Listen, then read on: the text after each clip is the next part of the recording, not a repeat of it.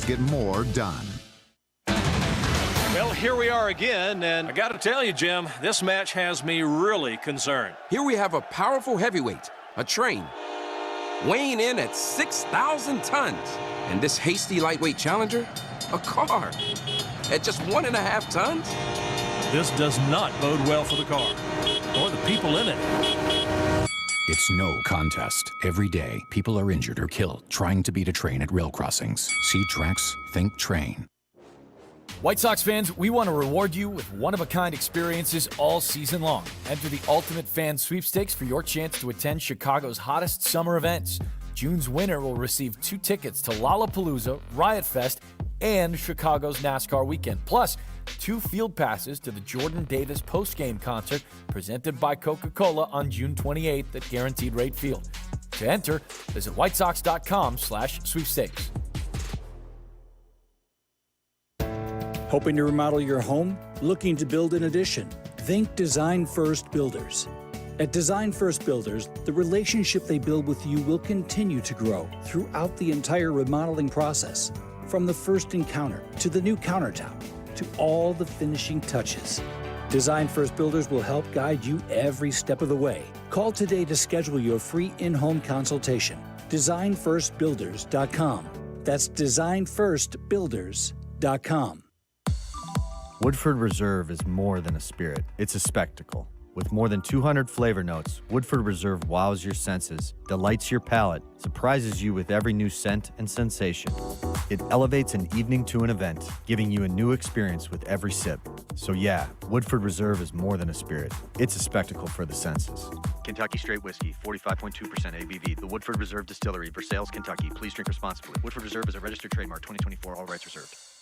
Hey, it's Cap. 3 things in life are certain: death, taxes, and testosterone levels dropping as you get older. For more energy, better workouts, and increased libido, the team at Affinity Whole Health will help you get after it. It's easy to get started with their injectable testosterone and GLP for weight loss. Right now, Affinity is offering free labs and a free consultation for a limited time. Plus, they will ship you discreet, personalized treatment directly to you. Go to Affinity Whole Health today at feelgreatillinois.com. That's feelgreatillinois.com.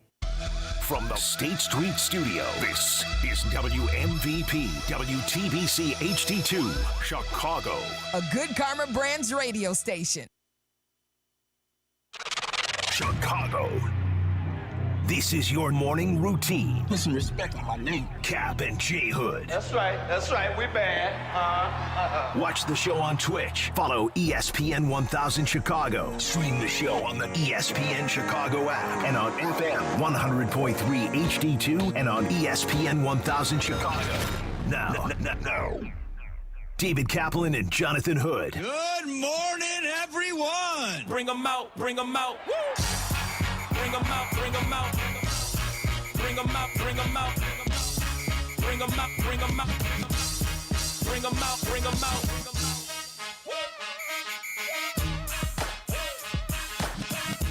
Hey, welcome in to the Cap and J Hood Show on ESPN 1. Sitting in for Hoodie, who's working middays because it's our annual Grip It and Sip It golf event here at Seven Bridges, is Jesse Rogers. What's up, Cap? Good to see you, buddy. Good to see you, pal. How you doing? I'm great. You ready to golf? You ready to do some golfing? Yeah, I am. I'm excited. Shane Orling is out here with us. Jay Moore and Charlie Bevins are back at the studios, and we'll have a big station event today. It'll be a lot of fun. We'll get to that a little later because last night, not a shock, White Sox lost again. Their bullpen is horrific. Yep. But equally horrific is the bullpen that the team that's spending $230 million on their roster has.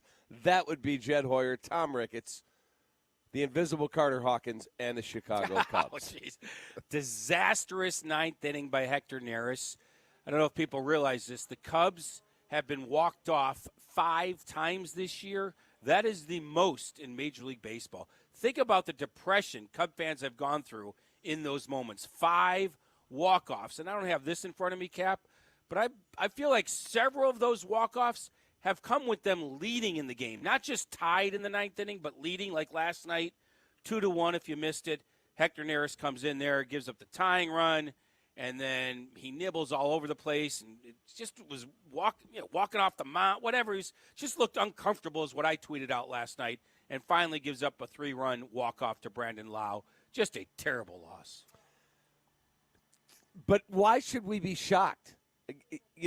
Look, the end of April, they were, I think, 4th in baseball offensively. The month of May, they were the worst. It's been almost 6 weeks where they're the worst.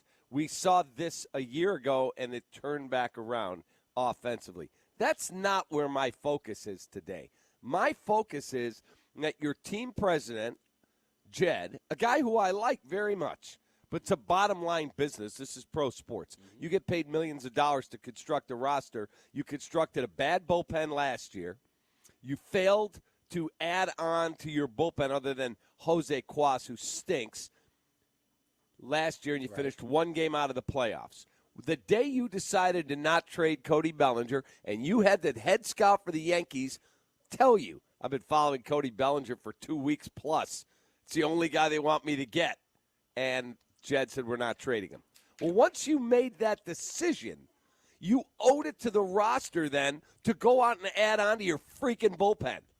And the definition of insanity is doing the same freaking thing over and over and expecting a different result. And you brought a crappier bullpen in this year, because I could have told you Adbert Alzolai's not a closer.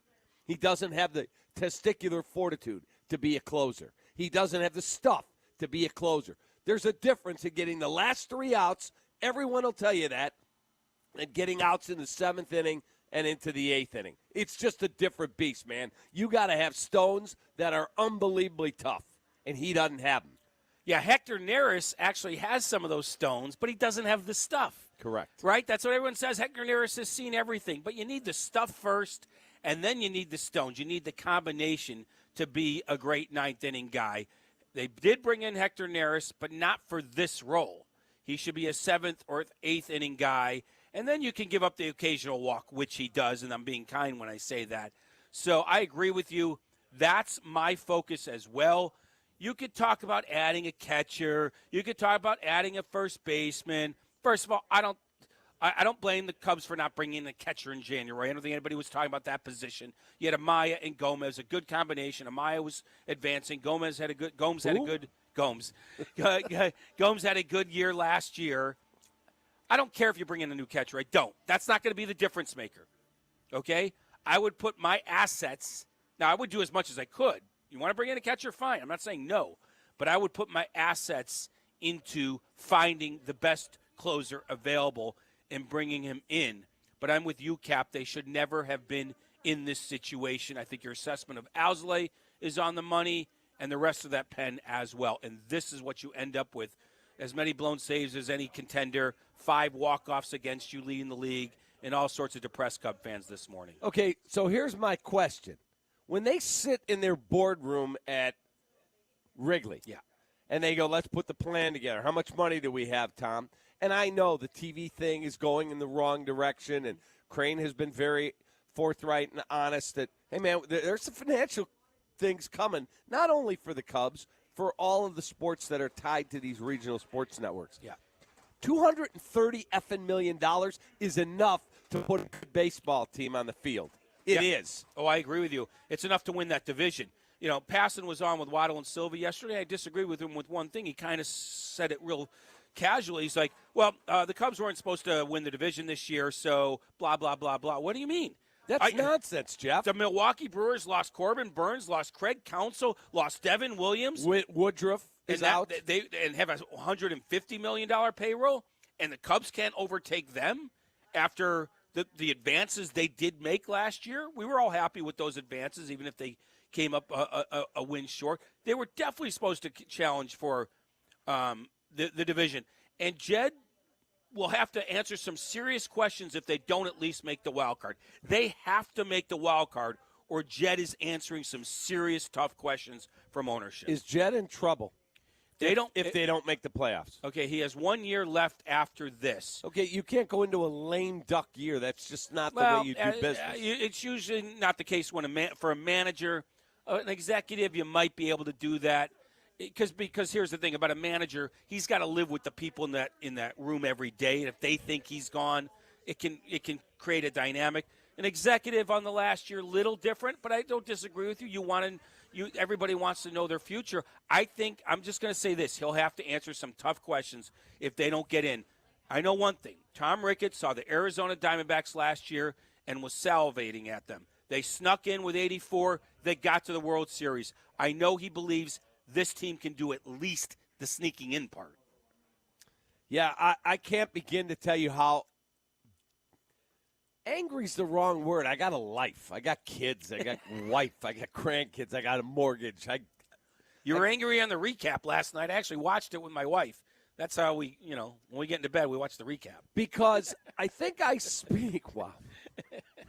I think Between Sylvie on the swing and you on the recap, nothing got done in the Rogers bedroom last night. Is that the tip of the cap there, Jess? You going All right, to the bedroom, sorry, I get the interrupted tip of the you. cap? So I think I speak for a lot of Cubs fans that when winter fades away and it's spring, it's still nasty out. Hey, man, baseball's back. They're in spring training. Jesse's coming out from spring training. And then we get here. It's still chilly, but every freaking day I got a game. Yeah. Every day. It's awesome. I watch every Sox game. I watch every Cubs game. A, it's my job, but B, it's my passion. I love baseball. It's my favorite sport. Okay, the White Sox are what they are. Drew Thorpe looked fine last night. Nice, good. I liked it. I want to mention something about him later. We'll but yeah, get to him. yeah. Their bullpen's a joke, but that team's not trying to compete. The team on the north side is trying to compete. Now, they may not, and Jed told Hoodie and I opening day, we're not where the Braves are. We're not where the Dodgers are. We're not where the Phillies are. We're not where the Yankees are. Did he mention we're not where the Brewers are? Yeah. Oh, jeez. I mean, they should be closer to the Brewers. Let's face it. My biggest problem is that there is no sense of urgency. None. Yeah, I don't like it either. I don't like it either. Based on your recent example of missing the postseason by one game, Brewers being eminently at least challengeable for the division, just challenge them. We're near it. I'm going to give you an example. Okay, the Pirates have a better record than them. That is sad. I'll give you another team because I know Scott Harris well. The Detroit Tigers, I know it's a random team, are a half game ahead of the Cubs. I talked to Scott Harris. He would love to make the postseason, but he knows his team is nowhere near ready. He's like, we're still way too young. They just sent down Spencer Torkelson. Like, when you're 32 and 35 and you're the Tigers, you're thrilled. You're thrilled based on the life cycle of your team in the moment. When you're 32 and 35 and you're the Cubs this year, you got to have that sense of urgency. You got to be ticked off. You need to be ticked off. Well, all I know is at the beginning of May, I saw Luis Arias, who's a batting champion, who's a great player, at least offensively. He gets traded, and I keep hearing, you and I talked about it, Gordon Wittenmeyer, my friend, who I do a podcast with, nobody's going to trade a good player in the first week of May. Yeah. Oh, and there he goes, right to San Diego. Do they have any stars? Well, they paid the price. They got Darvish. Now he's hurt. They have Fernando Tatis. They have Xander Bogaerts. They have Manny Machado. They have Luis Arias. And they're spending $60 million less than the Cubs. So what in the hell are they spending on our roster that they're bad offensively, their bullpen is absolutely god-awful, and it's not like they're blessed with 4 Cy Young candidates. They got a good rotation. I can't argue about Arias. And defensively, they suck. Yeah, and that's the one area it was supposed to be great. I mean, that's half the reason they brought up Pete Crow to strengthen first base, because Bush has been just okay, and also put a Gold Glover in center. You're right about the defense. Horner has been good, not as good as last year, and Dansby definitely hasn't been as good as last year in either case, offensively or defensively. You bring up a good point of Rise. I can't argue with you. Not only that, the Padres traded for Luis Arias. They had a full infield. They have a standing room only infield, but they made it work. That guy's available? Right. Done. Exactly. They're rotating the DH. The Cubs aren't good enough to say, well, we have a full house. We can't fit him in. They also have an opening at DH. So you bring up a good point there. You bring up a good point that they're spending less because they had to trade Juan Soto. So the Padres were supposed to take a step back. They have the same record as the Chicago Cubs, who are supposed to be taking steps forward. Let's go back to the offseason. You talk about offensively. By the end of camp, or by middle of camp, all we were saying is that they got to get Bellinger back. They got to get Bellinger back. And I remember saying on these airwaves, this should have been the least they do is bringing Cody Bellinger back. It turned out to be the most. You see how they set the bar low? Wow, they brought Cody Bellinger back. Cub fans, yay. That was the least they should do because you had a well below 500 team without him. All you have is an okay team with them. There's no Ohtani. There's no who else was on the market. I mean, there were other guys available on the market. They're rarely going after the best of the best. Why is that? Why is that we don't in Chicago hold our teams to a standard? Like the only team I see being aggressive are the Bears. They tore it down. They're building it back up, and let's go. Jed's doing it very slowly. This is, here's another question Sylvie and Waddle asked Passon. They said, Sylvie asked a great question. Is he too practical for his own good? And Jeff said, yeah, but I'd like to be practical in my life as well, and that's fine. In your personal life, we all want to be practical. We don't want to spend money we don't have. But this is baseball. The risk-taking is needed. There's a risk-taking part in Jed that I haven't seen as much. Right, and Tom is adverse to it, and it seems like Carter's adverse to it. They have a front office that's a little adverse. Remember in spring training when I talked about, I think eventually David Stearns and Steve Cohn are going to work. One's kind of crazy, one's conservative. The Cubs have a very conservative ownership and front office group, which many times serves them well. But there are other times where maybe it doesn't. I mean, let's face it, Cap. There may be a moment here where you have to do a Gleyber Torres for a Aroldis Chapman trade. The difference is you might be doing it with a 500 team and not this gold standard team you had in 2016. And I'm not sure if Jed's going to be willing to do that. I mean, I guess the team has to prove better than 500. And by the way, San Diego 35-35. The Cubs 32-35, tied with the Reds, tied basically percentage points with the Cardinals for dead last. And the Pirates a half game up. Brewers 11 games. I mean, over. high payroll is supposed to get you talent. That's why you spend. It's $230 million, and that's the roster I got. And it's absolutely disgusting that he felt comfortable breaking camp with that bullpen. Yeah, I agree with you there. Like, if we can't go hindsight on the catchers, for example, because who knew? But yes, on that bullpen, I agree with you 100%. Alzolay was Hector Rondon in 16. And what did they do? They improved it as soon as they could. And Neris is really no better. They need to improve it as soon as they could. And even Neris last night, are you worried about the standings? He said, we don't look at that. It's just try to win every game, Maybe take a look at the standings. You might wake up a little bit. You might go, oh, my God, what? Yeah. Pirates are ahead of us. Right now, your performance, front office, performance is a D. D. Yes. They got Cody back. They were patient. They were smart. Great. Imanaga, love it. He hangs out at Old Orchard. They find a way to get the deal done. But guess what? You didn't do enough, and you're in freaking Chicago. It's embarrassing to watch that team play. Yeah, you're exactly right. You want to rate them on the contracts and sign things that my son doesn't care about when he's watching. Like, you want to rate them on that? They did fine. They got Bellinger on a good deal. They got, but you want to rate them on talent and winning players and production and home runs, and no, they didn't do enough. I got another problem with them. Yeah. With the whole group in there. Yeah. And it starts with your friend Dansby. We'll get to all of that. That's all coming up. Lighters, my friend. Live at Seven Bridges. It's Cap. J. Hood. We will rock you. Cap and J. Hood. Mornings on ESPN 1000. Chicago's home for sports. Crosstalk Unhinged, the podcast. It's can't miss radio that can't be played on the radio. Where Yurko, Carmen, Sylvie, and Waddle talk in a less than civilized way. Presented by Blue Chew. Get the podcast on the ESPN Chicago app.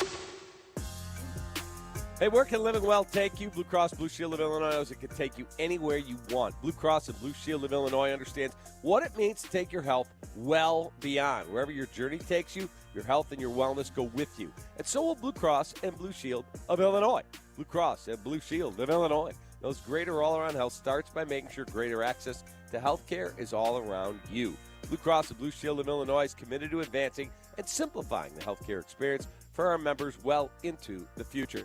No matter the state you find yourself in, Blue Cross and Blue Shield of Illinois will be forever by your side. Blue Cross and Blue Shield of Illinois, always elevating your health care well beyond. Blue Cross and Blue Shield of Illinois, through it all. The village of Bolingbrook is breaking out and elevating its game. Bolingbrook remains the most desirable Southwest suburban location to start or expand your business. Why? Over 50 corporate headquarters call Bolingbrook home, and it's a prime commuter destination right off I-55 and I-355. So come be Bolingbrook. Elevate your future and the future of your business. Visit bebolingbrook.com. It's a great time to be Bolingbrook.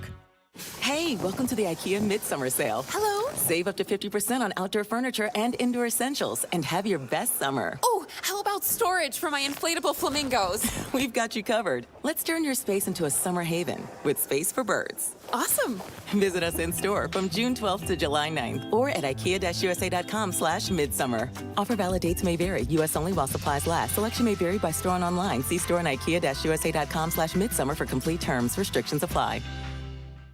Hey, it's your buddy Tom Waddle, and I drive a Hawk. Find your next car at hawkauto.com. Choose from Ford, Chevy, Chrysler, Dodge, Jeep, Ram, Fiat, Subaru, Cadillac, Mazda, Volkswagen, and Nissan models, and a huge selection of pre-owned vehicles. Save with 0% financing for 72 months or make no payments for 90 days. Shop 13 brands at 9 convenient locations and find your next car at hawkauto.com. Drive what I drive. Drive a Hawk. HawkAuto.com. $13.89 per month per thousand financed on select models with approved credit. My house has a new glow. I love my windows. Universal Windows Direct. Hey, it's Carmen. Right now, schedule your free in-home estimate. And for every 2 windows you buy, you'll get the next 2 free, plus a free upgrade to triple pane glass. And they'll double your energy tax credit. Restrictions apply. Like me, you'll be saying, I love my windows. I love my windows. They've got that brand new home effect. Universal Windows Direct. With no fees or minimums and no overdraft fees, banking with Capital One is the easiest decision in the history of decisions.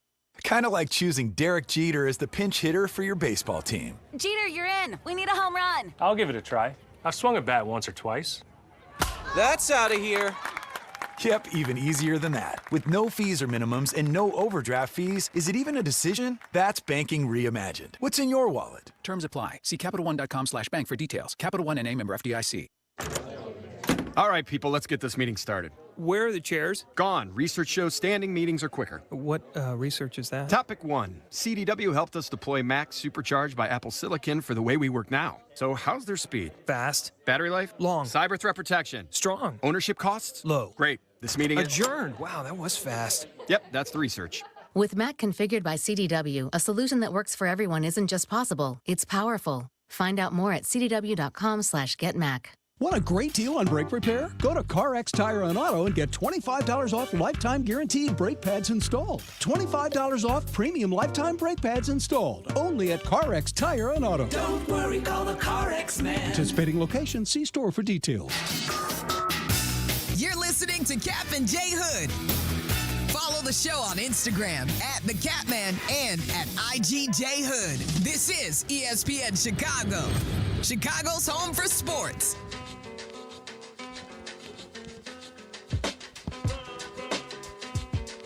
It's the Grip It and Sip It Classic at Seven Bridges Golf Club. Jesse Rogers sitting in for Jay Hood alongside the Catman.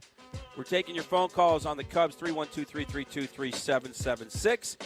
And if you stayed up late to watch the White Sox blow another lead, feel free to drop. Awful. Yeah, they're bad. I saw this stat last night going into the game, and we can pick sample sizes, Cap, of course. But it was since May 31st. May 31st. So what is that, a couple weeks, Shay? I'm bad with the math.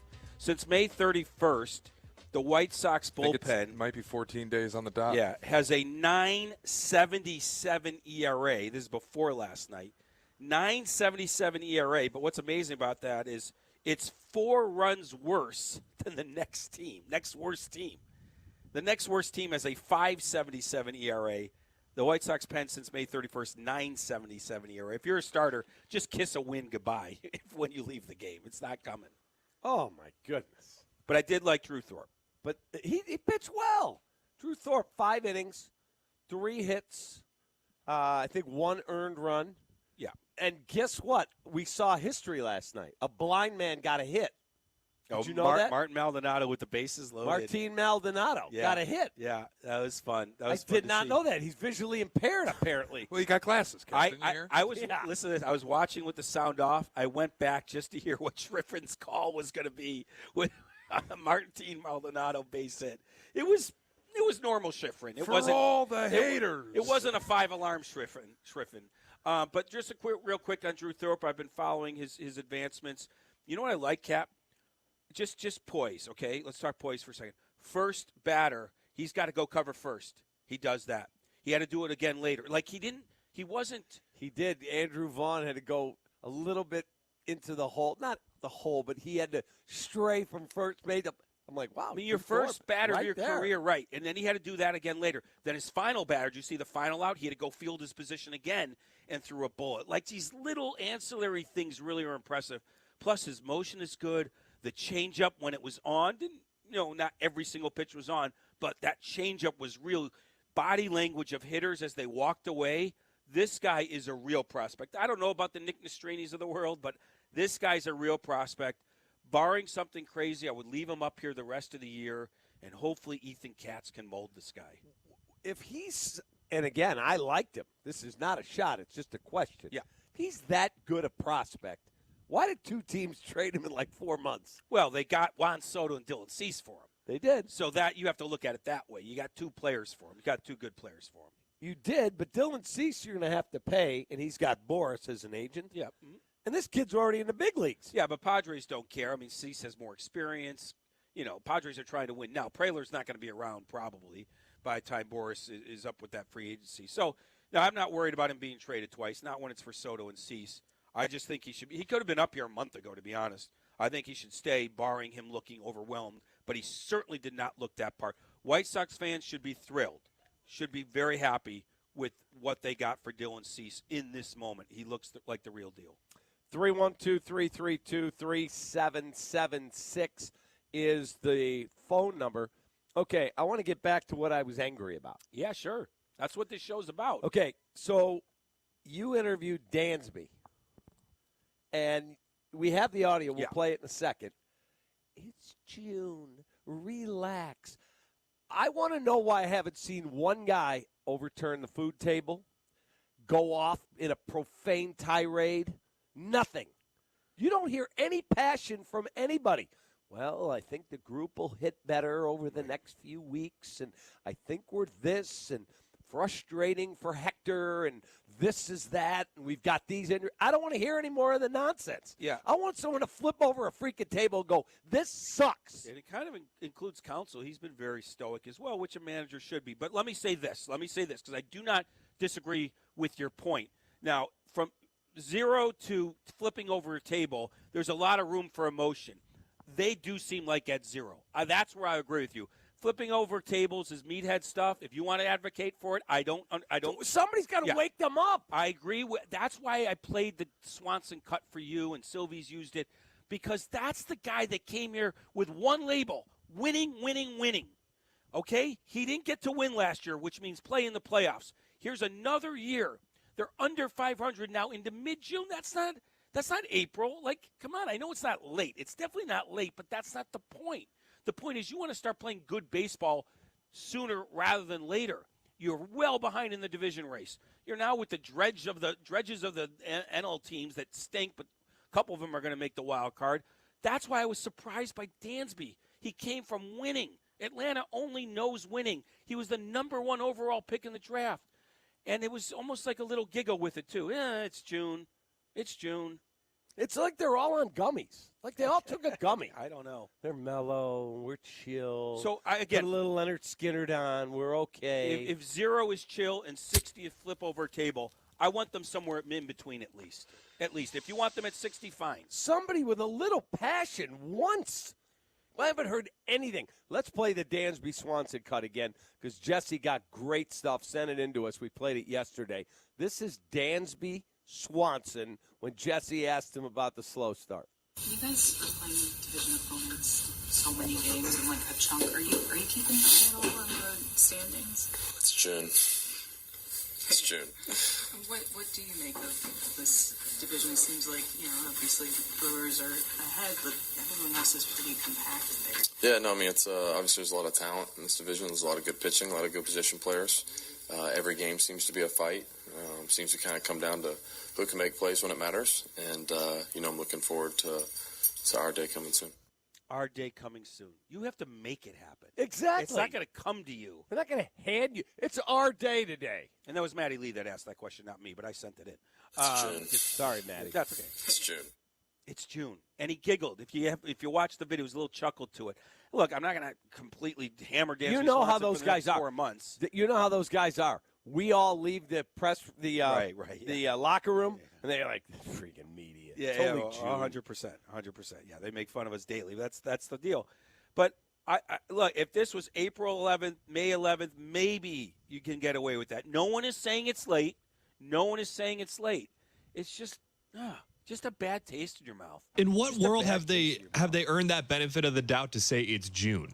Like, if this is the Phillies, then whatever. But this team is not very good, and you're saying it's June. And 2 reasons. I'll go back to what I said to you Monday, Cap. 2 reasons they haven't earned it.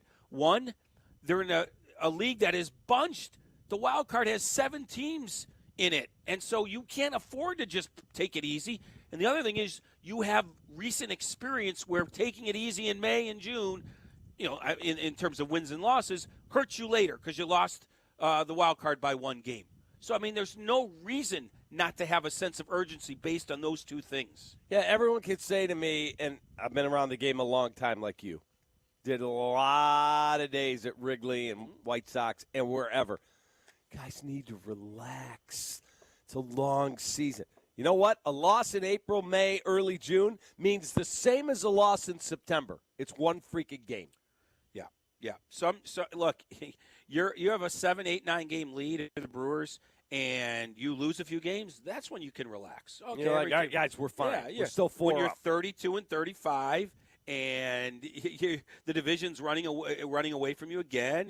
You're with a bunch of crappy teams that haven't spent money. I don't think you just say relax. No. Like Shay's a huge analytics guy. Like when he met his wife, he did analytics on her and her Got the family. scouting report. Got a scouting report. Put the numbers in the computer and spit out. Okay, her wins above replacement is this.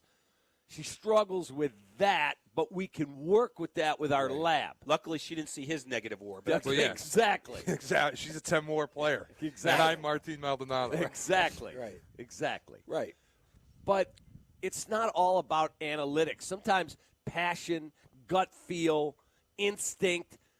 And I feel like me, you, Sylvie, all the people that watch us on Twitch and in YouTube and watch my recap, I got like 6,000 people have already watched it from last night. Yeah. Those people care more. Those guys in there, I know it's their job. I know they get paid a lot of money.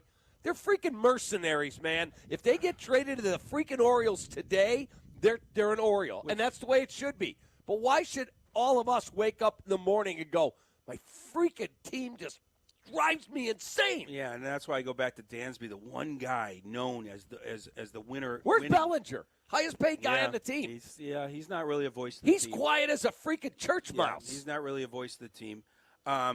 We're putting up meathead cliches in some ways. People might say sense of urgency is not a meathead cliche. Because I'll give you an example. Last year, leading up to the trade deadline, did the Cubs play with a sense of urgency in order to when buy Dansby was instead of injured sell? and he kept going into Jed going, you can't sell. Yeah. You got to keep us But together. why do we wait till that moment? Why do we wait to the most important moments to show a sense of urgency? Because what did that get you? It got you Jamer Candelario, Jose Cuas, and a deficit of 9 games in the division at the end of the year and a deficit of 1 game by the wild card because you showed sense of urgency in mid-July. How about showing it now in the most bunched National League we've seen in maybe decades? So my question would be, I mean, you can answer it after the break. We're kind of up against it. But if you gave Jed's truth serum in his heart of hearts, do you believe he would rather this team press him to a point that he has to go buy something huge and rush to get to the playoffs, or be kind of where they are in the wild card chase, hovering around 500, and he can sell develop? Let me answer that and tell Adam and Black this is a great question. It's a great question by you. A year ago, You don't get credit for that when you're here hosting. And when I lead up to it. Last year, the answer is, in his heart of hearts, sell. Would have been sell. He was forced to buy. This year, he didn't want to buy last year. No, he was forced to.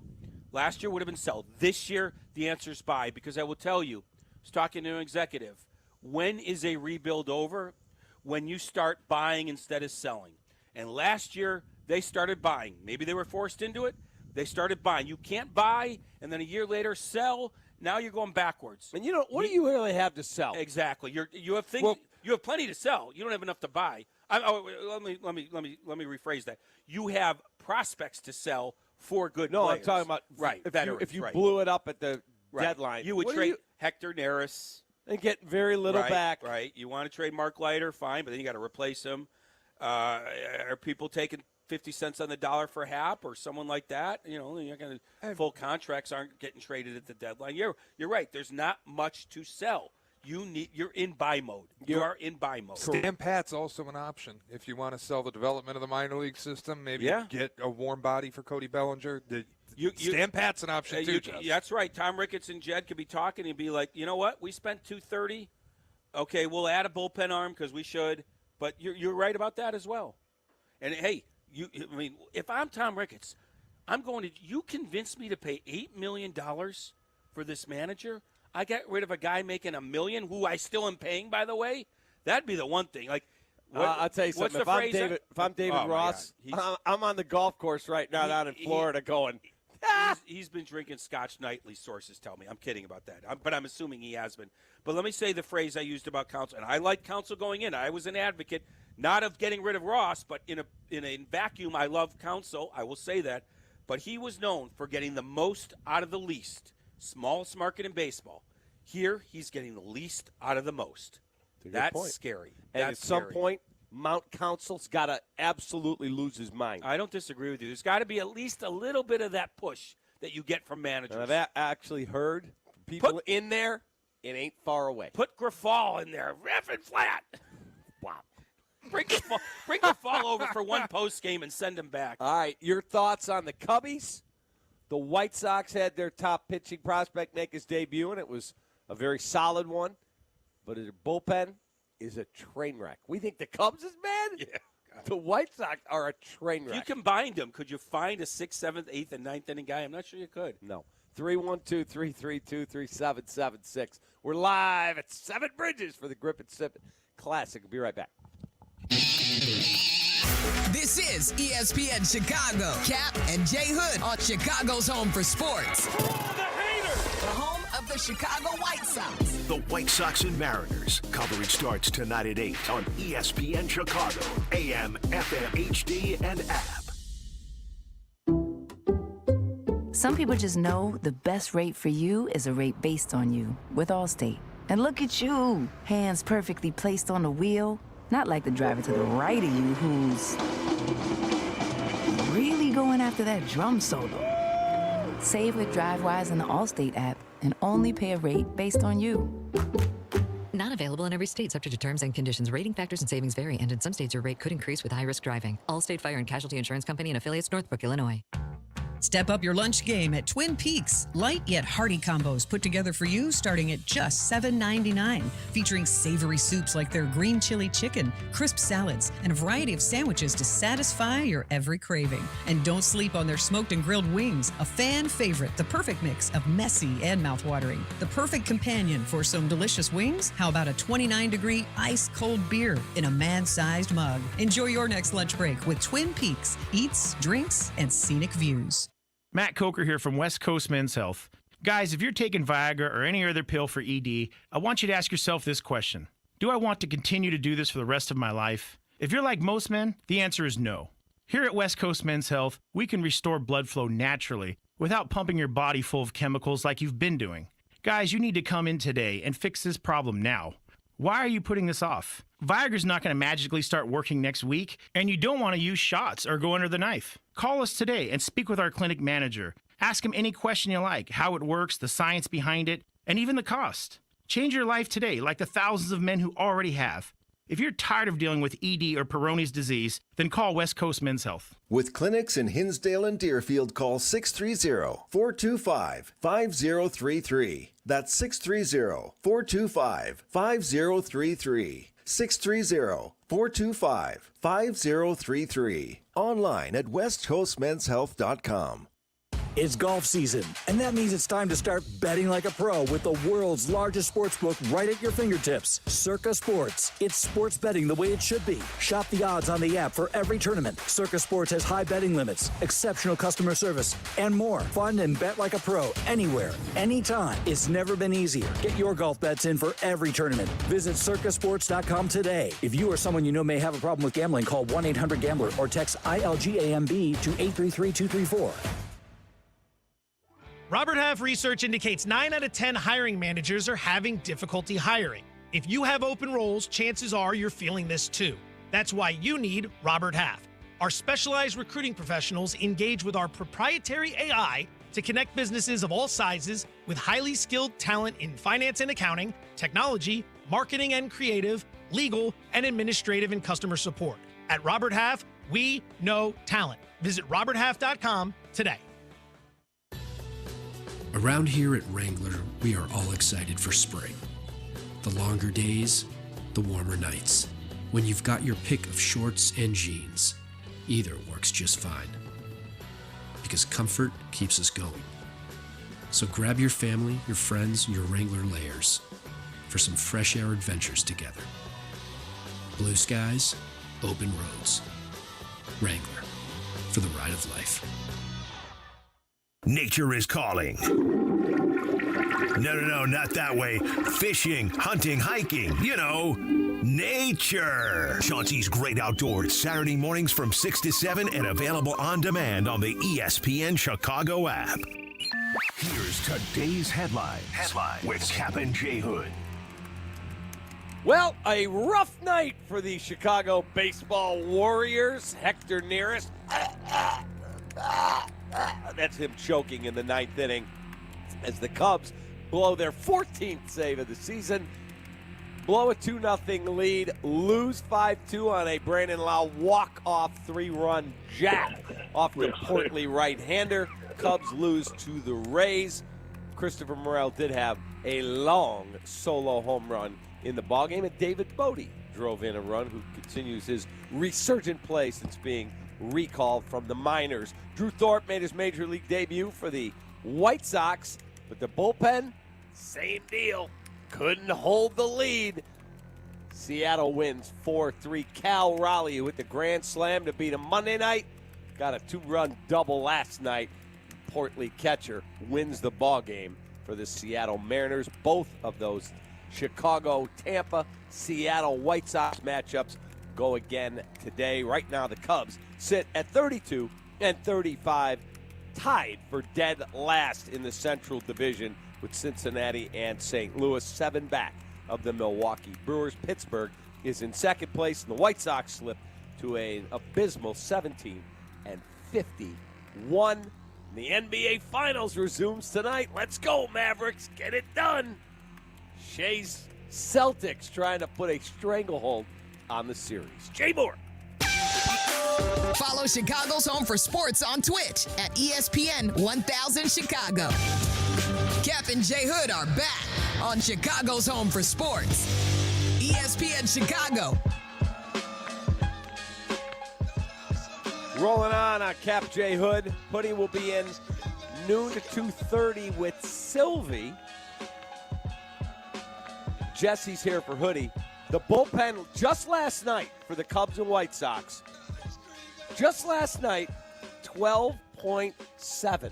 12.7 last night. And the starting staff was basically opposite of that because Tyon was good enough, certainly. 6 shutout innings of Drew Thorpe, 5 innings of 2-run, 1-earned baseball. Yeah, 12-7 Good starting pitch. Amazing how both teams have similar issues. Offensively, they have similar issues. Sox are worse. And bullpen-wise, they have similar issues. Okay. Sox are worse, but the Cubs are in the team photo. Okay, so I made a statement here on the home Oh, boy, here we go. The White Sox. But I was talking Cubs the other day. I made a statement about Chris Bryant. Let's make sure Sylvie's in his car on the way over. Sylvie, make sure you're listening, kid. I said that Chris Bryant was not built for this market.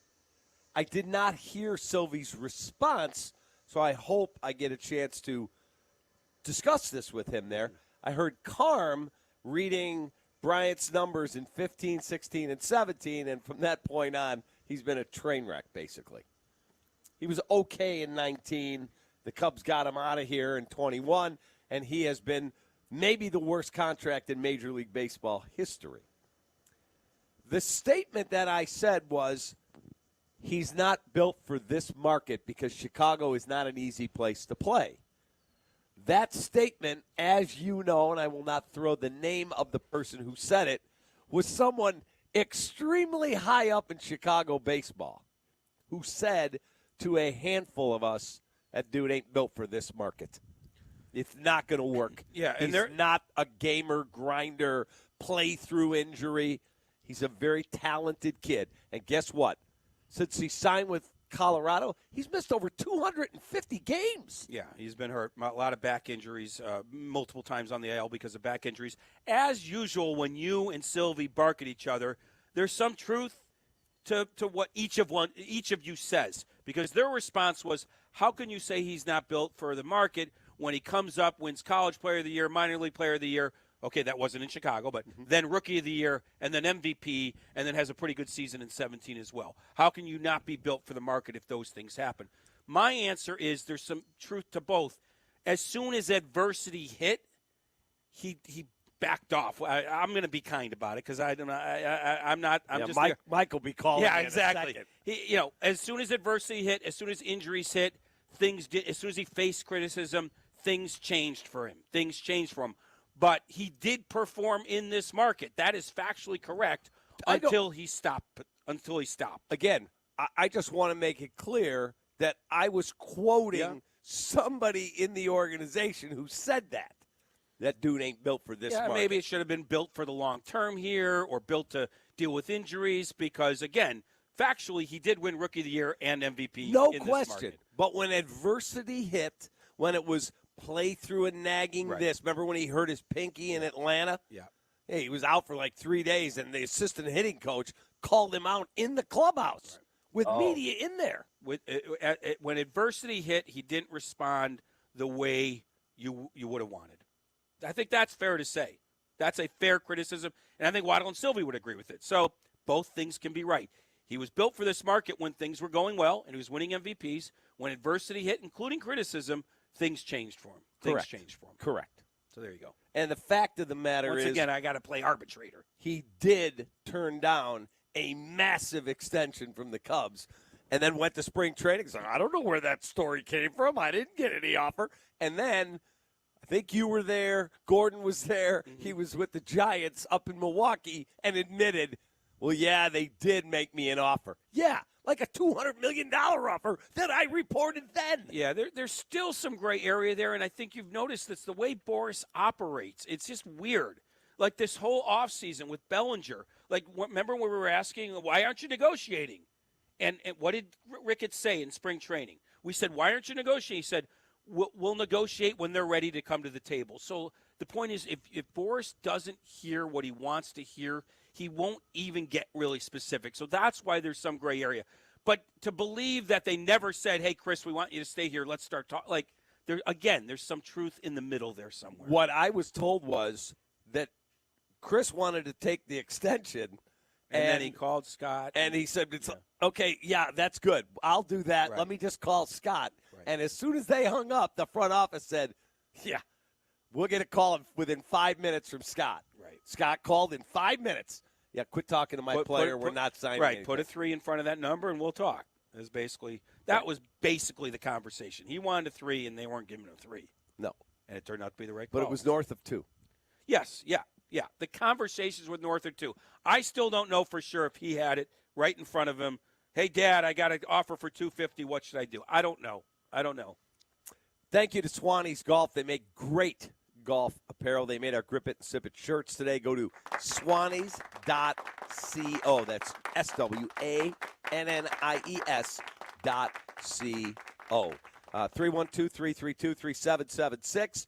Connor McKnight on the state of the White Sox, who had their top prospect pitch last night. We'll be right back. You're listening to Cap and Jay Hood on Chicago's Home for Sports, ESPN Chicago. YouTube, exclusive content from ESPN Chicago. Subscribe today at ESPN 1000 Chicago. Hey Chicago, it's the M&M guy on behalf of Windy City Limousine and Bus. Have I got good news for you? The Bears, Bulls, Sox, Cubs, and Sky can't win every game, but they do win every trip to the park or the airport with Windy City. Now there's a huge win for you also. Oh sure, we've done all your weddings, airport trips, and events. We even handle your out-of-state trips. But now, as the official transportation for Soldier Field, your days of walking to your vehicle on Michigan Avenue are over. Windy City has exclusive pickup and drop zones so you can see Kenny Chesney, Billy Joel, the Stones, George Strait, and more. Just book a car or bus and we will get you there and back safely and save your feet as well. Call 866-94-WINDY or book online at windycitylimos.com or download the app. That's 866-94-WINDY. Tell them George sent you. Hey, Chicagoland, want a great deal on tires? Go to CarX Tire and Auto and save up to $200 on 4 tires installed. If you need tires, you need CarX. Don't worry, call the CarX man. At participating locations, see store for details. The Nissan No-Hitter is back on the White Sox radio network. Enter at NissanNoHitter.com. And if the Sox throw a no-hitter this season, you could win a 2024 Nissan Rogue. Brought to you by your Chicagoland and Northwest Indiana Nissan dealers. Hey guys, it's Carmen with Universal Windows Direct. Spring was beautiful, but summertime is here and it's about to get hot. Can you open your windows? Do they work properly? If not, I think it's time you called my friends at Universal Windows Direct. Their windows feature the Super Spacer technology, keeping the glass edge warmer, the seals lasting longer, and the windows performing up to 5 times better. Right now, if you buy 2, you get 2 free with no limit. For the best windows and a lifetime warranty, visit UniversalWindowsDirect.com. You'll be shouting, I love my windows. This is David Kaplan talking with Dr. Michael Kohler from Affinity Whole Health. Low T. Doc, what's the signs? Low energy levels and fatigue, libido issues, erectile dysfunction in men, loss of lean muscle mass, gain of body fat, and really a depressed mood. And if guys are experiencing this, what's the first step? Well, Cap, if you're having any combination of those symptoms, we encourage patients to really get their levels checked because they don't know what their hormone levels are unless they get them checked. Visit Affinity Whole Health and FeelGreatIllinois.com today. For the ones who know safety isn't a catchphrase, it's a culture. And the ones who help make sure everyone makes it home safe. For the safety-minded who watch everyone's backs, Grainger offers supplies and solutions for every industry, as well as safety assessments and training to keep your facilities safe and your people safer. Call, click Grainger.com, or just stop by. Grainger, for the ones who get it done. This show is sponsored by BetterHelp Online Therapy. We blinked and 2024 is already halfway over. Pretty incredible. What's something that you've done this year you're proud of? Keep up the good work with a moment every week to hit pause, set intentions, and reset in therapy. BetterHelp offers affordable online therapy on a flexible schedule. Take a moment with BetterHelp. Visit BetterHelp.com/like today to get 10% off your first month. Follow Chicago's Home for Sports on Twitter at ESPN 1000. Cap and Jay Hood are back on ESPN Chicago, Chicago's Home for Sports. Connor McKnight, brought to you by Access Community Health Network. At every age, at every stage, Access Community Health is your family's medical home. And Connor joins us on the CarX Tire and Auto Hotline. All right, Connor, Jesse and I were lamenting the fact that we couldn't put a decent bullpen together between the Cubs and the White Sox. But at least Drew Thorpe accorded himself very, very well. What was your takeaway on Drew? Connor. Well, Cap. You liked him that much, huh? Well, Cap, Drew threw a really good ball game for 5 innings. And let's go to McKnight at the movies. Our scene opens. There he is. There he is. Our scene opens with a pause. Our scene opens with Kevin Costner in the draft war room. That it does. Sorry, boy. I don't know what happened. The phone ate my homework. That's okay. I don't know what that was. Things all about. happen. Did you hear what I said?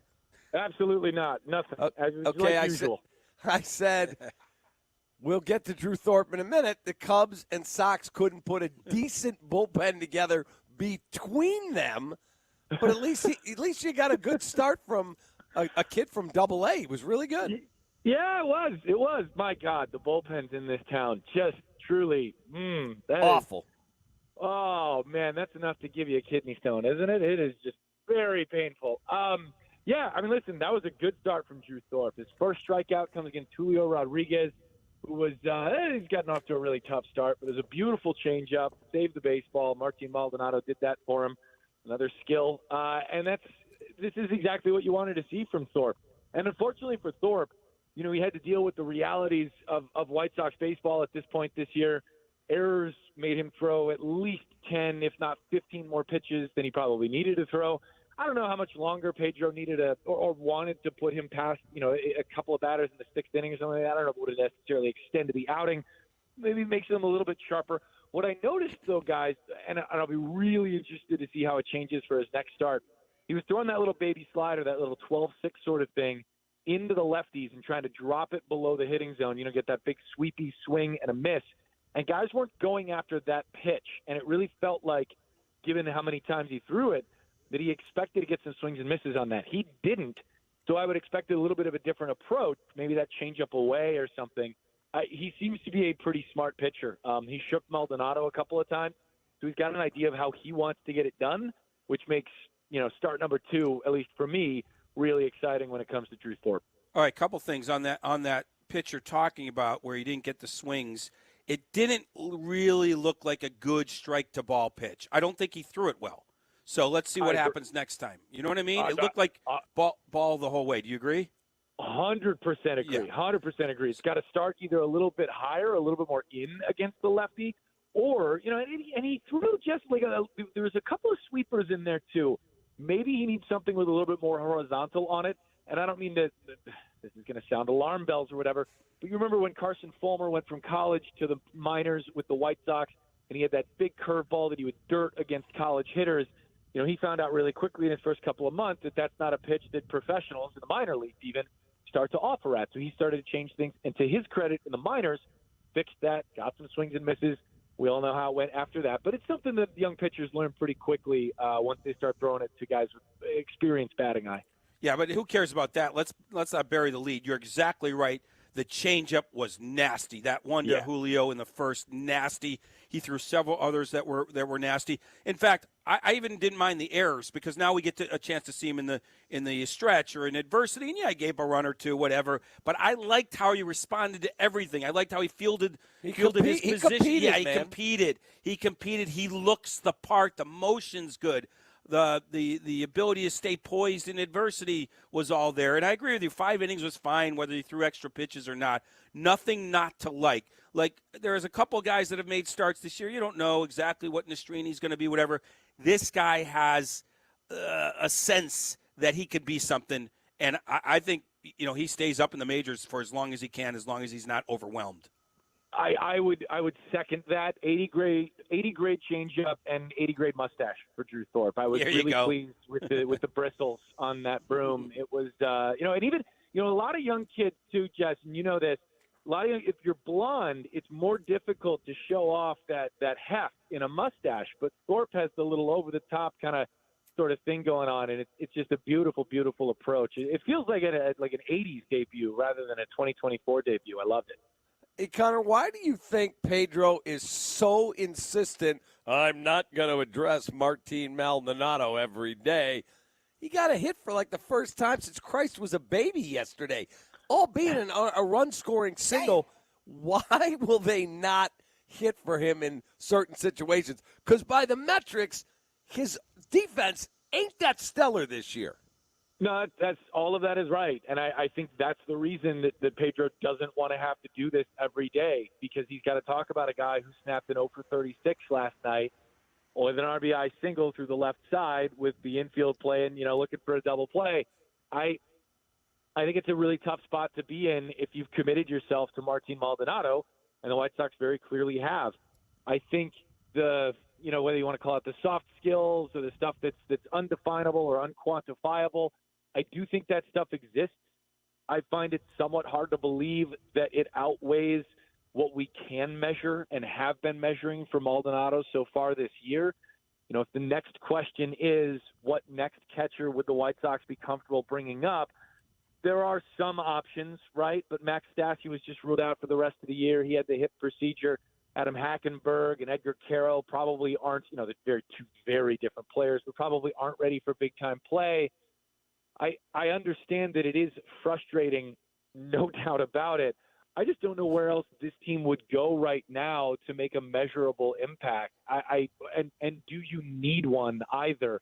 I think the White Sox have put themselves in a place where being committed to Martin Maldonado means if at worst they have to give some tough to reason through answers after a ball game where the 0 for 36 turns into 0 for 40, then they'll deal with that and hope that everything else he brings to Drew Thorpe and to Nick Nastrini and to Jonathan Cannon and to whomever else the White Sox bring up into the majors outweighs what they're clearly not getting both at the plate and behind it. I'll just say real quick, I know we got a break. I would just, I would pinch hit for him more often just to show the fans that you care about what's going on in the moment. That, every so often you need to pinch hit for him, and he hasn't really been doing that. I think that's fair. He did get pinch hit for late last night, which I know Jess, but I know you're talking about the game. I barely was too. I woke myself back up for the post-game show.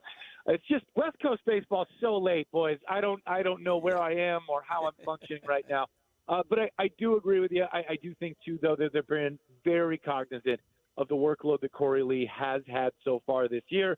Whether a pinch hit tips him over the scales or not is another question altogether, but I know it's something they're focused on because he's been a developmental story this season and a lot of fun to watch. Connor, have a great day, man. You too, boys. Drive them straight. You got it. See you, Connor. There he is, Connor McKnight on the CarX Tire and Auto. I mean, it's one of the few nights that he had something really to dive into, a guy Thorpe making his debut. Yep, and a blind man getting a base hit. We will have the shot or no I'm the shot. one that has to go in the locker room for these guys. I told you already, you got glasses. It's not blind anymore. He started hitting worse when he got the glasses. Maybe Lens Crafters needs to get a new machine. Damn. We'll take quick time out, 2 minutes to shot or no shot. It's going to get spicy. Be right back. You're listening to Cap and Jay Hood, ESPN Chicago, Chicago's home for sports. Want to save on some of the biggest names in streaming on the network made for streaming? X marks the spot. Now through June 30th, get 150 megabit Xfinity internet for 12 months with a 1-year contract. And for just $15 a month, add the new Stream Saver that includes Peacock, Apple TV Plus, and Netflix. That's Xfinity internet and Stream Saver for just $35 a month. All your favorites, all in one place. Only from Xfinity. So go ahead and binge some shows, stream some movies, and save some money all at the same time. For more watching and less spending, X marks the spot. Switch to Xfinity, the network made for streaming, and bring on the good stuff.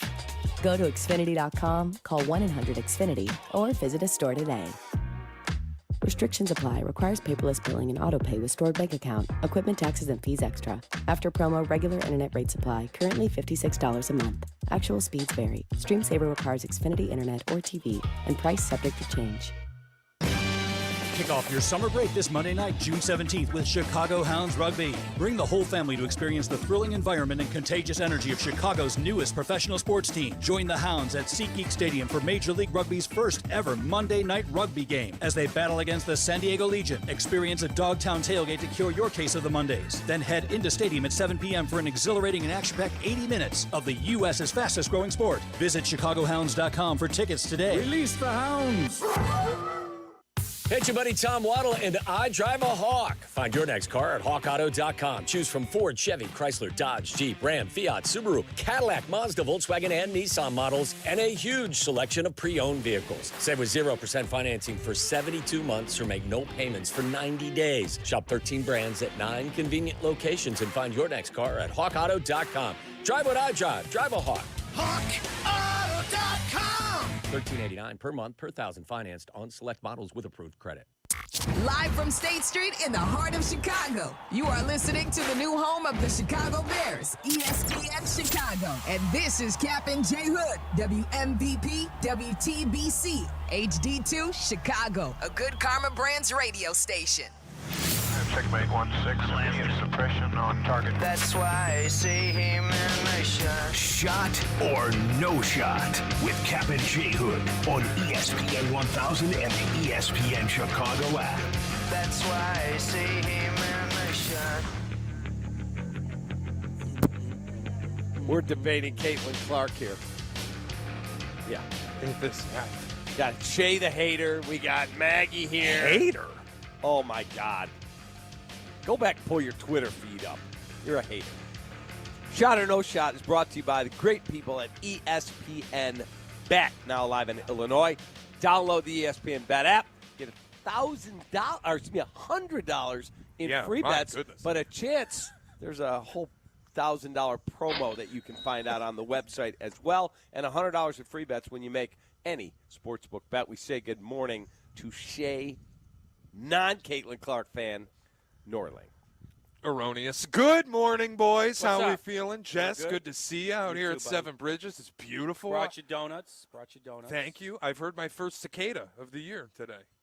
Seriously? Yeah, I hadn't seen or heard a single one. Where do Today you, I see them flying around. They're huge. I see them flying around in this tree. Where exactly do you live that you haven't seen or heard a cicada? Uptown in the city. There's no cicadas. God, it's all pavement. They're covering my house right now. Are you kidding me? I'm not in the burbs I with you took people. Sparky for a walk, and he likes to eat the cicadas. Okay, is that That's a thing dangerous? with dogs. Is that dangerous? Protein. No. Okay, just checking. But I kept him on a tight leash, and as soon as I saw him back, he didn't get too many of it. My wife in his diet. literally says she has to wear her hair up because if it's down, cicadas will fly. Oh, that's ridiculous. That's what she told me last night. Carmen was talking about driving with his daughter. He said it sounded like machine gun fire was bouncing off of his car. They're loud. They're very loud. Oh, they are definitely loud. I feel like it's peaking though, or it may have just peaked. You know, like about 3 days ago was like the loudest I had heard it. Now it's getting a little bit better. So I don't know. Well, apparently they'll be gone in a couple of weeks. All right, the cicada apocalypse will be over. What do you got, Snorling? I want to start with Jeff Passan. He was on with Waddle and Sylvie yesterday. They asked him about Pedro Griffol's job security, and Passan had an interesting answer. Listen to this. But there's a lot of talk about keeping him because they don't want to pay him, even though it's only $1 million a year. Yeah, that's stupid. That's not. I don't buy that. You don't make a decision like that for marginal hundreds of thousands. Even of if dollars. Jerry Reinsdorf is the owner. Jerry does. Yeah, even if Jerry Reinsdorf is the owner, I just can't fathom that he would be that penny wise and pound foolish. I think you keep Pedro Grifol around because you don't want to poison the well for whoever else comes in. There you go. Jeff Passan thinks Pedro Grifol's sticking around. Sylvie, I've had the same opinion that you don't want to poison the young kids who come into this clubhouse that you're going to call up from AAA, AA, kids like Colson Montgomery. Obviously, Dylan Thorpe pitched last night. You don't want to ruin their development. Or Drew. Wouldn't that Thorpe. be a reason to make the Dylan, change? where am I at? Well, right, that would be my. And then Jeff Passan says, no, you don't want to poison the well for whoever the next guy is. So my question for the two of you, shot or no shot, Pedro Grifol will last the entire season with the White Sox. Oh, I've always given that a shot. Absolutely. The only thing that would get him fired, and it's not even another long losing streak unless it just, again, is so off the rails. Like you have to, like if it got to 20, maybe this last one. If he does another, they're effing flat sort of thing, that could do it. That was such a mistake. If he does that again in such a poor manner, that might do it for Getz. But the closer we get towards the second half and the end of this, like they might just say, let's just leave him there. So I'm going to say very much a shot. I've always thought that he stays. I always thought he would get whacked at some point this year. I did. I don't. Nightingale, who is, and I love Bob, is as wired on the White Sox as on any team in baseball, has reported he's going nowhere. He will be here the whole season. If Bob says it, I will co-sign it. I think it's a mistake. I think he's an incompetent manager. I know players who have said he's incompetent. That's a fact. But Doesn't sound like they're going to do Let anything. me add one more thing. Dale Swaim. So shot. Dale Swaim, in part, got fired because the Cubs were starting to bring up guys, and Theo and Jed didn't like the vibe. So there's that. That's why I'm going against passing here. As you bring up young guys, you want to make sure they're in the right cocoon. Yep. And if Grafal's not providing that, that's when Getz would make the change. But only they would know behind the scenes. So I will give the caveat. If Getz goes to Reinsdorf and says, Drew Thorpe's not in a good spot here, just giving you an example, we need somebody else, that would be the case. But we're not there yet. Wow. Pedro Grifol's sticking around per the two. Yeah. I can't. I It's think so. unbelievable. What's but, the difference at this point? Well, the thing with passing, like they're going to poison the well for the next guy. They're not going to hire anybody in the middle of the season, right? It's going to be Charlie Montoya. Right. Exactly. All right. I know Cubs fans hate nothing more than the St. Louis Cardinals. Last night, St. Louis Cardinals fans who have billed themselves the best fans We're in the baseball best fans in baseball. did something I thought was reprehensible. Let's be objective, Cap. Let's be objective. Paul Skeens was throwing another scoreless gem, gets yanked in the 7th inning, and when he was pulled, Cardinals fans did this. Did what? We'll hand over the baseball. 103 pitches. He'll leave with a runner at second, one out. Look at this, Greg. Yeah, We got Cardinal fans Cardinals giving him a standing ovation. Incredible. Cardinal fans gave the opposing pitcher a standing ovation on his way out of the game. Shot or no shot, this is pathetic. Look, if he threw a perfect game, I get it. If he struck out 20, I get it. He pitched a good ball game into the 7th, and you gave the opposing pitcher a standing ovation. You are a bunch of losers. You're clowns. You got your socks on with your jorts and your sandals. Yeah, they're a bunch of losers down there. Boring-ass city and a lousy fan base. If we have an open segment, we should take calls on this because I don't know. I don't know. There's something to being classy. You're better than this. I don't What know. are you talking about, I don't know. classy? I wish Skeens, he pitched 6 no-hit at Wrigley. I wish he'd been pulled after 6 1/3. You know what I mean? So he was coming off the field. I wonder how Cub fans would have reacted if it was 6 1/3 no-hit because he pitched 6 no-hit. Cubs fans couldn't react because he was pulled in between innings. I don't know. They'd be playing YMCA at Wrigley, and he wouldn't be getting an ovation. Is there anything that wrong with showing a little class, respecting a guy's performance, even if it's the opponent? You're Is it that bad? competing against I'm asking the question. You're not competing. The players are. The players didn't give him a standing ovation.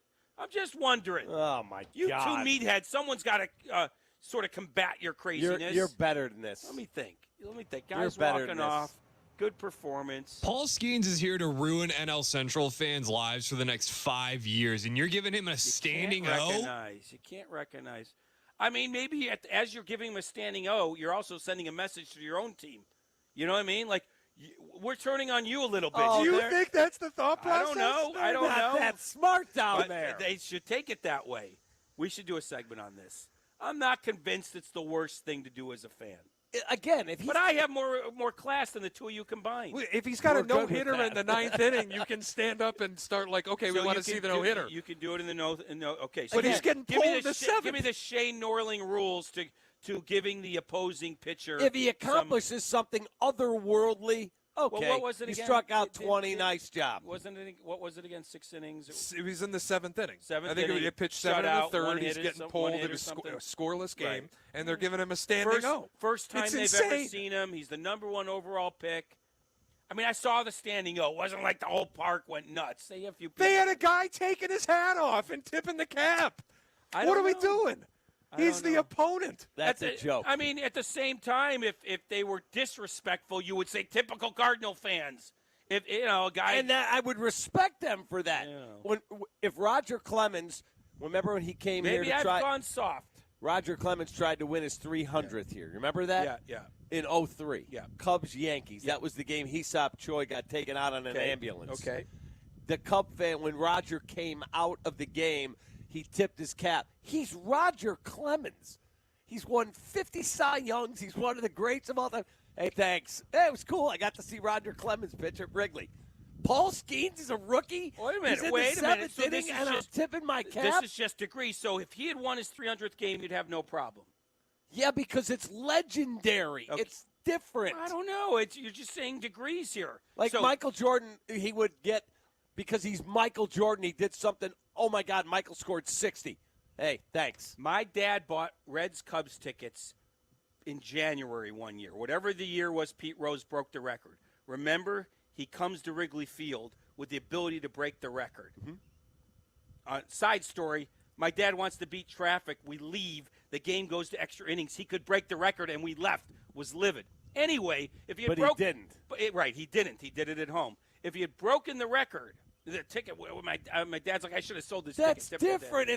I don't care. These are degrees then. You're talking about, okay, you got to do something historic No, to it's get not respect. degrees, Jesse. This is the It's first Pete Rose overall pick. getting the hit record versus Paul Skeens in his fourth major league start. Your rival, and you're giving him an ovation for pitching into the I'm seventh? trying to think the Cubs. Okay, the Cubs just saw Skeens. Everybody was jacked for that start. If he got pulled in the seventh on a one-hitter or something, there's no way. No way No Wrigley's chance. giving him an ovation. No way. I mean, I know the South Side wouldn't. Would Wrigley? There's no chance. You can't possibly Those believe yuppies this. in Wrigley, they might. No chance. They might look at the box score and just say 7 shutout innings. Can we do a segment? Do we have time for this? We can figure something out. Fine, figure something out for me. We'll fair or foul. Maybe for the I've people. gone soft. Maybe I've gone soft. There you go. Has Jesse I gone don't. soft? I'm not sure that I would Feel have. bad for your wife. But who knows? York can hook you up. All right, I got to ask. We're at Seven Bridges for Grip It and Sip It. Cap is going to be hitting the course pretty much right after the show, 10 a.m. They're sending you out to golf. Yeah, I'm going to play some holes with Howard Enkin, the famous attorney, great partner of ours and my friend. And then we've got our team. We're going to tee off at noon. Little warm up for the And I've tournament. won this event before. So there's my question: shot or no shot? The Cap Man's going to break 80 today. Well, considering what he said before the show, he hasn't picked up his club since like last September. I'm saying no shot. No shot It's at a 80. tough course. It is a very You tough said course. break 85. I would say, think I could do that. My best career round is 75. But I haven't touched my club since last September. Been busy, man. One of these years, they got to hold it at like a Annetzberger par 3 course up in Northbrook. I'll be all over it. Like the one in Skokie Right. next to the Stadium. This is a hard course. This This course is a hard is course. tough. So no shot. No shot Tough, at 80. tough. And he hasn't picked up his clubs. So forget it. Yeah, but they're maybe a little beginner's luck. First well, day out. I agree with that. Sometimes your first round is your best of the summer, at least with me. But I'm actually playing today, Friday, Sunday, Monday, and then I'm going to play in a tournament next week. well, maybe he breaks 80 by next week, but not today. No chance. No shot. Shot or no shot, the Catman will break 80 in the next week. I better. 85, yes. I don't know about 80. No way he's hitting the 70s. No put shot. your money on me, kid. No shot. He's going to fib on the scorecard now. No shot. But if he gets an 80, if he gets to like an 82 or 83, I'll give him a standing ovation. I'll give him some respect for it. Thank you. Best golfer at the station is Waddle. Is he for not sure? even close? Yurko has his moments. Yurko? Yeah, Yurko Carm? has his moments. Yeah, but Gregory Thomas Waddle, He's the good? best. Okay. I don't think Carmen would say he's the best golfer. No, I don't think he is I don't either. think he would. I didn't say Carmen. I said You Waddle. said Yurko, Carmen. Oh, you but mentioned No, Carmen, they yeah. play. Yeah. Sylvie doesn't play. Right. Hoodie doesn't play. Right. Jesse's not playing I today. play, but I suck. Black I'm and not playing Abdallah today. play, but Yeah, Black must be good. G. Thomas Waddle, the pride and joy of Sharonville, Ohio, is the best golfer on the station. Black has no life, so I think he's good. Wow. Wow. Because he's playing That was a 36 every little weekend. offsides. Well, I just assume he has nothing else to do. He just out of nowhere hit Black with a straight I ball. usually hit Abdallah. so That I was went with Jesse Black, Yeah, not I know. me. He'll be all over me. Wow. All right. We'll take a quick time out. We've got around the NFL, and then we want your calls. Do you think it was soft, weak, pathetic that the Cardinal fans gave a standing O to Paul Skeens when they took him out in the 7th last night in St. Louis in a Pirate win? Would love your thoughts. Jesse thinks it was classy. Loser. Be right back. This is your morning routine. Yeah. Cap and J Hood. Good morning. Morning. Good morning. Oh, and in case I don't see you, good afternoon, good evening, and good night. On ESPN Chicago. The CDGA Golf Show, your local immersion into the Chicagoland golf scene and beyond. Host Tyler Rocky and Mike Elligan have your Chicagoland golf plans covered all season long. The CDGA Golf Show, presented by Glenview Park Golf Club. Saturday morning, 9 to 11 on ESPN Chicago. Apt, your number one destination for the home. Jesse's a big fan. You know it's my favorite store. Kick off summer with a brighter, bolder OLED TV for 2024 with LG's brand new C4 Series OLED Evo TVs. They're powered by the next generation A9 Gen 7 AI processor that allows you to enjoy ultra-realistic picture and immersive sound. They're awesome. For free and home delivery, professional installation, and complete satisfaction, shop where I shop regularly. The great Apt, ABT.com. Apt leasing people since 1936. J. Moore. Get everything for your next project today at Menards and save big money. Wire is an American-owned, leading manufacturer of electrical building wire for residential, commercial, and industrial applications. Menards stocks convenient, pre-cut lengths of wiring products for both indoor and outdoor projects. Save big on electrical wire and cable products at Menards. Also, view our weekly flyer on Menards.com and check out all our great deals happening this week. Save big money at Menards. Every shot, every goal, ESPN Bet has fans covered for the biggest moments on the road to the championship. The exclusive sportsbook of ESPN is the only place to find special offers and promotions from your favorite ESPN shows and personalities throughout the playoffs. New users can get a bet reset up to $1,000 in bonus bets if your first bet doesn't win. Download ESPN Bet today. What a play. Must be 21 or older. Gambling problem? Counseling resources available. Call 1-800-GAMBLER in partnership with Hollywood Casino Aurora. Terms and conditions apply. See app for details. I'm here with my friend and attorney, Howard Ankin. Ankin Law has a long list of practice areas: personal injury, workers' comp, medical malpractice, mass tort. Your Honor, sidebar, may I approach? I'm not a judge, Cap, but I like your style. Right, we love the sidebar at ESPN 1000. Point is, if I'm hurt, all I have to do is call 312-6-million, period. Whether you're hurt at work, in a car accident, or a result of a medical mistake, Ankin Law is here to help, Cap. Howard is our attorney on the Cap and J. Hood Show, weekday morning, 7 to 10 on ESPN 1000. Long day. Time to charge up. Hey, just like my delivery truck. Even kids know to keep business moving forward, it's time to make the switch to electric vehicles.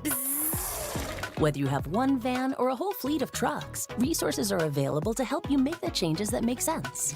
Let's go. Beep, beep. Go to ComEd.com/clean to learn more about how going electric connects us to a better way of doing business and a better future for generations to come. Free is key during Craftsman Days at Lowe's. Right now, get one free Select V20 tool when you buy a Select Battery 2-pack. Plus, get your choice of a V20 drill or impact driver kit for $69. Don't miss your chance to save on the high-quality, high-performance tools you need during Craftsman Days. Because Lowe's knows tools. Lowe's knows home improvement.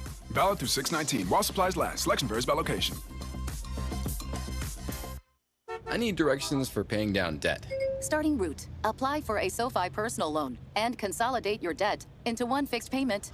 Turn right into a positive outlook and get $5,000 to $100,000 as soon as the same day you sign, with no fees required. Got it. You could get out of high-interest credit card debt with a SoFi personal loan. View your rate at SoFi.com/debt in 60 seconds with no impact to your credit score. Loans originated by SoFi Bank N.A. Member FDIC. Terms and conditions at SoFi.com/debt. NMLS 696891. Cubs fans, stream Cubs games now. Marquee Sports Network brings you a new way to stream your favorite team. Visit WatchMarquee.com to subscribe and stream Chicago Cubs baseball, pre- and post-game shows, exclusive programming, and more. Your Cubs, your way. Subscribe now at WatchMarquee.com. Cap and J. Hood are back Just when I thought I was out, they pulled me back in. on Chicago's Home for Sports, ESPN Chicago. Nick Foles sucks. He sucks. I'm just a fan. I'm not a football evaluator. I love the Green Bay Packers. The guy is drunk, but there he goes. This is not Detroit, man. This is the Super Bowl. I want winners. He starts to come and then he pulls out. This is a really thickly built guy. I mean, what's the answer you're looking for on these things here? All right, time to go around the National Football League. It is a passion of Shea W. Norling, and he will lead us in around the NFL. Shea. Want to start local. Kevin Warren talked about the Bears Stadium again, NBCSportsChicago.com.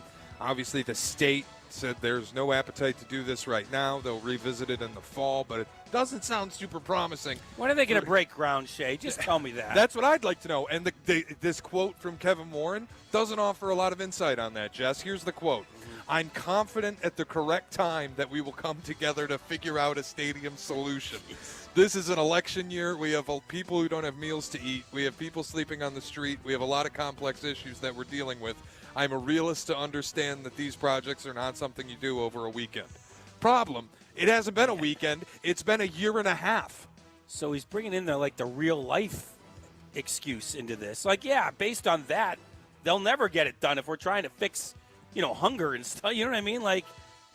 Keep those things separate. Is this happening or not, for God's sakes? That's all we want to know. Well, first of all, I still believe they belong in Arlington Heights, not on the lakefront. I tend to agree with you at this point. That is A. Yeah. B, why are they not prioritizing any type of tailgating? Tailgating is something that they don't seem to have any interest in along the lakefront. Allowing along the lakefront. Yeah, I don't understand that. Right. I went to see Bengals at Chiefs. It was 4 billion degrees below zero. There were miles of cars in Kansas City. It was the AFC title game. I went last year, gorgeous weather, with my wife and our friends, and they took us again to Kansas City. We saw the Bears at the Chiefs. 40 billion miles of cars, all tailgating, Chiefs Kingdom, and there were Bears set up. It was awesome. Why can't we have something like that? I went to opening day at Soldier Field and tailgated for 3.5 hours. Loved it. And sometimes when your team stinks, the tailgate's more fun. Yes. Which was the case this year before they faced the Packers. So the tailgate is part of the experience when it comes to football. Like Michigan State. Do they have a team? Do they have football at Michigan State? Are you kidding me? What is with you today? Yes, of course. Man, you they have a team. Okay. The Iowa tailgate's better than the game for sure. Don't ask me about the Michigan State tailgate experience, though. Use someplace else, because the Michigan State experience stinks. But still, they have tailgating in all these Big Ten. I've been to Wisconsin, Iowa's Northwestern, insane. Iowa's insane. Illinois. I've tailgated at Iowa. It's incredible. Yeah. Let alone go to Tennessee, Alabama, Georgia. Incredible. Why would the Chicago Bears want to build a stadium where you have a nicer building, albeit a dome, with the same issues you have now? Makes no sense. Come on, Kevin. You're better than that. All right, Aaron Rodgers, target of media scrutiny again yesterday. He had an unexcused absence at Jets mandatory minicamp. He is subject to fines. The head coach. He must have been doing something for charity. Come on. Yeah, charity called Robert F. Kennedy. I was just going to say, Robert Saleh said Rodgers missed because there's an event that was, quote, very important to him. Social media sleuths have connected it to a Robert Kennedy Jr. campaign event in Arizona this week. Is this something or nothing that Rodgers is missing mandatory minicamp? He was at all the OTAs. He's been around this entire offseason. But now, once it's mandatory, he's ostensibly feels like, sounds like, seems like. I'm not saying it is, but he's out in Arizona with RFK. The word prima donna should be what's the word? In the dictionary, it should now have a new definition for prima donna. Aaron Rodgers. This guy just can't get out of his own way. It's always something with him. It's always something. And I thought it was going to be something important he missed, even though it was inexcused. At least a charity golf outing I could live with because it's for charity. This, give me a break. Look, I'm a Rodgers. I am not. I am done with Rodgers. I can't stand the Packers. Everyone knows I can't stand him. My sports dislike list. Number 1, St. Louis Cardinals. Number 1. Number 1A, Green Bay Packers. Number 2, a little farther down, Notre Dame football. Hope they never score another point in the history of the university. Those are the 3 for me. But I like Aaron Rodgers. I do. He'd be a guy I would love to sit and have a glass of bourbon with and a steak and talk to him. Not me. He is not interesting. He would be very compelling to me to talk to. That said, come on, Aaron, you're better than this. Get to your freaking mini camp where you belong with your team and quit going to a third-rate candidate who's not going to win anyway. Aaron Rodgers seems like the type of guy you might want to have a meal with, and then you realize you don't because he's a meathead. Mid-meal. Can I get the check? There's nothing interesting about Aaron Rodgers. He just pretends to be interesting. Sticks you with the bill. Here's your steak, sir. Not a fan. Can I get the check? Something wrong with your meal? Yeah, that guy. Yeah. I can't sit here anymore. No, thank you. Done with him. So should the Jets. Wow. Well, they're not going to cut him. Well, he's going to bring them down. He's going to bring them down. I do. I would bet the under on the Jets again. I think that this is another crash. What is their number? 9.5, I think. Perfect. Take the under. First of all, he'll probably get hurt again. Second of all, he's just not the same guy. It's hard to believe he's going to be healthy a full season at 40 years old, coming off an Achilles rupture. My God. My buddy Jeff just texted. He's listening. He said, just get back to tailgating for a minute. Tell Shay, my dad and I get to the Waldron deck at 8 a.m. with our tailgate group every single game. It's awesome. They put a spread out. He goes, you're welcome anytime. I'm in. I'll be there. The Bears tailgate's better than the garbage I get at Michigan State, so I'm in. My tailgate's in my basement. Go ahead. The Bengals still have some problems facing them with both of their star receivers. Jamar Chase is at minicamp. I think he's a full participant, but he's still looking for a contract extension. T. Higgins is not there. He's a full holdout.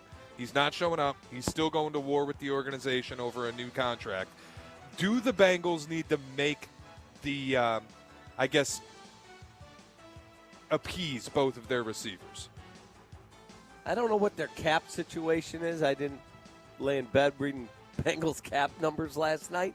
But well, imagine this were the Bears. Let's say in 2 years or 3 years, if they get an extension done or whatever. If DJ Moore and, say, Rome Odunze are both up at the same time and the organization's going to war and digging heels in over money, as a fan, you'd be livid. Yeah, I mean, here's the you thing. Would. Especially if you're trying to win your first Super Bowl. When your quarterback is in the prime of his career, you take care of that part of it. Yes, so yeah, you do have to do that. You know, if you're starting over, different story. The wide receiver is only needed at that level when you have a quarterback in his prime, and he is. Can you imagine if we are in that position? We'll be on like our third Super Bowl win already with Caleb, but sure.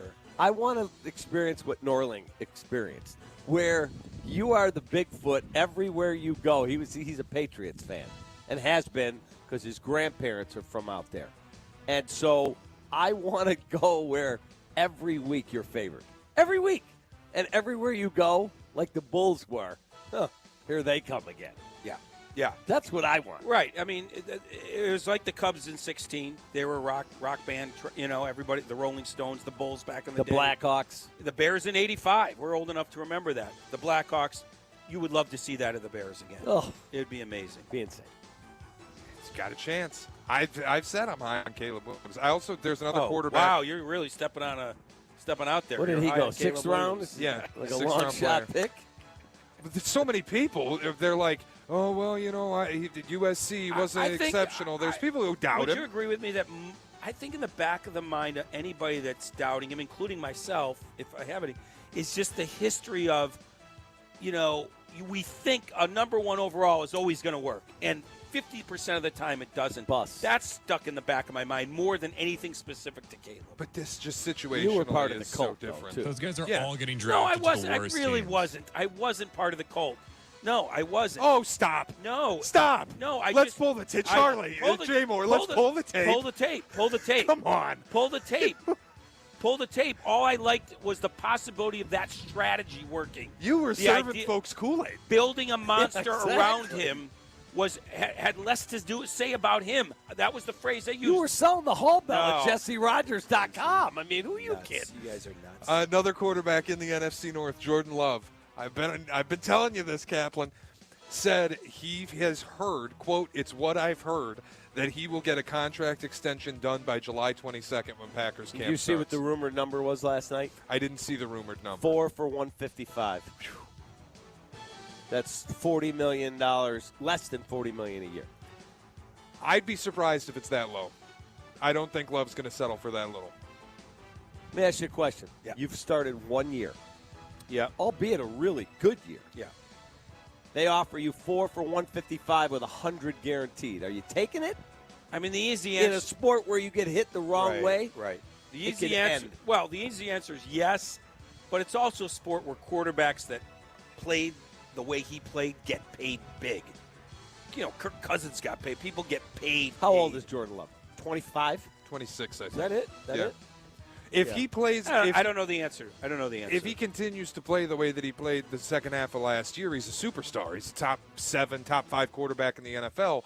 Everybody in that range is getting and is this $48 a weird, to is this $53 a weird million. way to analyze it, though? Like, most of the time, once you reach that level, you don't go backwards. Jordan Love, of course, right? yeah. 25. You know, unless he's one of the great mirages, right, in recent NFL history, right, he's a superstar. But everybody that plays like him has done it for more years. Yeah, he did it for 1 year.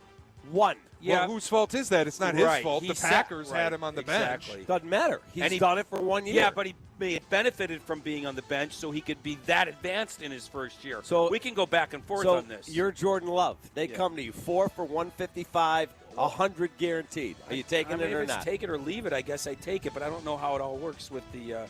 What could he do? Hold out, basically. Oh no, he's under contract for this year. Yeah. At 13, I think. I would try to get my agent to get a better deal. But he could not show up to camp. Right. But let's assume he says, "Yeah, I'm going to let it go. I'm going to play it out." Yeah. And he gets hit. He's laying on a stadium I don't think turf. I would play it out. I would try to get them to do the bigger deal now. And they said, "This is the final offer." Then I 4 for probably would 155. take it, but I don't know. Yeah, I would take it. Most guys bet on themselves, though. Most guys do. But you're right. If he gets hit, he could be gone. All right. We would like to have Jesse's question answered. We're the St. Louis Cardinal fans. We're going to have Tom Waddle answer that for us, and then we'll also take your calls. Bad in fans the 9 are good o'clock fans. hour. Bad fans are good fans. Bad fans are good fans. He gave a standing ovation to Paul Skeens because he pitched well into the 7th inning. What a bunch of losers. We will talk to a winner, though. His name's G. Thomas Waddle. He's next. Good morning. Good morning to you. Cap and J Hood Morning Show on ESPN Chicago. The home of the Chicago White Sox. The White Sox and Mariners. Coverage starts tonight at 8 on ESPN Chicago, AM, FM, HD, and app. Waddle is crashing another Whiskey University. He's got more scotch with him.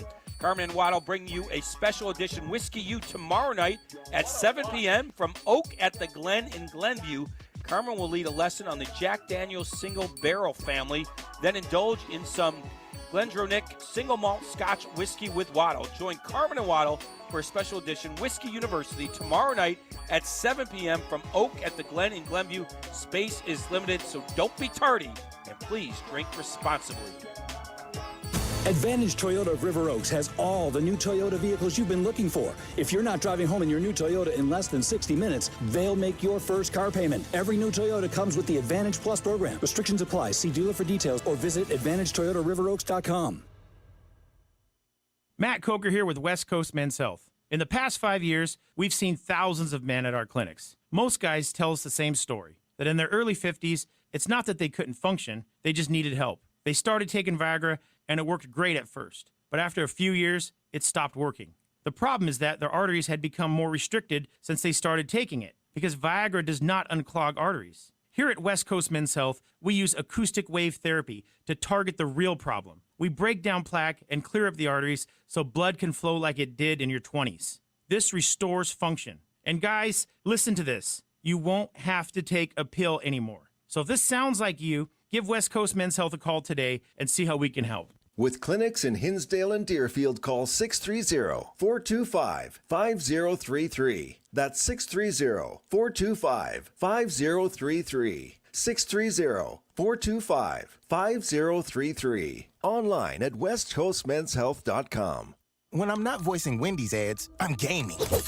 Yes! Can't even sleep till I go God mode and some poor soul rage quits.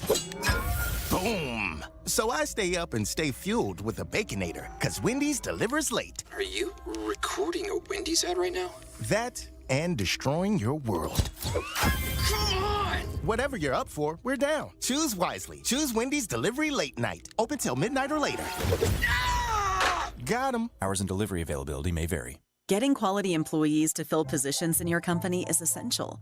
But finding those people can be a major hassle, unless you use ZipRecruiter. ZipRecruiter makes finding quality people a breeze. And right now you can try it for free at ZipRecruiter.com/free. With ZipRecruiter, one click sends your job to hundreds of top job sites. But more than that, ZipRecruiter's advanced technology identifies the candidates with the skills you need, sends you a list of great matches to review, then actively invites them to apply for your job. And the results speak for themselves. 4 out of 5 employers who post on ZipRecruiter get a quality candidate within the first day. That's right, the first day. Now you can focus on your business and let ZipRecruiter do the work finding the best people for you. See for yourself. Experience the ease, efficiency, and power of ZipRecruiter for free. Just go to ZipRecruiter.com/free. That's ZipRecruiter.com/free. ZipRecruiter.com/free.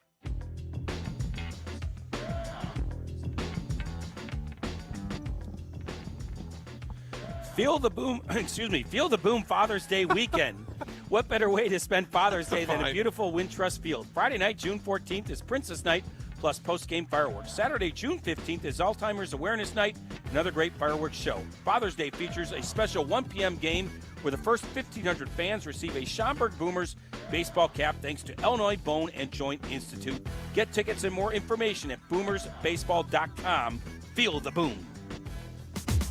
Live from Seven Bridges Golf Club in Woodridge, you are listening to a live broadcast from the Grip It and Sip It Classic, presented by Elijah Craig Kentucky Straight Bourbon Whiskey. Tom Waddle, former wide receiver for the Chicago Bears. The guy's amazing. 1989 All-Madden team and afternoon co-host on ESPN Chicago. I think he's going to start at least 8 games in the National Football League next year for a team that's going to give him a chance. It's Waddle Wednesday with Tom Waddle. Listen, I got a pedicure in an hour. When I get back here, the wheels better be spinning, all right? On Cap and J Hood, ESPN Chicago. Tom Waddle on the CarX Tire and Auto Hotline is the epitome of a winner. Tommy, good morning. How are you? I'm doing well, guys. Jess, it feels like you need a lifeline, man. They're batting you around today. That's okay, Tommy. That makes for a good show. Just for trying to be a good guy. And I used to work with North and Jiggets, man. I got batted around a lot. I'm used to it. That's true. Excuse me? You heard me. So, Tommy. See, again, another shot, Shay. Another shot at Jesse. Exactly. Tommy. Yeah.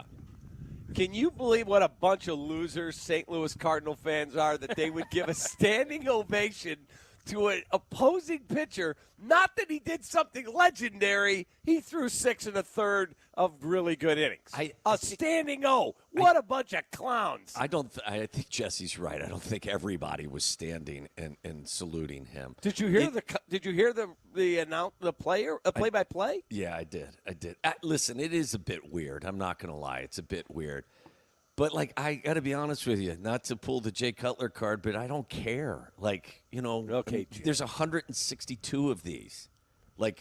Are you really going to get your panties in a bunch, Cap, and not be able to function because Cardinals fans were cheering for another pitcher? Again, I think it's odd.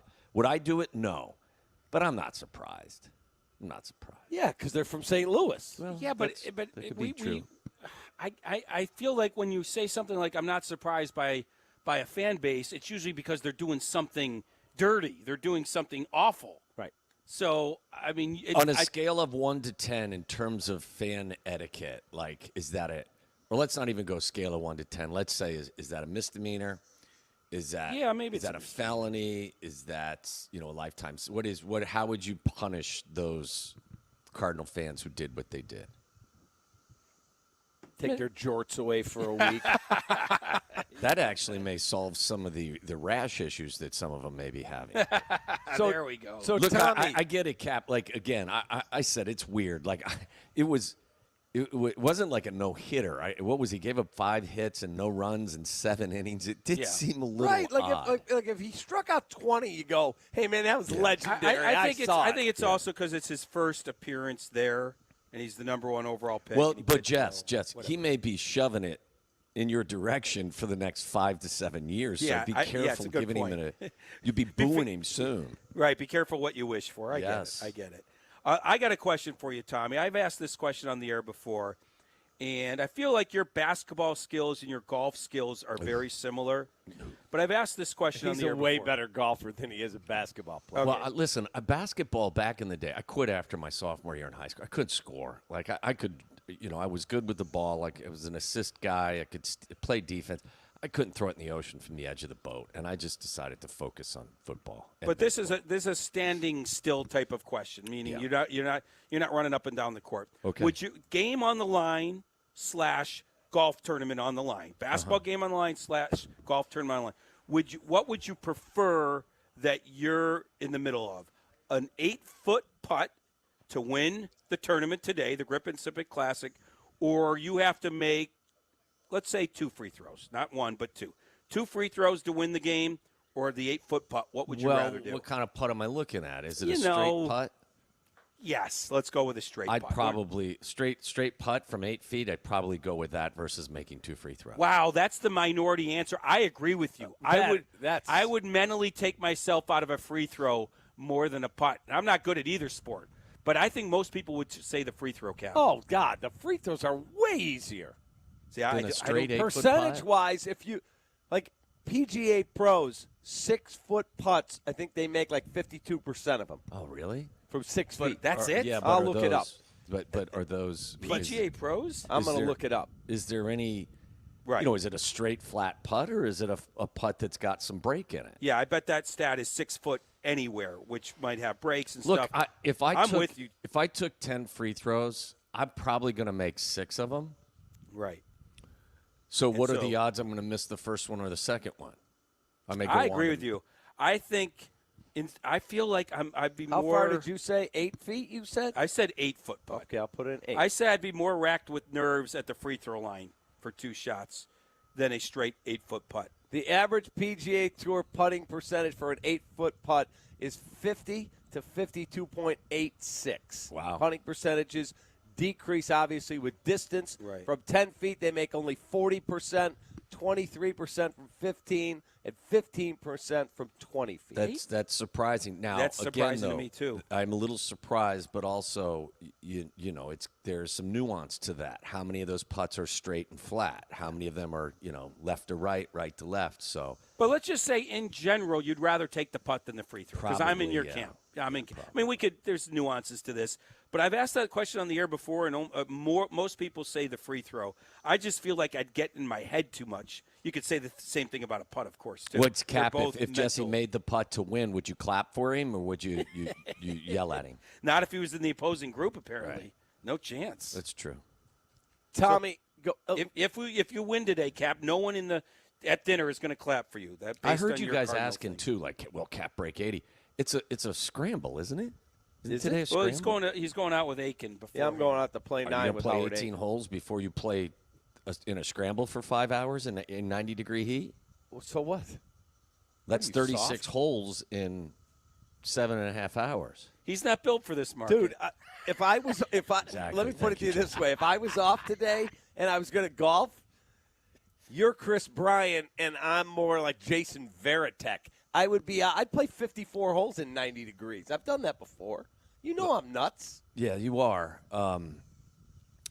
Yeah, look, I mean, you digging your feet in about yelling at the Cardinal fans, but like that comment that you did make about Chris Bryant, I don't think tracks. I don't. Okay, first of all, I heard what you said, that it was somebody else. It was who a quote from somebody way up high in Okay. that organization. Okay, but like then that person, like common sense would tell you he handled that market. There was more. How many years was it? 107, 106? How many years was it? 108. Between 108. You don't think that you were right there? You were in the trenches. You don't think that entire team felt the weight of that? They did, and yet no question he was about the it. MVP. And look at his slash line in the postseason. I think he played in 17 playoff games. Tommy, that year. People around the team, and Jesse can back this up. Cap, do I not get think it, he was built for this. That's fine, but he was built for it in 15, 16, 17, and part of 18. Right, I'd say that's factual. That's factual. And I also say was he the most Did he respond to adversity right, as well as others? Maybe not. Maybe there wasn't a ton of adversity. But you know what? There wasn't any adversity because he was one of the best freaking players in the entire league in an environment where the pressure was lights out. Yeah, there's a little truth to all of this. And also, remember, and Cap's right, people within the organization kind of felt that way. But they had a reason that's Jesse. to say I can that. understand. That's but why they also had a reason to say that, once he left the turned down contracts or left. And look, they made the right decision on that going forward. Maybe once somebody faces adversity and you watch how they handle that adversity. But I think it's easy to say with the benefit of hindsight because of what's happening to him now. But that comment was made in the heat of, 2017. Yeah, and he ain't built for this market. That's fine. Everyone's allowed to have their opinion, and those people are more dialed in than I am. But, the stats and the facts are the facts. The dude helped lead you to a World Series for the first time in over a century. Not disputing it, but when you and Sylvie, I didn't hear your conversation, but when you guys are giving your opinions on it about what I said, I'm simply quoting someone. Well, that's fine. Who's intimately involved in the situation. And I'm just saying to that person who's intimately involved, how do you process that with what you saw him do for the first 3 or 4 years when the environment was as pressurized as it gets? No question. All right, we got to take a quick time out. More with the great G. Today. Thomas. What did he say? A lot of arguing today. That's probably my fault. More with the G. Thomas Waddle Experience. We're at the Grip It and Sip It at Seven Bridges Golf Course in Woodridge. It is awesome. You need to play this course. We'll be right back. You're listening to Cap and Jay Hood on Chicago's Home for Sports, ESPN Chicago. The Odds Couple with Mike North and Carmen DeFalco. As may the odds be ever in your favor. Presented by Circus Sports. Check out the podcast. Available on demand Friday through the ESPN Chicago app.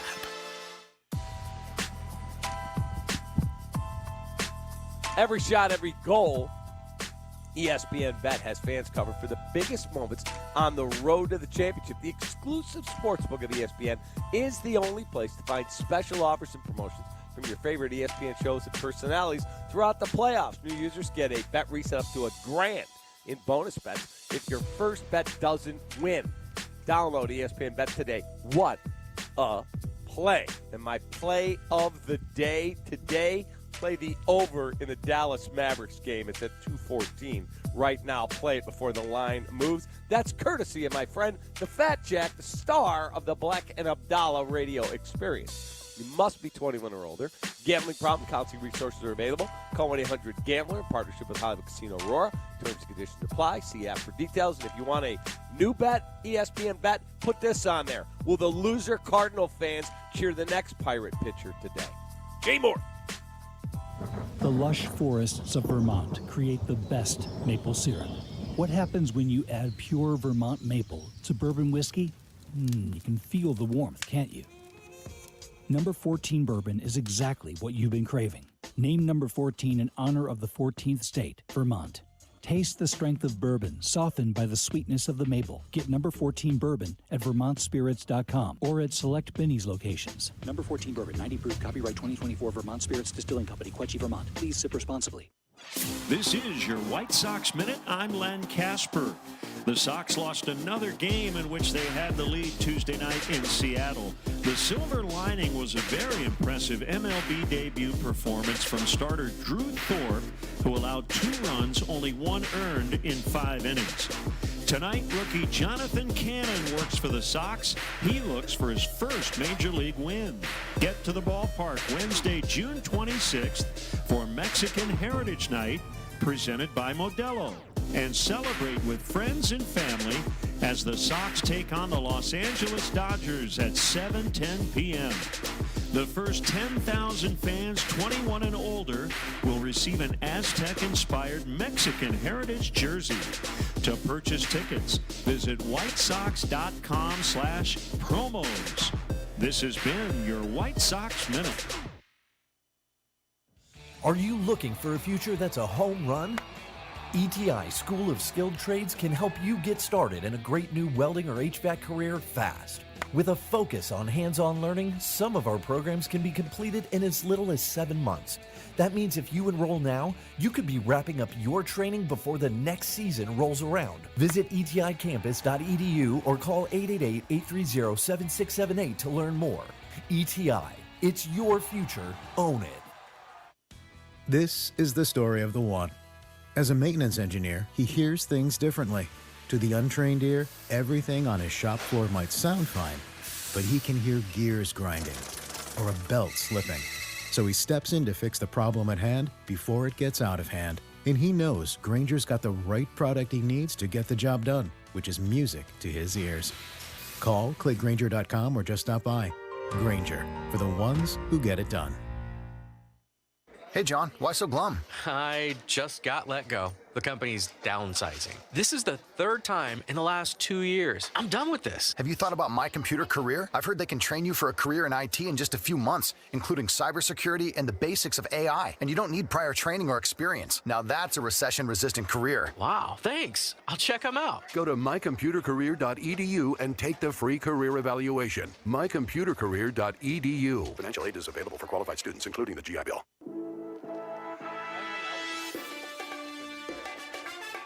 Hey, it's Cap. Want more energy, better workouts, increased libido? Jesse, check out Affinity Whole Health at feelgreatillinois.com. Right now, get free labs and a free consultation for their injectable testosterone to help you get after it. Maybe the Cubs ought to go there. Go to feelgreatillinois.com. Jay Moore. This is Breaking News, brought to you by the Advantage Dealer Group.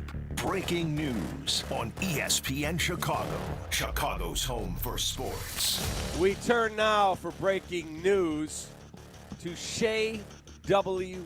Norling in the newsroom. Shay? Per Shams Charania, the first one on the story, Jerry West has passed away at 86 years old. Oh, the logo. The logo has passed away. Logo is gone. He was a nice man. I met him one day at O'Hare walking through the United Terminal. I'm looking at him. I'm like, Logo. It's like, that's what they all call me. He was the nicest guy. Wow, right in the middle of the NBA Finals, too. They'll probably do a big thing for him. I mean, great executive, right? Great executive. You know, guys, how old? He was 86. He's in, if I'm not mistaken, he's in the Basketball Hall of Fame 3 separate occasions. That is correct. Which I did not know that. I've always said, it's like a contributor, a player, and an executive, right? Yes. What's contributor mean? Everything he's given to the game. Yeah, I listen. I knew how accomplished he was, as a player and then as a front office guy, but I didn't know much about his personality. Now, Winning Time may have played loose and fast with some of the facts or how people He was not happy with Winning Time. Yeah, but how they depicted him in that was crazy. I didn't. Is Cap? I mean, you've been around the sport forever. Was that the rumor that he was kind of a wild, hot-tempered guy as a front office player and as a player? Yes, hot-tempered, tough as nails. Played at West Virginia. West Virginia, I think. Yeah, and I remember talking to him at O'Hare, and he said, "It's super cool, man, when you walk into a room and there's Michael Jordan and Patrick Ewing and Elijah Wan." He goes, "Just name the great players through the years."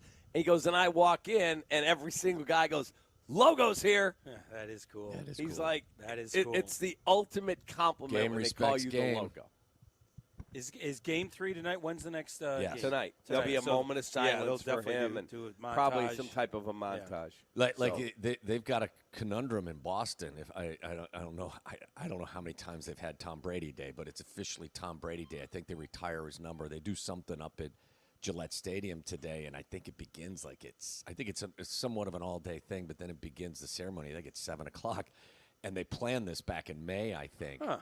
And it's going to compete with Game 3 of the NBA Finals. Are they roasting him again, That's too? kind of a weird day for Tom Brady. Just June 12th. Let's do Tom Brady Day. Yeah.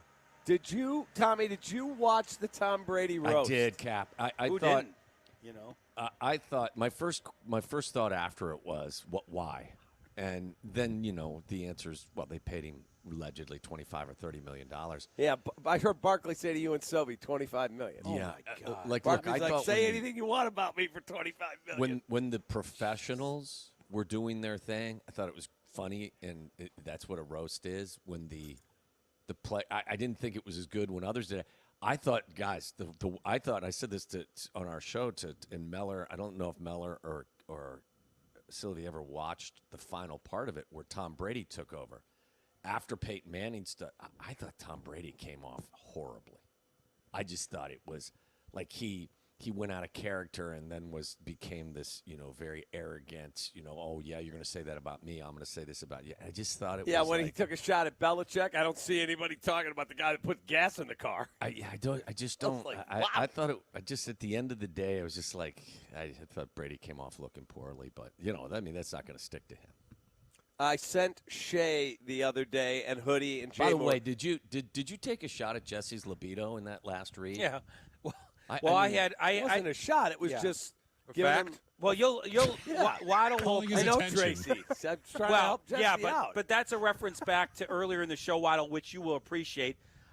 We just moved yesterday, so we get into our new room, our new bedroom, the primary bedroom, getting ready for bed, and we don't have internet, so I'm doing everything on my phone, keeping track of games, and we're getting ready to get into bed, And what pops up on my feed, I got to watch Sylvie on his darn swing complaining about the Cubs. That killed your mood? Yeah, and then Cap on YouTube. The combination of these two completely ruined the mood. You were going to christen the room, and then next thing you know, you're like, we slept separate rooms. Yes, so I'm blaming Sylvie and Cap, which, Waddle, you could understand. I mean, of course. Those two will kill any mood. By the way, I was just going to tell you as we let you go, I sent to the guys, there was a video where guys on the Patriots said, we were at practice the year that Malcolm Butler picked off Russell Wilson at the goal line in the Super Bowl, and they said, they ran that play against us in practice. I think it was practice, or maybe the Saints ran it,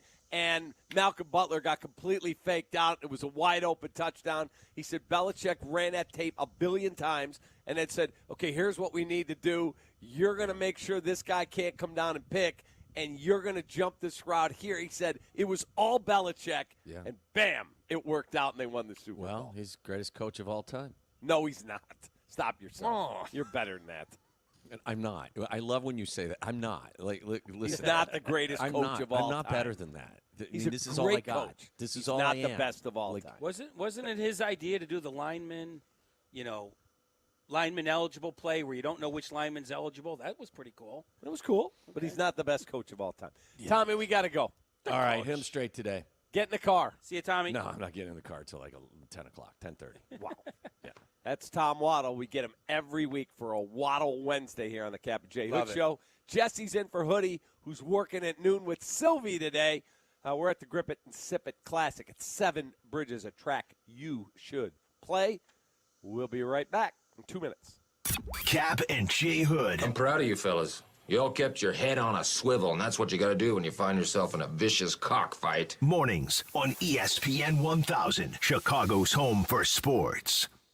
Unable to enjoy this summer as much as you want because of joint pain? This is the best time for being outdoors, but not if your knees, shoulders, back, or hips are hurting. Hey, it's your good friend Tom Waddle here. Don't suffer any longer. Non-surgical joint pain relief is here at QC Kinetics. Call them today. QC Kinetics is the nation's leader in regenerative medicine, and I'm talking lasting joint pain relief with no surgery, no drugs, and no downtime. QC Kinetics advanced treatments harness your own body's ability to restore and repair damaged joint tissue, so you can walk, run, hike, play golf, and move again pain-free. QC Kinetics is under the leadership of former orthopedic surgeon Dr. Mitchell Scheinkupp, a true pioneer in regenerative medicine. Their advanced protocols have enabled tens of thousands of patients to reclaim their mobility. So stop putting it off. Take action now and live your best life again. Call QC Kinetics for a free consultation. They're open on Saturdays now with new locations in Crystal Lake and Gurnee. 312-809-5955. 312-809-5955. 312-809-5955. Kick off your summer break this Monday night, June 17th, with Chicago Hounds Rugby. Bring the whole family to experience the thrilling environment and contagious energy of Chicago's newest professional sports team. Join the Hounds at SeatGeek Stadium for Major League Rugby's first ever Monday night rugby game as they battle against the San Diego Legion. Experience a Dogtown tailgate to cure your case of the Mondays. Then head into stadium at 7 p.m. for an exhilarating and action-packed 80 minutes of the U.S.'s fastest growing sport. Visit ChicagoHounds.com for tickets today. Release the Hounds! Some people just know the best rate for you is a rate based on you with Allstate. Not a rate based on Terry, who keeps and makes the car behind them. Oh no, they're about to. Save with DriveWise in the Allstate app and only pay a rate based on you. Not available in every state, subject to terms and conditions. Rating factors and savings vary, and in some states your rate could increase with high-risk driving. Allstate Fire and Casualty Insurance Company and affiliates, Northbrook, Illinois. Live from State Street in the heart of Chicago, you are listening to the new home of the Chicago Bears, ESPN Chicago. And this is Captain Jay Hood, WMVP, WTBC, HD2, Chicago, a Good Karma Brands radio station. The competition is fierce. Who will win the Elijah Craig Cup? Stay tuned. This is the 4th annual Grip It and Sip It Classic, live from Seven Bridges Golf Club. This is ESPN Chicago, Chicago's home for sports. Rolling on, Cap J Hood, ESPN 1000 here at Seven Bridges, where you can come to the dock, experience al fresco dining at its best, complete with sunsets, breezes, great food, and cocktails. Enjoy our daily specials, Monday burgers, Tuesday tacos, Wednesday, today, ribs, Thursday wings, Friday fish and chips, indoor and outdoor seating available to enjoy no matter the weather. And play this course at Seven Bridges. It is challenging and awesome. Jesse's in for Hoodie, who's working at noon with Sylvie. And then you've got Shay and Meller this afternoon, while the rest of us are out on the links, so it should be a lot of fun. Of course, Greeny at 10 o'clock. All right, phone lines are open, 312-332-3776. Last night, Paul Skeens, the phenom rookie from the Pirates, pitched in St. Louis. He pitched into the 7th inning. Very good outing. Wasn't legendary. He was very, very good. He gets removed from the game, and this happened. We'll hand over the baseball, 103 pitches. He'll leave with a runner at second, 1 out. Look at this, Greg. Yeah, we got Cardinal fans giving him a standing ovation. Incredible. Cardinal fans are a group of losers. They are. And to give a standing ovation for I'm not going to call it routine, excellent outing. He pitched into the 7th inning. Maybe it states, as my friend Gordon Wittenmeyer texted me, maybe it states on how pathetic the game of baseball is becoming that it's a big deal that a guy pitched 1 out into the 7th and threw 103 pitches. Oh, my God. If you told me they took him out with 8 2/3, he's at 141 pitches, and it's 1-0, okay, you know what? That's something we don't see. Oh, he struck out 20. He threw a no-hitter. Whatever it is. 6 1/3 innings of 103-pitch baseball on a team that's the Pirates. They're not even in first.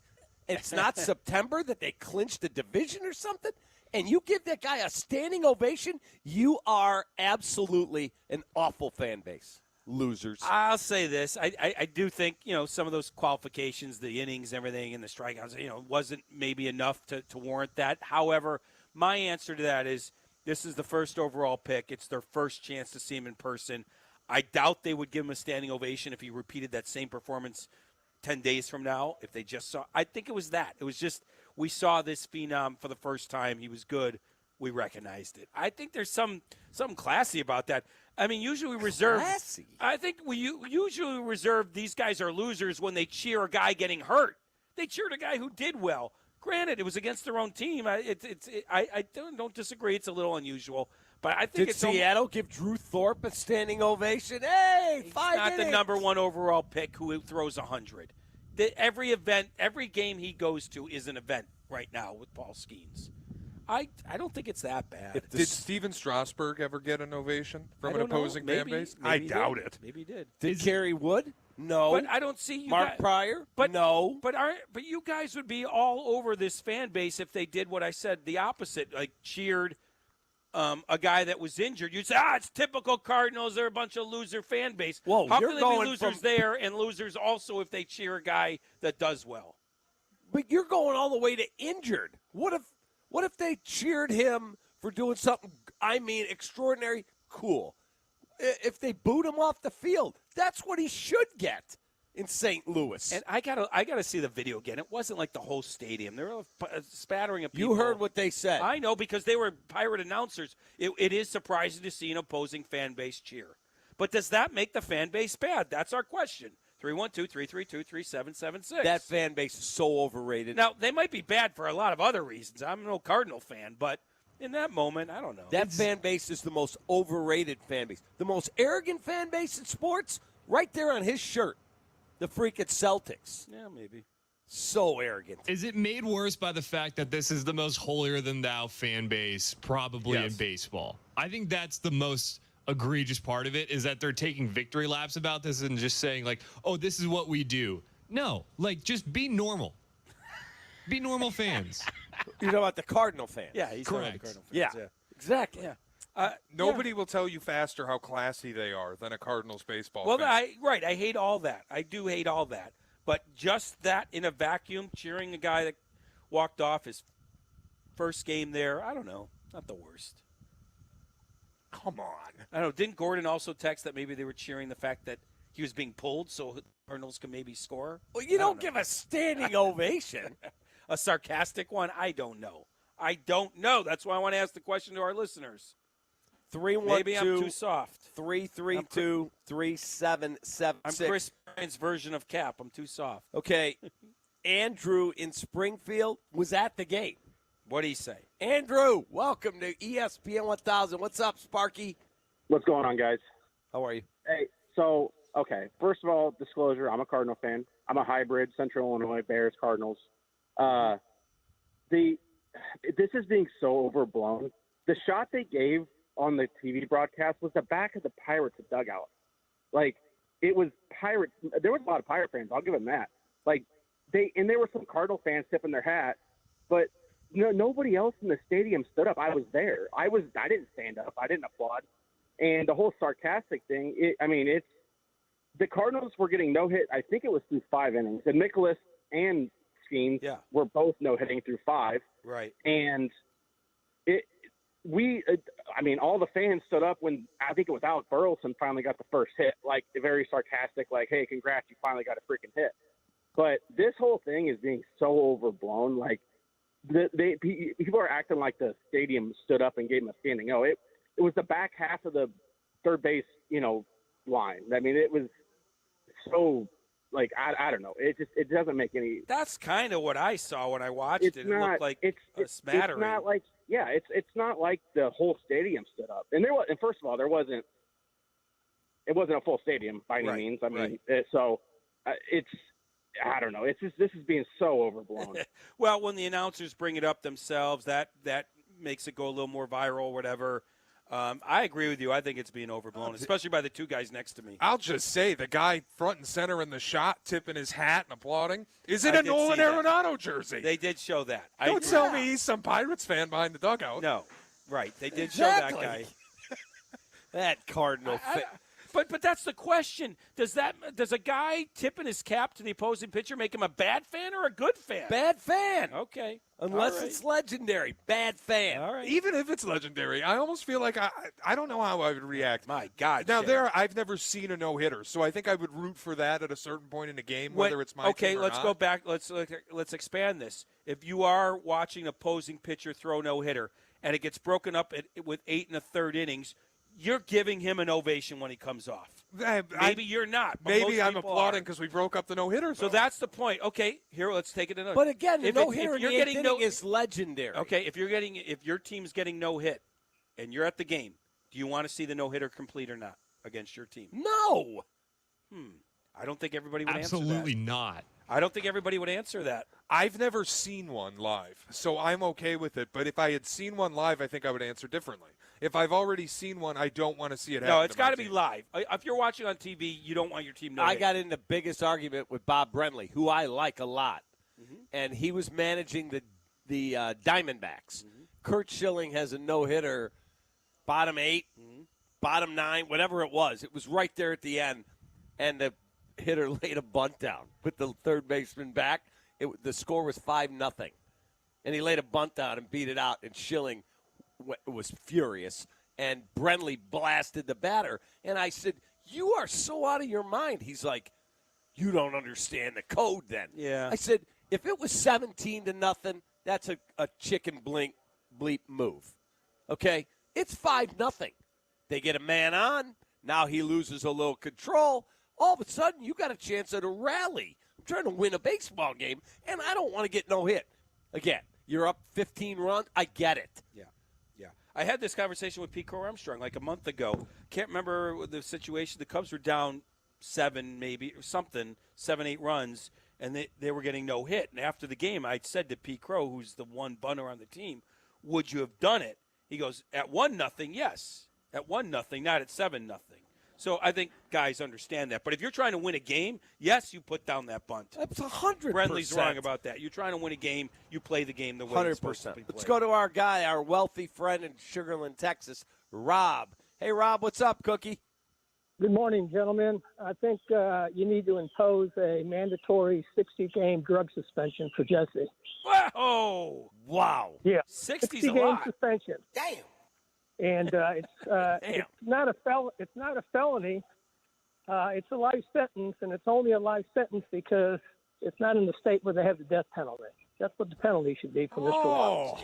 Wow. Wow, I tip my cap to I the mean- opposing pitcher and I get death penalty? Yes. I mean, come on. When a no-hitter gets broken up in the 8th or 9th inning by an opposing pitcher, you're cheering because you just broke his heart and their fans' heart. You're not cheering because the guy just threw 8. I disagree. Most people are standing cheering. They're not taunting him. They're cheering because they saw some excellence. Well, I'll give you a quick story. I had a chance to perhaps see a no-hitter. I had no skin in the game. It was the Astros playing the Rangers, their hated rival here in Houston. And Yu Darvish took a no-hitter into the 9th inning. Got one out, and the second guy up on the Rangers, I can't remember who, just drilled one so hard that he didn't even have time to bend over. It went between his legs. And the Astros fans were cheering just because, for that reason alone. It was their rival, broke up a no-hitter, 9th inning. They went on and lost the game. No big deal there. The big story was we broke up the no-hitter. Go home. See you. I guess. So, completely agree with you, Rob. Have a great day, man. Hit him straight. We're going to try to. 312-332-3776. John is in Oakland. He went to the Rays game. What's going on, John? No, John is in Lakeland, not Oakland. I'm only reading what they put on the screen. Well, you got to get Shea back there because he knows what Lakeland is. Hey, you know what? Shea don't know anything. Good help. I know what Lakeland, Florida is. Good help's hard to find. Anyway, Go ahead. listen, Oh. guys. Yep. Listen, guys. I was at the Rays game last night. You know what? I cheered for the opposing. I cheered for Neris when he gave up the home run. As he was walking off the field, I gave him a standing O. What's wrong with that? Well, you're a Rays fan. No, I'm a Cubs fan. Oh, well, why? What? So why are you cheering Neris? I'm a Cubs fan. I went to the Rays game to see the Cubs, is what it was. When Neris gave up that 3-run homer, I stood up and cheered him. What else is new with that team? Oh, so it's sarcastic standing. Yeah, actually. And then, Shay, I got one for you, buddy. I got one for Shay. Shay, you should have teamed up with Javi today because he likes to swing at the balls that are low to the ground, too. You guys probably would have done really good out there. Thank you. He's got a back problem right now, Javi Baez. He does. He's on the injured list. Oof. I'm going to say something uncouth. Thank God. So I don't have to watch KB him and anymore. Javi have back problems both. Yeah. Wow. Yeah. Meanwhile, Schwarber's hitting first pitch home runs. He had 2 last night. The Phillies are in town soon. The Cubs better get their act together before they arrive. Hey, here's a fun Oh, God. Jess, here's a fun fact for you on Javi Baez. Well, Chris Bryant wilts in Colorado. Javi's on pace to have the worst OPS in Major League history by a qualified batter. There was an Athletic article. I sent it to Sylvia, I think. I took a picture of the first paragraph because Anthony Rizzo is now having a tough go. The first paragraph basically said, Anthony Rizzo, over the past calendar year, is having a bad of time at the plate as Tim Anderson and Javi Baez. So it's all full of ex-Chicago players in the first paragraph. Unbelievable. Tim Anderson, Javi Baez, Anthony Rizzo, Chris Bryant, all just having terrible time. And Addison Russell's in Korea. Right. And the beer league softball players right. just raking the guy away. that got DFA'd, that wasn't tendered a contract, is raking away. Amazing. This game's crazy. This game's so crazy. Paul DeJong homered again last night. He's having a good offensive year. He has 13 homers, I think. He has like a 780 OPS. Dansby Swanson has like a 670. I mean, how is Paul DeJong have a high? Do you understand? I interviewed Paul DeJong after they signed him, and I said, Paul, why'd you choose the White Sox? He goes, it's the only place that offered me a major league job. The White Sox are the only team that would give me a chance. He's got a higher OPS than the guy making $177 million. Dude, how about the guy? And I only state that to say the game is goofy. How about the guy in Milwaukee, Willie Adames? He's a killer at the plate. Love that guy. He's like a hitman. He's a winner. He's a winner. Yeah, he's a free agent after this year. He's a winner. Yeah. Well, I mean, the Cubs aren't signing him. They're no, but my point is there are guys out there, if you do your homework, you don't always have to get the long-term, huge money guy. Who would ever have thought, even though Dansby's known more for defense, that Paul DeJong would be having a better offensive year than Dansby Swanson? Paul DeJong was nearly out of baseball. Nobody wanted him. You're correct. Unbelievable. We'll grab a quick timeout, 312-332-3776. More of your calls on Jesse's question. Are the Cardinal fans bad, stupid, loser fans because they cheered Paul Skeens? Well, I kind of made it the other. My question was, are they good fans for showing some classy was your word of choice. Actually. Right, he turned it around on me. Your question is, are they losers? I said, are they showing some respect? Yes, they're losers. Losers are classy. They might be losers for different reasons. We'll be right back. This is Cap and Jay Hood on ESPN Chicago, Chicago's home for sports. Guests appearing live on ESPN Chicago call in on the CarX Tire and Auto Guest Hotline. Who's going to be next? This is Chicago's home for sports. ESPN Chicago, where the pros go.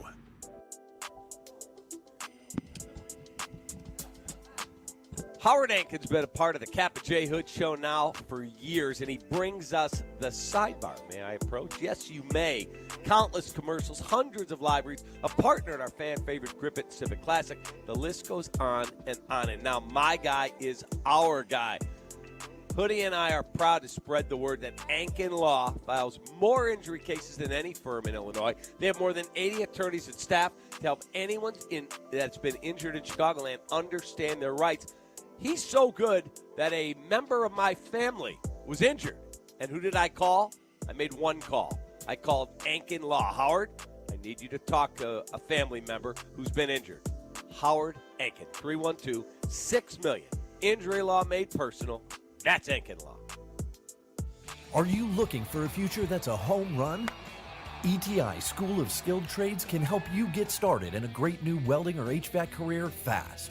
With a focus on hands-on learning, some of our programs can be completed in as little as 7 months. That means if you enroll now, you could be wrapping up your training before the next season rolls around. Visit eticampus.edu or call 888-830-7678 to learn more. ETI, it's your future. Own it. Cubs fans, stream Cubs games now. Marquee Sports Network brings you a new way to stream your favorite team. Visit WatchMarquee.com to subscribe and stream Chicago Cubs baseball, pre- and post-game shows, exclusive programming, and more. Your Cubs, your way. Subscribe now at WatchMarquee.com. Our strength allows us to reach the unthinkable. He just saved the game. And through it all, even as we have the ability to push ourselves to the limit, it will always be muscle and mind. And heart. History! That is the future of our pastime. That is awesome! Blue Cross and Blue Shield of Illinois, proud server of the most advanced machine on earth. Blue Cross and Blue Shield of Illinois, a division of Healthcare Service Corporation, a mutual legal reserve company. Hi, this is Deputy Chief Kelly Strayer. And I'm Deputy Chief Tom Johnson of the Homewood Police Department. Our message? Homewood is growing, and we're hiring. We need new and experienced officers. So if you're looking to make a positive move, we know you'll love working for us. Our crew's like a second family. And we have all the things you seek: benefits, pension, and for those looking to make a lateral leap, a $20,000 entry signing bonus. Visit the Village of Homewood website to apply. From Kelly, myself, and all of us at HPD, come be our next great hire.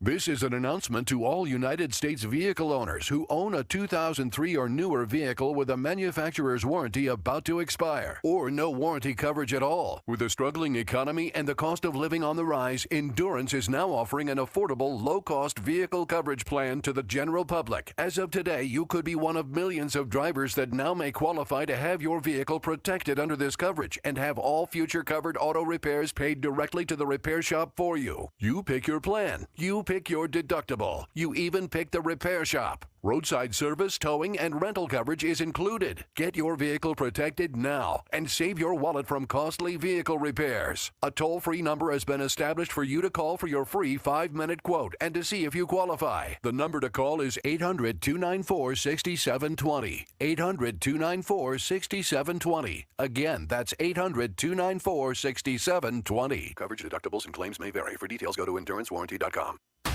Want to buy a vehicle in 60 minutes or less? Purchase your next vehicle in 60 minutes or less at Advantage Chevrolet Bolingbrook, or your first car payment is on them. And every new Chevy comes with the Advantage Plus program. Together, let's drive. Restrictions apply. See dealer for details. Follow Chicago's Home for Sports on Twitter at ESPN 1000. Cap and Jay Hood are back on ESPN Chicago, Chicago's Home for Sports.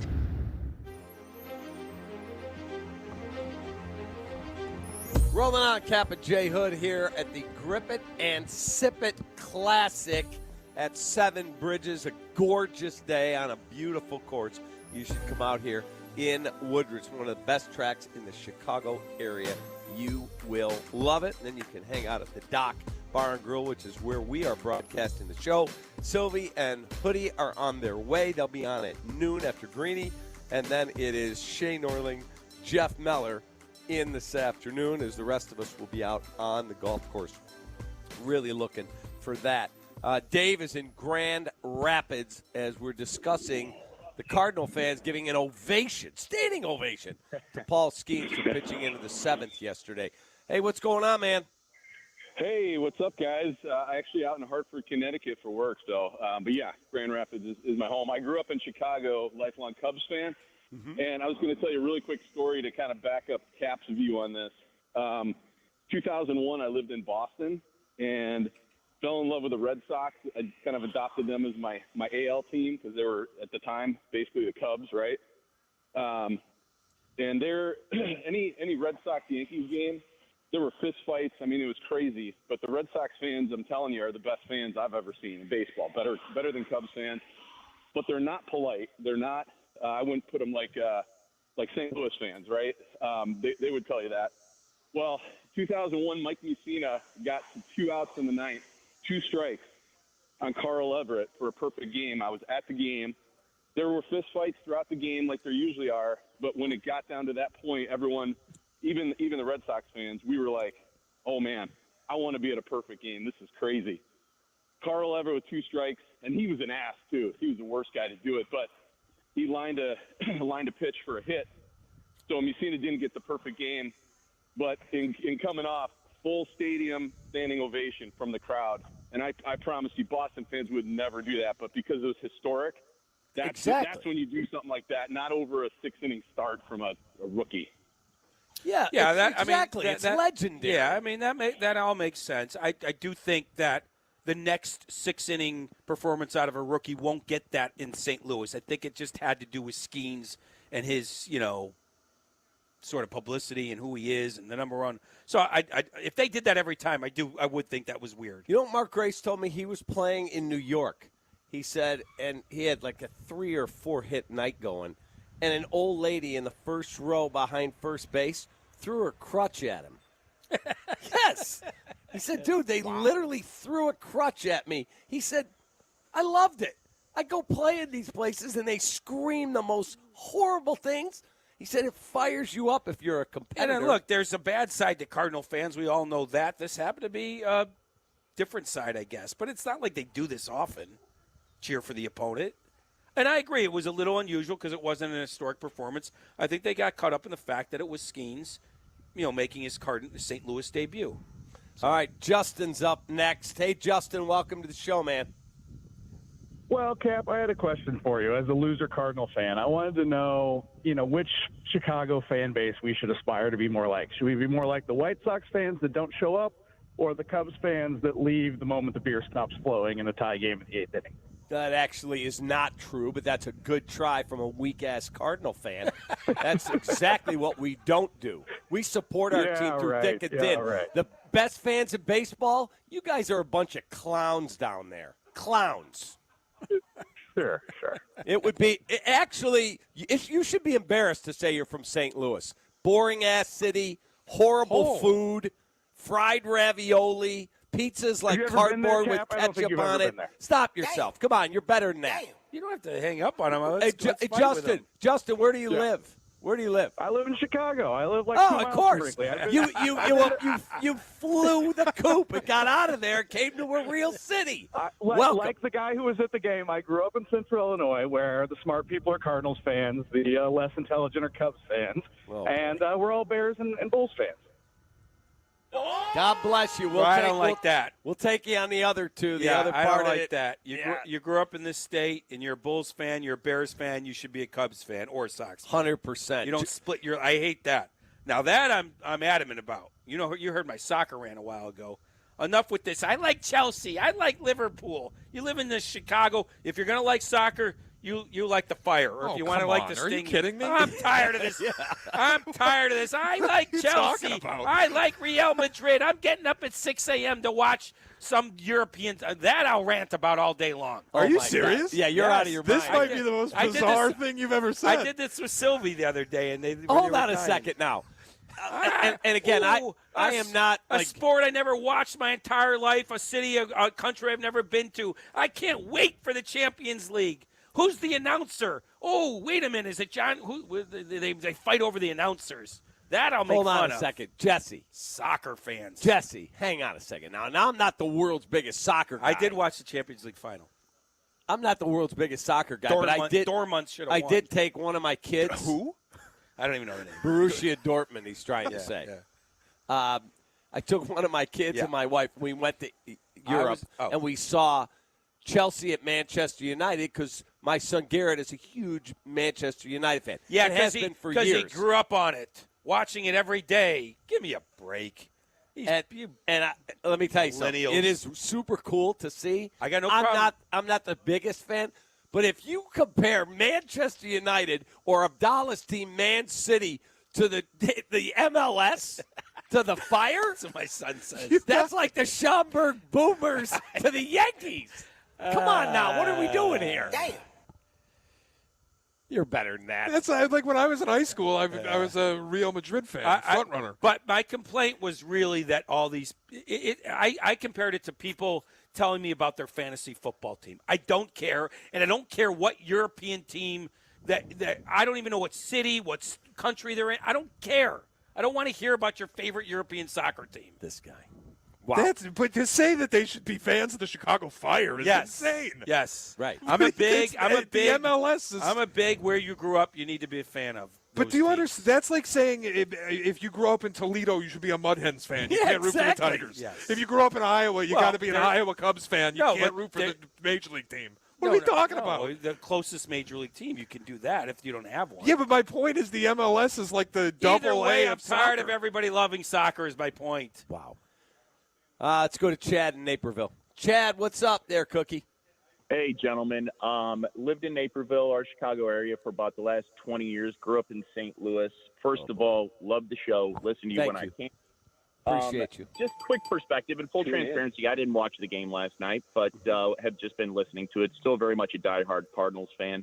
I think my perspective on it, at least the people that I know, and I think the whole classification of any fans of being the best fans in whatever sport that they're in, that's just dumb. Who cares? You root for your team. But at the end of the day, like the people that I know, one, absolutely would applaud as the hit happens because you want your team to hit the ball and have a chance to score. And two, a lot of people I know, too, are going to applaud as the pitcher walks off or as that no-hitter is broken up because of the product of what they were witnessing on the field. And you just appreciate that in general. So just my quick perspective on it. Right, but if it's something legendary, I completely get it. pitching 103 pitches into the 7th, 1 out in the 7th, and we're going to go crazy over him? Yeah, I don't think the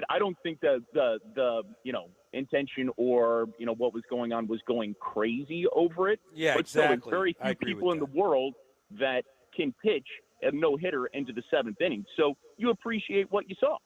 Yeah, I think the first caller we had, have a great day, mentioned it. It wasn't like the whole stadium went nuts. A few people did. The TV showed the one guy flipped, tipping his cap. Big deal. 312-332-3776. More thoughts, more calls, and a fan got a very rude come to Jesus moment, we'll call it, a Major League game last night. We'll be right back. It's Cap and J Hood on Chicago's Home for Sports, ESPN 1000. Watch the show on Twitch. If you could just go ahead and make sure you do that from now on, that would be great. Okay? Follow ESPN 1000 Chicago. Do you miss us? Miss us? Hey, it's Bleck and Abdallah. Check out our new YouTube page, youtube.com/Bleck and Abdallah. New fresh content every single day. Make sure you subscribe. Bleck and Abdallah on YouTube.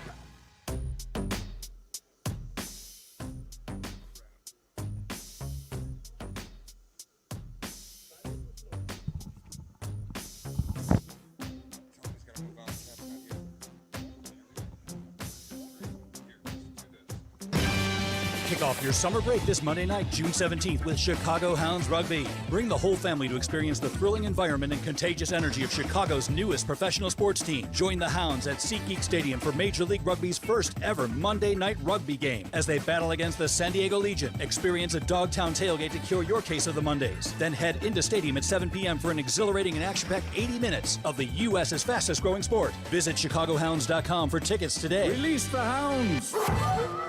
Twin Peaks is the best in the game. Here, the scenic views stick around after the sun sets, and your favorite cocktails keep you company long after overtime. Where else can you unwind with bourbon and late-night bites? Only at Twin Peaks, the #1 sports bar. Introducing Now. Reliable internet with unlimited data for $30 a month, all in. No commitments, no hidden fees. Now that's calming. Like floating on a cloud. But not in a scary way. More like in a, this cloud is made of cotton candy and it's tasty kind of way. Ooh, that's good. Feeling calmer already.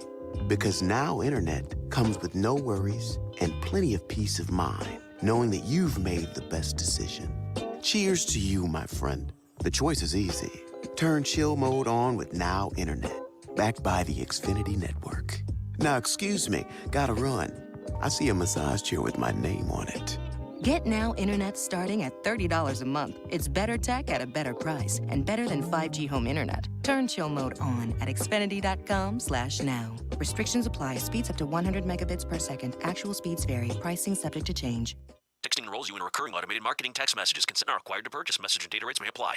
I can't believe this is real. We're finally doing our big fishing trip. This is the year I'm doing everything I've always talked about. Something's different about you. I feel like I'm talking to a whole new man. Between you and me, it's Nugenix Total T that's making the difference. Nugenix, the testosterone booster? Exactly. Turning 40 and lower testosterone made it harder to find the drive and energy for the things that matter, like spending time with family and friends. So I tried Nugenix Total T. That really works. Absolutely. Nugenix is the reason we're finally doing this trip. It's why I have more energy for my family. How do I give Nugenix a try? Send them a text for a complimentary bottle. Text EDGE to 321-321 right now for your complimentary bottle of Nugenix Total T. It's the #1 selling testosterone boosting brand at GNC and Walmart. Do it now and they'll also send you a bottle of Nugenix Thermo X, their newest, most powerful fat burner ever, absolutely free. Text EDGE to 321-321. That's EDGE to 321-321. These statements have not been evaluated by the FDA. This product is not intended to diagnose, treat, cure, or prevent any disease.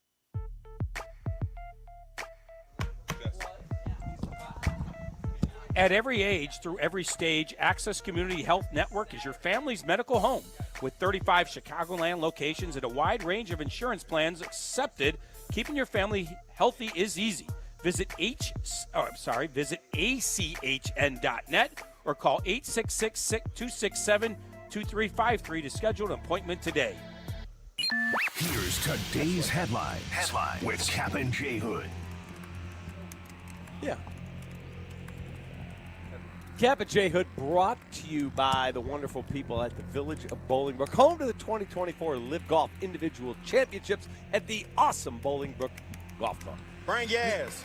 Bring your ass, exactly right. The White Sox fell last night as the bullpen blew a really good 5-inning start in the Major League debut of Drew Thorpe, who went 5 innings, 3 hits, 2 runs, 1 earned. The bullpen, 4 runs worse than any bullpen in all of baseball. 4 over the last 3 weeks. The Cubs bullpen, equally pathetic. They blew a 2-0 lead last night and lost on a walk-off 3-run home run from Brandon Lau. Yep. Brandon, they have a Lowe, too, on their team. Nathaniel Lowe, Brandon Lau. There you go. Cubs and Rays again tonight. White Sox and Mariners, 8 o'clock pregame with Connor, 8:40 first pitch from Safeco Field in Seattle. And the NBA playoffs resume tonight. Dallas Mavericks may have caught a break as Kristaps Porzingis now has been listed as questionable. Luka Doncic says, yeah, he may get an injection, but he'll be ready to go. Play the over, courtesy of the Fat Jack. Ooh, really? Okay. Jay Moore. Oh, and the death of the Loco, Jerry West, died this morning at the age of 86. Jay Moore. Welcome back to Cap and J Hood. You're officially locked in. On Chicago's home for sports, ESPN Chicago. All right, rolling on, 312-332-3776. We've been discussing the Cardinal fans, the best fans in baseball. My ass. They gave a standing ovation last night to Paul Skeens, the hotshot Pirate rookie, for pitching 103 pitches, 6 1/3 innings in a Pirate victory in St. Louis. Keith has a story on why he became a fan of a European soccer team, because this has devolved into Jesse saying if you live in Chicago, you should be a Fire fan and not a European soccer fan, even though Jesse wants you to root for a donkey when we've got Kentucky Derby horses available. That was a little tongue-in-cheek, but yeah, go ahead. Go ahead, Keith. What's on your mind, kid? Good morning, guys. Hope you have a wonderful day on the golf course today. Thank you. So, Jesse, you know, I've heard you rant about this before and before, and I'm just going to, a little history here. I became a Tottenham Hotspur fan in 1994 because the German national team during that World Cup set up their home camp at Hinsdale Central High School. So all during that tournament, you could walk up and watch the entire German national team practice and go through their drills. And I became a fan of a couple players. And then I followed a young man named Jurgen Klinsmann, who would go on to play for Tottenham and end up being the U.S. national team coach. Jurgen Klinsmann coached Team USA. Yep. Hung out at Hinsdale Central High School for a couple weeks in the summer of '94. Now, That's super cool. Wait, this is for the World Cup, you said, before the World Cup? Yeah. And the World Cup was in the States in 94? The World Cup was at Soldier Field, you goof. I don't remember. The opening match. You know, you had a personal connection to him. Yeah, living in Chicago made me a fan of European soccer. So, well, there was a personal connection there. I can live with that. Appreciate the call. These Jesse people was that on the World Tour with Northie at the time. Exactly. I wasn't paying attention to the World. We didn't even mention the World Cup, trust me, in '94. But, you know, there's at least some connection there. You know, some people just randomly pick some European team. Let's go to Brett. He's next. Hey, Brett, 312-332-3776. He's at work. Okay.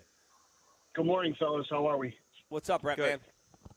Hey, Jesse, I just wanted to know who's your favorite player from the Chicago Fire? I want to know who to root for. I'll wait for you to do that. Karl-Heinz Granitza. That's my favorite player. Cuauhtémoc Blanco. And Messi, I think Messi plays for Miami. So thanks. Thanks. Yeah, Thank you. I get Brett. it. Well said, buddy. Again, that part's the tongue-in-cheek. Mostly, I want to make this clear. I was ranting that just people talk about their European soccer team in a way that reminds me of them talking about their fantasy football team. Because it's watchable. I just don't care. It is much more watchable. Yes. And I guarantee Abdallah is a huge City fan, right? Yeah.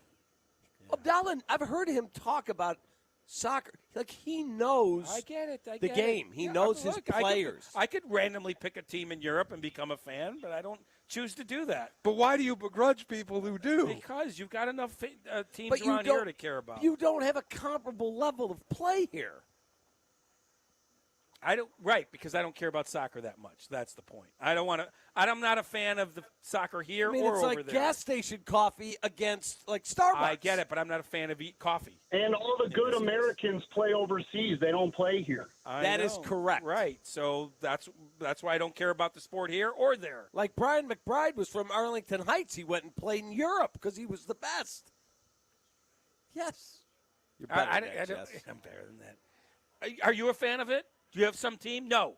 I root for Man U just because my son does. Oh, my God. I went. Let me tell you something right now. Like, Cubs Sox is cool, great environment. I was there last week like you. Cardinals Cubs will be cool this week. I went to Manchester United versus Chelsea.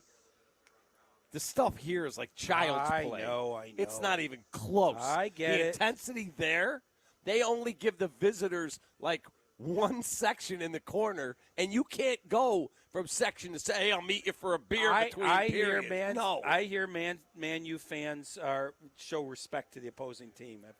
Oh, my God. Not this again. They're standing over. And you know, so we, like, goofy American tourists, me, Mindy, Garrett. That's we're the over definition of goofy right there. there. So we're in London. We take the train to Manchester Saturday morning. The game is Sunday. We go to the Manchester United, like, authentic team shop. Super cool. I mean, it's huge. We go in there. We get sweatshirts and warm jackets because it was freezing cold. And then we're wearing some of the gear, like, later that day. We go to this bar because Garrett's a beer guy. I'm not. My wife and my son are. We go to this bar. We sit down. I've got, like, a red Man U jacket on it. And this couple comes over. They sit down. They're like, you guys from America? Yep. He said, we're from Canada. We're season ticket holders to Manchester United. I said, well, shouldn't you be representing? Where's some gear? He's like, first of all, he goes, you picked a great place to come. This is the best beer bar in the area here. You're in a city area. You do not wear Man U gear here. You could seriously get jumped. I'm like, what? He's like, they don't mess around here. City fans do not like you guys. We don't wear gear to the games either. I'm stuck on the fact you said they were from Canada. Were they living in Canada? No, yeah, he's a police officer in Canada. But they're a season ticket holder? Flies to every game. God, his family has had him for like 50 years. Thanks. He said that does sound awful. Just go to a Blue Jay game. He and his wife fly from Toronto to Manchester for every home game. You could get Raptors and Blue Jays season tickets for the price of the season tickets to Manchester and the flights. You could stay in the Rogers Center Hotel if you wanted to. That's insane. I'm with Jesse on this. That's crazy. Yeah. That's Looney Tunes. He knew every fact. He grew up on it. His family's had him. And he's like, don't wear the stuff out. And we did. We were like, oh, sorry.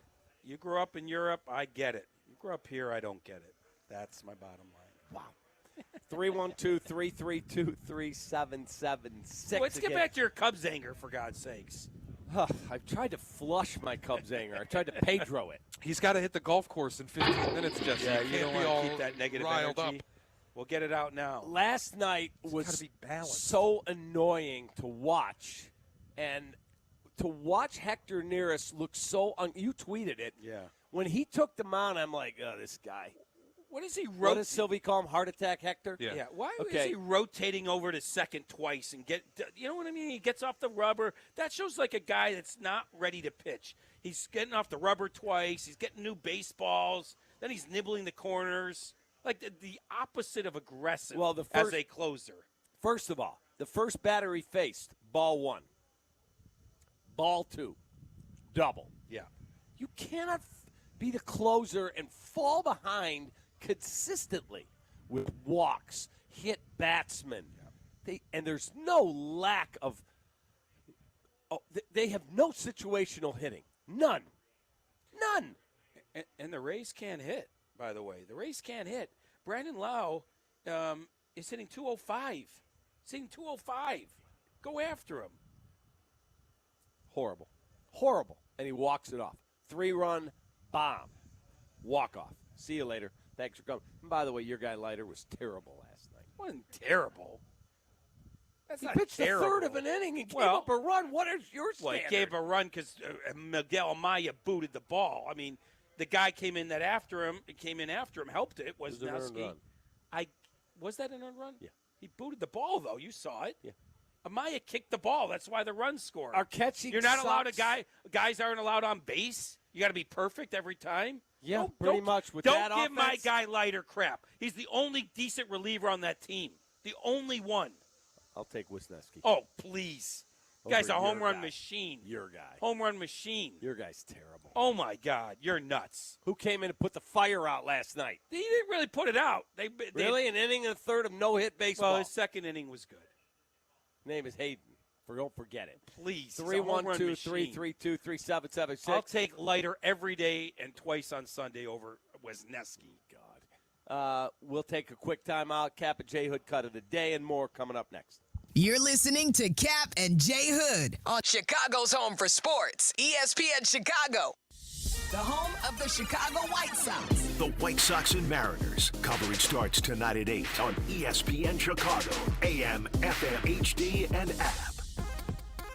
Experience the difference a good night's sleep can make. Say farewell to restless nights and great, refreshing mornings with Sinus and Snoring MD. I visited Sinus and Snoring MD for personalized expert diagnosis and treatment by ENT specialists, and I'm so glad that I did. Don't let snoring and sinus issues hold you back. Seize control of your sleep and breathe better. Your journey to better sleep begins at SinusandSnoringMD.com. J-Board. Hey, fellas, feeling a bit like Clark Kent when you'd rather be Superman? Well, say hello to BlueChew.com, the chewable tablets that turn oh no into oh hell yes. Blue Chew delivers the same active ingredients as Viagra and Cialis, but in a form that's easy to chew and gets you ready to go when the mood is right.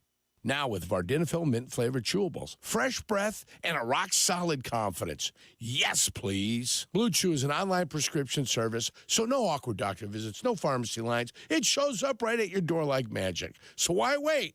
Take control of your sex life like I did with Blue Chew. Because who doesn't want to be a bedroom superhero? Here's a special treat for you guys from The Good Kid. Try Blue Chew free with code ESPN at checkout. Just pay $5 for shipping. That's BlueChew.com, promo code ESPN to receive your first month free. That's BlueChew.com. Like The Good Kid always says, chew it and do it. What's up? It's Jay Hood. Visit Hollywood Casino Aurora this summer for exciting live sports action. We've got the biggest screens around, and ESPN Bet is live in Illinois. Plus, Penn Play Rewards members can win up to $500 Penn Cash every week. Visit PennPlaySports.com/cover5 today and register for your chance to play and win. Not a member? Get the Penn Play app today. Hollywood Casino Aurora is your live sports headquarters. Bring your crew for all the action. Must be 21 years or older to gamble and enter the casino. Gambling problem? Call 1-800-GAMBLER or text GAMB to 833-234. Feel the boom Father's Day weekend. What better way to spend Father's Day than at beautiful Wintrust Field? Friday night, June 14th is Princess Night, plus post-game fireworks. Saturday, June 15th is Alzheimer's Awareness Night and another great fireworks show. Father's Day features a special 1 p.m. game where the first 1,500 fans receive a Schaumburg Boomers baseball cap thanks to Illinois Bone and Joint Institute. Get tickets and more information at boomersbaseball.com. Feel the boom. This Father's Day, the Home Depot has same-day delivery on the perfect gift to help Dad be everything he can be. Because your dad is more than just a dad. He's groundskeeper of the yard, the perfecter of the patio, and the cleaner of the clippings. Let the Home Depot help power Dad's doing with the convenience and gas-like power of Milwaukee cordless outdoor tools. Plus, get up to $150 off select Milwaukee tools. For everything Dad is, find the perfect gift at the Home Depot. How doers get more done. Order select and stock items by 4 p.m. subject to availability. Small business owners, we know tackling your to-do list can sometimes feel like going 12 rounds against a heavyweight champ. Except that heavyweight's gloves are made of something hard, like diamonds. So when a new to-do pops up, you're like, I can't. I'm boxing my diamond boxing glove-wearing heavyweight champ of a to-do list. At Progressive, we don't want to make your day any harder. That's why we make it easy with over 30 customizable coverage options, so you can finally land a knockout blow. See if you can save on business insurance in as little as 7 minutes at ProgressiveCommercial.com. Progressive Casualty Insurance Company. Coverage provided and serviced by affiliated and third-party insurers. Welcome back to Cap and J Hood on Chicago's Home for Sports, ESPN Chicago. All right, time for the classic cut of the day, brought to you by our great partners at Chicago Cut Steakhouse. Chicago Cut Steakhouse is on LaSalle, north side of Chicago River. It's free.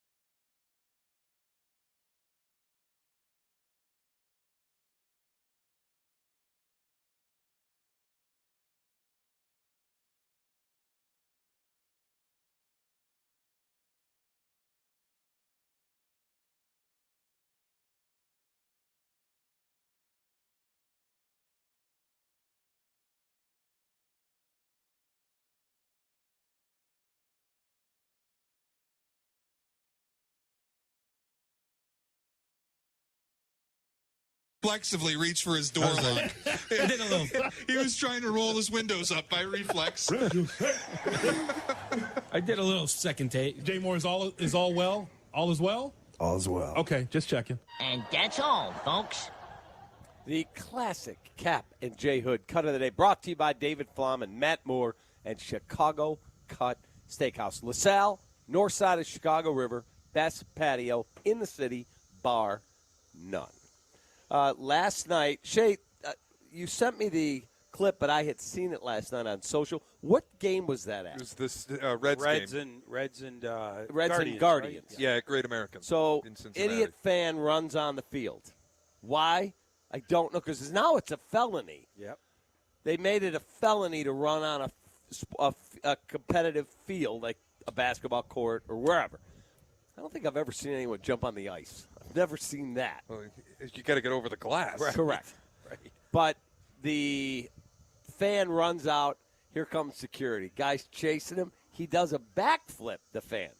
Doesn't know security's right behind him. The security guy has come up behind him. He does the backflip, which must have been like, I'll go out there and do a backflip.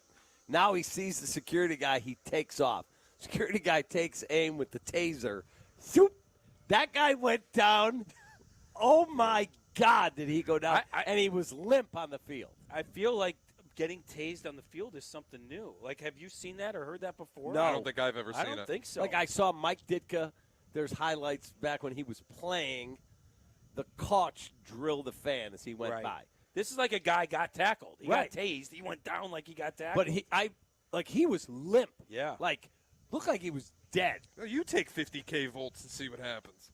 Talk No about it. shot. Talk about I a will deterrence. pass. I will that absolutely video pass. is a deterrent. Like, one thing to get tackled, like literally, but to be tased, different story. That's a fine, by the way.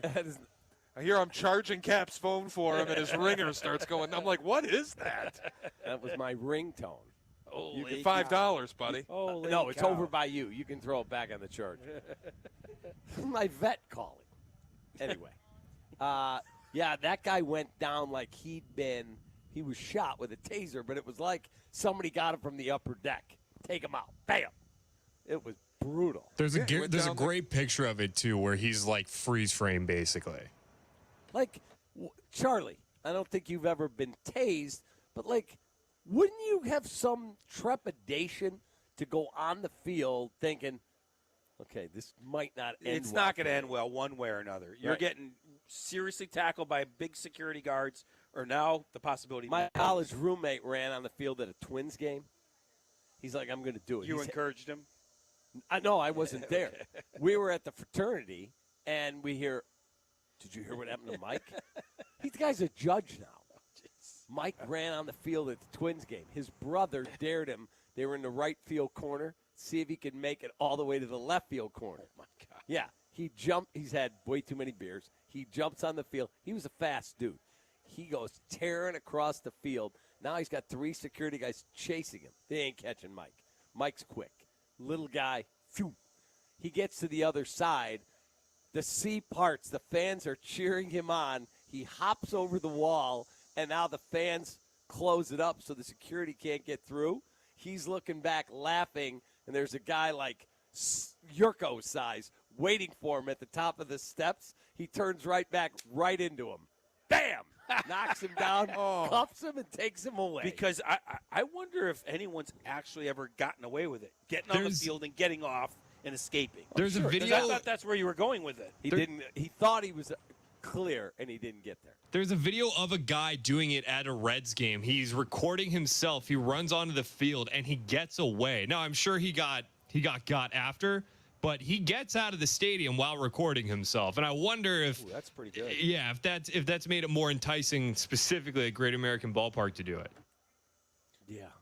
It's the challenge is what it is. It's if somebody dares you, can you get across the entire field, get back into the stands, and get out of the stadium before you get caught? The challenge of doing it is enticing. Right. They go, I did it. It's like seeing if you can escape Alcatraz. It's just the tasing part I don't like. Well, yeah, that's terrifying. That's the best deterrent. Yeah, right. Oh, God, I can't. No, thank you. Good seeing you, Cap. You too, man. I'll talk Enjoyed to you it. soon. Yep. Congrats on your move. Thank you. Good luck. Do what your wife Good luck says today. now. Yeah, I know. Tracy's, Pretty much been Tracy's that way the for boss. 2 weeks. Shay, Jay Moore, Charlie, everybody out here. Grip It and Sip It is underway. We'll have a lot of fun. You got Hoodie and Sylvie, Shay and Meller.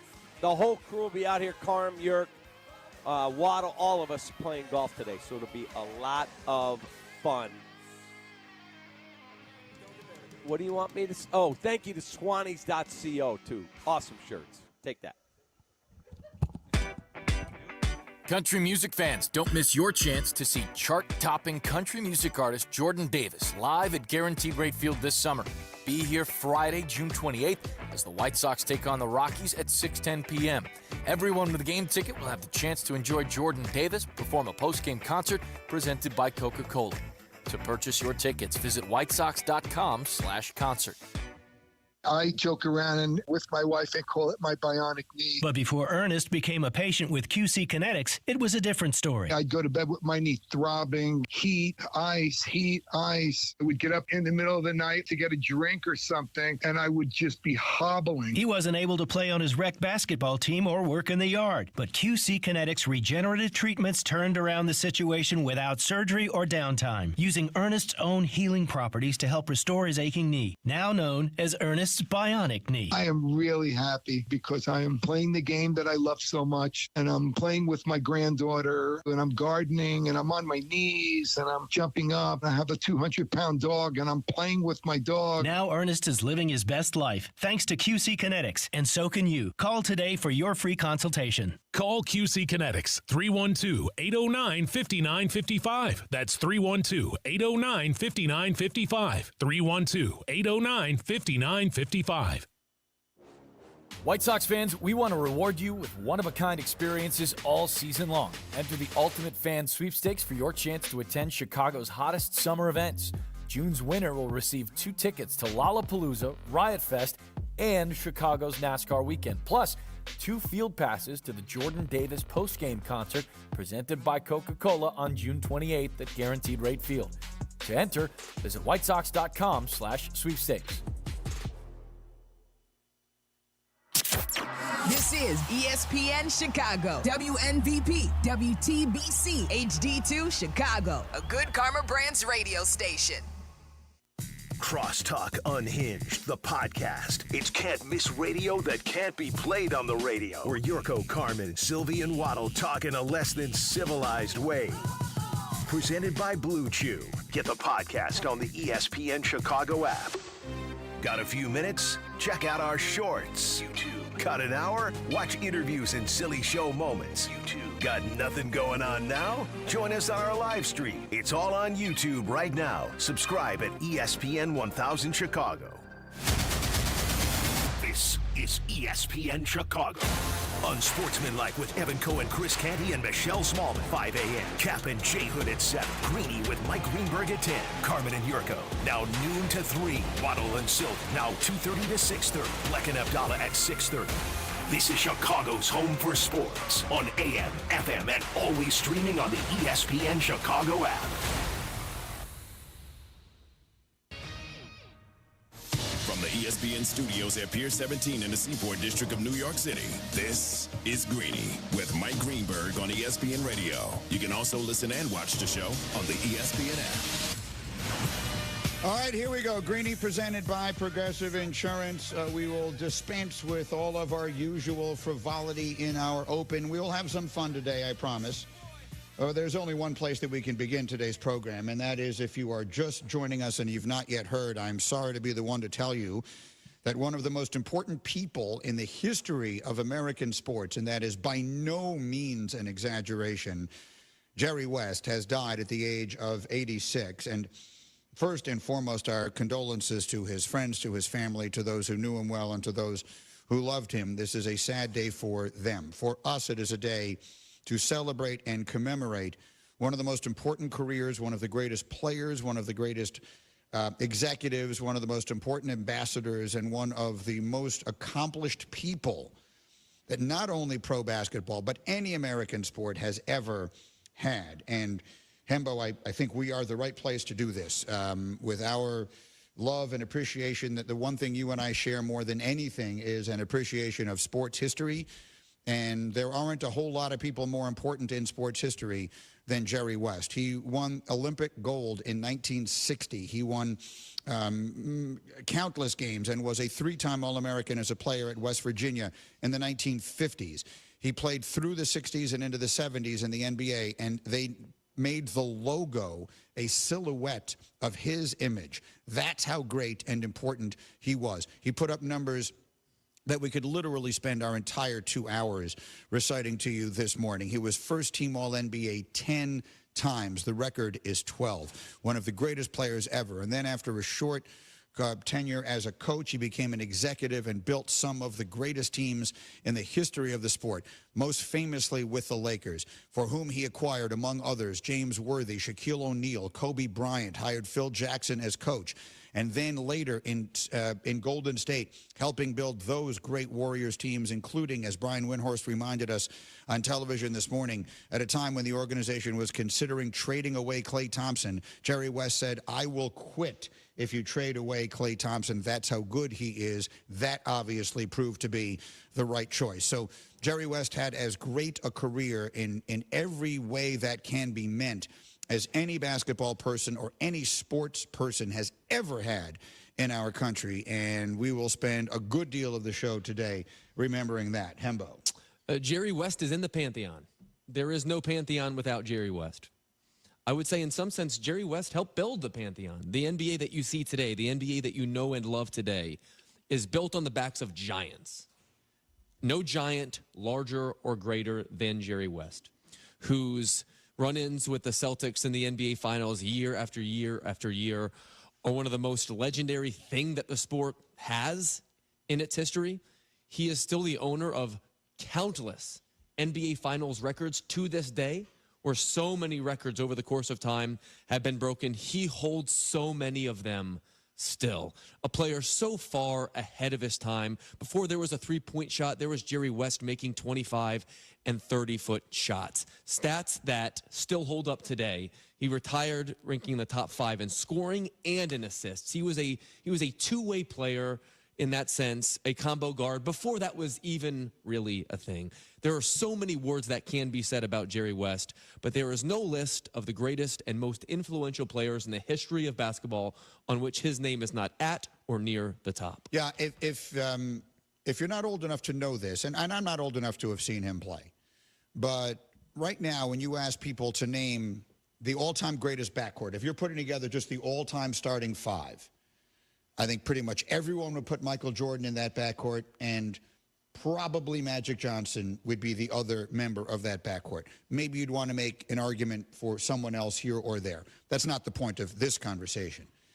When I was a child and I learned about the sport, particularly from my dad, but also just from reading book after book, I think it would have been universally acknowledged that the all-time greatest backcourt would have been Oscar Robertson and Jerry West. That would have been the two greatest guards that had ever played to that point. And I don't think practically any basketball observer of any knowledge whatsoever would have disagreed with that. That's the Jerry West is right there with Bill Russell, Wilt Chamberlain, Oscar Robertson, that group of the greatest players in the history of the sport that, to your point, built the sport. They laid the foundation for what would follow. And to some degree, you could say Kareem Abdul-Jabbar sort of helped usher it forward. And then Magic and Larry came, and everything changed. And the NBA has become something entirely different from what it was prior to that. And Michael Jordan came along and took it to unprecedented heights, and we've seen all the things that have happened since then. But all that started with a foundation. Everything begins, when you build any sort of structure, it begins with building a solid foundation. And if you were to put a name on that foundation, you would do as well by putting the name Jerry West on it as you would practically any other name. You want just to read through a bunch of stuff you gave me in this packet? I mean, so Hembo handed me a packet of information that was last updated in 2020, but all of the playing stats are obviously going to be current. So in Jerry West's life, he appeared between his time as a player and an executive in 17 NBA finals. 17 NBA finals, 9 of those as a player. He was a 3-time All-America at West Virginia. He was the most outstanding player in the Final Four in 1959, even though West Virginia lost in the championship game. He was the second pick in the draft. He was a 14-time All-Star in his 14 NBA seasons. His team has made the playoffs in each of his 14 seasons. He was the NBA Finals MVP in 1969. He remains the only player to win that award from a losing team. He won 1 championship, 71-72 with the Lakers. He was inducted into the Hall of Fame in 1980.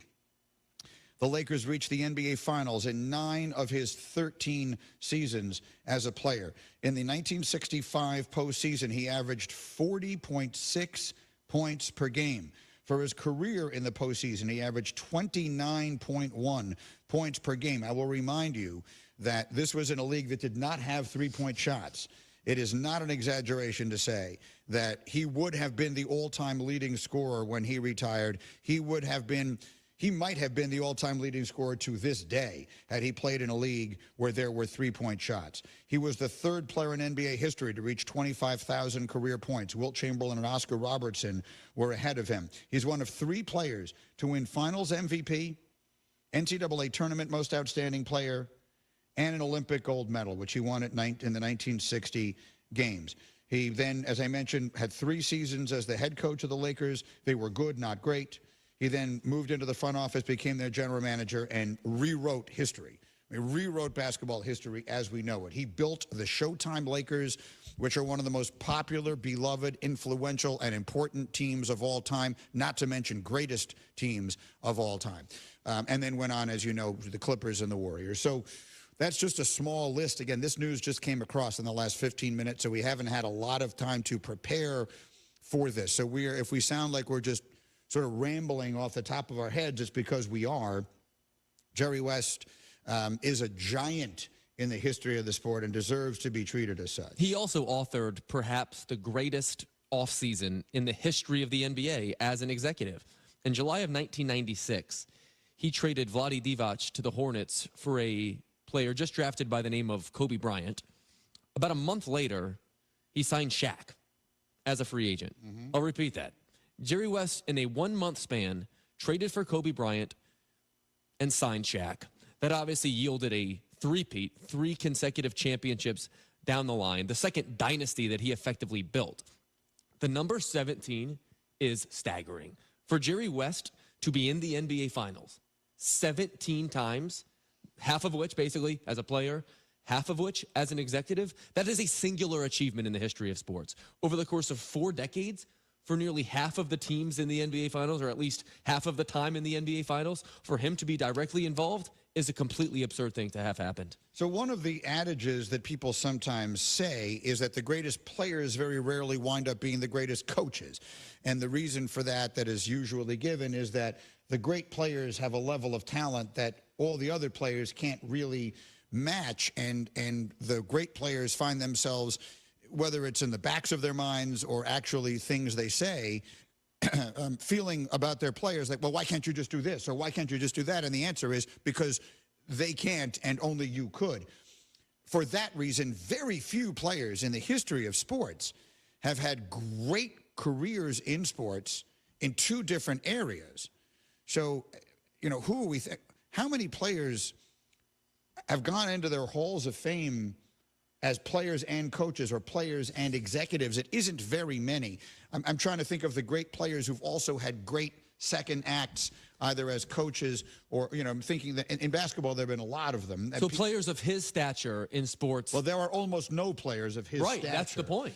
But if you think about Hall of Fame, if you're just going to take Hall of Fame as the stature, like Lenny Wilkens was a Hall of Fame player and a Hall of Fame coach, something like that. There are very, very few of those. Mike Ditka? That's exactly who I was thinking of if we're going to go to other sports. Ditka won well over 100 games as a coach and is in the Hall of Fame, was the first tight end inducted into the Hall of Fame as a player.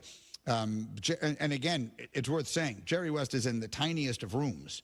Like if you believe, as I do, that there are different rooms in the Hall of Fame and the more exclusive they get, the smaller they get. I mean, just to be a Hall of Famer is one of the great, if not the greatest accomplishment that an athlete can have in any sport. But even within that, there are levels to it, and you start working your way down. Whatever the smallest room is in the Basketball Hall of Fame, he's in it. He's in that room. Doesn't matter how small it is. You cannot make a room of the most elite basketball people without putting him in. No, you said that perfectly. You said that absolutely perfectly, because there aren't 5 people. You can't count on one hand the number of people that have had a greater impact on the sport of basketball that have ever lived than Jerry West. One of the, we'll call him dozen greatest players of all time, one of the very best guards that ever lived, and as an executive, as we just articulated, a team architect that is practically peerless in the history of the sport. Had he only played, had he only built teams, we would consider him an all-time great, and we'd be talking about him in the same way this morning upon his death. But the fact that he did both makes him a singular figure in the history of sports. You know, it's interesting. What year did he get Kobe and Shaq? 96. Because he was the NBA Executive of the Year twice in his career, 95 and 2004. So in a year in which he added Kobe Bryant and Shaquille O'Neal to the Lakers roster, he did not wind up winning Executive of the Year. Now, they didn't have immediate success. You'll remember Kobe was coming right out of high school, but that's a digression. Obviously, he was an 8-time NBA champion executive, 80, 82, 85, 87, 88, 2000. Those are all Lakers. 15 and 17, those are Warriors. Wow. I just feel a need to sort of take a breath and try and figure out how to organize my thoughts, because this is like this is no, you don't know anyone for whom this stuff is more important than it is for me. Like I love this, genuinely love this stuff. Not the passing of all-time greats, but talking about all-time greats. I would much rather talk about Jerry West than, not in this context, of course, but then talk about practically anything else. And the thought that did go through my mind is, boy, Jerry West and Bill Walton in the same couple of weeks here. That's tough. And by the way, I mean, tough losses. I'm not a big, like, fate of the universe person, and I don't mean to be morbid, but I mean, Jerry West would die during the NBA Finals. I mean, this is the time to celebrate him more than anything else. And tonight in Dallas, there will absolutely be a celebration of life. I'm sure the NBA is working hard already to ensure that they honor his legacy appropriately, and that's, honestly, is kind of fitting. Jerry West is the NBA Finals. To this day, he holds the record for 20-point games, for 25-point games, for 30-point games, and for 40-point games in the NBA Finals.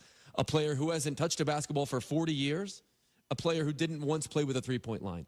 Jerry West is as synonymous with the league and with the league's most important thing, of course, its championship series, as anyone ever. And my earnest hope, of course, is that we can appreciate today him today in the fullest, and I'm sure the NBA has a lot planned for the events tonight. Yeah, here's what I don't know is if this is something that people knew was coming. Like, I certainly did not. My point is I don't know if the NBA has had time, has been aware this was a possibility and thus had, the moment of silence and all those sorts of things go without saying. And they don't have to put a patch on the uniform because he's already the logo. I don't mean to sound cheeky, but he is already on he is already on every NBA uniform and has been for decades. Look, rest in peace, Jerry West. We will take a quick break here. We'll regroup. We'll do other stuff today as well, but we will spend plenty of this morning remembering one of the most important, literally one of the most accomplished people in the history of American sports. That's as we roll on today. It's Greeny on ESPN Radio. Hey, are you having a hard time dealing with high-interest credit card debt? It's normal, and a SoFi personal loan could help you save thousands by consolidating your DEBT to one low fixed monthly payment. You could get $5,000 to $100,000 as soon as the same day you sign, with no fees required. It only takes 60 seconds to view your rate, and it won't affect your credit score. View your rate at SoFi.com/paid-off. Loans originated by SoFi Bank N.A. Member FDIC. Terms and conditions at SoFi.com/paid-off. NMLS 696891.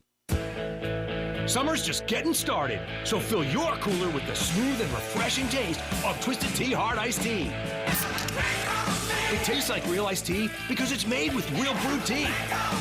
And with a 5% kick of alcohol, Twisted Tea is perfect for the beach, the lake, or wherever you're hanging out and day drinking with your friends. Look for the bright yellow cans. Twisted Tea Hard Iced Tea. Keep it twisted. Twisted Tea Brewing Company, Cincinnati, Ohio. Please drink responsibly. Golfers, go north to Wisconsin and experience the Club at Lac La Belle, voted a top 10 most fun golf course in the country by Golf Digest. The Club at Lac La Belle is now accepting tee times. Take advantage of same-day replay rates. The Club at Lac La Belle is at the heart of the Wisconsin Golf Trail, featuring a majestic, redesigned course and beautiful clubhouse. Schedule your tee time now at theclubatlaclabelle.com. A historic past meets a vibrant future. Go to theclubatlaclabelle.com to start your journey. Get bonus days to save during Window Nation's semi-annual sale now through June 30th. Get 50% off all windows along with no interest for 5 full years, plus a bonus 10% savings when you schedule an estimate at 866-90Nation or windownation.com. Where can living well take you? Well, anywhere you want.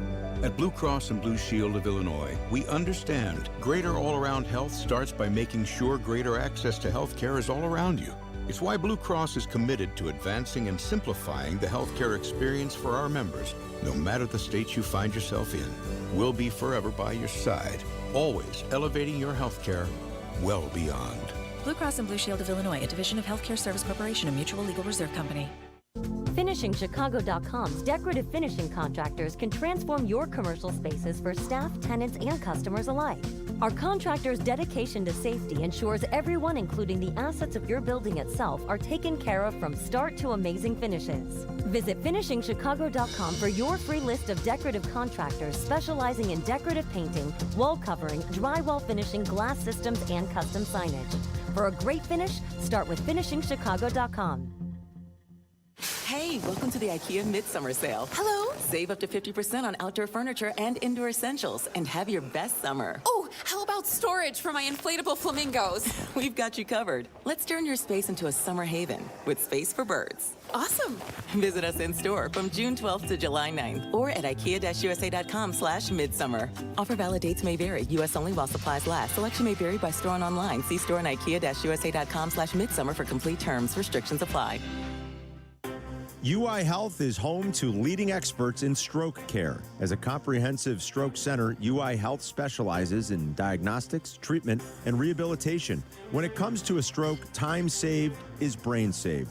And the UI Health stroke team is dedicated to rapid consultation and 24/7 care. Always remember to be fast at the first sign of a stroke and get emergency care. To learn more about the signs and symptoms of a stroke, visit stroke.uihealth.care.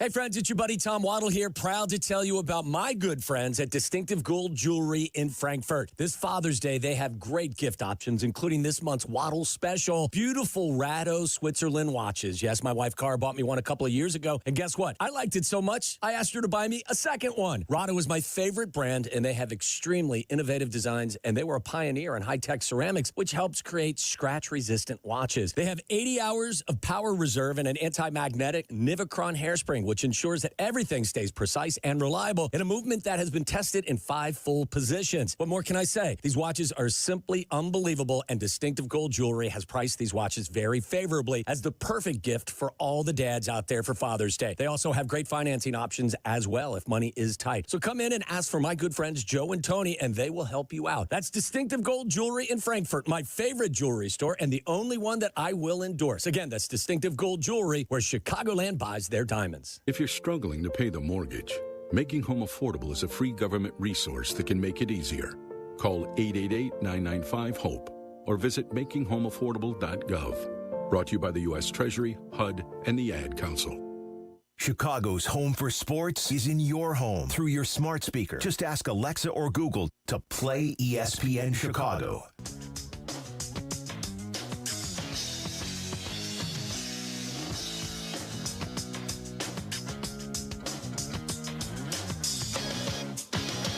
Country roads take me home to the place. All right, Greeny, with you here on ESPN Radio. We're presented by Progressive Insurance. Let me take some business here. We got Game 3 tonight of the NBA Finals on ESPN Radio, presented by Indeed. Coverage begins 7:30 Eastern on most of these ESPN radio stations. We're presented by Progressive Insurance. Bundle home and auto and save. Visit progressive.com. The music, John Denver, another of the most beloved sons of the state of West Virginia.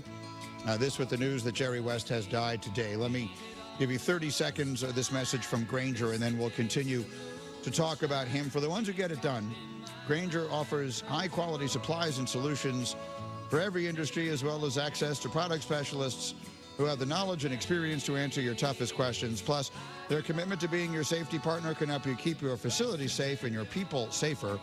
Call clickgrainger.com or just stop by. So Jerry West has died at the age of 86, and you know, we used to have a thing we used to say on the old show where when someone dies, obviously it is a sad occasion.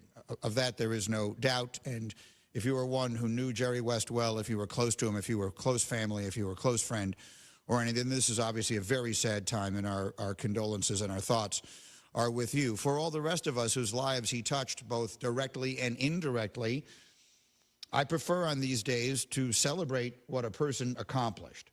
You can't do a whole lot more in something that obviously meant everything in the world to you than Jerry West did in basketball. And I'm just looking at the television portion of our screen says the silhouette of West is the NBA logo.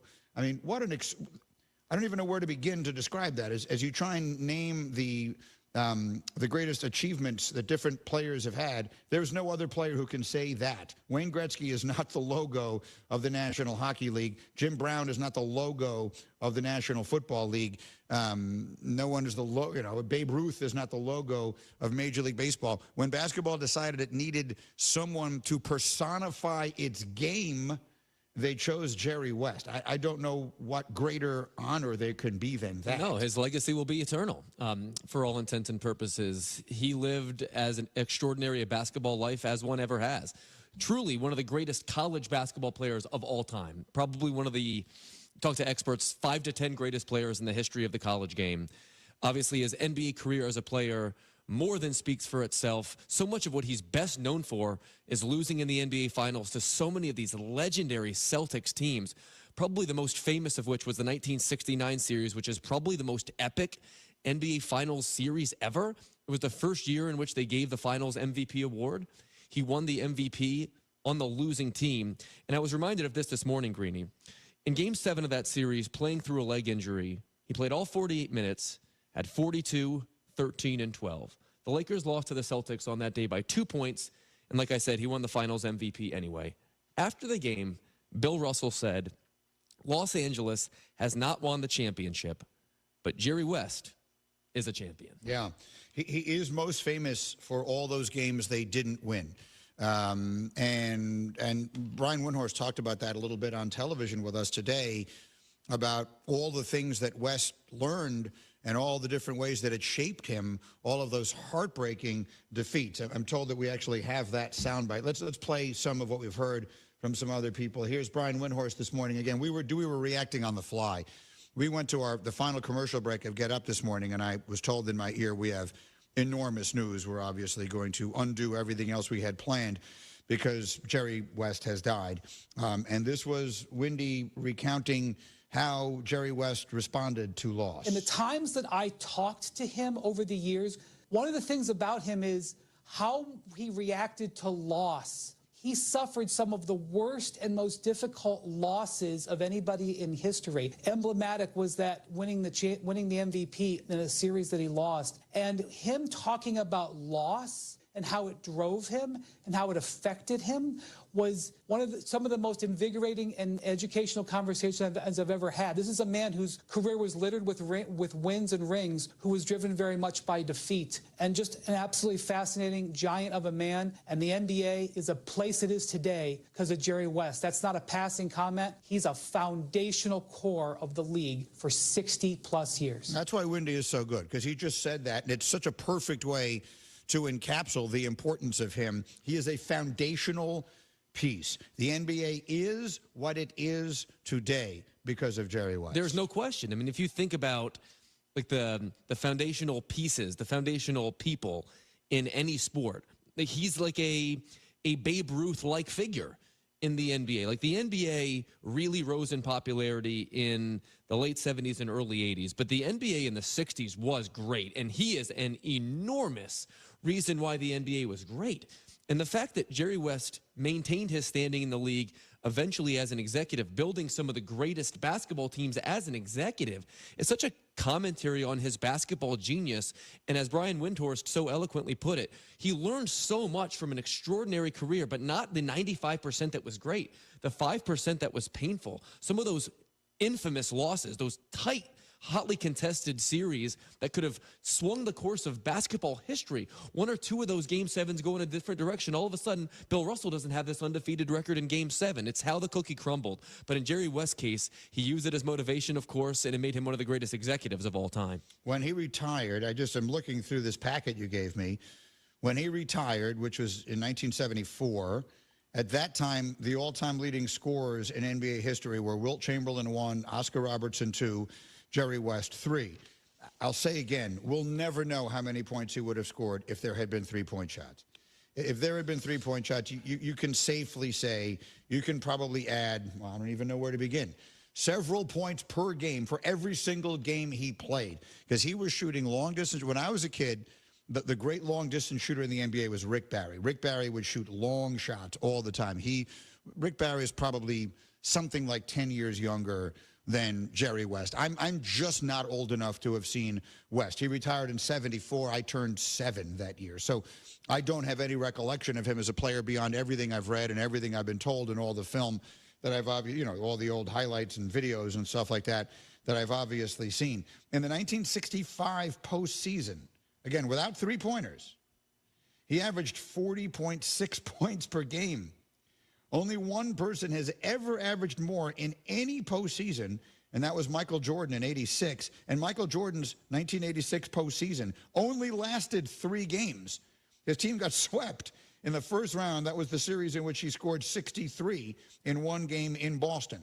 So if you have to have played a minimum of 4 games in a postseason, if we made that the minimum, Jerry West would have the highest points per game average in any postseason in NBA history. I am looking at the players with the highest scoring average in the history of the NBA at the time in which they added the three-point line. And the list is as follows. Wilt Chamberlain 1, center. Kareem 2, center.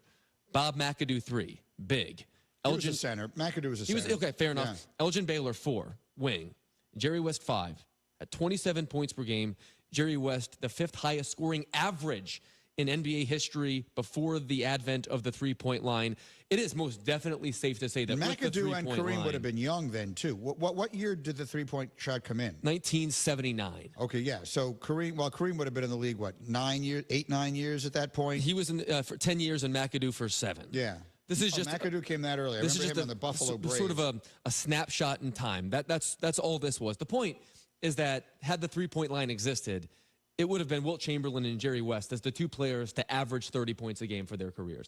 Of that, there's no question. If you go to YouTube, if you watch right now on the ESPN app, the clips that we're showing you, like the jump shot is pure. It's clean. It's from deep. I mean, he looks like a player that would be traversing an NBA floor right this second. I mean, the game is He'd not be years, dominating right now. He would be phenomenal. Because he was doing what he was doing at his size. What was he listed at? Jerry West listed at 6'3". Well, he looks taller. Yeah, he Doesn't does. You look at the video, maybe guys just weren't as tall then. He looks taller. He played taller than And it was also like Steph Curry at 6'3" is very lean. Like Jerry West, like for at that time especially, like you're taken by how muscular he is, how built he is in relation to so many of the other plumbers and firemen, as J.J. Redick might put it. But he's an imposing figure. Like on an NBA floor, as you're watching these highlights, he is an imposing and impressive figure. And again, none of these things are happening with a three-point shot. It's clean, it's pure. It's the kind of game that would have translated in literally any decade in the history of the NBA. Look how different the floor looks without the three-point line.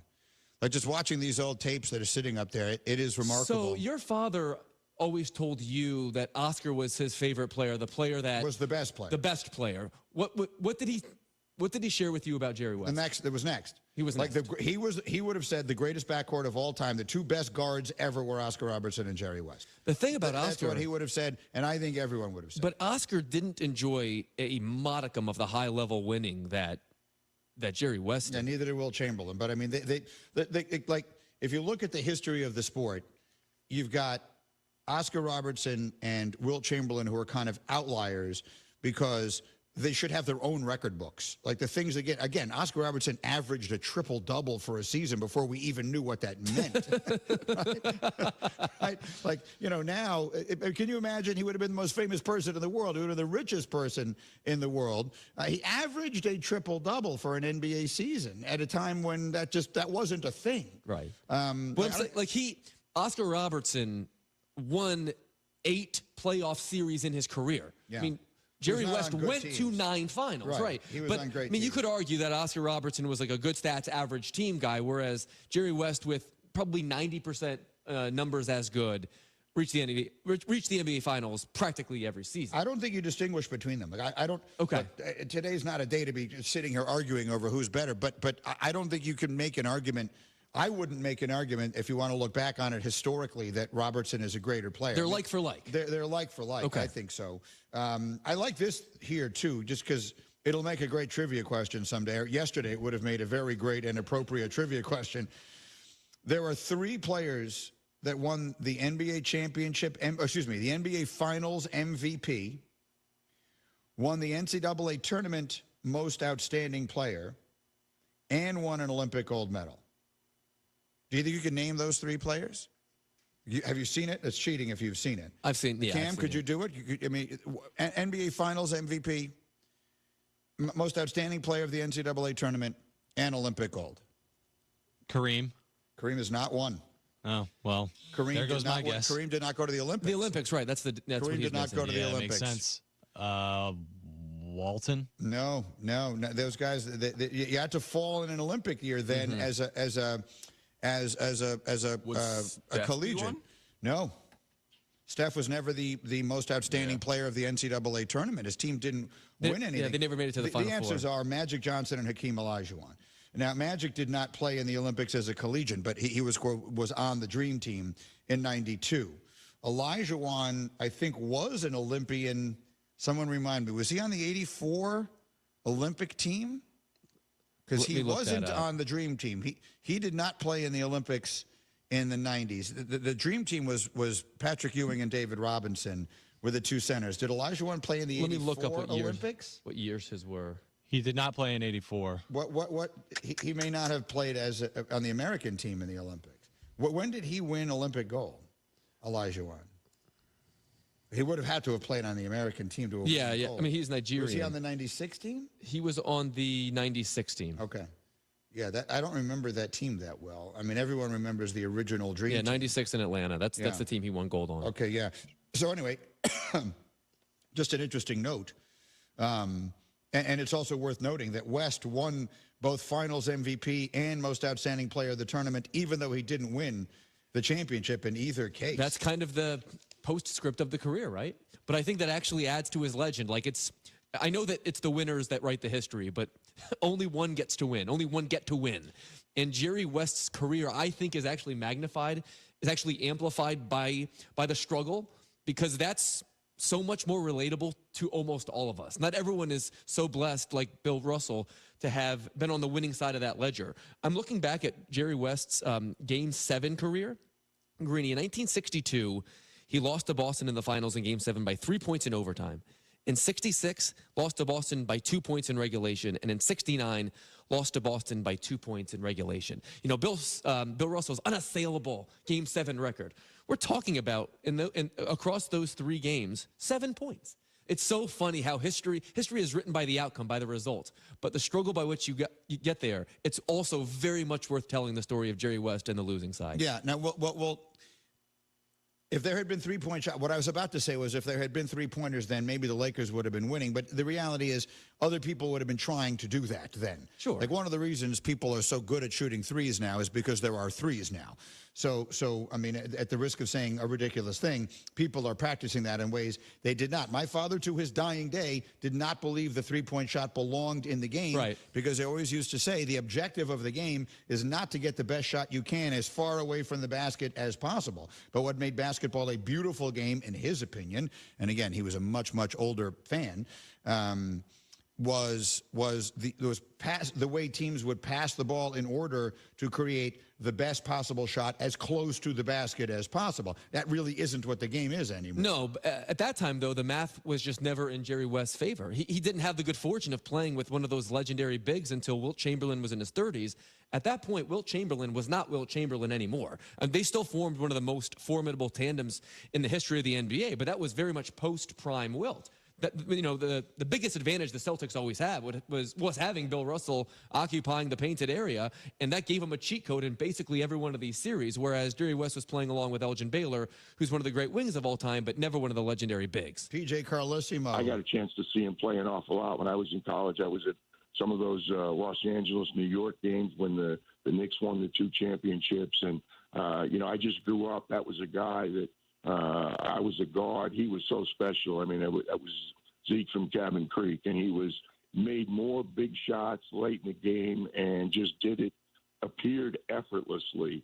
What a great player he was, and what a great administrator in the league for a lot of years. And you know, I was lucky enough to get to know the man, but I mean, he was really special. And you know, the fact that, I mean, we called him the logo for so many years, and it was true. He was that important, and you're talking literally one of the best to ever play the game. He was unquestionably one of the best to ever play the game. You can't. I mean, it's almost not saying. You know, PJ is exactly the right person. You know who I'm thinking of today is Walt Frazier. That's the person you want to hear from today, because that's who he went against in those 2 finals.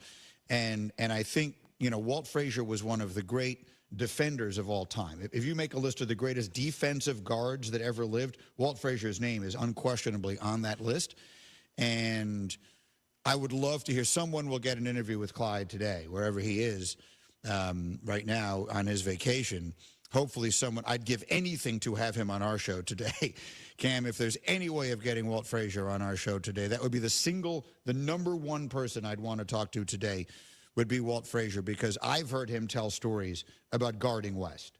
And he would be, I think in that era, he would be considered like the greatest defense, in the way that whoever we want to say was the greatest defender Jordan ever faced, you know, like Gary Payton or Joe Dumars or whatever it is. I think Clyde would have been that with Jerry West. And I would love to hear from Clyde today. If there's any way we could get him on the phone, I would be out of my mind. Anyway, again, our business this morning, we're live from the Heineken River Deck at Pier 17. We're presented by Progressive Insurance. Progressive makes bundling easy and affordable. Get a multi-policy discount by combining your motorcycle, RV, boat, ATV, and more.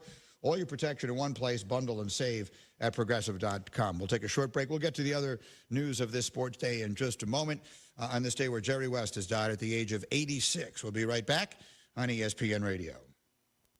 It's a mystery where Old Spice finds its amazing scents like Himalayan sea salt, but I'm thrilled they have because no other body wash exfoliates and moisturizes 24/7 like Old Spice Gentleman's Himalayan sea salt body wash. Now, if only there was a mountain range separating the Indian subcontinent from the Tibetan plateau where I could hide my Old Spice and keep my family from stealing it, my impossibly smooth skin will finally be safe. Robert Half research indicates 9 out of 10 hiring managers are having difficulty hiring. If you have open roles, chances are you're feeling this too. That's why you need Robert Half.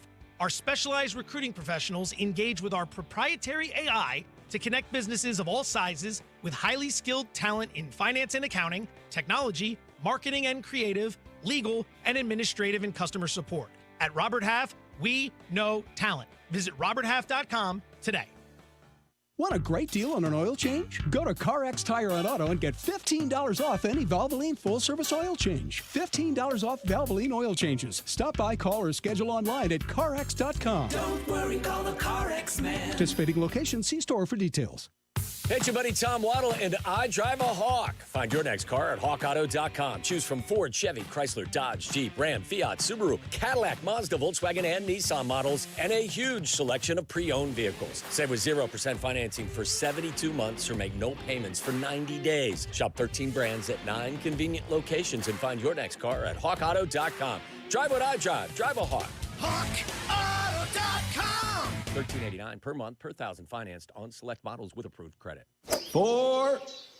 Yes, the dreaded slice. Time for a little practice.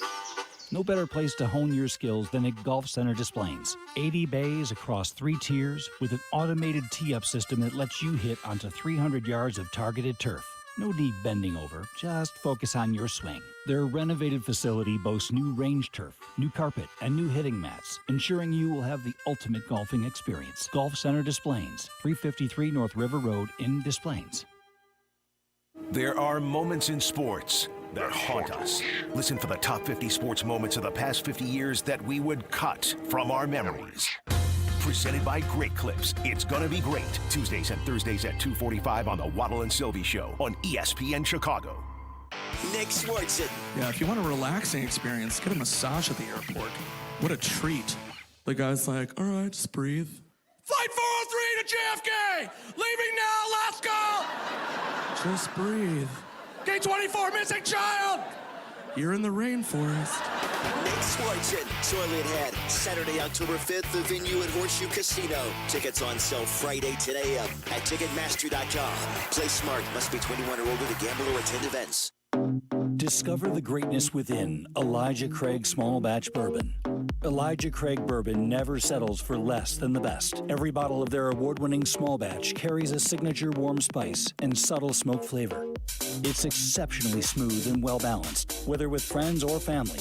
Drink it neat, on the rocks, or in an old-fashioned. Enjoy the greatness within. Elijah Craig Kentucky Straight Bourbon Whiskey, Bardstown, Kentucky. 47% alcohol by volume. Elijah Craig reminds you to drink wisely. This is a Bears town. We worship great defense. We appreciate frigid temperatures when our 11 are battling their 11 on the lakefront in January. We love a helmet with a chunk of fresh turf lodged in it. This is a Bears town. And we are the new home of the Bears. ESPN Chicago. When I have an asthma attack, I feel scared. It's like tiny nails in the air poke my lungs. I start to cough. Sometimes my parents have to take me to the hospital. Today, 1 out of 13 children suffer from some form of asthma, accounting for nearly 1/3 of all emergency room visits. I feel like I'm choking. It's kind of like an elephant is on my chest. A little whistle sound comes out when I breathe. But while your child may suffer from asthma, asthma doesn't have to make your child suffer. There are simple ways you can prevent your child's next attack. To learn more, log on to www.noattacks.org or call your doctor, because even one attack is one too many. I feel like a fish with no water. Brought to you by the EPA, the Ad Council, and this station. Childhood should be the happiest time of life, but for many children living in poverty with blindness, facial deformities, and other crippling conditions, it's riddled with pain, rejection, shame, and isolation. At Mercy Ships, we're answering the cries of some of the world's most forgotten children and adults through free, life-changing surgeries that turn despair into hope. These once heartbroken boys and girls, and many men and women too, are now restored, accepted, and on their way to a life of opportunity and joy. No one can change the world on their own, but together we can transform it by restoring hope to one person, one child at a time. Volunteers from your community and around the globe are bringing life-changing healing and hope to the forgotten poor. To learn how you too can help change the world, one child at a time, go to mercyships.org today. Waddle and Sylvie, now weekdays 2:30 to 6:30 on ESPN Chicago.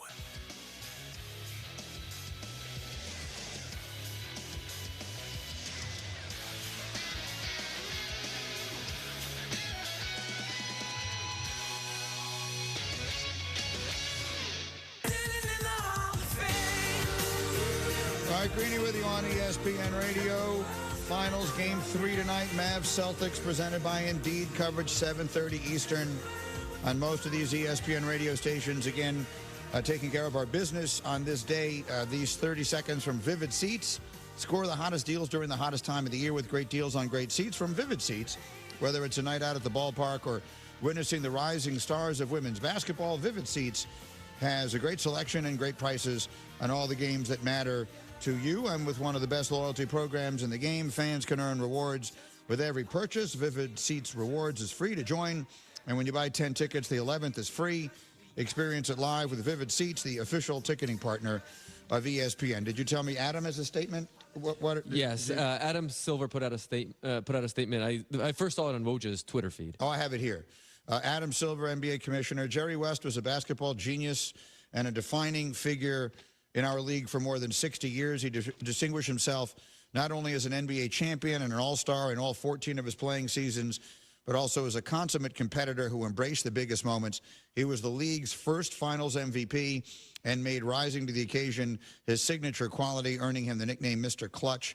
Jerry's 4 decades with the Lakers also included a successful stint as a head coach and a remarkable run in the front office that cemented his reputation as one of the greatest executives in sports history. He helped build 8 championship teams during his tenure in the NBA, a legacy of achievement that mirrors his on-court excellence. And he will be enshrined this October into the Naismith Basketball Hall of Fame as a contributor, becoming the first person, here's the answer to our question, the first person ever inducted as both a player and a contributor. I valued my friendship with Jerry and the knowledge he shared with me over many years about basketball and life.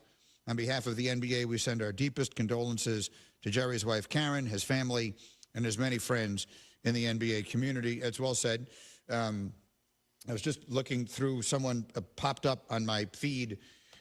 Jerry West was once sitting on a stage, doing like a little, talk of some sort, and he made the following comment. I won't try and do his West Virginia accent, but he said, these days a lot of players come into the league and people talk about him and they say they're dogs. This guy's a dog. That guy's a dog. He said, well, I was a wolf.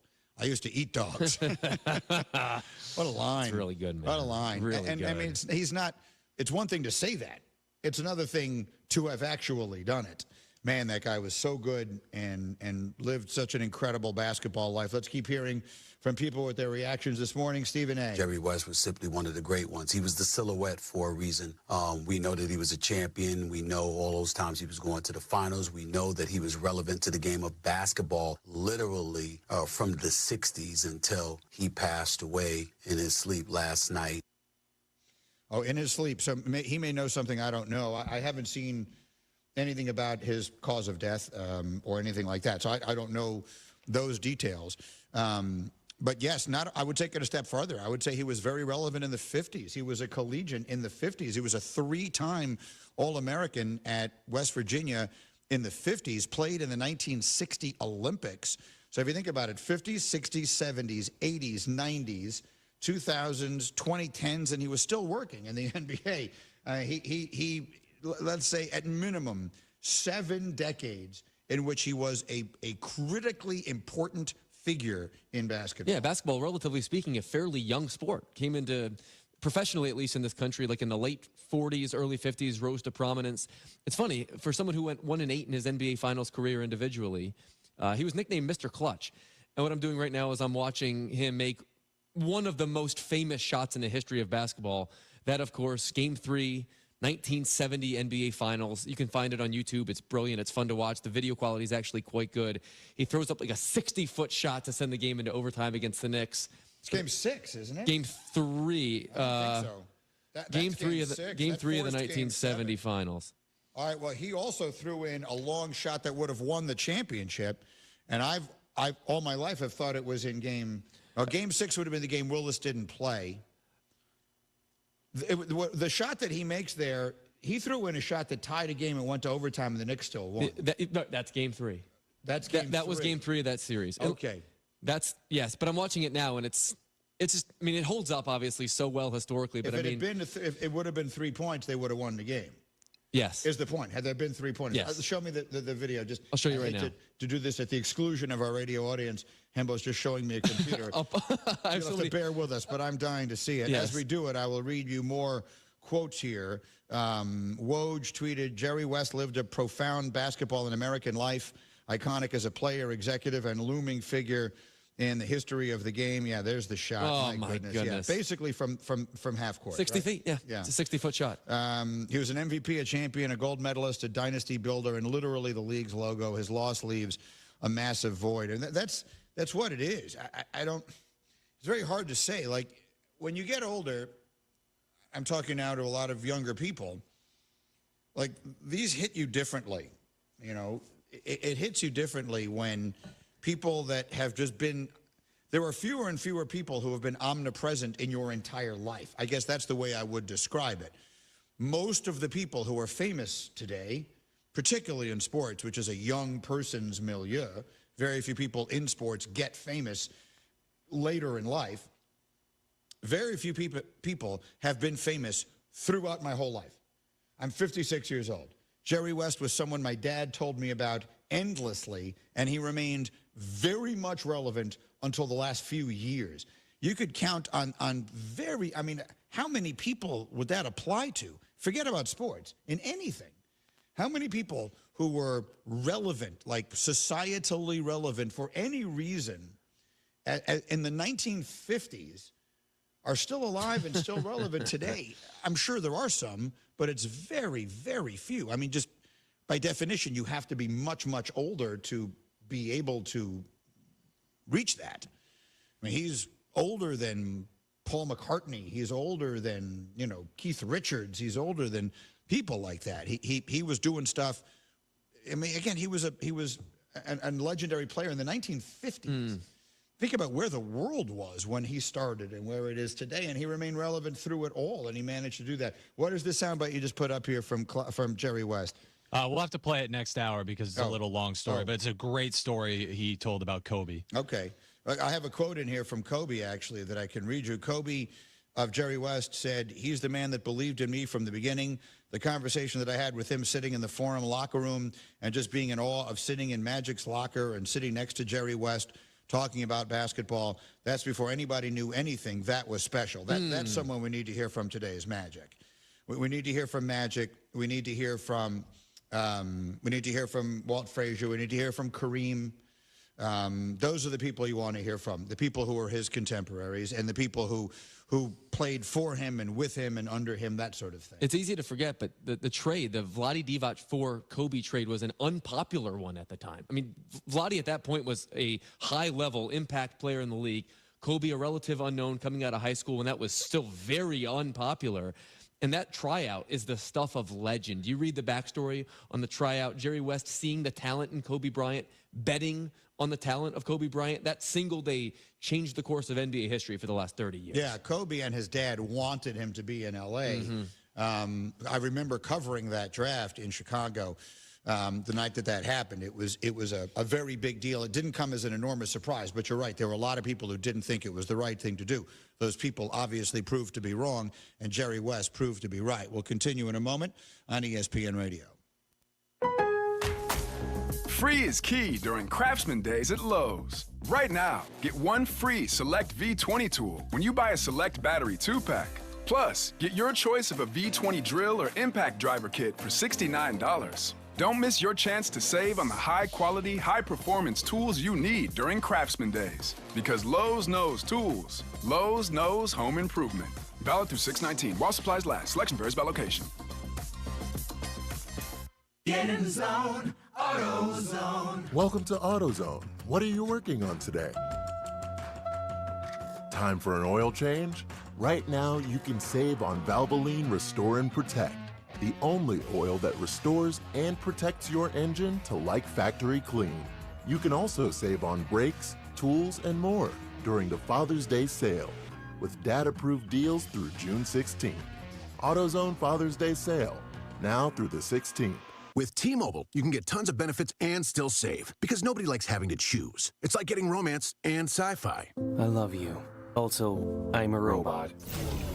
At T-Mobile, you can get the benefits you want and still save on every plan versus AT&T and Verizon. See how with our savings calculator at T-Mobile.com/switch. Plus, switch and keep your phone. We'll pay it off up to $800. Via virtual prepaid card in 15 days. Qualifying unlocked device credit service and timely redemption required. Card has no cash access and expires in 6 months. See T-Mobile.com. Score free gifts for the greatest dad this Father's Day at Lowe's. Get a free Select Cobalt tool with your purchase of a 24-volt max battery 2-pack. And get a free Select Craftsman string trimmer or leaf blower with purchase of a Select V20 push mower up to a $149 value. Lowe's knows dads. Lowe's knows home improvement. Valid through 6/12. While supplies last. Selection varies by location.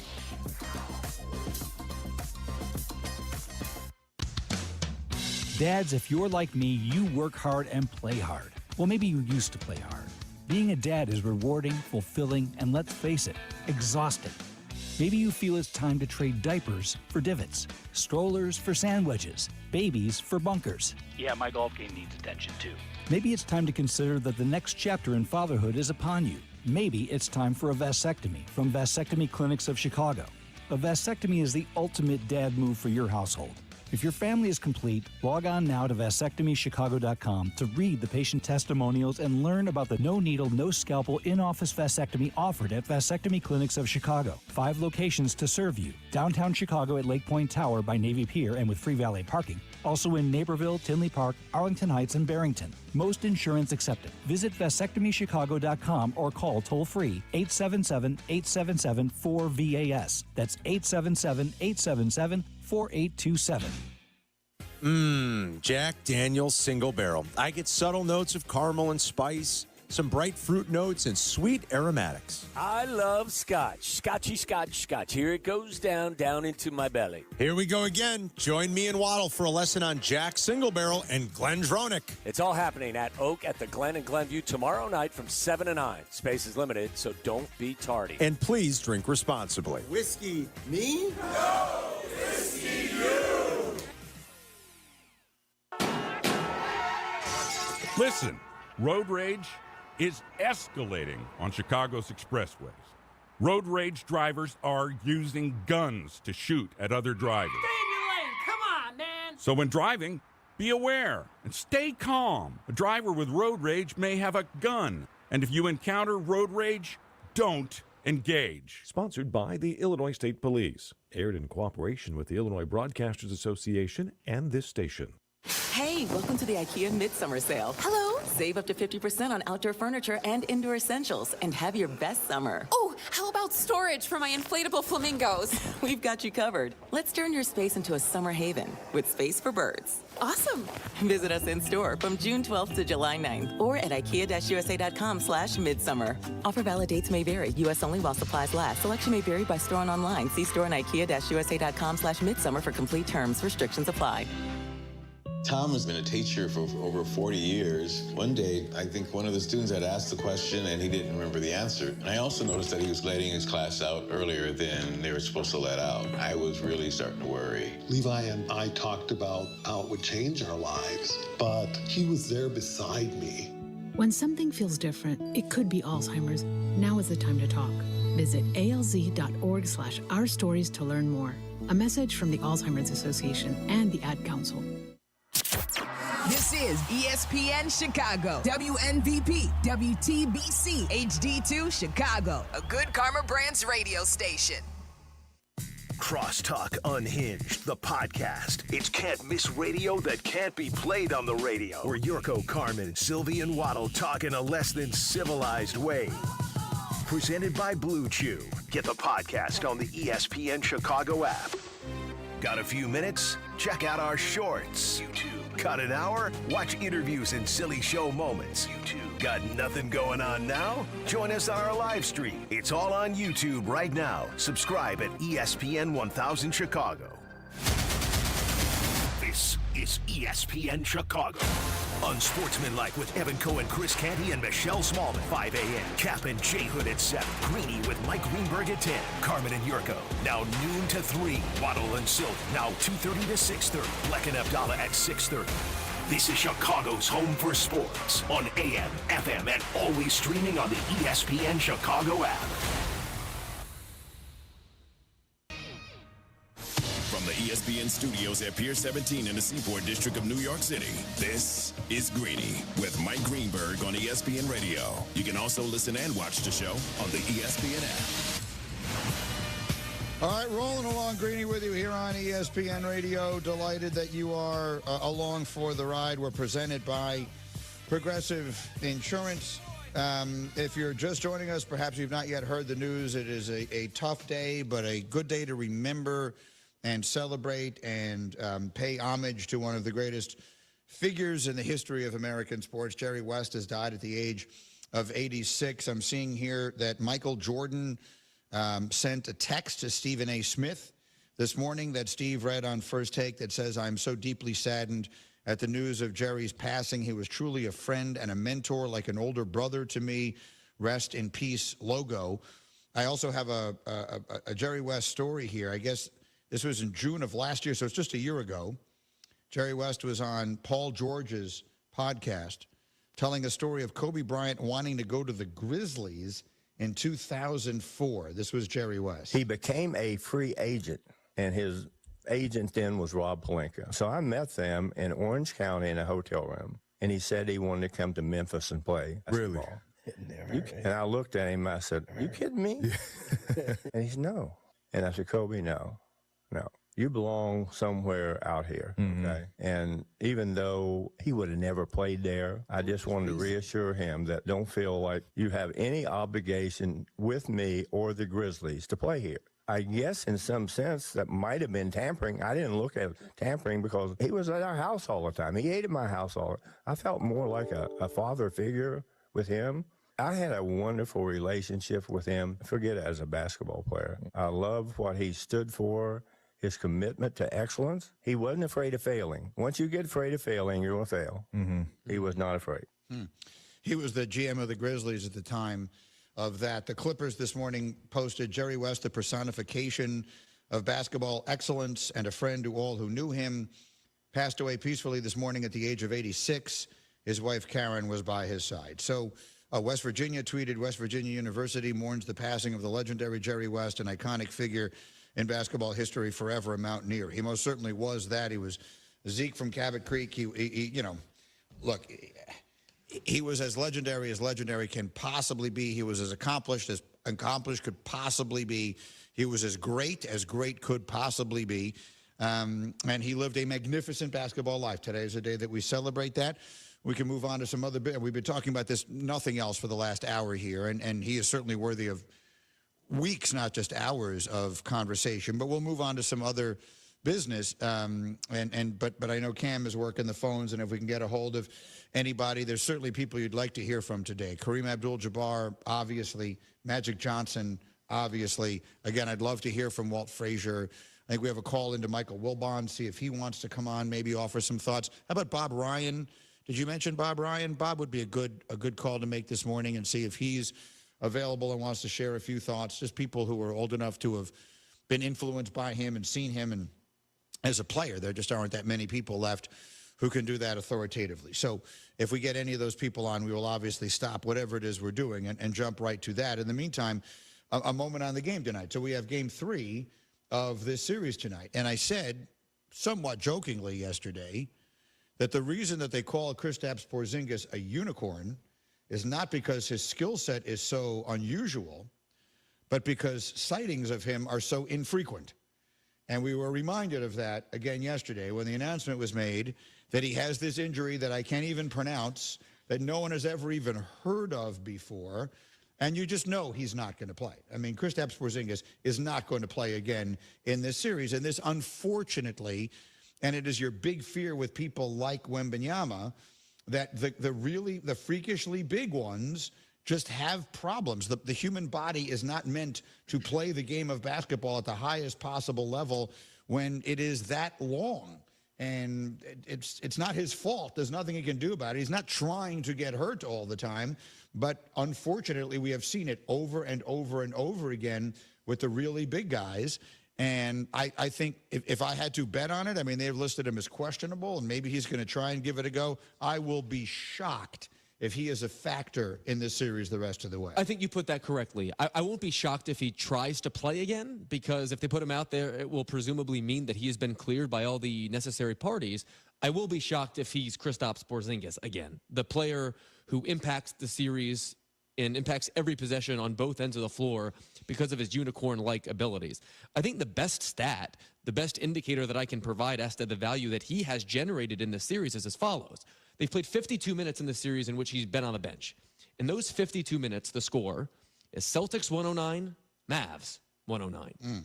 Again, in 52 minutes in this series with Kristaps Porzingis on the bench, it is a net neutral. These are teams that are equivalent to each other exactly. There could be some noise with that as we move forward, because obviously now you're planning on life without him. But Kristaps Porzingis is plus 25 in his minutes this series. The Celtics have outscored Dallas by 25 points when he's been on the floor. The series is completely even when he is off of it. What he does offensively is stretch the floor in ways that no one that big ever has, or at least rarely has. And on defense, he protects the restricted area to a large degree, which is a big reason why Dallas hasn't been able to finish at the rim. Right. So if you're looking for a reason why Dallas might still win this championship, there's your reason, right? I mean, it's as simple as saying that, right? I think every game is something approximating a coin flip now. With Kristaps Porzingis, as you put it yesterday, the Celtics have the advantage in every game because she changes the math. He is an X factor. Now, in order to win 4 out of 5 games, even without Kristaps Porzingis, it's still a daunting task for the Mavericks. It's not all that often where teams overcome a 2-0 deficit. But if you were looking at them winning 4 times in a 5-game span with Kristaps Porzingis, honestly, you'd be out of your mind. Now it is absolutely at least on the list of options. So over the last 3 postseasons, the Celtics are 20-7 on the road. That's tied with the first three-peat Bulls for the best road winning percentage over a 3-year span in NBA history. Does that impact you? The fact that it's going to Dallas tonight, one would assume that's advantage Mavericks. Does the fact that the Celtics have been better on the road than at home in the playoffs, does that impact this at all? Not me, no. I think generally speaking, home road stats in the playoffs are not necessarily instructive. They're just kind of fun things to say, but aren't necessarily meaningful or predictive. The Mavs are a 2.5-point favorite at home tonight. The majority of the public is on that number, which makes me a little woozy, but I do think the best play is probably to play Dallas on the money line. Probably shop around and get the best price that you can, but I do think Dallas is going to win tonight. There's just no way that Jason Kidd and his staff aren't going to make the necessary adjustments to generate more offense, especially with Porzingis likely on the bench. Here's the one thing I'd say on the other side. is the one thing we have not seen yet, and maybe we won't. We haven't seen Jason Tatum play a great game. Like, we've not seen one game in which we've said, Jason Tatum was the best player on the floor. He is more than capable of being that. That's very American of you to say. Based on yeah. Sorry. Missoula's comments. Yeah, I mean, that was is that the soundbite I have up here? Is that the Missoula thing that I have on my screen about the Brazilian guy? I want to hear that again. All right, so let's play this. So Joe Missoula, the coach of the Celtics, I get it. He's standing up for his player as exactly the right thing for him to do. He's standing up for Tatum. He's defending him, whatever the case may be. And he's having an exchange with a Brazilian reporter. And, well, you'll hear the exchange, and well, you'll just hear it. This is Joe Missoula. My question is, do you think that we are watching the best version of Jason Tatum in these finals? Yeah, I think it's pretty close. I think because of the type of player that he is, it's always going to look different because of his versatility. And you live in America or Brazil? I live in Brazil. Well, that's probably why you asked that question, and none of the American ones did, because they look at the lens differently of basketball. And so in America, nothing's ever good enough, and it's always about what can you do for me right now, and it's not always the case in those situations. So yes, I think we are, and I think he's only going to get better. And he makes greatness look easy because of his ability to impact the game in many different ways, and he's just going to continue to get better and better and better, and it's an honor to coach him. So I don't really know how to react to that. I mean, the problem now is America. I understand that he is frustrated. I genuinely do, with the way Tatum has been covered, with the things that have been said about him. And look, our show has been one of those places. Maybe not as much this radio show as the TV show in the morning. There's been a lot of talk of how good is Tatum? Is it Tatum or Brown's team? Is he the best player? Is he a legitimate superstar? Is he not playing well? How much pressure is on him? I get all of that.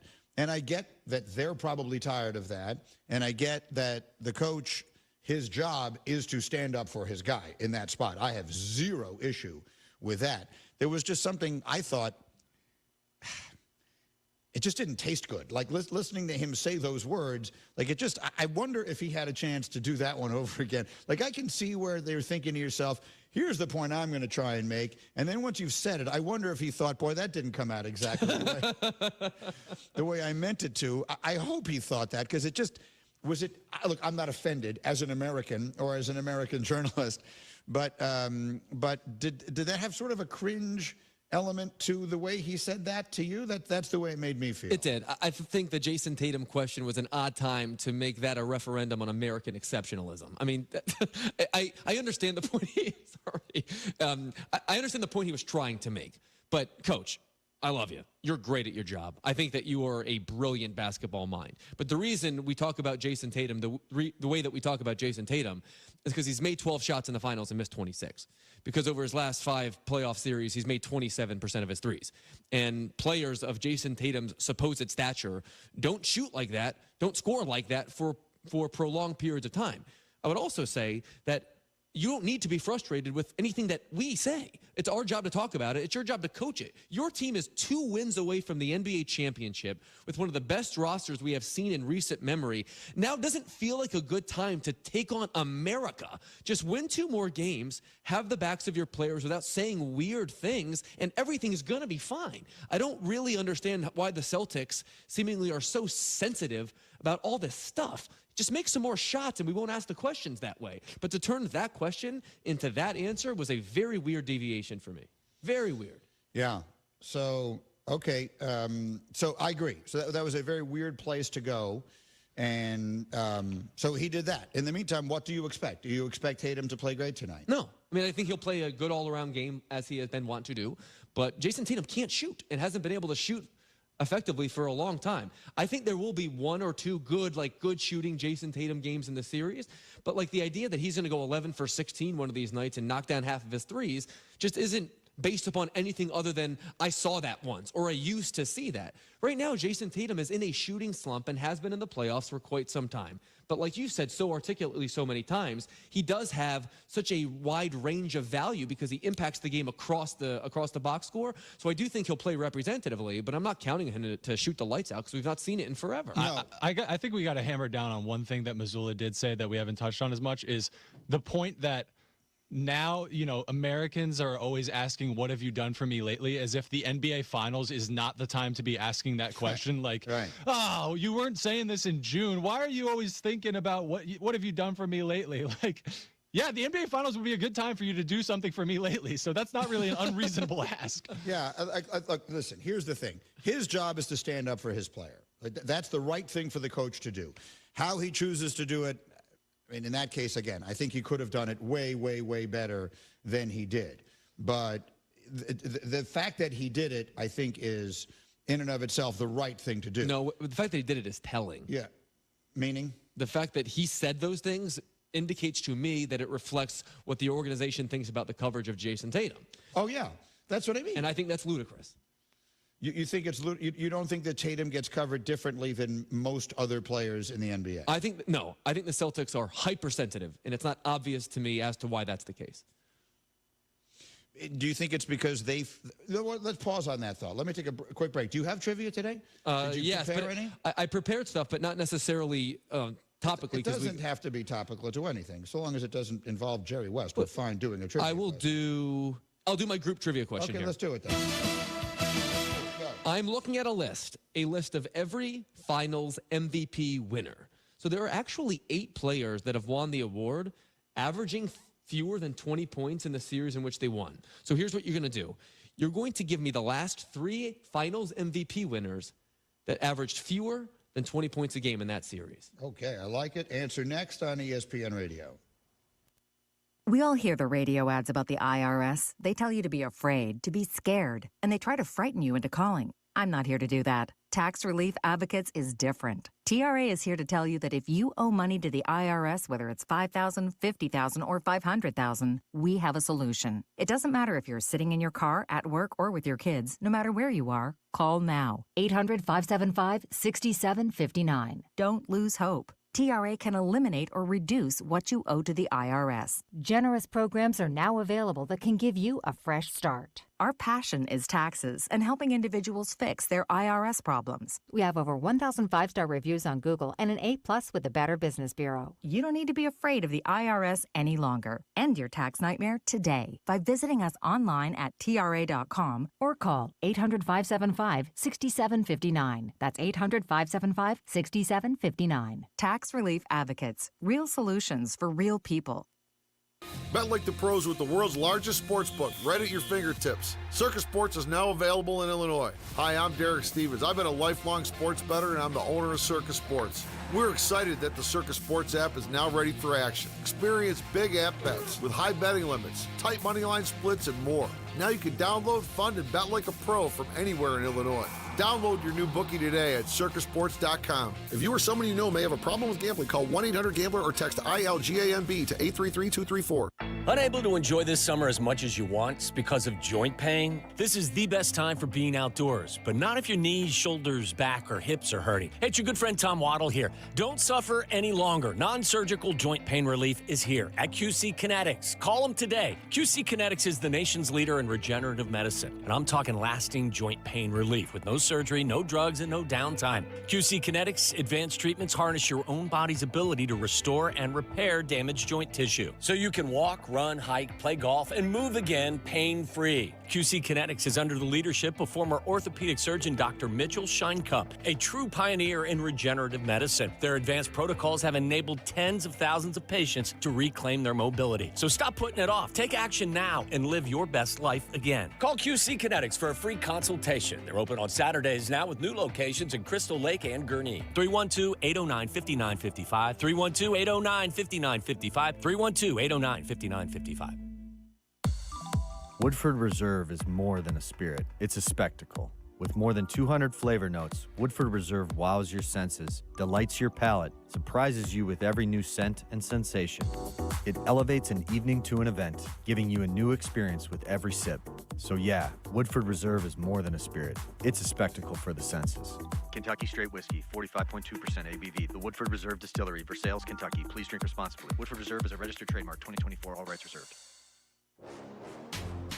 In celebration of NASCAR coming back to the Windy City, kick off the 2024 Chicago Street Race at the ballpark and join us on Sunday, June 30th for NASCAR Day, presented by Skill. as the White Sox take on the Colorado Rockies at 1:10 p.m.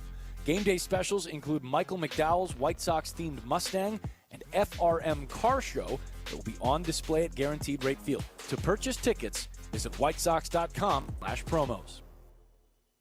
Get everything for your next project today at Menards and save big money. Right now, all stock outlets with USB ports are on sale. Ditch the need for bulky USB adapters. Upgrade your home with features like ultra-fast charging, allowing you to charge your smart devices up to 40% faster than standard USB outlets. Also, view our weekly flyer on Menards.com and check out all the great deals happening this week. Save big money at Menards. Want a great deal on brake repair? Go to CarX Tire and Auto and get $25 off lifetime guaranteed brake pads installed. $25 off premium lifetime brake pads installed. Only at CarX Tire and Auto. Don't worry, call the CarX man. Anticipating location, see store for details. This is ESPN Chicago. Unsportsmanlike with Evan Cohen, Chris Canty, and Michelle Small at 5 a.m. Cap and Jay Hood at 7. Greeny with Mike Greenberg at 10. Carmen and Yurko, now noon to 3. Waddle and Silk, now 2:30 to 6:30. Bleck and Abdallah at 6:30. This is Chicago's home for sports on AM, FM, and always streaming on the ESPN Chicago app.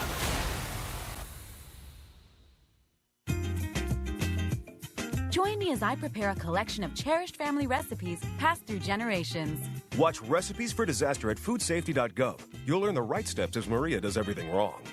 Brought to you by the USDA, HHS, and the Ad Council. There's an app for that. Download, listen live, podcasts on demand. The ESPN Chicago app.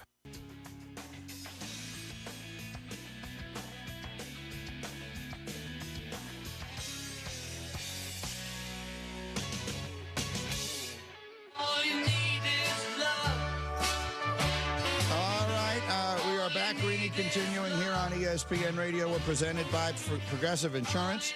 30 seconds from Granger, and then we'll answer the trivia. And I'm told Bob Ryan is going to jump in about 10 minutes as well to share recollections and thoughts on the great Jerry West, whom we lost yesterday. Now, these 30 seconds again, Granger, for the ones who get it done, Granger offers high-quality supplies and solutions for every industry, as well as access to product specialists who have the knowledge and experience to answer your toughest questions. Plus, their commitment to being your safety partner can help you keep your facility safe and your people safer. Call, clickgranger.com, or just stop by.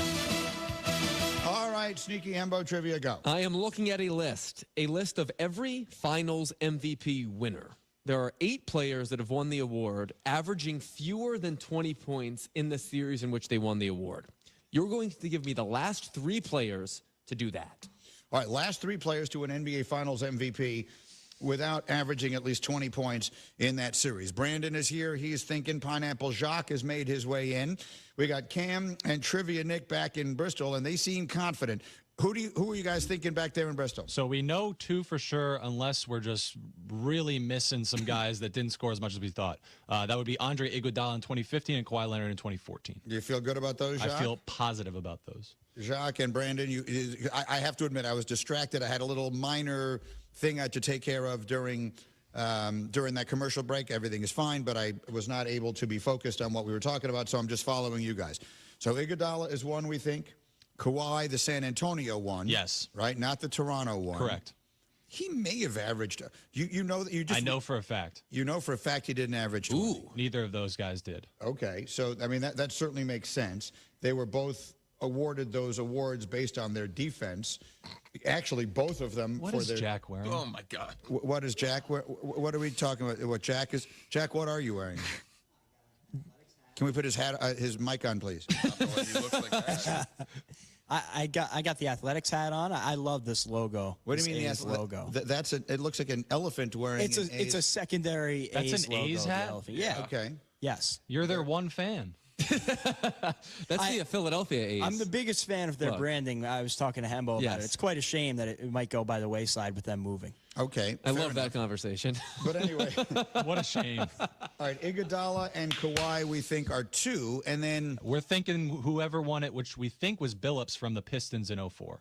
That's that's what I'm thinking. We said it was Billups, and that was when we kicked around. The other one I wanted to put out there, I think he did average 20, but I had to say it. Did Kawhi average less than 20 with the Raptors? I have to imagine so. He was scoring so playoff much. run, but if you remember, he was banged up, and I don't think he had the best finals. But he was the MVP. But who would have scored and more it than wasn't because he was defending someone They did have that a pretty year. spread attack. They had Lowry, Siakam, and obviously the Warriors were hamstrung with the Durant and Thompson injuries. I mean, so- that would be like Hembo to put in Kawhi 2019 and Kawhi 2014. twice. So I thought that could be a super sneaky I one. like that answer. I would have to say I'd be more confident in the 04 Pistons Billups. I would agree. So you're saying there are 8 people who have done it historically. You're just looking for the last 3. Yes. Willis Reed would be one of them, right? I'm not going to provide any No, not further amongst the last 3. assistance. He's not going to be one of the last 3. But I'm just saying, going back over history. Like He Willis- averaged 16.4 in 1973. Yeah, and that wasn't even the year in 70. Did he average more than that in 70? Mm-hmm. He did, because 70 was the year that he came back. He made the 2 shots in Game 7, and that was all that he had. And he was still named the MVP, even though Walt Frazier had the greatest Game 7 of all time. All right, let's go one at a time here. So well, Start you with guys- Iguodala. You guys are saying you're 1,000% certain that one of them is Andre Iguodala. That's correct. Okay. I've got Iguodala at 16.3. Okay, 16.3. You guys are saying you're absolutely positive the San Antonio Kawhi. Yeah, he averaged like 17 points. All right, San Antonio Kawhi is our next guess. That's correct. Okay. Averaged 17.8. All right, well done. points. You guys haven't steered me wrong yet. I think it's Billups. It's definitely Billups. I'll go with Billups. Yeah. We feel good about Billups. So the only thing I'll say is he's looking for the last 3. Yeah. So Billups is 20 years ago.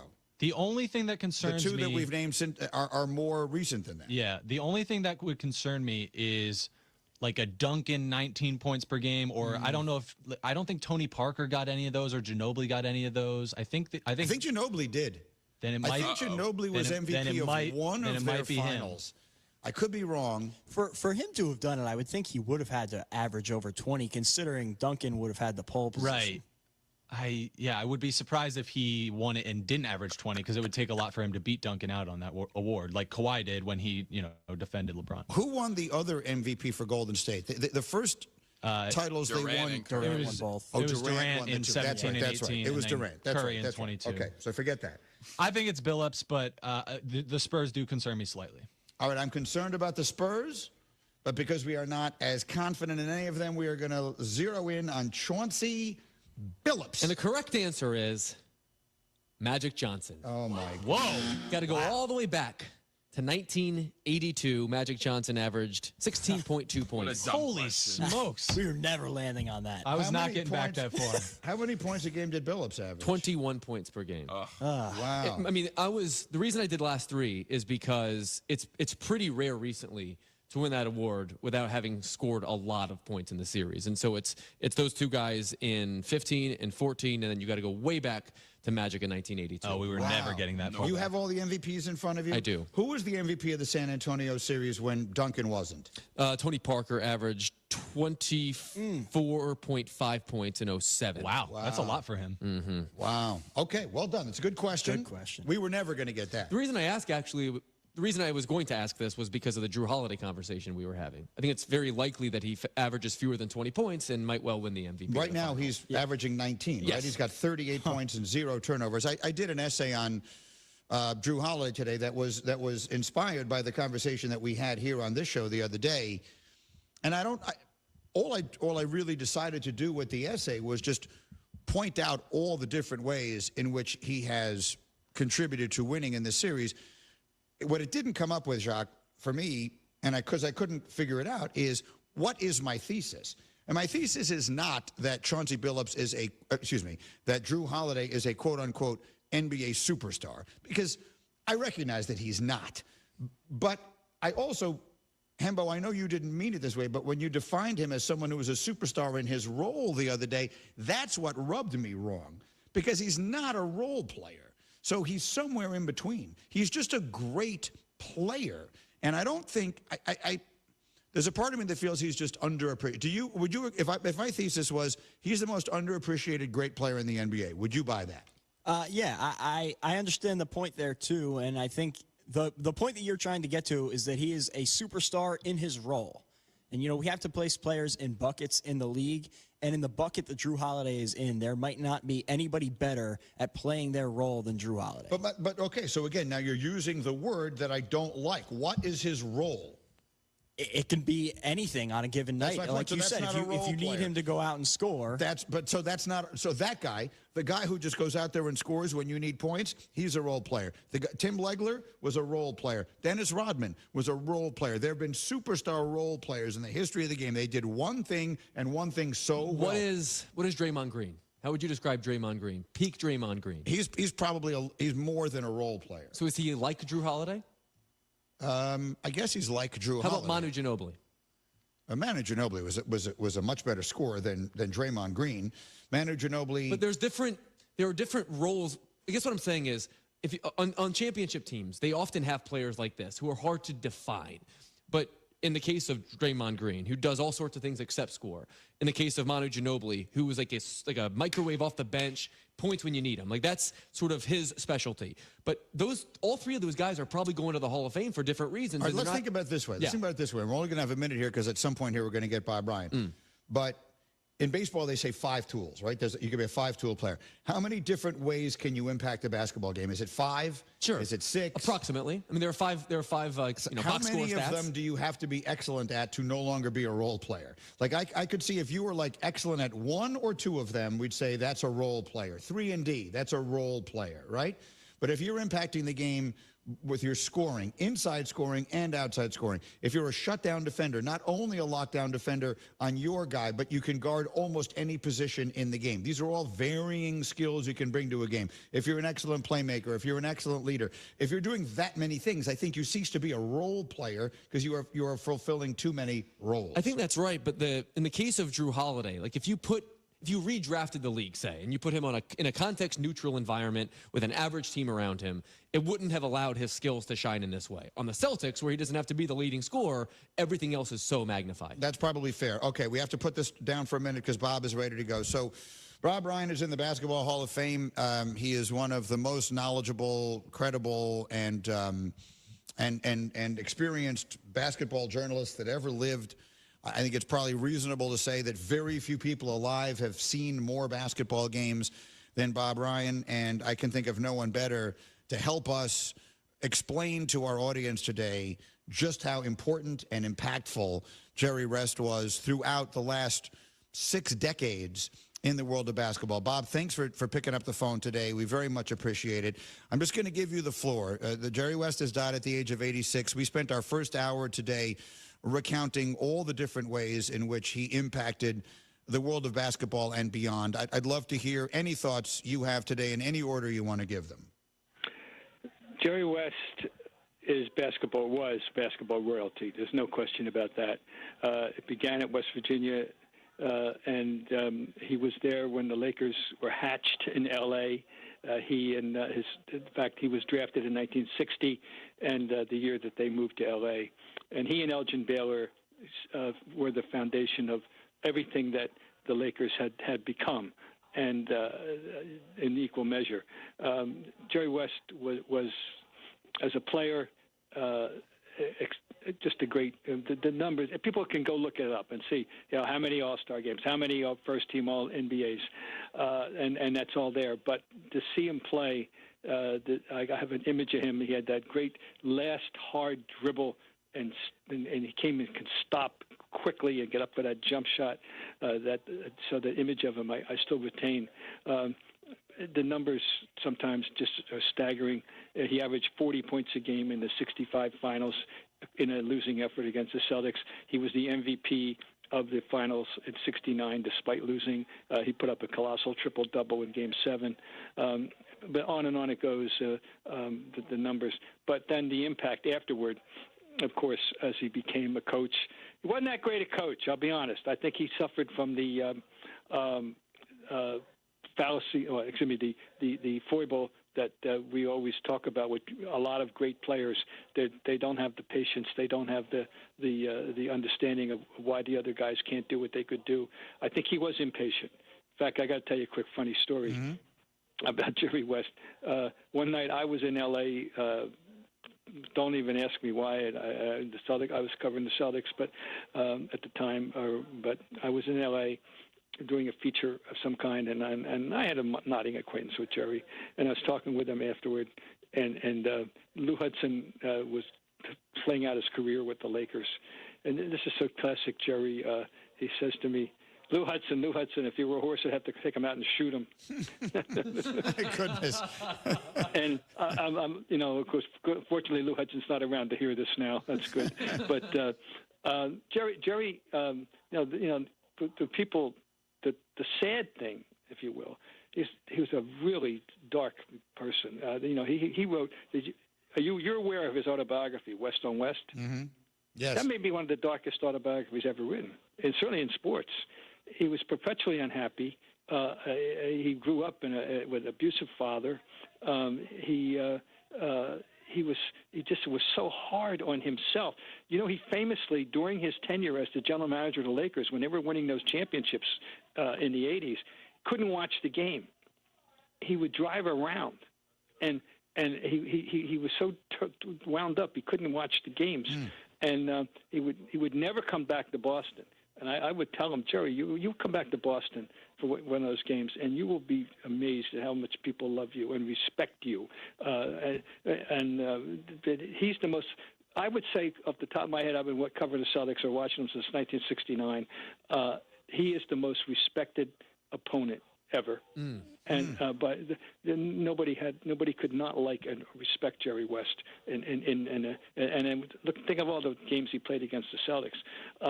Johnny Most, the famous Celtic announcer, who had no good words to say about any opponent except one, whom he called Gentleman Jerry.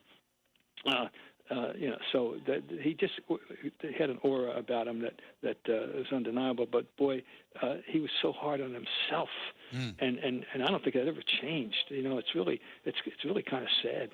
What was he like to be around, Bob? I never really had the chance to be around him. What was he like to be around? Well, I mean, he's knowledgeable, bright guy. He was good with the media. I thought he was good. He turned your phone calls, and he understood your job. And he was. He was, when you were with him, he was affable enough. It's not like but boy, he was hard on himself. I know that. And boy, he did not revealing. That book is chilling to read that book, his autobiography. And just think about what I said about the idea that he was so intense and wound up that he put the team together and then he couldn't enjoy it the way he should have. But he did put a team together. He was an excellent general manager. And I think they, in their heyday, they worked. They had the perfect chain of command. The owner owned, the GM, then the coach to Coach Riley, and it worked. The way it's superbly until it didn't. At the end, I guess he had a little falling out with Pat. I guess in the end, but it really did work for a while so well. But you cannot exaggerate. Go back to the player and how great a player he was, and just take a look at the all NBA teams of the '60s, and every year it's West Robertson, and deservedly so. I was saying this morning to Hembo here, I'm just not quite old enough to have seen those guys play, but everything I learned about sports as a kid, I learned from my dad, and my dad would always say to me, if they were putting together before, at a time before there was Michael Jordan and before there was Magic Johnson, that if you were putting together the all-time five, that would have been the backcourt, inarguably, right? The two guards would have been Robertson and West. You are absolutely correct, and now it's got to be Magic and Michael now, right. but it was clearly Jerry West. That's the stature. So when you talk about all-time great players, he's not the only one. Havlicek's not getting his due either, and West and Oscar, people don't even think about them as being in the top 10, but believe me. Yeah, they're worthy of it, and you compare them to Oscar. They were the great mid-sized, the guard rivals. Although Oscar, they both were they were guards, but they both rebounded better than their size. And West was a superior defender, no question. Jerry West was a great defender and as well a great two-way player and tough and hard-nosed. I don't know how many broken noses he had, and just just say competitor, you're talking about Jerry West. Bob Ryan is with us here again, long time, and I do mean long time, Boston Globe reporter, knows as much about the NBA and its history as anyone. You still see him on Around the Horn. Let me quickly ask you, Bob, while I have you, because the finals are going on and the Celtics are playing in it, I'd be remiss if I did not ask you, in a world in which Kristaps Porzingis is not able to be effective for the remainder of the series, which I think feels very likely considering the circumstances, what do you expect the rest of the way? Well, I expected I didn't ever think it was going to be a sweep or anything less than a 6 to start with. And this is following a predictable pattern. How many series have started off 2-0? You go home, they win the next 2. You go home, you win 5. And on we go. I expect Dallas to and be really encouraged by this too. The difference that he was, it's important. The Celtics will probably find a way, I would think, but it's going to be much, much harder. And the thing that he was able to do was provide a deterrent against those crucial lobs that Doncic loves to throw to both Gafford and Lively. That's like their secondary source of offense, and after they get the 2 big guys, and that's not going to be there anymore. The Celtics are going to have to do a better job, or do a good job on that. I don't know how they're going to do it, but Horford has stepped up. As you know, they have won all but one game without him, and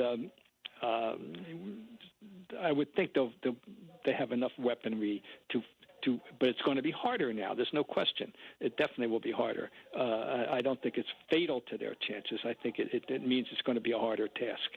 I still think they have many more good players than the Mavericks have, even without him. I think they'll get it done. But this does change. I don't think there would have been any question had he been playing. You saw what he did in Game 1, and that was extraordinary, given that he hadn't played in 37 games. It does change the thing. But then again, this is part of the deal with him. This is his legacy. Almost he's always hurt, and when you get him, he can be very good, but he's hurt. So, but I'd like to think this will put a little spring in the Mavericks step too. And by the way, I'm going to go on record. Doncic, over under tonight 40, and don't be surprised if he scores 50. Whether or not they win or lose. I'm calling for. In fact, I'm going to say 45 is the over under.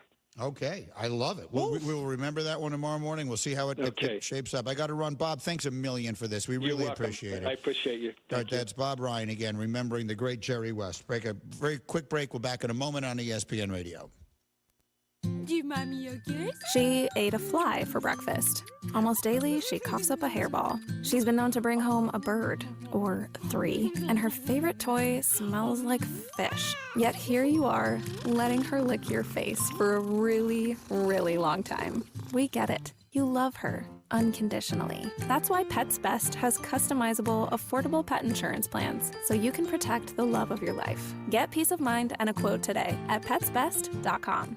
Individuals and businesses with tax problems, listen carefully. If you owe over $10,000 in back taxes or have unfiled tax returns, U.S. Tax Shield can help you take back control. The IRS can seize your bank accounts, garnish your paycheck, close your business, and file criminal charges. Our team of tax attorneys can stop collections and get you protected. U.S. Tax Shield offers a price protection guaranteed quote to get you protected today. U.S. Tax Shield is A+ rated with the BBB, so call 800-494-6139. U.S. Tax Shield, 800-494-6139.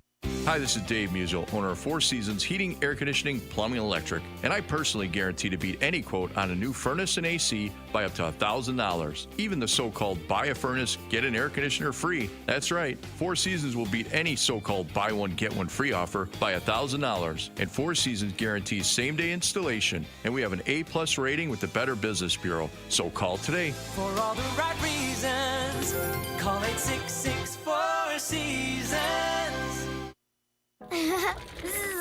Long day. Time to charge up. Hey, just like my delivery truck. Even kids know to keep business moving forward, it's time to make the switch to electric vehicles. Whether you have one van or a whole fleet of trucks, resources are available to help you make the changes that make sense. Let's go. Beep, beep.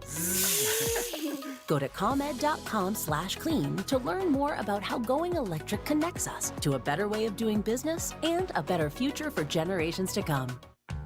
Step up your lunch game at Twin Peaks. Light yet hearty combos put together for you starting at just $7.99.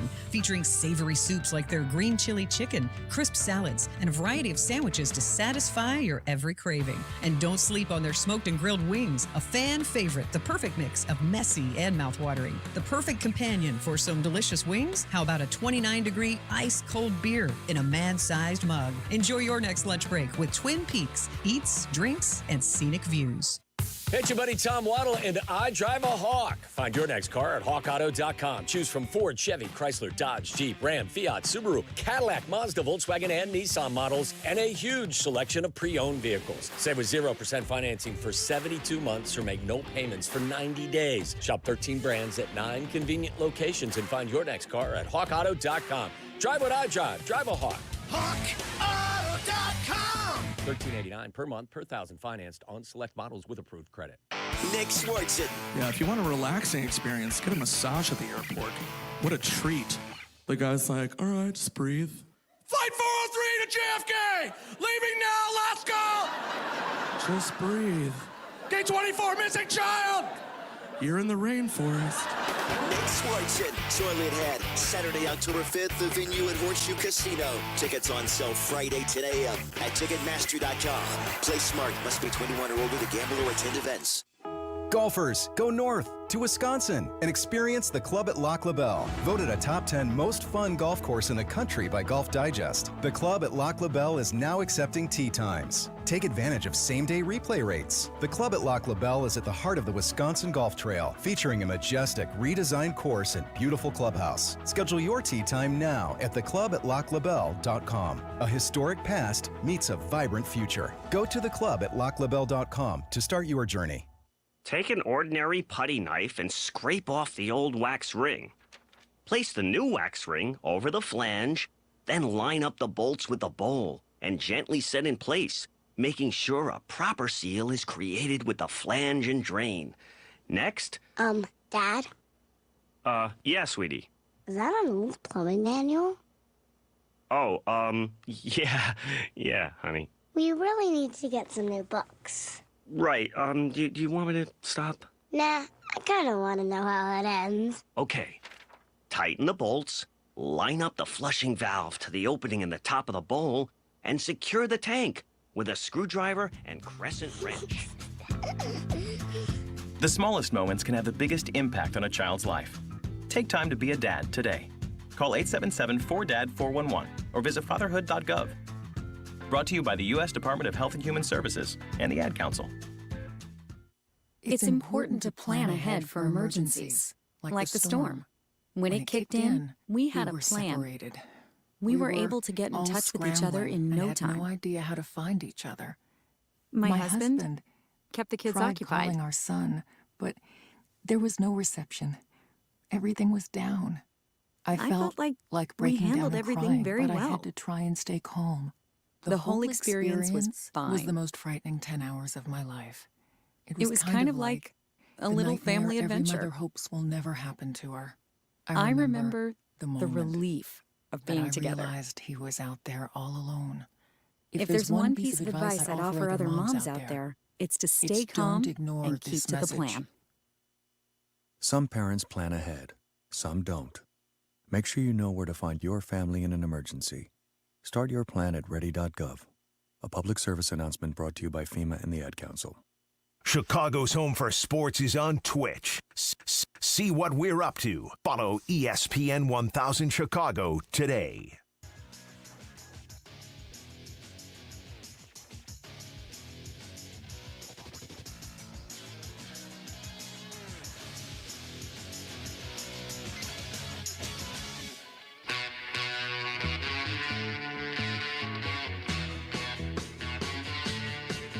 All right, Greeny with you here on ESPN Radio.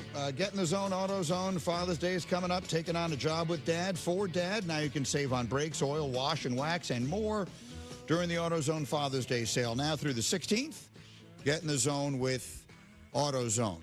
So the big story, of course, is the passing of Jerry West, one of the greatest players, one of the greatest figures, one of the most important people in the history of American sports, and that is not an exaggeration. I know that I am one who is sometimes prone to hyperbole that is most definitely not hyperbole in the case of West. It's impossible to imagine a person who had a more impactful career in more different ways for a longer period of time in any sport than Jerry West did. His life, his career is incomparable. I've spent the last 2 hours racking my brain across sports to try and find anyone in any sport who had a wider range of impact over a longer period of time than Jerry West, and none exist. We came up with Mike Ditka in pro football, who was a Hall of Fame tight end and won a Super Bowl as a head coach. In baseball, I thought of Joe Torre, who was a 9-time All-Star as a player, won an MVP, won 4 titles with the Yankees as their manager, and remains a very important figure in Major League Baseball's executive office. But in the end, I'm not sure that anyone in any sport has touched more lives, has had a hand in more seasons than Jerry West, and whose impact could be felt greater and whose death reverberated further than his did today. Jerry West is in the Pantheon. He built the Pantheon, and I think that we will, throughout the course of today and the rest of the NBA Finals, celebrate an extraordinary basketball life. Yeah, I mean, someone, in order for something to be what this has become, someone has to have built it. He literally was part of building it. It's hard to even fathom. You look at those old videos, you see those old games, all that kind of stuff. Those games weren't on television. Like, people weren't watching these games by the millions the way they are now. The finals, and we would talk sometimes about the NBA Finals being on tape delay. And basketball, pro basketball, was not nearly as popular as college basketball in this country. College basketball was a much more popular sport in the 40s and the 50s. And the NBA started to, the NBA didn't even come into existence until the late 40s. And the first, I think, mega star of basketball was George Mikan, and that would go on to a group of players like Dolph Shays and Paul Arizin and a few others. And then the next wave of legends would include West. Absolutely. He would be right there with that group. So we're talking about the origins of the sport. You know, I mean, baseball goes back to what, the 1870s? You know, basketball only goes back to the 1950s. Right. And he came into the league in 1960.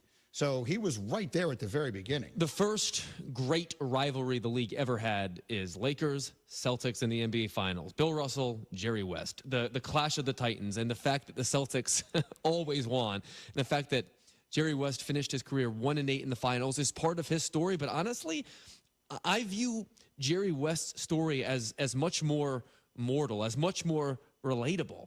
Not everyone is so fortunate like Bill Russell and those Celtics teams to win practically every year. Jerry West's playing career was brilliant, but it was a struggle, and it obviously inspired him to do great and mighty things as an executive. There are not a dozen players in the history of basketball that were clearly and obviously greater or better than Jerry West. There are not a dozen executives in the history of basketball that were clearly greater or better than Jerry West. He combined those two things as a player and as a team architect in a more successful manner than anyone that will ever live. Of that, I'm 100% certain. Okay, so that's obviously the overwhelming story. I'm actually looking forward to seeing what the league does tonight, and that there'll be at very minimum, there'll be a moment of silence. I mean, a lot will be said about him, and a lot should be said about Jerry West, and I'm sure they will all take their time to say it. And then the game will be played. I'm not going to play the usual sound effects that we usually do here in this context, but let's talk about it. What are the numbers on tonight's Game 3? The line has moved. The Dallas Mavericks now are a 3.5-point favorite. That's Porzingis, right? That's Porzingis, and that's a lot of interest on the public coming in on that side right now. 84% of the handle is on Dallas with that number. So take that for whatever it's worth. Right now, if you want to play the money line at ESPN Bet, the Celtics are plus 125. Dallas is minus 150. The Dallas minus 150, I think, is the number I'll play, given the fact that I think they'll win tonight. But 3.5 points is a lot to spot a team that hasn't looked so great so far. And also, you're leaving yourself sort of vulnerable to a backdoor cover. Yeah. The Celtics have been really good without Kristaps. One of the things about Kristaps Porzingis, and I mean, everyone who follows basketball has said it, and Bob Ryan basically just said it, and I'll say it this way. You get very accustomed to playing without him. They have an enormous amount of experience playing without him because he just, I mean, I don't mean to make, he just misses so many games. He's almost, if he was available all the time, if he had the normal career arc of an average NBA player, he'd be one of the best players in the league and one of the greatest players ever. Like the way we talk about what Wembanyama could become, that's what this guy was supposed to be. And it isn't that he isn't good enough to be that. He's just never healthy. So they've played a ton of games without him this year, and they've done a ton of winning with him. 35 games. They're 30-5 in those games. We're going to see more Al Horford minutes tonight. When he plays 20-something minutes, he's very effective. When he plays 30-something minutes, he's much less effective. I think you'll see Kyrie and Luka and the rest of them do a lot of matchup hunting on Al Horford, especially late in that basketball game. Yeah. We're going to find out. So Joe Mazzulla got a lot of credit for the way he coached these first two games. There was some blame pointed at Jason Kidd. So the pressure is on Kidd tonight to find a way to get his team to win. But I think the pressure now is also on Mazzulla, because it was one thing to play this when you had this ace in the hole, which is exactly what Porzingis was. He's got to find a way now to beat this team without that guy. Yeah, their rotations are going to shrink, of course, and I think Mazzulla has a pretty big task at hand. By the way, Bob Ryan, at the end of his phone call with us talking about Jerry West, predicted a huge scoring night for Luka Doncic. He put the over-under at 45. There haven't been so many of those. In the history of the NBA Finals, there have been 14 45-point games. Jerry West, by the way, had 3 of them. 3 of the 14. If you look at the individual thresholds, Jerry West, the most 20, 25, 30, and 40-point games in the history of the NBA Finals to this day. Wow, that is amazing. Yeah, look, he had one of the great careers ever. Well, look, rest in peace to the logo. As great as you could ever possibly be. We look forward to his career and his life being celebrated at the Finals tonight. And we will be back in Better Than Ever tomorrow to talk about Game 3 and everything else. So we will see you then. Thanks for coming along for the ride. It's Greeny on ESPN Radio. All right, it's Carmen and Yurko. It's Sylvie and a Hoodie filling in. We're at our Grip It and Sip It golf outing. We're coming up here in 5 minutes from right now. We'll talk about our terrible baseball teams. Just bad losses all the way around. Also, Caleb Williams just meeting the media right now. It is the Bears' final OTA today, and then the summer break, and then it's time to play some football when they return. We're coming up in 5 minutes on ESPN 1000. See you there. I need directions for paying down debt. Starting route. Apply for a SoFi personal loan and consolidate your debt into one fixed payment. Turn right into a positive outlook and get $5,000 to $100,000 as soon as the same day you sign, with no fees required. Got it. You could get out of high-interest credit card debt with a SoFi personal loan. View your rate at SoFi.com/debt in 60 seconds with no impact to your credit score. Loans originated by SoFi Bank N.A. Member FDIC. Terms and conditions at SoFi.com/debt. NMLS 696891. Get in the zone, AutoZone. Welcome to AutoZone. What are you working on today? Got a car-loving dad? Nice. We've got a Father's Day sale. Right now, our Armor All Ultimate 8-piece bucket kit is just $25. That's soap, a wash mitt, wheel cleaner, tire shine, glass wipes, and interior wipes. Plus, a bucket to use for the wash. All for just $25 at the AutoZone Father's Day sale. Now through the 16th. Get in the zone, AutoZone. Restrictions apply. Hey, Chicagoland, want a great deal on tires? Go to CarX Tire and Auto and save up to $200 on 4 tires installed. If you need tires, you need CarX. Don't worry, call the CarX man. At participating locations, see store for details. This is Matt Coker from West Coast Men's Health. I'm proud to let you know that nationwide, our clinics have a 4.7 out of 5-star rating on Google. This tells you that our patients are really seeing results. Here's what some of them are saying. The results are close to phenomenal. On top of that, the staff and the scheduling are top-notch, and my technician is a consummate professional. Another patient said, I called numerous clinics, and West Coast was by far the best. The other places wouldn't give me any information over the phone, but West Coast answered all of my questions. My wife and I were skeptical, but we've already noticed the difference. This was a game changer for us. West Coast Men's Health has helped thousands of men reverse their ED using acoustic wave therapy. No pills or shots necessary. Give us a call today so we can help you too.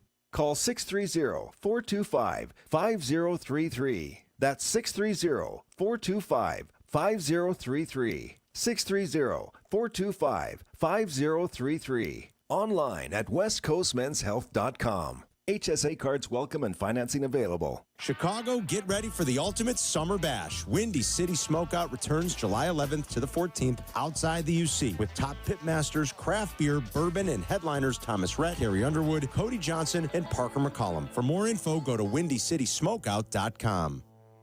Hey golfers, it's Sylvie. I've been talking about it for years. Chicago Southland's finest golf course, the Sanctuary in New Lenox. The Sanctuary offers 18 holes of great golf on great course conditions. The track may be a challenge, but it's an easy drive from anywhere in Chicagoland. Now featuring a 20-bay heated top tracer range. Coming soon, a 30-station grass range with a putting green and short game area. Check out golfsanctuary.com for the best rates and book your tee time. You no longer need to find your golf sanctuary.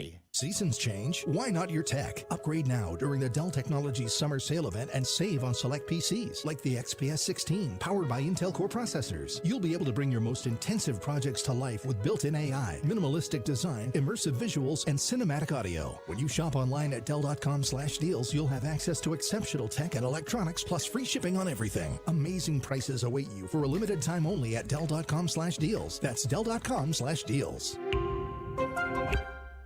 He loves to sniff the neighborhood dogs a little too closely.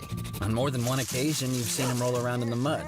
He's been known to drool a bit more than normal, especially when he's excited. And you heard him cleaning himself less than an hour ago. Yet, here you are letting him lick your face for a really long time. We get it.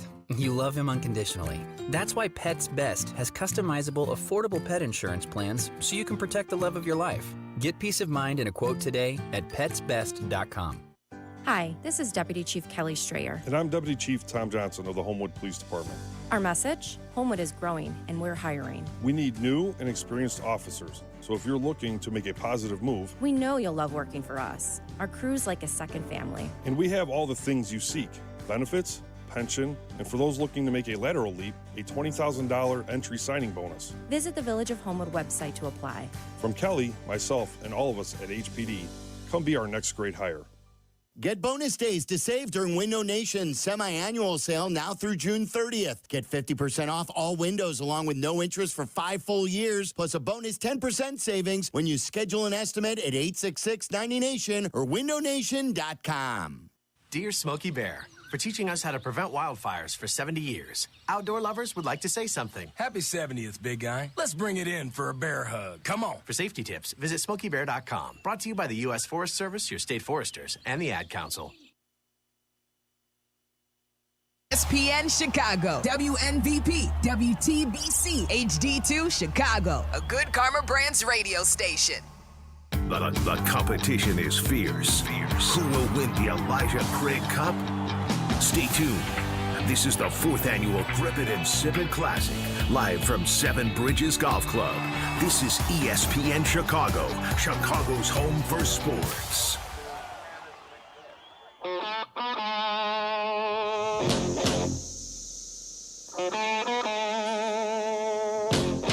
That's right. Welcome to Carmen and Yurko and Seven Bridges Golf Club. It's Sylvie and Hoodie filling in for the boys today. The two guys who don't golf. We just sit and drink. Yep. In the beautiful weather. Yep. That's right. We do it the right way. That's exactly right. We're enjoying the weather in the shade, Sylvie. It's our annual. I mean, there are a few shows that we do together. We do. Yes. They're do shows. Yeah. And but they are not do. They're very good shows. Mm-hmm. South Shore and Skokie. Yes. As you like to say. That's our show. That is. Yes. And today is one of them that we usually do together. Mm-hmm. And it's always a fun time. And I always have a Bulls story later in the show. There is one that my buddy sent me. Mm-hmm. He must have known. It's a guy I think that you know well. Mm-hmm. It's a person who does business with the radio station. It's a person who listens to the radio station often. I don't want to give away too much information, but he sent me a story yesterday that I believe you will get a kick out of. I will look forward to Chuck Swirsky's thoughts. It is not from Chuck. No. Sylvie, I got something for you. It's not him? It's negative about the Bulls, so it is not from Chuck Swirsky. At least not on the record. No, there's no dancing. At least not on the record. Yeah. Okay, so it's not from Chuck. It is not from How Chuck. about Bill? Bill? It's not from Bill either. Not Bill either? Okay. No. Well, now I'm fascinated. Yes. So you'll enjoy this. So the Bears OTAs winding down today. Yeah. Caleb just spoke. We'll turn that around. We'll play some of that and our baseball teams. I'll let you, dealer's choice. Yes. You more into what the Bears wrapping up and what they've got on their plate here over the next 4 or 5 weeks before they get ready for the real action, or are you more pissed off over what our baseball teams are doing or not doing these last several days? Okay, so if I have my choice, it's off the board. It's the cicadas. Okay, give me it. Okay, so it's off the board. I will get to all those things because we have a 2.5 hour or 3 hour show, depending on how long we want to go. Right. But cicadas should be number one on the list, and here's why. As a South Sider, it's the first time I've seen cicadas. I've seen them on the news. I've seen it talked about, but it's the first time that I've seen cicadas.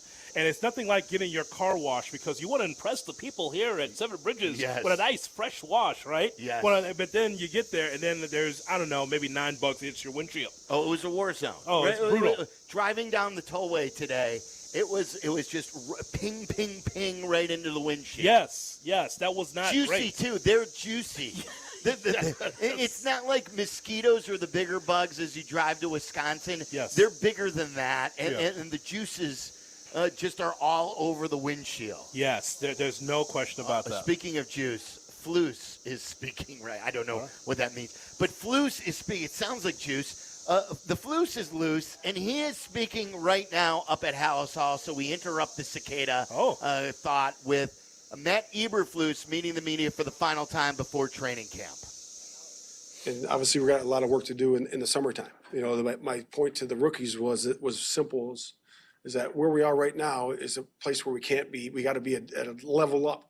We got to level up 2 spots in those 4 weeks in the preparation of being able to say the call, see it in your mind, right, and then go ahead and execute it. You know, and that could be drawing it, you know, in the summer. It could be actually executing it if he's got guys out there doing it with him, and then owning it.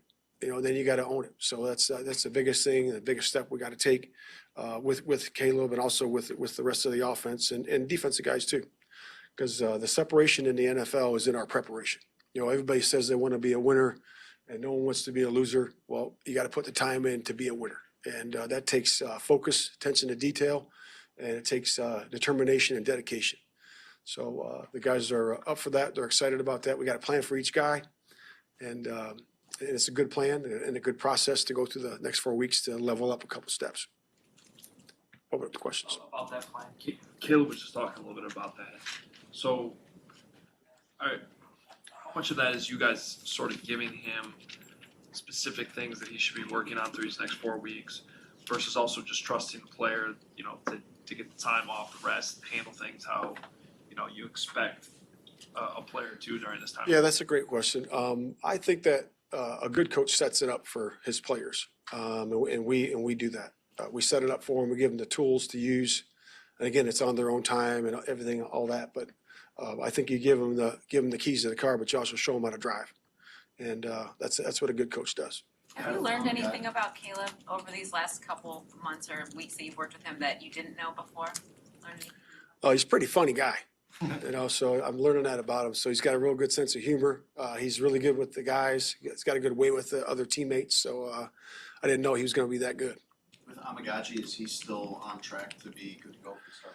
Yeah, we project that. Again, we'll have to see how the rehab goes in the summer, and we project all our guys that missed some time to be back to start camp. But again, we'll see that as we go. What did you have of his growth then, given he's been limited? Just the mental side of it. Yeah, just the mental side of it. His retention, his ability to spit, you know, concepts back, be it protection, blocking schemes. You know, he's been good at that way. What kind of thought have you given to using the preseason games, not only for Caleb, but for the entire offense and trying to juggle, obviously, an extra game tacked in there and how you're going to do that this year? Yeah, that's a process that we're going through right now. I think it's something that we have to look at and talk about, which we'll be doing here in the next couple of days. You know, I'm not going to forecast out exactly what it is right now because I haven't made any decisions yet. So I want to make sure that I visit with everybody. I'm in the process of exit meetings with all the coaches right now, and I got about half of them done. So I got to finish that up, and then I'll be able to think on that and do what's best for the Bears. What's kind of the tug of war you go through with understanding a rookie quarterback needs some exposure, but you don't want to overexpose him, obviously. Yeah, there's definitely that. I mean, you look at last year's reps. I mean, CJ, Bryce, Richardson, they all got between 45 and 65 reps in the preseason. So you look at those things and look at the past. You look at, go deeper than that, go back a few years.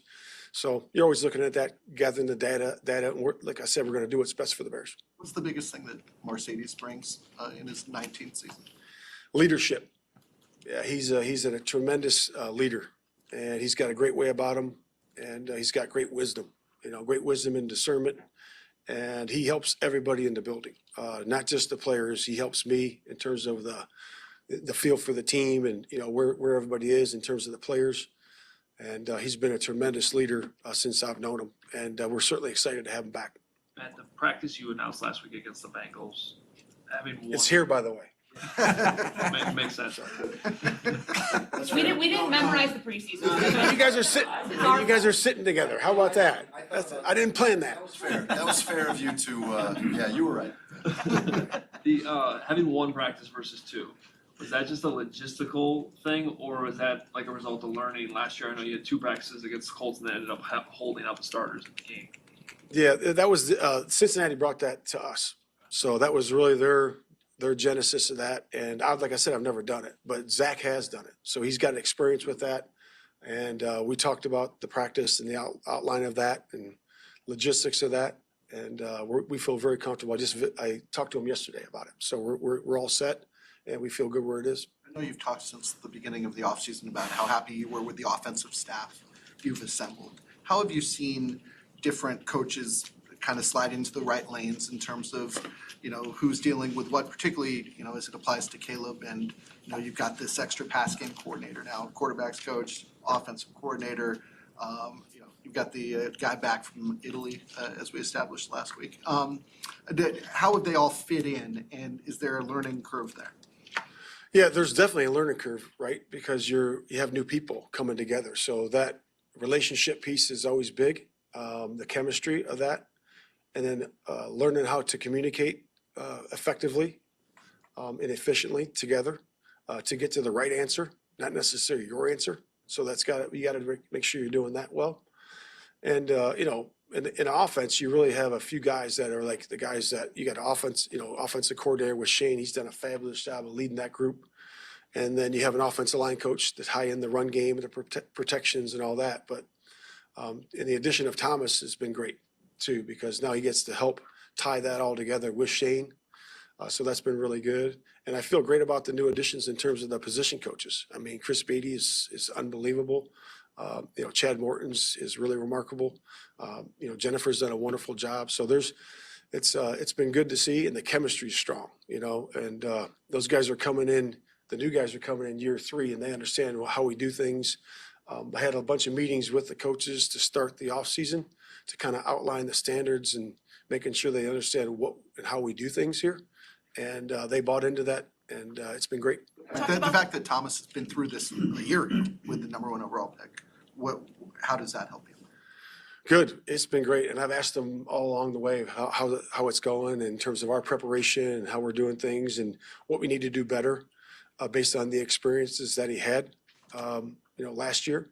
And that's been great to be able to have a sounding board to be able to bounce those ideas off of him. You've talked about your plan for the players over the next 5 weeks, but what have you learned about like your personal plan between work and rest and what your routine has become now in this break before camp? Yeah, I have a hard time getting fully away from it. I'll take a few days to do that, but I like to take the mornings when it's quiet and being able to, if I'm outlining training camp, the in part of that, and or the season, which we've already done both those things, but I'm go back and look at it, and it's important that I spend time in the morning thinking about the team and the football and the players that are on our squad. So, but then the rest of the day I kind of let it go and reset the next day, but try to enjoy some golf and obviously enjoy my girls and my ladies, and so it's gonna be fun. It seems like the Bengals practice then on fields 1 and 2 or 3 and 4.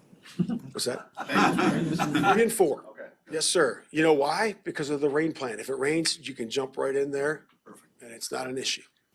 Matt, with Mercedes. I have a real question, actually. Okay, go ahead. With Rome, usually you draft a guy, a wide receiver especially, number 9 overall, that guy is expected to come in and be the focal point of the offense, or a focal point of the offense. It's a little different because of the guys you already have. How do you make sure you guys aren't going too slow with Rome, that you are able to get everything that he is able to do as a rookie? Yeah, I don't think we're going too slow because we're giving him a lot. He's playing multiple positions, and I really think that he's going to be able to handle those concepts. And we all know the benefit of being with the 2 veterans. Seeing those guys, understanding how they operate during the course of a week. That's going to be really good. They're going to help him through training camp, because there's wisdom there with years and experience. But I really believe that he's going to have the ability to take off because of the other players. You're not going to be able to hone in on one guy. Say we just had him and he was the number 1 right now. So you'd be like, wow. So they could really do some things to him defensively, but you're not going to be able to do that versus our crew. To that end, it seems like everyone you talk to about Roman, his past or present, talks about his feel for the game and his IQ. I'm just curious how you describe what you've experienced that with him since you got to know him here in the spring. Yeah, I just, some guys just have a knack to do it, right? They can see the pictures, the drawings, in the classroom, and they can apply that right to the field. And he's able to process a bunch of information at the same time and then take it to the field. And, he's really good that way. And he's, as you follow his career at Washington, University of Washington, and he's done a great job of making himself a great player. And he's going to continue to grow that way. Matt, with Mercedes, we talked to a lot of players last year, and the biggest takeaway is about how he's kept his body at this stage for 19 seasons now. How did you see that? It's just the way he works reflect onto some of the younger players, considering how young this roster was last year. Yeah, it is remarkable. You think about that, and there's normal human beings, and there's other people that play, 17, 18, 19 years in the NFL. So, not sure how to explain that. It's a lot of that's God given in terms of how God put them together, and in terms of being healthy and all that. But he works at it. He works at the nutrition part of it, the strength and conditioning, and more importantly, he works at the flexibility. I think that's where he really gains his edge, is the flexibility and balance that he has and what he works on. And he does some different things that way, and he's going to be great for our locker room. Thank you, Matt. There you go, Matt Eberflus, Bears head coach, and I think Shane Waldron is going to meet the media in a little bit. We'll bring you that, and we'll play some Caleb Williams. You want to react to anything stick out to you there, Hoodie? Yeah, apparently Caleb Williams is a bolo laughs. He's a joke teller, apparently. Yeah. I mean, a direct question about, Caleb Williams, he says, he's a pretty funny guy. So he didn't really go into detail of exactly what he brings for the football team, but definitely a funny guy. Also, I think that's something that we got to bring up, and it's going to be a theme, I think, between now and the regular season, is that Caleb Williams has always been in the shotgun at USC. Yes. Always been in the shotgun. Never called plays in the huddle. Usually it was the placards, right? A picture of you, Sylvie, like the Saluki logo, yes, right. Fred Flintstone, and Elijah Craig bottle. I love Something that. like that, right? You got to choose which play it is, right? Or the opposition has to guess, is it the Elijah Craig bottle or is it Sylvie, right? Yes. So that's the whole thing with him. And I think that he's smart enough to make the adjustment of being able to say, hey, man, you have to command the huddle, call the plays, and also be able to understand every play is not going to be in shotgun. You got to be able to get in tight, especially 20 yards and in. So I thought that at the beginning of the press conference was of interest. Yeah. All right. So let's take a break here, and then I want to give you one thought. It's something that I'm writing about with Matt Eberflus. I have a challenge for Eberflus. Shaw local. I do, and Shaw very good. I love it. What do you mean very good? Well, I read every. What do you mean? I don't need a pat on the head. Of course, I follow you. I'm not used to it. I'm not used to the co-host following the column. Well, I didn't know. I read it every week. Thank you. Well, I appreciate it. I'm going to bring you what I'm working on for today. I'm about to file it, and it's going to be tomorrow, and it's a challenge for Matt Eberflus. Okay. Because it's something that bothered me last year, and it's my challenge for him coming up. I want to get into Chicago baseball. My Cubs got me back onto the swing of sadness, and I know you've been on that swing all season long. with the White Sox. Yeah, It's but mine's reinforced. You said it, not me. You didn't have to. I had the better line. We're here, Seven Bridges Golf Club. It's Hoodie, it's Sylvie. We're in for Carmen and Yurko. You're listening to Carmen and Yurko on ESPN Chicago, Chicago's home for sports. Got a few minutes? Check out our shorts. YouTube. Got an hour? Watch interviews and silly show moments. YouTube. Got nothing going on now? Join us on our live stream. It's all on YouTube right now. Subscribe at ESPN 1000 Chicago. Got NBA action back in our life tonight. I want you to download that Circa Sports Illinois app. Make a play. No Porzingis. No Porzingis. Is that the case? And so, is Dallas the play on the money line to come back and win this series? The most fair odds are usually on Circa Sports Illinois. Trust me, I've played all the apps, and now I am loyal to Circa Sports Illinois. It's because of Derek Stevens and his crew. It's what they look for. This is where the real sports gamblers go, because most games are at minus 110, not minus 115 or minus 120. And if you look at those future plays like Dallas to win the series, they want you to comparison shop. Check out what it is for the Mavs to win the series compared to the other shops. You'll probably find that the best value is at Circa Sports Illinois. I've shopped around, and I see the Bears to win the division. The best value is on Circa Sports Illinois compared to the other shops. And again, the best customer service is always at Circa Sports Illinois, because they've got real customer service behind the app. They don't have bots behind the app. So these are the people who run the resort and casino out in Las Vegas. That's why you should download Circa Sports Illinois today. You want to make a play on the Sox or the Cubs or the Bears in the future, or tonight's NBA game? Download Circa Sports Illinois today.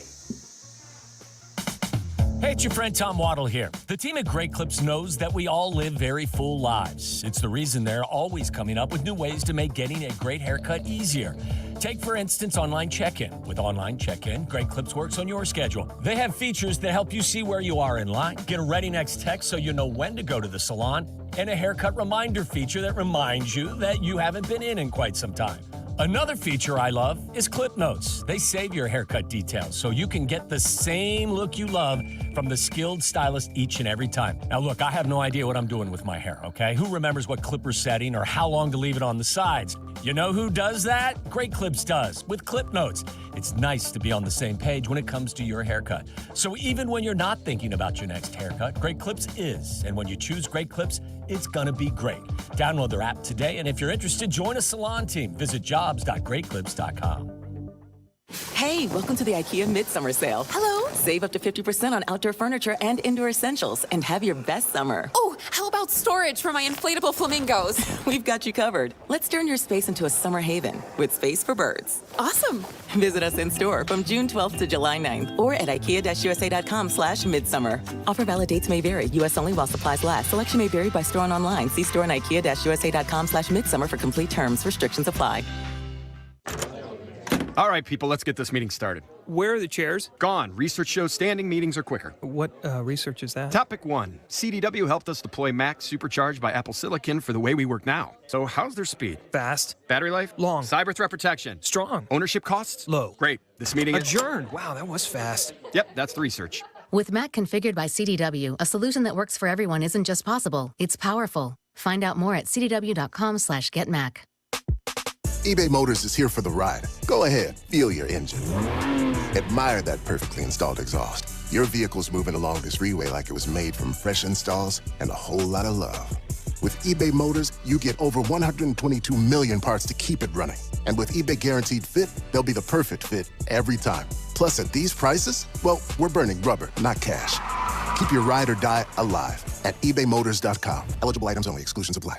Cubs fans, stream Cubs games now. Marquee Sports Network brings you a new way to stream your favorite team. Visit WatchMarquee.com to subscribe and stream Chicago Cubs baseball, pre- and post-game shows, exclusive programming, and more. Your Cubs, your way. Subscribe now at WatchMarquee.com. You're listening to Carmen and Yurko. Follow the show on Twitter at Carmen DeFalco and at Yurko 64. This is ESPN Chicago, Chicago's home for sports. It's Grip It and Sip It, and it's Hoodie and Sylvie in for Carmen and Yurko. We just heard Matt Eberflus meet the media. A lot of prep for the real thing, for training camp. Yeah. And it's what I'm writing about, Hoodie. I was very unimpressed with his training camp last year. Last year was the first time I had covered a training camp on a near daily basis since I was a reporter. And the last time I did that was 03. Right. So it was 20 years. And don't get me wrong, I wasn't looking for a training camp from 03. I know times have changed between 2003 and 2023 when it was last year. But I thought it was for a guy who talks about the hits principle and hustle and intensity. It was a very low-key training camp, and I think it showed in the opening game. I've talked a lot about this with Waddle, that I don't think they were prepared. Like, hey, we're going to practice against the Colts, and then we're not playing in the Colts game. I think the only way a young football team gets better at football is by practicing and playing football. I would agree with that. I also thought that they were flat. Yeah. I mean, I know that there's a lot of anticipation over that game that the Bears played against Green Bay because, new radio station, new era, new feel, and it was at a fever pitch. You were there. Yep. And then they just kind of were flat. I thought that what's interesting about that is if they're not going to be flat, then that means that the quarterback will have some time to be able to perform here in preseason. You notice in the press conference, Sylvie, talked about how Bryce Young and C.J. Stroud, they had about between 45 to 65 reps for rookies. So what does that mean for Caleb Williams? That will be a talking point for us this summer. Sure. And when the quarterback plays, the offensive line has to play because you're not going to put your starting quarterback out there with a bunch of backups. And I think that's important. I think that offensive line needs chemistry. I think Nate Davis needs to play. Enough of riding the bicycle on the sideline.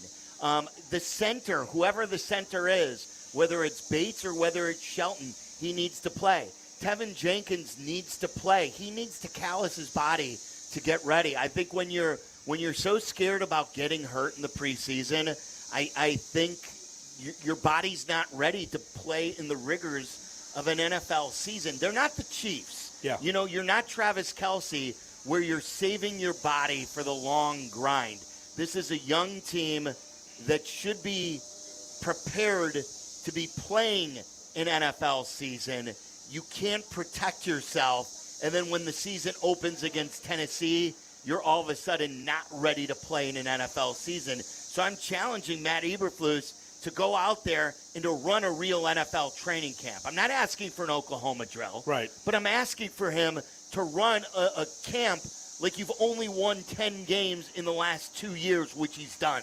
Before you hit send on that column, I'm going to add a little line to it, just before you hit send. And the line is that, hey, the cameras of Hard Knocks are here. I have that, yeah. Impress, right? Yeah, right. Because if Hard Knocks is all about the backups and the rookies, and then the frontline guys aren't playing, Hard Knocks will never be here again. Right. Ever again. Well, and I think the other thing about what the Hard Knocks cameras are going to show us, and I get that the Hard Knocks cameras, the Bears will have some editorial control, like all teams do. But I said this to Waddle while it was airing, and he wasn't on board with watching the Lions year.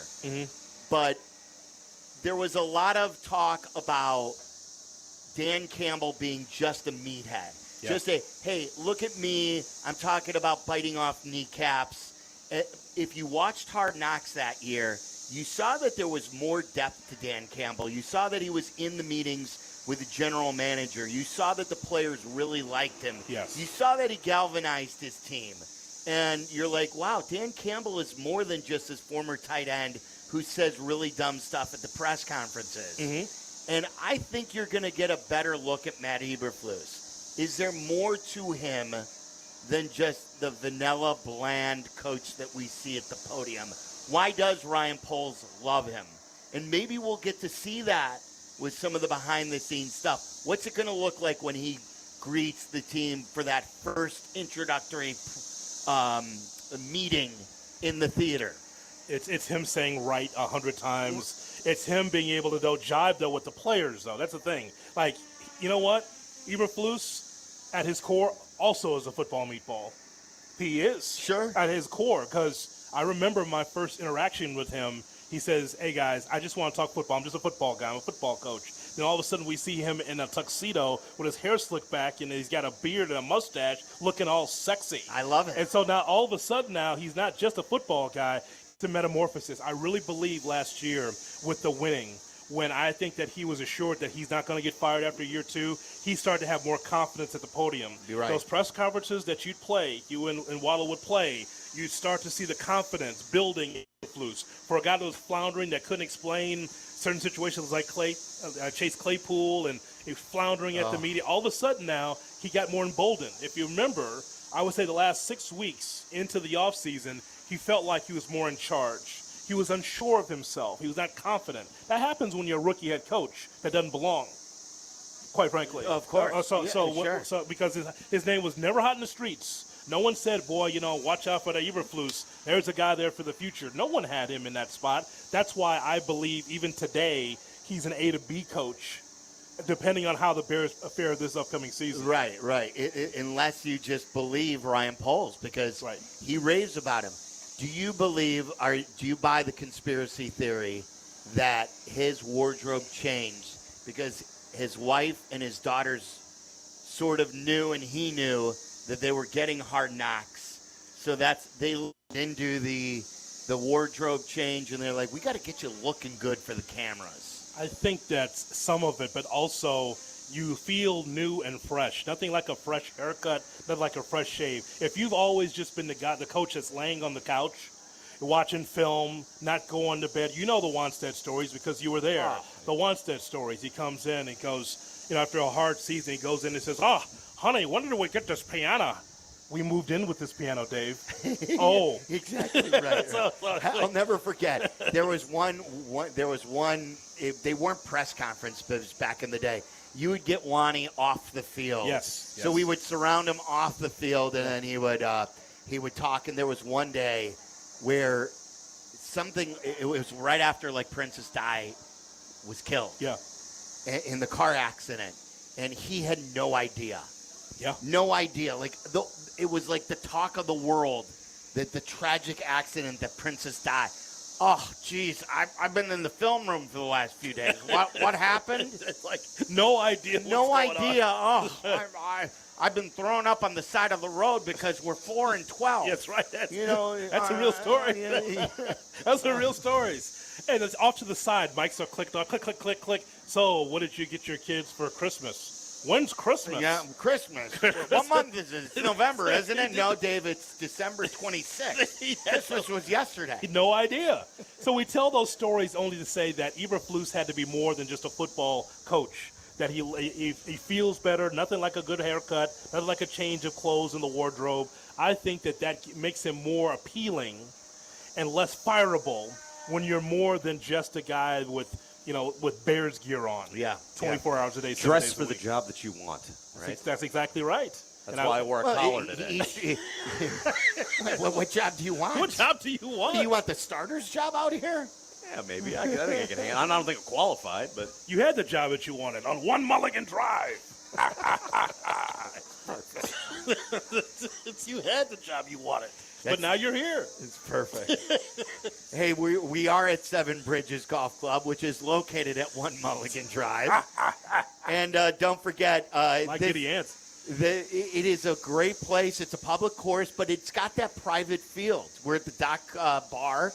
Right now, you could come out to the Dock Bar and watch the show, even if you're not playing here today. It's scenic. It's challenging. It's a rewarding course. You can book your tee time online at sevenbridgesgolfclub.com. Senior rates available. So for people like Cap, he can get the senior discount by going to that's sevenbridgesgolfclub.com or call 630-964-GOLF. At 7:02 tomorrow morning. 630-964-GOLF. Coming up next. I mean, can you believe this guy says that Diana Taurasi's too old to be on Team USA, and he's the senior member of the station. Yes. Can you imagine that? I heard that. It is, though, it is a career achievement award for her. And him. And Cap. True. The Cubs and the White Sox. Yes. Are they two peas in a pod? I have the evidence to back it up. That's coming up next. You're listening to Carmen and Yurko on ESPN 1000. Chicago's home for sports. The home of the Chicago White Sox. The White Sox and Mariners. Coverage starts tonight at 8 on ESPN Chicago, AM, FM, HD, and app. We are back, and we are looking at a pretty lopsided matchup, Jim. That's right, Ron. I mean, in one corner, we've got a 175-pound guy, and in the other, a 6,000-ton heavyweight train? Jim, this guy has no idea what he's getting himself into. It's no contest. Every day, people tempt fate and die trespassing on railroad tracks. See tracks, think train.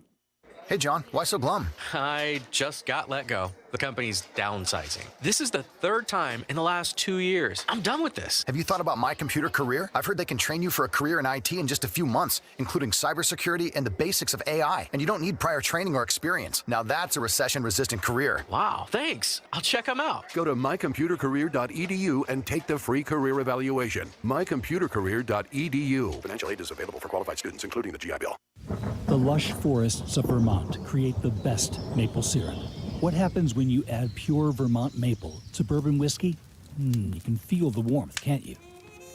Number 14 bourbon is exactly what you've been craving. Named number 14 in honor of the 14th state, Vermont. Taste the strength of bourbon, softened by the sweetness of the maple. Get number 14 bourbon at vermontspirits.com or at select Benny's locations. Number 14 bourbon, 90 proof, copyright 2024, Vermont Spirits Distilling Company, Quetchi, Vermont. Please sip responsibly. White Sox fans, we want to reward you with one-of-a-kind experiences all season long. Enter the Ultimate Fan Sweepstakes for your chance to attend Chicago's hottest summer events. June's winner will receive 2 tickets to Lollapalooza, Riot Fest, and Chicago's NASCAR weekend, plus 2 field passes to the Jordan Davis postgame concert presented by Coca-Cola on June 28th at Guaranteed Rate Field. To enter, visit whitesox.com/sweepstakes. Matt Coker here from West Coast Men's Health. Guys, if you're taking Viagra or any other pill for ED, I want you to ask yourself this question. Do I want to continue to do this for the rest of my life? If you're like most men, the answer is no. Here at West Coast Men's Health, we can restore blood flow naturally without pumping your body full of chemicals like you've been doing. Guys, you need to come in today and fix this problem now. Why are you putting this off? Viagra's not going to magically start working next week, and you don't want to use shots or go under the knife. Call us today and speak with our clinic manager. Ask him any question you like, how it works, the science behind it, and even the cost. Change your life today like the thousands of men who already have. If you're tired of dealing with ED or Peyronie's disease, then call West Coast Men's Health. With clinics in Hinsdale and Deerfield, call 630-425-5033. That's 630-425-5033. 630-425-5033. Online at westcoastmenshealth.com. Sorry, but we actually have a wait list for our Monstera. Shaw's greenhouse is really bringing in the green. We can't keep snake plants and stuff. She needs a construction manager to build on her roots and grow. We could add a whole section for ferns. And here we'd have dahlias, dahlias, and more dahlias. Indeed can help her hire great people fast. I need Indeed. Indeed you do. You can schedule and conduct virtual interviews all from your employer dashboard. Visit Indeed.com/credit and get $75 towards your first sponsored job. Terms and conditions apply. He loves to sniff the neighborhood dogs a little too closely. On more than one occasion, you've seen him roll around in the mud. He's been known to drool a bit more than normal, especially when he's excited. And you heard him cleaning himself less than an hour ago. Yet, here you are letting him lick your face for a really long time. We get it. You love him unconditionally. That's why Pets Best has customizable, affordable pet insurance plans so you can protect the love of your life. Get peace of mind in a quote today at petsbest.com. Working from home? We're back in the office? Don't miss a minute of Carmen and Yurko. Just ask your smart speaker to play ESPN 1000. In the air, right field, Suzuki back. Suzuki turning, and it's gone. And Brandon Lau has hit a walk-off homer, and the Rays come back and win it 5-2 here in the ninth. season that has seen the Cubs take a number of gut punches. This one about as bad as it gets. Right, Marquee Sports Network. It's Boog and JD.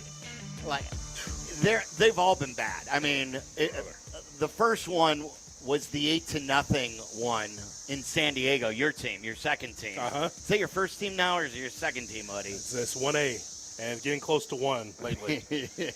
It's Carmen and Yurko, Sylvie and Hoodie filling in for the guys. We're at Grip It and Sip It at Seven Bridges Golf Club, and the Cubs lost that one. Like, I was already resigned to the fate after Neris gave up the tying run when it was 2-1. And then, like, you sit there and you sort of just stew before then when they get a bunch of hits and they only put 2 on the board. I was texting one of my buddies, Jordy, and, like, he was already saying it's 50-50 they blow this anyway at 2-1. Like, where do you... First of all, you have a bullpen in which Wisniewski is your setup guy in an 8th inning, and Heart Attack Hector is your closer. Like, that's problem number 1. Problem number 2 is you've got a payroll of $200 million with guys who don't hit home runs and guys who can't score runs. You're so flawed in so many areas. Like, there's so many issues. Hey, how about these stats, Hoodie? The Cubs, over their last 36 games, this is a big sample size. This is more than half of the games they've played. This is not just like a small slump. They're 13-23 over their last 36 games. And then to tie this in with the White Sox, the White Sox are 8-22 over their last 30. The Cubs are 10-20 over their last 30.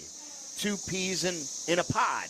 So, yes, the White Sox are on a historically bad pace, but the Cubs over the last 30 or the last 36 games have played almost equally as bad as the other team in town.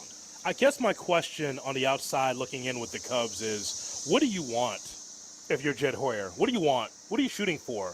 I think that he did not believe in the ball club last year.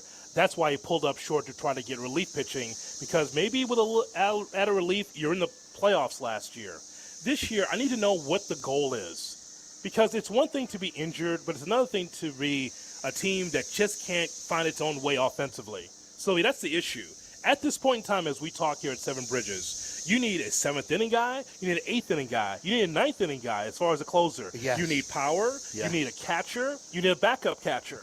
These are all things you need before you get to the deadline, by the way, if you really want to compete. It's such a good point. They're making me look bad because I said I believed in Jed, that Jed at the deadline would actually pull the trigger. The team last year, as you recall, the Cubs said, we don't want to go anywhere else. Believe in us. We can pull this through. And they could not do it collectively, but with additions, they would have been able to. What I'm saying is that there's more needs now than you had on opening day for this Cubs team. For sure, because a lot of those guys have taken step backs. Like you said, a catcher. And a backup catcher also. Right, like you didn't think Yan Gomes would have a great year like last year. He's old, but you didn't think he would be this bad. You thought he would at least slide into the backup catching role, and maybe Miguel Amaya would take a step forward. Miguel Amaya is bad. Yeah. Yan Gomes is bad. The bullpen is terrible. That those 2 guys are considered your setup guy, and Neris is not a closer. Neris is a 7. Like, Neris is Pedro Strop. Wow. Neris should be your 7th or 8th inning guy. He's a nice setup guy. And he'll give you a heart attack every now and then, but he should not be the guy out there in the 9th inning. And again, it's 2-1, and 2-1 isn't good enough. And it's something the council said last night. They should not have 2 runs on the board yesterday. There are many, many of these games where it's really you're hyper-focused on that 1-run lead because the offense didn't give you more of a lead. And so all of a sudden now you're protecting only a 1-run lead because the offense doesn't do their job. Because Morel should be better. Dansby Swanson should be better. Nico Horner, who's been hurt, should be better. Michael Bush, after the first 3 weeks of the season, should be better. Cody Bellinger should be better. Seiya Suzuki is hurt and is hurt on and off and should be better. A bunch of guys underachieving, and the roster isn't good. And you said something that was so interesting right there, too, at the beginning. Maybe this goes back to the trade deadline of last year where Jed probably didn't want to buy. Remember this with Cap? Cap and I were arguing about this, and I'm not saying I'm right, but maybe they were forced to be buyers when Jed knew they weren't really a good team.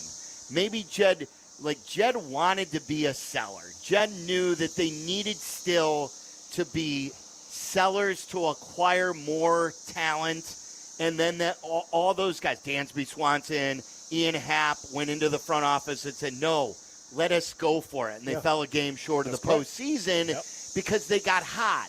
And maybe Jed knew we're not there yet. We're not really there, and maybe one more year of selling could have got more in the farm system. Again, I'm not blaming that on, but it's a chain reaction. Do you know what I mean? And now you're forced to sign Cody Bellinger another year instead of maybe getting a really good return package on Cody Bellinger because now you're forced to keep him and go for it. There's two things here. Number one, you and I grew up in the business at the same time. And so what I know you talked about it, whether it was the old Sunday morning chapel show that you had back in the day, or you working with Carm. You do remember you worked solo on a Sunday morning. Yeah. Sylvian Sports, I think it was called, right. I call it the Sunday morning chapel show. Right. Okay, because everyone's going to chapel, right. So that's you had to explain that to me. Yes. So those shows, so we grew up in the business together, and the one theme that we talked about with Cubs baseball is what's up with the payroll?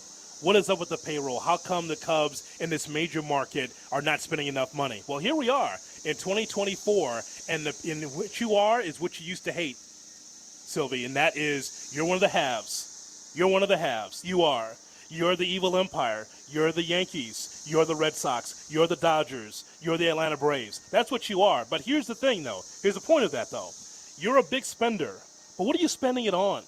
Are they a big spender or are they a spender? Don't do that. We're not. This is not 1984. You are a big spender. 230.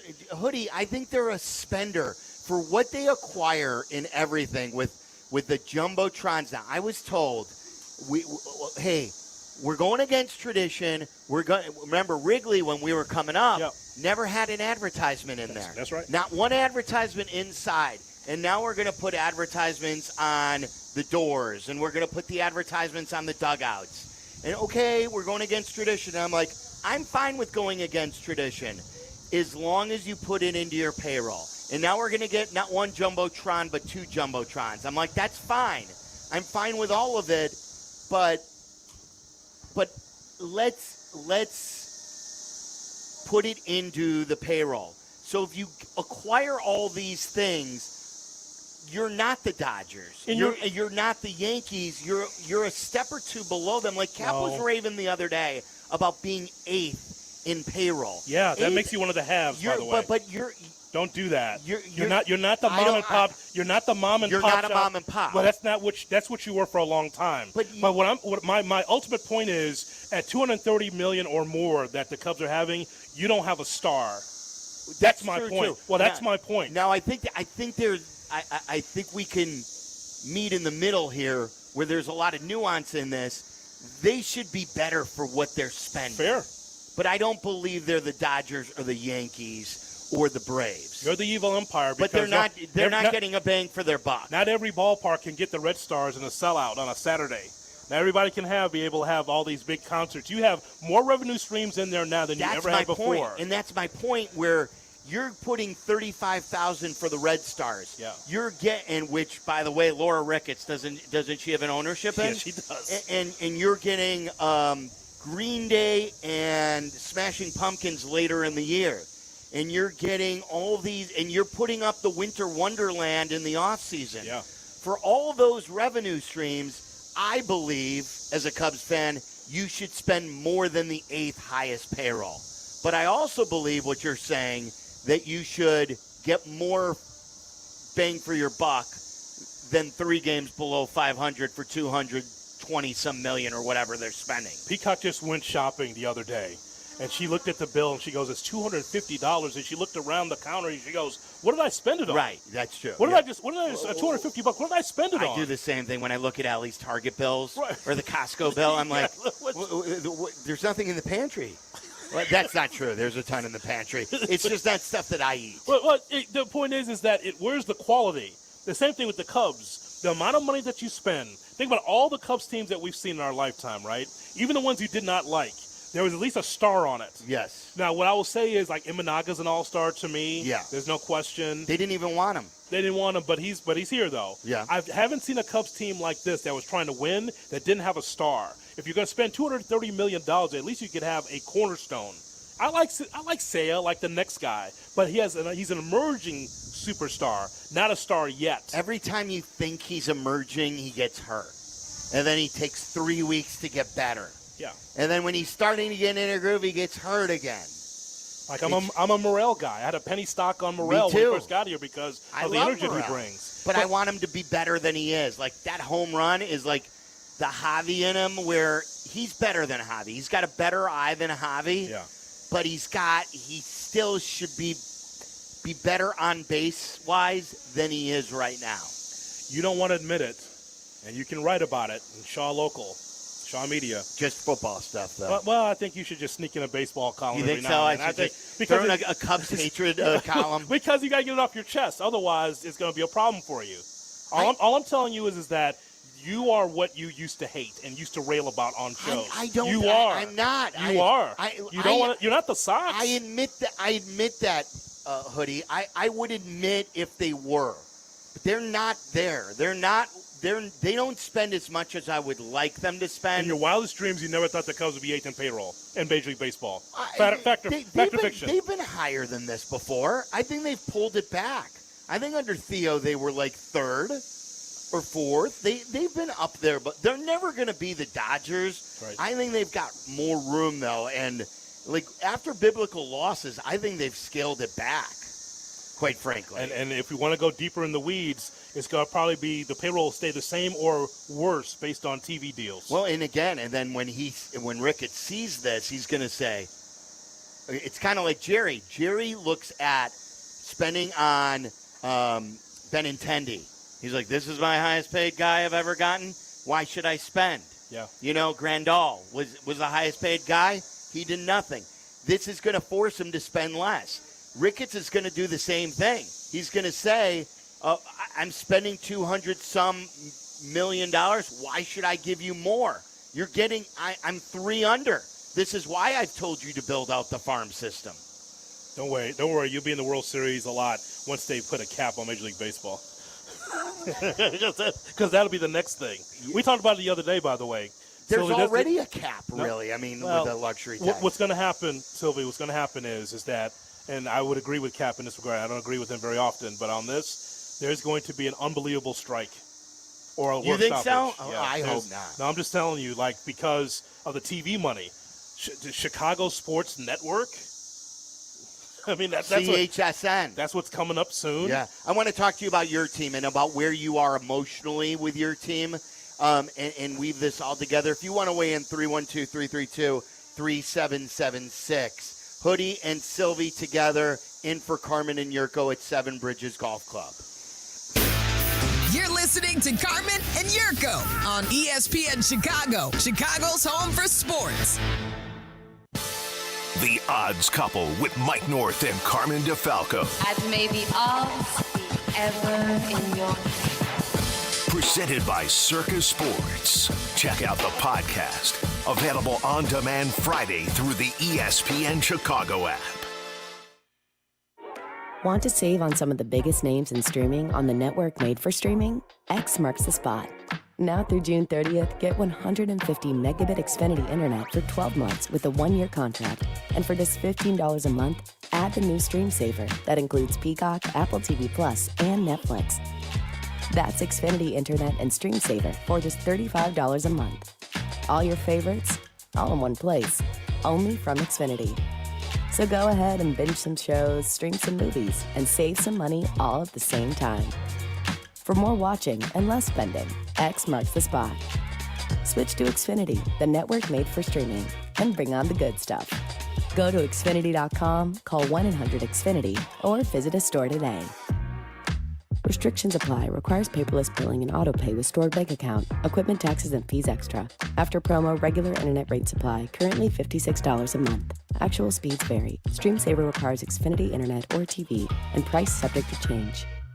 I think one of the things that patients don't realize is that when they get a joint replacement, that's not a lifetime treatment option. And they're probably, if they are a younger patient, signing up for multiple surgeries down the road. As a physician and medical director for QC Kinetics, Dr. Caravelli's seen a pattern of trending joint pain. Prolonged medication, steroids, then surgery, possibly another surgery. So a lot of our patients are trying to avoid or put off surgery, and this is the treatment that can help them do that. QC Kinetics extracts your body's healing substances, concentrates them back into your aching joints to help heal and restore those areas, providing lasting relief. Oh, I love being able to tell my patients, before we do this surgery, let's try another option. Let's see if this is right for you, because now they might not have to have surgery at all. Call today for your free consultation. Call QC Kinetics, 312-809-5955. That's 312-809-5955. 312-809-5955. Imagine a place with the vibrance of the city and the comforts of suburbia. Time to stop imagining. Guys, it's Carmen bringing you the scoop on Elmwood Park, where history, culture, and cuisine collide for the ultimate summer experience. Spend a date night or a night out with friends along Restaurant Row on North Avenue. From the upscale delights of Jim and Pete's to the legendary flavors of Johnny's Beef, or maybe a sweet escape at Masa Cafe, Elmwood Park has your cravings covered. Come taste the excitement in Elmwood Park, where every bite tells a story. Every day we rise so that together we shine. Blue Cross and Blue Shield of Illinois understands what it means to shine a light on the helpers, the healers, the ones building a lasting future of wellness for all of us. Together, we're on this journey, empowering Blue Cross members with the newest technologies, fulfilling our oldest promise, to be forever by your side, rising together toward a healthier tomorrow through it all. Blue Cross and Blue Shield of Illinois, a division of Healthcare Service Corporation, a mutual legal reserve company. Prescriptions require an online consultation with a healthcare provider who will determine if appropriate. Restrictions apply. See website for details and important safety information. Subscription required. Price varies based on product and subscription plan. Hey guys, did you know there's a generic form of Viagra that works just the same but is 95% cheaper? And you can get it online at hims.com/joy. Through Hims, you'll get a free medical consultation to determine the ED medication that's best for you, discreet shipping if prescribed, a 100% online process, and a range of treatment options, including trusted generic alternatives to the name brands, at up to 95% off. ED is personal, and at Hims, so is treating it. Just go to hims.com/joy and get connected to a licensed medical provider online for free, with zero copay, no expensive appointments, and no awkward face-to-face conversations. To start your free online visit, you need to go to this exclusive address, hims.com/joy. That's hims.com/joy for your free online visit. hims.com/joy. Zoning out on that Zoom meeting? Zoom. Find out what Carmen and Yurko were talking about. Tell your smart speaker to play ESPN 1000.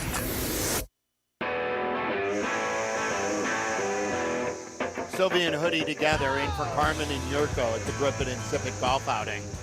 Where are you right now emotionally with your team? Are you mad? Are you apathetic?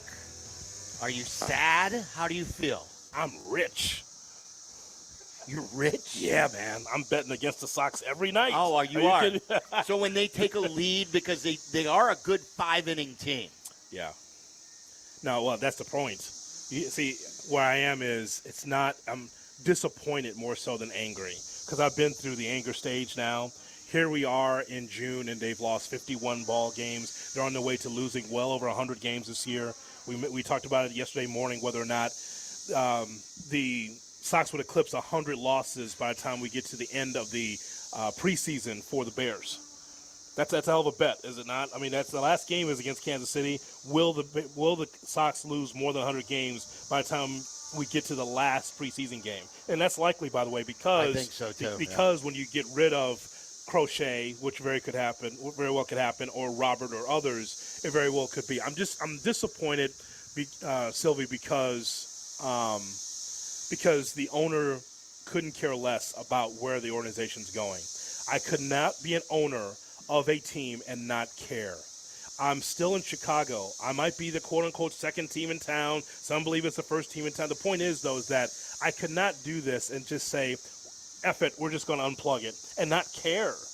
This is not going to be a quick rebuild. I keep saying this, and people look at me like I got turds for earrings. I'm saying that this is going to be a while. Yes. 5 or more years for the turnaround.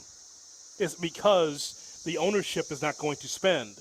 And the minor league system doesn't have enough talent. So this is where you are. So I'm not angry. I'm really disappointed that an owner that's supposed to be great, that's supposed to be trying to help Chicago, couldn't care less. Couldn't. And that's bad. Couldn't.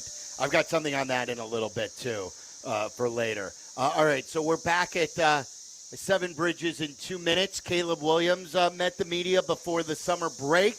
A lot of interesting things that he had to say. We'll play that for you coming up next. Carmen, Yurko. Don't worry, they'll be right back before you know it. Right here on Chicago's home for sports and the new home of the Chicago Bears, ESPN Chicago. Hey, Chicago, it's the M&M guy on behalf of Windy City Limousine and Bus. Have I got good news for you? The Bears, Bulls, Sox, Cubs, and Sky can't win every game, but they do win every trip to the park or the airport with Windy City. Now there's a huge win for you also. Oh sure, we've done all your weddings, airport trips, and events. We even handle your out-of-state trips. But now, as the official transportation for Soldier Field, your days of walking to your vehicle on Michigan Avenue are over. Windy City has exclusive pickup and drop zones so you can see Kenny Chesney, Billy Joel, the Stones, George Strait, and more. Just book a car or bus and we will get you there and back safely and save your feet as well. Call 866-94-WINDY or book online at windycitylimos.com or download the app. That's 866-94-WINDY. Tell them George sent you. Your tee shots can use some straightening. Your chips can use more finesse. Your putts, let's not even go there. Help is around the corner. Golf Center Displays, a year-round automatic driving range with heaters and fans on all stations. A short game area, a 9-hole course that you can even play at night. This is one-stop shopping for any golfer who needs a little help. And don't we all? Golf Center Displays, 353 North River Road in Des Plaines. UI Health is home to leading experts in stroke care. As a comprehensive stroke center, UI Health specializes in diagnostics, treatment, and rehabilitation. When it comes to a stroke, time saved is brain saved. And the UI Health stroke team is dedicated to rapid consultation and 24/7 care. Always remember to be fast at the first sign of a stroke and get emergency care. To learn more about the signs and symptoms of a stroke, visit stroke.uihealth.care. This is ESPN Chicago, WNVP, WTBC, HD2 Chicago, a Good Karma Brands radio station. Live from Seven Bridges Golf Club in Woodridge, you are listening to a live broadcast from the Grip It and Sip It Classic, presented by Elijah Craig Kentucky Straight Bourbon Whiskey.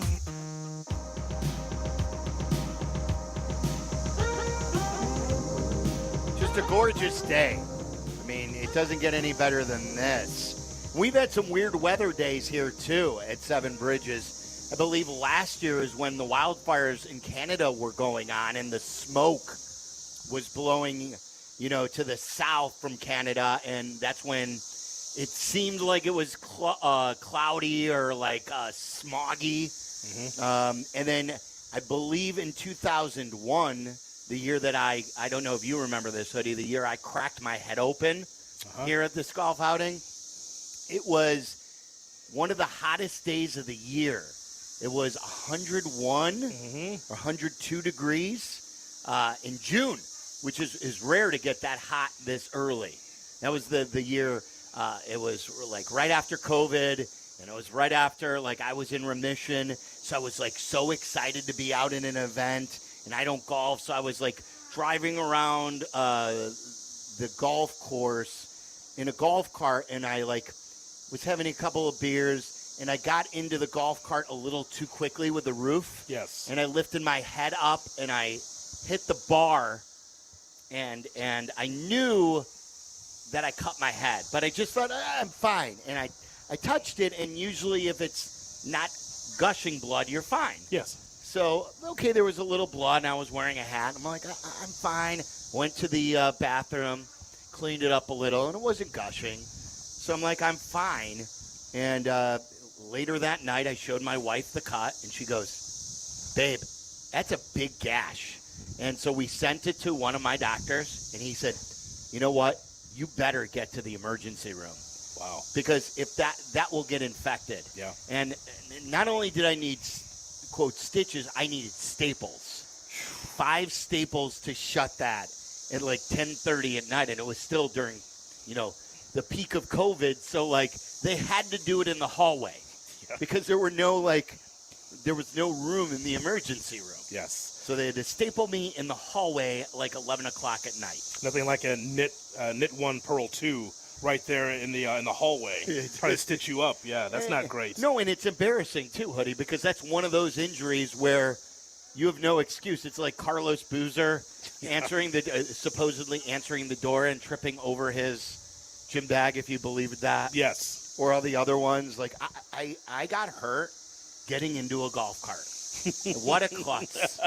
That's Sammy Sosa sneezing and going on the DL. Yes. But you know what? You're safe with me. You won't bleed. You won't cut yourself. You'll be fine. Was it Brandon Morrow that got hurt, like taking his pants off or something like that? I think you're right. Yes. Yeah. During his Cub stint. Yes. Yeah? Yeah. That's an all-timer right there. It is. And these things are true. Just weird, odd injuries. When you get older, though, stuff happens. That's true. You just wake up hurt. You hurt yourself in your sleep. You wake up and you're like, your back's all jacked. Yeah, for no reason. No reason. Yeah. It's just the old I slept wrong. And before we get into and play the Caleb Williams thing, too, speaking of just legends, Jerry West today passed away. I was very surprised because you would know – I hadn't heard that he was sick or anything like that. Mm-hmm. He's like one of the greatest nicknames ever because people would just refer to him as the logo because the NBA logo is his silhouette. Mm-hmm. And one of the great players of all time in the NBA, Hoodie, and one of the great executives of all time. He was just inducted. We were poking fun of this, Waddle and me. He was inducted this summer to go into the NBA Hall of Fame for the 3rd time. Yes. Like, it's weird that the NBA or the Pro Basketball Hall of Fame, you can get into the Hall of Fame 3 different times. Mm-hmm. And then the craziest stat I heard today on Greeny was he went to 17 NBA Finals as a player and an executive. That's right. In today's discourse and basketball conversation, they would question the losing more so than the winning. Right. They'd say one of the biggest losers in the history of basketball. And that's unfortunate because think about this. We know how great he was as a player. You and I were not around, but we can read, like anybody else, all the accomplishments that he had with the Lakers and the teams that he won a championship with. However, his off-the-court GM work was stellar. Think about this. Definitely. He had to be able to tell the Golden State Warriors, hey, part with Monte Ellis. This Steph Curry's going to be good for you. Yes. Now, Monte Ellis, we thought at the time, man, you know what? The Golden State's not very good, but, boy, that guy can shoot the basketball, but not like Steph Curry. He also was the one that told Kevin Durant, you might want to leave Oklahoma City because if you go to Golden State, you'll get more shots and win a championship. Think about that. They said, Durant took the easy path. He talked to the logo first before he made that decision. Yeah. A lot of people don't know that. So I think that as an executive, as much as he was as a great player, he's a great all-around player. He deserves his flowers every day for everything that he's done. Also, we have to be able to punctuate the point by talking about the show Winning Time.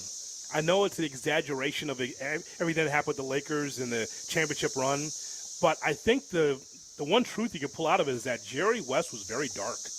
He was very dark as a player. He went through a lot, an abusive dad, and just whatever he did well in basketball, it was never good enough. He had an internal drive that I can't even explain, but he never felt like he was good enough as an executive or as a player. And that drove him to try to get better and better. But there was never like a ceiling for him, Sylvie. It's very strange. West by West is a great book that you have to read about Jerry West. It talks about everything that he went through in his life. Even though he's successful and we applaud him and celebrate him, I don't know if he really understood how great he was. No, I don't think many people do. Like, even me, someone who loved and appreciated Jerry West and have read and have watched the highlights, like when Greeny said today, and they were bringing up some of the stats, that in one playoff run, he averaged 40 points per game in a playoff run with no three-point line. Think about that. To average 40 points per game without a three-point line is incredible. And then as you were talking about, like some of the moves executive-wise, they were talking about, like, within a month span in 1996, he drafted or made the trade for Kobe Bryant, Vlade Divac to Charlotte for Kobe Bryant, and then a month later, they got Shaquille O'Neal. Yeah. In one offseason. Pretty good. You built yourself a championship dynasty. Just like AK would do. You built a championship dynasty that way. Having said that, sometimes, Sylvie, you have to say the quiet part out loud. We celebrate the logo. We love Jerry West. When does that logo turn into Michael? I mean, he's dead now. I mean, no. When does that turn to Michael? I mean, you got to No. I mean, when will the logo be Michael? He would never allow. First of all, he would never allow that to happen because he makes way more money as the Air Jordan logo. That's a cash register logo for Nike and him. Yeah. Him putting that on the floor does him nothing. And Michael makes the cash register sound. Just saying for an appreciation. He's not donating that. For the appreciation. Oh, man, we could change the logo. It doesn't have to be what's on my shoes right now. It could be a different Jordan logo, like him going for a dunk, something else. You're not changing the Jordan logo. That's the Jordan logo. No, I'm just saying, like, I mean, Jerry West has been a logo for a long time. I'm just saying, like, you know, there's always change. Are you going to say that for our rest of our lives, it's always going to be Jerry West as the logo? What's the Scottie Pippen logo? Like him backstabbing somebody? It's him with a knife or him with a booze in a book that no one wants to read or drink. And with his wallet with a lock and key over it. So it's so sad because he was so great. If there was anyone who didn't underappreciate him, it was me. Yes. You know, like, and I'm sure you too. Yeah. So you don't want Jordan to be the logo of the NBA? No. Okay. Keep it like 17 NBA Finals. What do you mean? Jordan's our guy. Is he not? Is Jordan not our guy? He's our guy. Okay. But I think he's celebrated enough. Okay. I'll let him know you said that. He doesn't care. He's the one. Like, it's incredible. I never thought that Charles Barkley, and I hated Charles Barkley as a player. Sure. Like, even though he was always, like, funny, Charles Barkley, if you remember, if you grew up when we grew up, did you dislike Charles as a when the Bulls were good? Because I hated Charles. We had some wars with Charles, with Philly, and then with the Suns in the 93 finals. I hated Barkley, and never did I think that Charles Barkley would be a regular on our show. And that Michael Jordan, who I covered often as a reporter for 3 championships, would never come on the show. Yeah, I know. It's so weird because we all love Michael Jordan, but the last time he was on sports radio, Jesse booked him. Jesse was the last one to book Jordan on sports radio. It was I was working with Jesse. It was Jordan, and the Bulls were taking on Minnesota. It was a hotel in Minnesota. What year was this? Early 2000s? The first three-peat, that run. That's the last time he was on any sports radio show? Yep. Because I remember, like, all the older reporters used to tell me, Bruce Levine used to tell me, that early in his, and maybe even not so early, maybe even as late as the first championship, he would stand in the Berto Center corridor and with microphones down, just shoot the you-know-what with the reporters. Sure. Like, it was less of a media contingent, but then the media grew, and things got, like, too big, and then he eventually then just became a guy who would speak at his locker fully dressed. Mm-hmm. You know, the one thing about Michael, you would never see Michael even with his shirt off in the locker room. No. He would get dressed in the trainer's room, and the only time you would see him in the locker room was either in his uniform or in a suit. That's right. And he would never do a press conference without his suit on. It was about appearances. Yes, Very the similar, brand. Similar to Eberflus. It's all about appearances. Yeah. All right, I want to give the Caleb Williams stuff enough time, but we were talking about Jerry West, and I think deservedly so. A true legend, even though Hoodie wants to replace the logo on the day that he dies. I mean, rest in peace, but Jordan logo? Rest in peace, but say the quiet thing out loud. You have to do that. You understand. No, it's the NBA Finals tonight. They're going to honor him tonight, Hoodie. I'm sure they will. I'm sure they will honor Jerry West. And by the way, if you've not seen Winning Time, go watch Winning Time. I wish there was another season. Well, me too. Me too. I love that show. The character that was Dr. Jerry Buss was they were all great. Yes. The Jerry West character was great, even though they took it to the 10th degree. Mm-hmm. But like you said, it was fantastic. Adrian Brody as Pat Riley, right? Fantastic. He will always be Pat Riley. That's the end. Yes. Like, he'll always be Pat Riley. He looked like him. The way they made him up, he looked like him. Yes. All right, what did Caleb Williams have to say as he goes into summer? How far did he come here in the mini camp and OTA period? Caleb reflects as they head into summer vacation mode. We'll hear from Caleb coming up next. You're listening to Carmen and Yurko on ESPN 1000, Chicago's home for sports. Guests appearing live on ESPN Chicago call in on the CarX Tire and Auto Guest Hotline. Who's going to be next? This is Chicago's home for sports. ESPN Chicago, where the pros go. Guys, Steinhoffel's Buy More, Save More sale is going on now. The best time to get your new room you've been dreaming of is going on today. It's where I buy all my furniture. Recently got my new couch and a bedroom set for Braxton because the more you buy now, the more you're going to save. Save $100 when you spend $19.99, $200 when you spend $29.99, $300 when you spend $3.99, and make your new room more affordable with Steinhoffel's 36-month 0% financing. It's the more you buy, the more you save sale. Shop online at steinhoffels.com and in-store at one of their 4 Chicagoland locations. I shop at the Vernon Hills location. It's right near Hallis Hall. Ask for my guy Aaron. Their new general manager is Nick. They're fantastic. Head to Crystal Lake as well. Downers Grove, their general manager is Jeremy. Ask for him. Where their newest location is in Harwood Heights near O'Hare. Shop Steinhoffels today. Some people just know the more you protect, the more you save with Allstate. Because they know insurance math. Like if you protect your home and auto, Allstate can save you up to 25%. So it's like losing money if you don't bundle. Save more when you protect more. Bundle home and auto with Allstate today. Bundled savings vary by state and are not available in every state. Saving up to 25% is the countrywide average of the maximum available savings off the home policy. Allstate Vehicle and Property Insurance Company and affiliates, Northbrook, Illinois. Woodford Reserve is more than a spirit. It's a spectacle. With more than 200 flavor notes, Woodford Reserve wows your senses, delights your palate, surprises you with every new scent and sensation. It elevates an evening to an event, giving you a new experience with every sip. So yeah, Woodford Reserve is more than a spirit. It's a spectacle for the senses. Kentucky Straight Whiskey, 45.2% ABV. The Woodford Reserve Distillery, Versailles, Kentucky. Please drink responsibly. Woodford Reserve is a registered trademark, 2024, all rights reserved.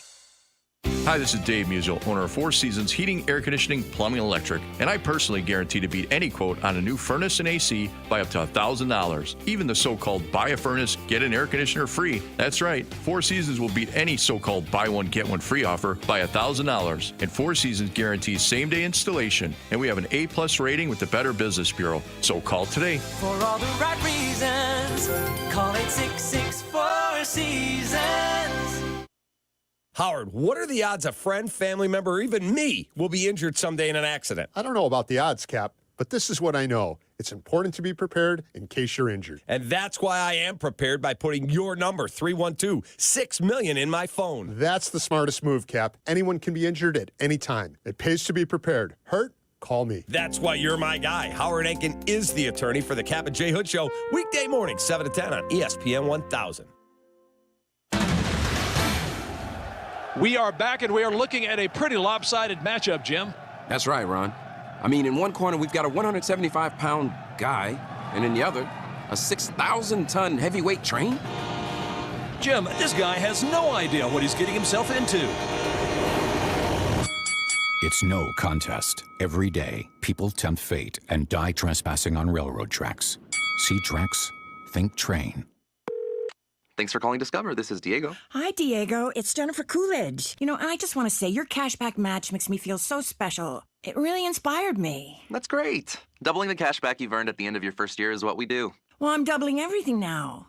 Double dating, double dipping, double feature, double header, double whammy. You know, basically double or nothing. You earn, we match. Discover Cashback Match. See terms at discover.com/creditcard.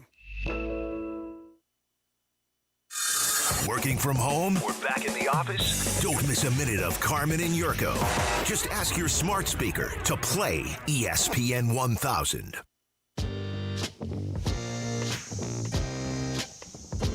All right, it's Sylvie and Hoodie, Skokie and South Shore, working together here at Grip It and Sip It. We're at Seven Bridges Golf Club. The Bears had their final, it was a rookie OTA today, but we heard from a lot of the people we want to hear from today. We heard from Matt Eberflus, Caleb Williams, Roma Dunze spoke, and so did Shane Waldron. And Shane Waldron's one of the more important coaches on the staff, maybe one of the more important people, because he's got to make this offense go. These OCs are so important. He's got to develop the quarterback, and he's got a ton of weapons to utilize.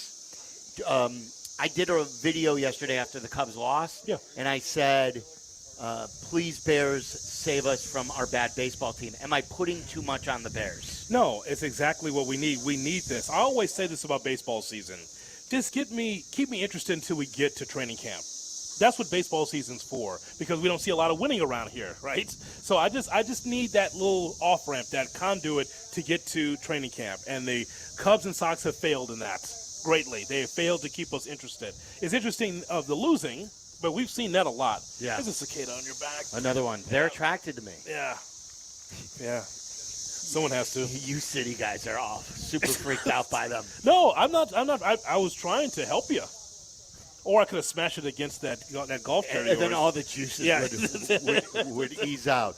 All right, so here's Caleb Williams on the signs on like, you know, a lot of people ask, are you a work in progress? I guess he was asked today, are the Bears a little bit better than just being a work in progress at this point? Yeah, whether it's game 1, game 18, game 21, whatever the case may be, there's always a work in progress. That's the reason why, you may win, play really well one week, and then the next week you don't play as well. So it's always a work in progress. And the progress, always shows in the work that you had before the season, but also throughout the season. So there'll definitely be, times where, we feel there's traction. Like right now, we feel great. And that's really all I can speak on at this point, because I haven't gotten to, week 1 of preseason or week 1, versus Titans and things like that. So right now, we feel the traction we're enjoying. We also know that right now we're building and bonding and, believing in each other and figuring out what's right, what's wrong, so that when we get to the point of preseason 1 or regular season 1, that, we're ready to go to our best of our ability. Saying all the right things. He is saying all the right things, but I think that it's good for you and I to have the conversation now before we get to training camp of exactly how much time will he get? How much time do we have on the air talking about how Trubisky did not play under Nagy in the preseason and then come out looking flat as a pancake? You recall those conversations, Sure, right? of course. So that's why he says it's a work in progress in camp. Okay. I like to see what this looks like because you know what matters, Sylvie, and that is the speed of the game. College is different than pro, and I'm a huge college football fan. And it gets at you fast, but not like it does in the NFL. No, not at all. So, I'd like to see him play.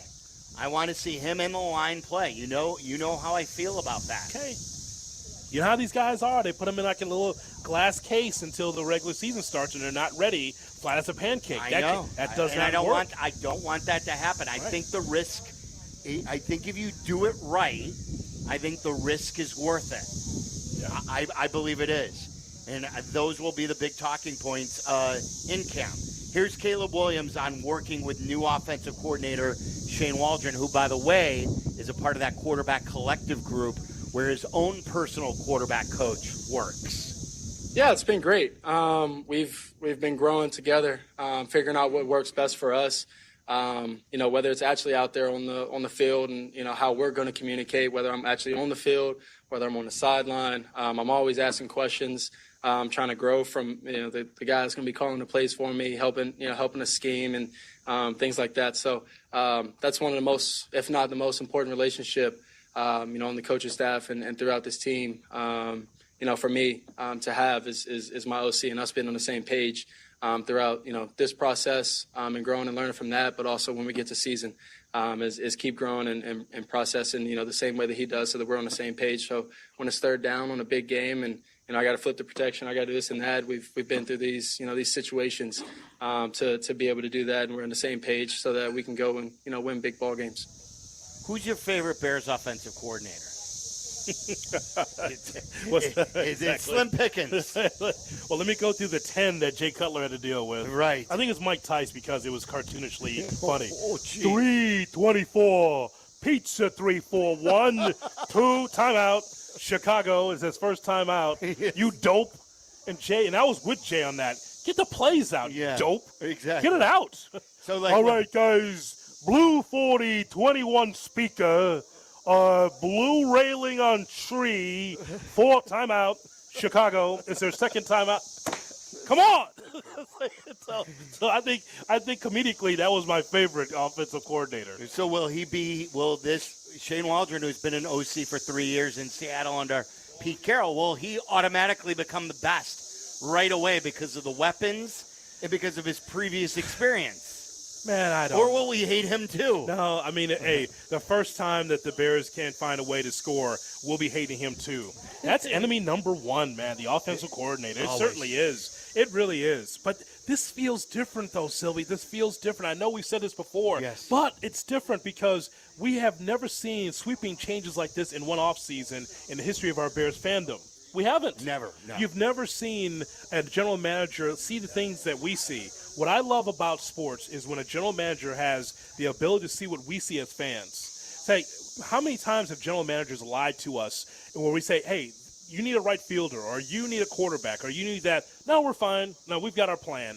No, all sees our plan saying that, hey, we know that Keenan Allen's here for a year, maybe 2, maybe, but we got a Doomsday just in case. Yeah. That's good. So you got more, you got a Doomsday, you got Allen for the most part. You said, well, we need offensive linemen. Okay, let me get you 3.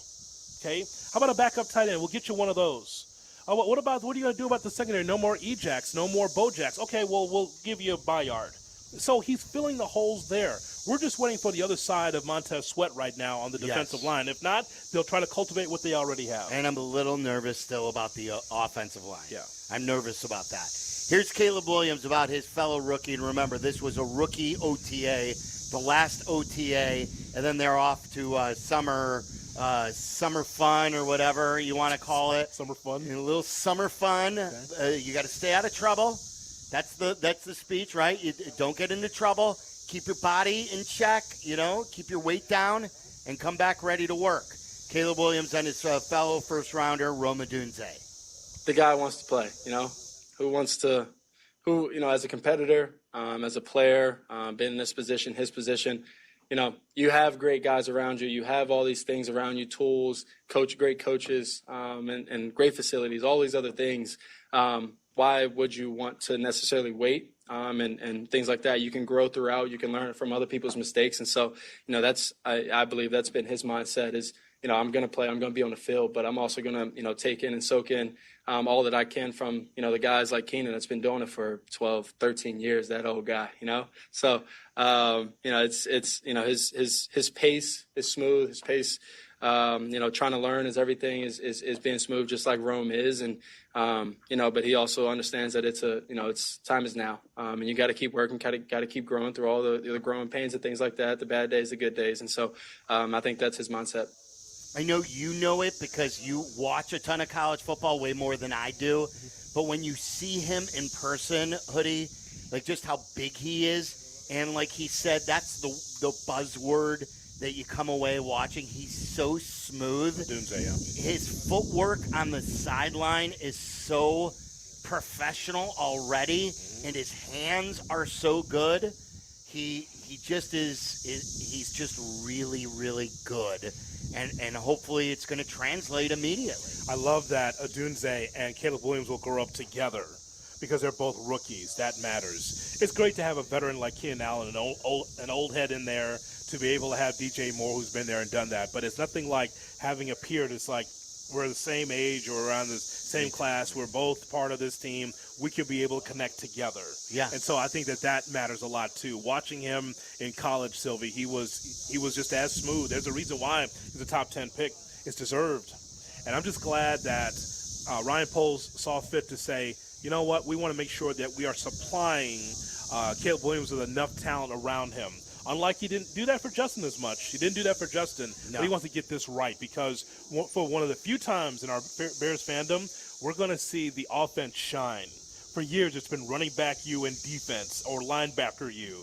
I want to see the offense to be as good as the defense. All I've ever wanted is balance. Yeah. And I think I'm going to get it. And if both of those guys are good, like you said, growing up together, you'll have them under your control for 5 years. Yeah. Like on their rookie deals. And hopefully then with them being good, the Bears will be good, and that will give them so much flexibility with the salary cap with those guys under rookie deals. Yeah, I just think that'd be so cool. And then one more from Caleb. Here he just sums up kind of what the last month has been like and all the work that they put in between the first rookie OTA, then they had veteran OTAs that they were a part of, then they had a mandatory mini camp, and then this last rookie OTA. Here's Caleb. Yeah, I would say the biggest thing that I accomplished was, one, building a connection with my teammates and those relationships where they're hanging out, going to Topgolf, playing versus Cole and Brett and them, or also just, hanging out with the rooks and us going to movies or hanging out, going to dinners and things like that. But also, being in here, laughing and joking, being in the locker room, I had from November 18th to April 25th of not been on the team. And so you realize how much you miss it and being in the locker room in those small moments. So making sure we take advantage of that. So I would say that's one of the biggest. And then also just gaining and building more confidence and trust, throughout, the Bears and everybody here, but also, myself within the offense, building that belief, that trust, that confidence and swagger to go out there and play. Yeah, that's a tower of toilet paper. I don't care about any of that. You don't? No. See, like I do because no. That's a nice building bridge for a column. But as a fan, I need to see it on the field. Me too. It's good if they're together, but that doesn't matter to me. None of it matters unless he's good. Yeah. But what was one of the things that you heard from his detractors who didn't know him coming in before the Bears drafted him? I don't want Caleb Williams because he's a diva. Yeah. And then everything that you have seen from Caleb Williams since he's been drafted is the exact opposite of being a diva. Mm-hmm. So that's why, to me, it does matter. Again, what matters most is him playing. None of it matters. All that stuff is yes. What you said about the toilet paper tower. Yeah. That's true. Yeah. But it does matter because he's shown you he is the furthest thing, at least now, from being a diva. Yeah, I guess only because I'm armed with the knowledge that he was none of those things. And there was just vicious rumors that he wanted a piece of the team and that his dad would be a helicopter dad and all that other BS that doesn't matter. But ultimately, I know he has to say those things because that's what's on the top of his mind. Going to Top Golf and hanging with his teammates and having fun and all that. I already knew he was a good guy. Okay. Already knew that. But I know that going into him being drafted, this whole thing of this guy's going to take over and his dad's going to be like Lonzo Ball's dad and all that stuff, that wasn't the case. Yeah. That was never going to be the case. And that's what we said back then, too. How much does Lonzo Ball's dad impact the way the Ball kids, like Lonzo couldn't be more different than his dad. Yes. All right, coming up next, the lunch rush. We'll do that. It's a staple on the Carmen and Yurko show, and Hoodie and I are in for Carmen and Yurko. We're at Grip It and Sip It, and it's live at Seven Bridges Golf Club on ESPN 1000. You're listening to Carmen and Yurko on Chicago's home for sports, ESPN Chicago. Hey, this is Yurko. Playing professional football and being on the radio for many years, I've had the opportunity to endorse many products and companies. I've always felt it's important to choose companies that I believe in. I've never had the opportunity to endorse a company owned by close friends until now. The Verdoliak Law Group has been helping people for 60 years. They've even taken care of some of my neighbors and close friends. If you need medical help, you want a doctor with the experience and skill set to help you. The same holds true when you need a lawyer. The Verdoliak Law Group has 60 years of experience and skill, as well as the trust of over 40,000 clients. For personal injury, auto accidents, truck accidents, wrongful death, workers' compensation, medical malpractice, and all your legal needs. Use the law firm that I use, the Verdoliak Law Group. The Verdoliak Law Group has done great for my friends and neighbors. They will do great for you, too. Call them today at 844-4VLG-LAW. This is your White Sox Minute. I'm Len Casper.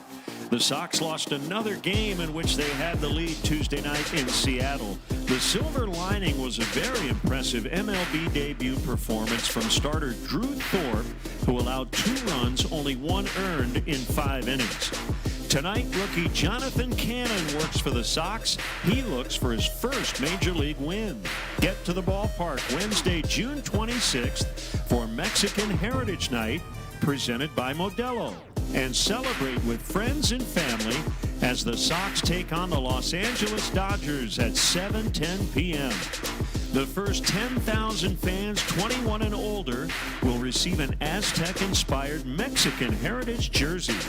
To purchase tickets, visit whitesox.com/promos. This has been your White Sox Minute.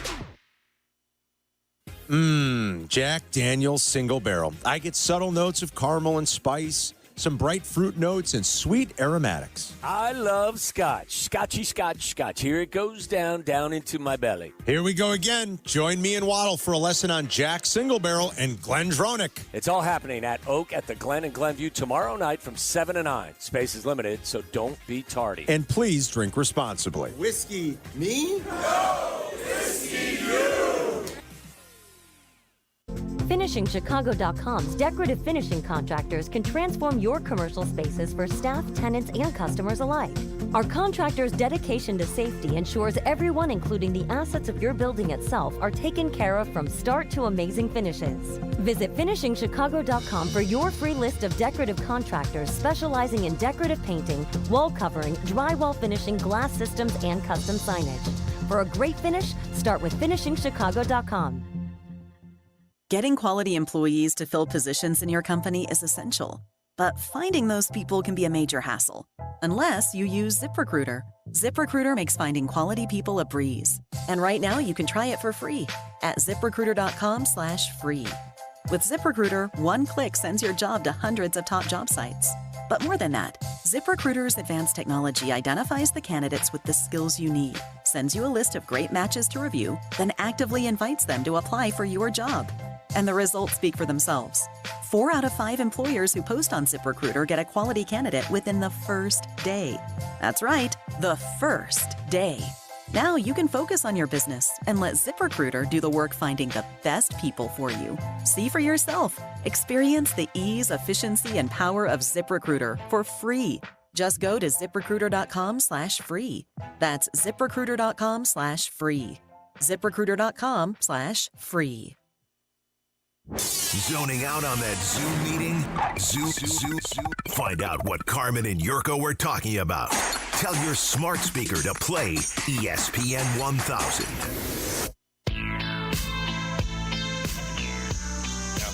So this is the Lunch Rush theme music. No Lunch Rush open, though, I'm told. Now, this is the first time I've ever heard the Lunch Rush, let alone participate in the Lunch Rush, because we're meeting at this time every day. And so we don't get to, this is usually when the Waddle and Sylvie pre-show fist fight's going down. So we don't get to hear this. Unlike Pottinger, who doesn't listen to the station at all when he's not working. What's up with that? You don't. This is You don't just false listen. Information. What's that? Morning show every day when I go work out. I listen Thank to you. guys later in the day. I'm listening. You have never listened to Waddle and Sylvie a day in your life. And it shows when you fill in. This is not even. I asked for to be clarified on something. Better to get it right than wrong. All right, what do we got, boys? So how does this work? Jack, you've got some questions for us? This is so bad, Sylvie. How does it work? What is wrong with you? Well, I don't know how the lunch rush goes. Do you know how the lunch rush goes? Yes, I do. I said I'm meeting every day at this time. Okay. What am I supposed to go to the podcast? We make everybody else do. YouTube.com/@Carmen and Yurko. Oh, how about that? My God, that broke him to be able to promote someone else's show. That did not. That's BS. Total BS. That absolutely broke him to do that. Harrelson. My God. All right, go ahead, Jack. Check his shorts. This is the tweet from Diana Rossini on Aaron Rodgers. I'm just going to read this word for word. Aaron Rodgers is skipping all of Jets' mandatory minicamp this week because he prefers to be somewhere else away from football. That's his choice. So that's what she's reporting. Any thoughts on what's going on with the Jets, and is this an issue for the Jets that Aaron Rodgers isn't at minicamp? Yeah, do what I say, not as I do. The unexpected absence is what the quote was from Saleh, the head coach. The unexpected, the unexcused absence. I don't wear my glasses. Unexcused absence. That's what it was. And so is he going on another hiatus into a dark place? Is he going to a Coachella that's overseas someplace? That's unbelievable. Well, it's exactly what you said about do as I say, not as I do, because he said last year while he was injured, like, how do we get better is we've got to be thinking about all things about how we win and not the other BS. Well, how you win is you practice football like we talked about earlier. It's a mandatory thing. You win by showing up for mandatory things, especially when you're the starting quarterback. Here's a conspiracy theory. Yeah. Is his leg not right? Is he maybe somewhere because his leg's not right? I've not read that anywhere. I'm just throwing it out there. Why would it be unexcused then? Wouldn't they excuse that? That's true. It is true. But Saleh put it out there knowing that Rodgers is sensitive and said it was an unexcused absence. I've backed him up before, and I'm a bigger fan of his, especially coming from a Bears fan than most. Yeah. But this is a D-bag move. It is. Total D-bag move. It is. And by the way, that means the under when it comes to the Jets wins. Because that I guy heard that earlier. Well, that guy's not committed. 9.5 is what Jesse said earlier on the total. So you'd go under. Well, I mean, he's not committed, Sylvie. He's not committed. He says that around here it's got to be about football. We got to be about football. Yeah. How come you're not about football? He does not have the magic.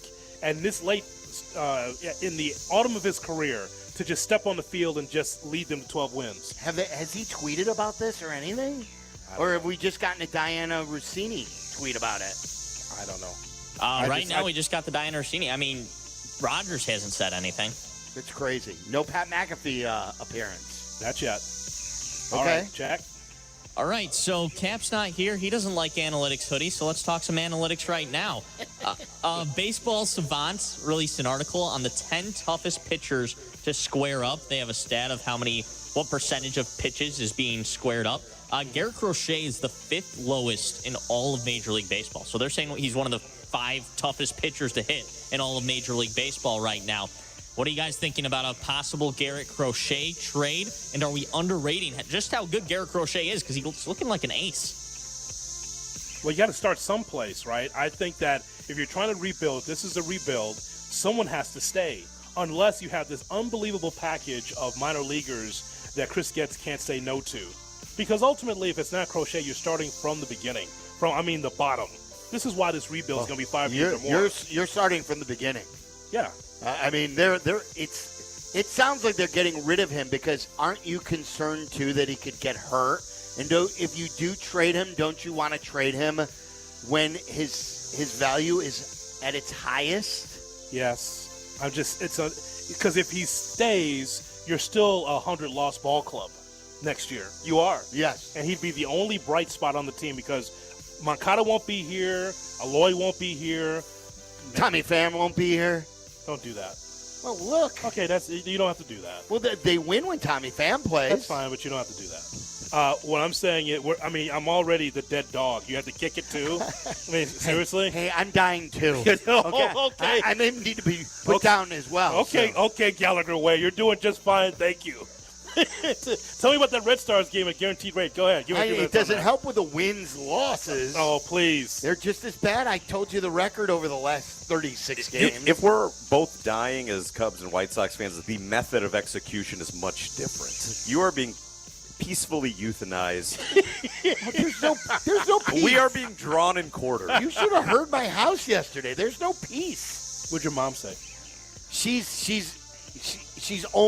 tells me she's almost over them, but then I get the text messages that she's not. See. And I don't think she'll ever be over them.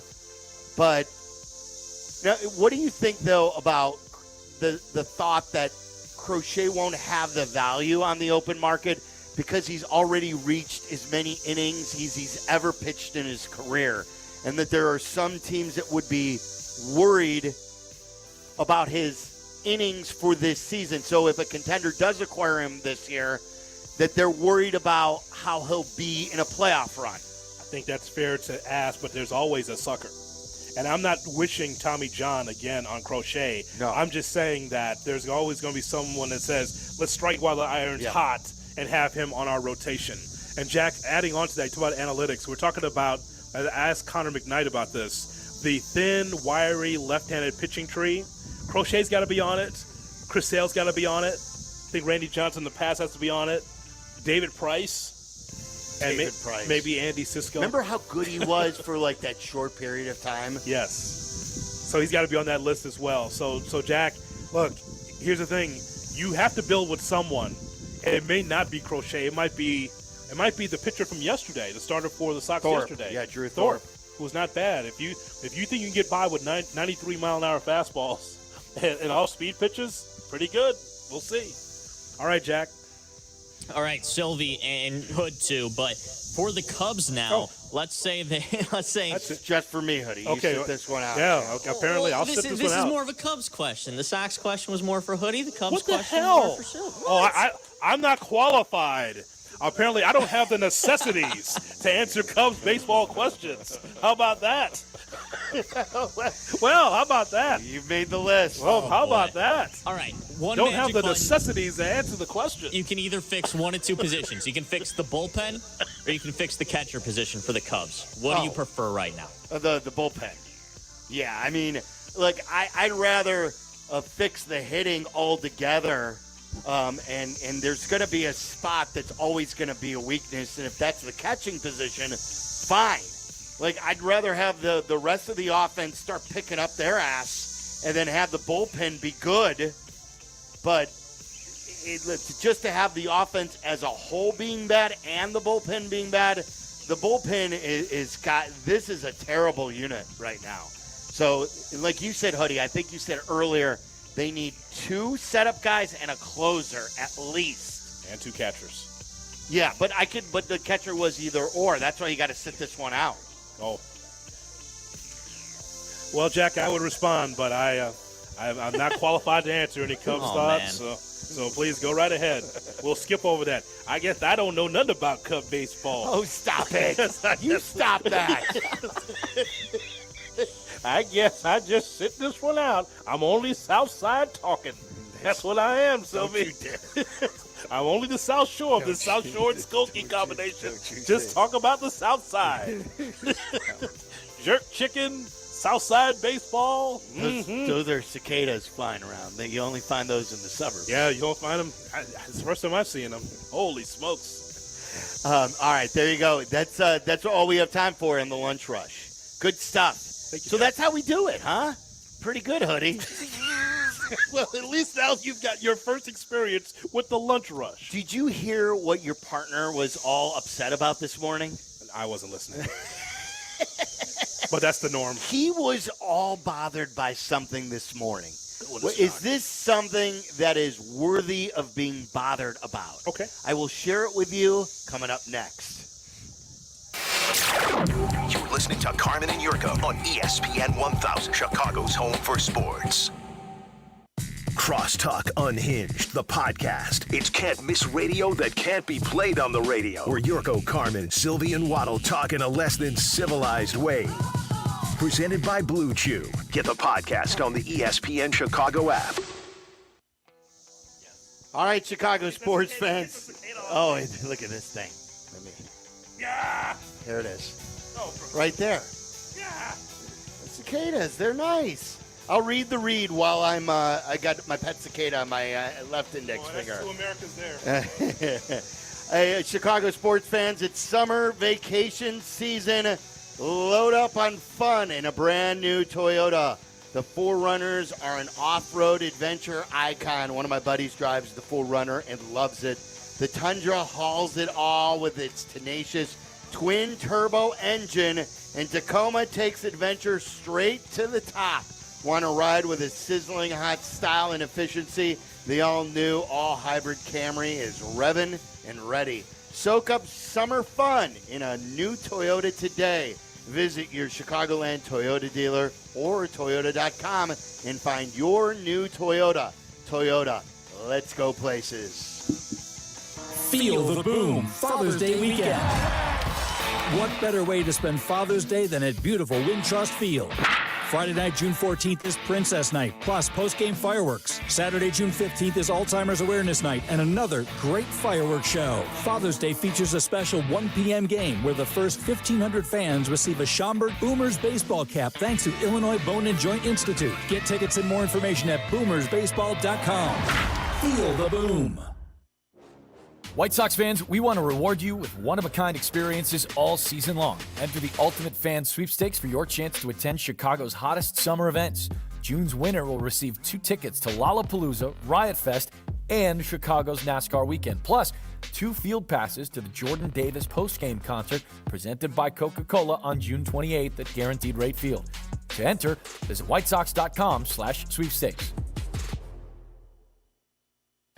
Experience the difference a good night's sleep can make. Say farewell to restless nights and greet refreshing mornings with Sinus and Snoring MD. I visited Sinus and Snoring MD for personalized expert diagnosis and treatment by ENT specialists, and I'm so glad that I did.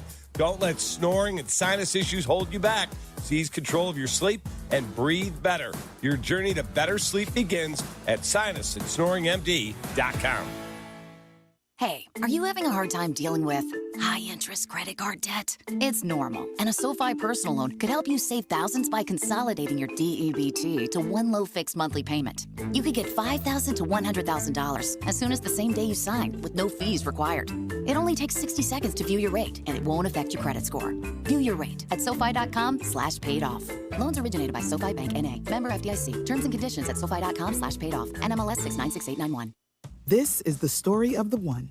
As head of maintenance at a concert hall, he knows the show must always go on. That's why he works behind the scenes, ensuring every light is working, the HVAC is humming, and his facility shines. With Grainger's supplies and solutions for every challenge he faces, plus 24/7 customer support, his venue never misses a beat.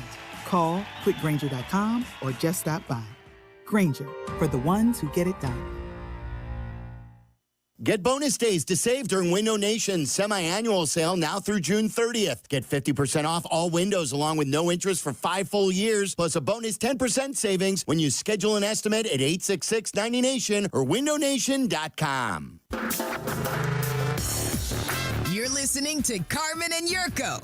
If you missed something, get the podcast on the ESPN Chicago app. This is Chicago's home for sports, ESPN Chicago.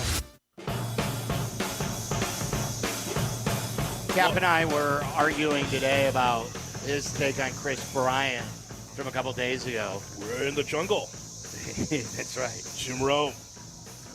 1-800. This was his theme music, it right? is. Yeah, exactly. What's up, clones? What's up, clones? Legend, right? Rack me. Do not send me emails like this one. Dear Rome, thank you so much for your thoughts about the Cubs. It's not every day that people love the Cubs like as much as you do. Signed, Tom Ricketts. Hoodie, do not respond. Yeah, exactly. Hoodie. Do not rack Hoodie. Rack me. So we are arguing about his take on Chris Bryant, where he says he wasn't built for this market, even though he won Rookie of the Year, MVP, and the World Series, and hit a Game 6 home run and had an OPS over 800 in that entire playoff run. But that's not the point. Point was his thing today was with Shea and with Jesse. Mm-hmm. They spent a lot of time. I didn't know this or see this. Paul Skeens pitched last night against the Cardinals, and he had a pretty good game. He had a shutout, but I don't think he went even a full 6. I think it was like 5 and like 2/3. 6 and a third. Okay, so he did go more than 6. He almost went 7. He went 6 and a third, and shutout baseball. And when he was taken out in St. Louis, some fans in St. Louis, because he's great, gave him a standing ovation. And Cap was ripping the St. Louis fan base. That's just dumb. It's dumb. It's people that's appreciating baseball. They know. See, here's the knowledge of the St. Louis Cardinal fan. They know he's the next big thing. They know that. Even if it's against your team, you're like, you know what? That guy's pretty good. You know, give him credit. He was pretty good against our offense. You would have thought that the St. Louis Cardinal fan base threw batteries at Paul Skeen coming off the field the way Cap was going after the fan base. Now, granted, I make fun of St. Louis all the time. Sure. All the time. That's why they're there.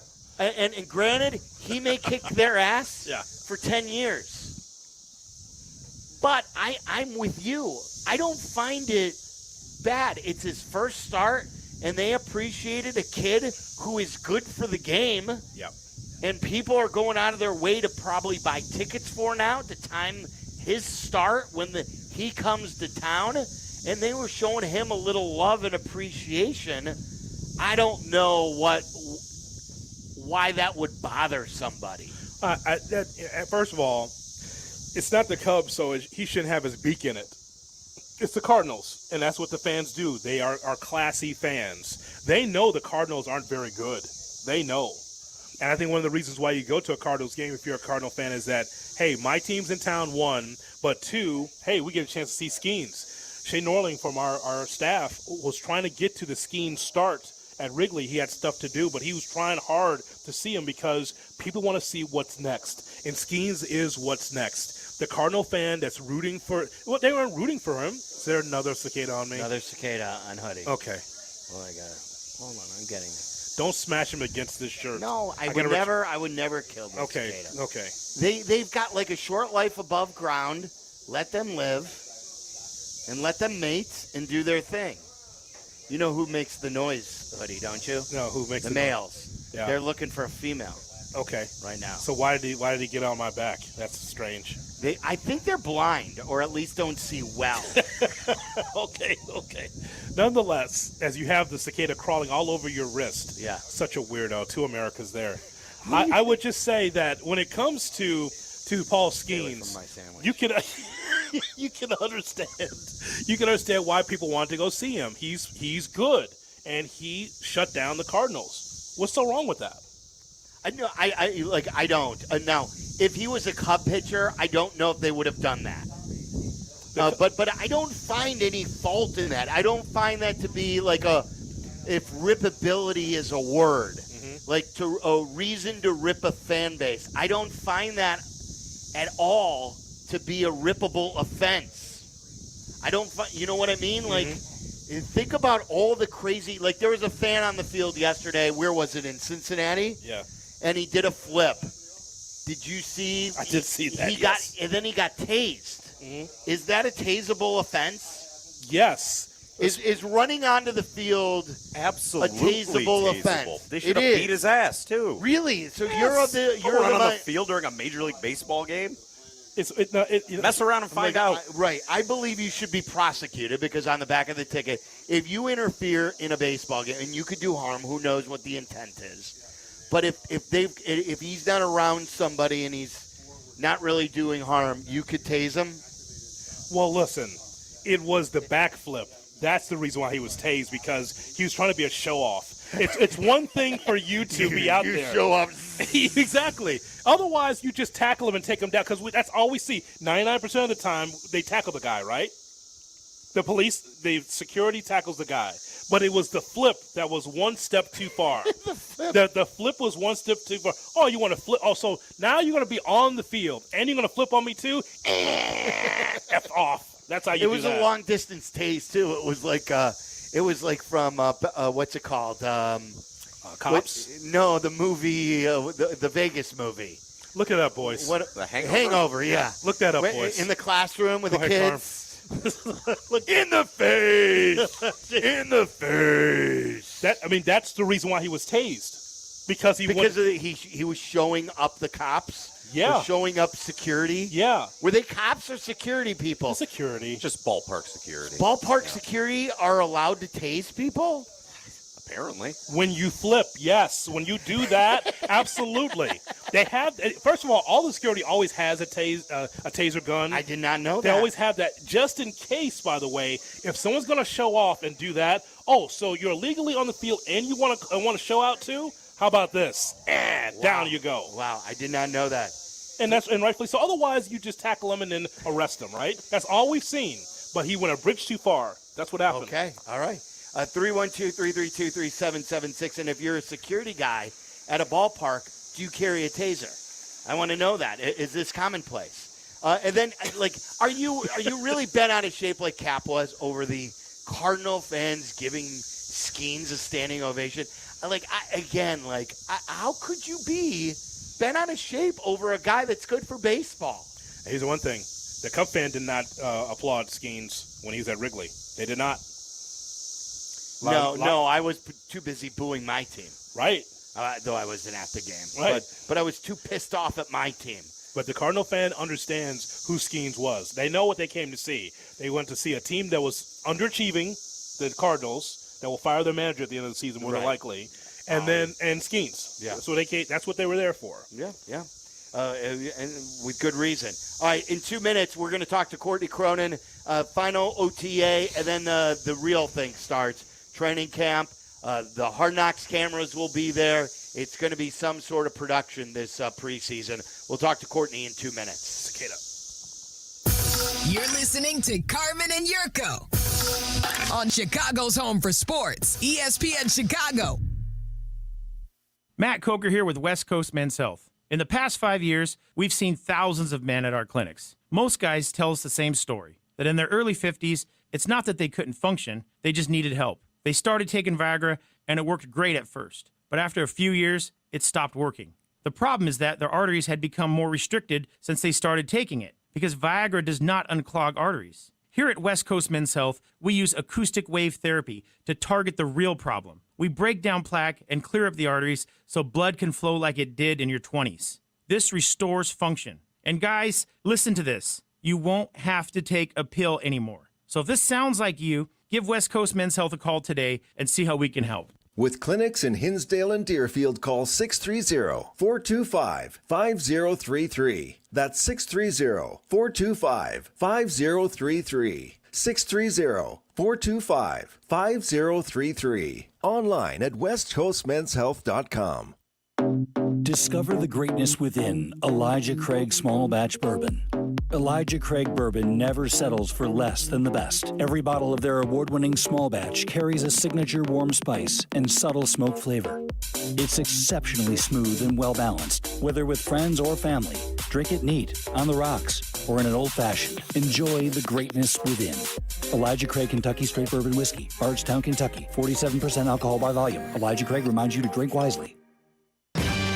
Kick off your summer break this Monday night, June 17th with Chicago Hounds Rugby. Bring the whole family to experience the thrilling environment and contagious energy of Chicago's newest professional sports team. Join the Hounds at SeatGeek Stadium for Major League Rugby's first ever Monday night rugby game as they battle against the San Diego Legion. Experience a Dogtown tailgate to cure your case of the Mondays. Then head into stadium at 7 p.m. for an exhilarating and action-packed 80 minutes of the U.S.'s fastest growing sport. Visit ChicagoHounds.com for tickets today. Release the Hounds!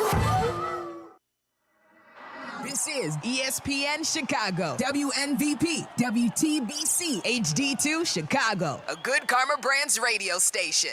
The competition is fierce. Who will win the Elijah Craig Cup?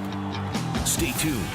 This is the 4th annual Grip It and Sip It Classic, live from Seven Bridges Golf Club. This is ESPN Chicago, Chicago's home for sports.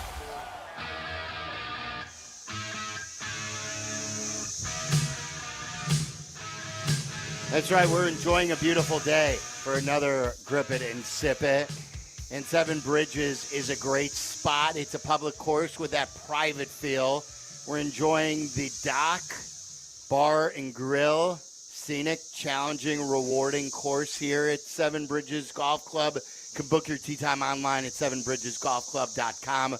You can call the pro shop at 630-964-GOLF. Hoodie and Sylvie filling in for Carmen and Yurko today as they're out golfing. That's all Yurko seems to do these days. Sure. But good for him. At least he's alive. Yeah. There was questions whether or not he was dead a couple days ago. I thought I was getting worried because Yurko is not the type of guy who doesn't answer his phone, who doesn't return text messages, who goes missing for a few days. I was joking that I wasn't joking. I mean, I was half joking that he was, face down in a hot tub. Oh, that's good to say. Well, I started having these visions, and thank goodness he was alive and well and back for one show yesterday. Yes. And back golfing today. That's right. Well, extremely dark thought. But I mean, you start thinking, where could he be? If something did happen to him, where is he?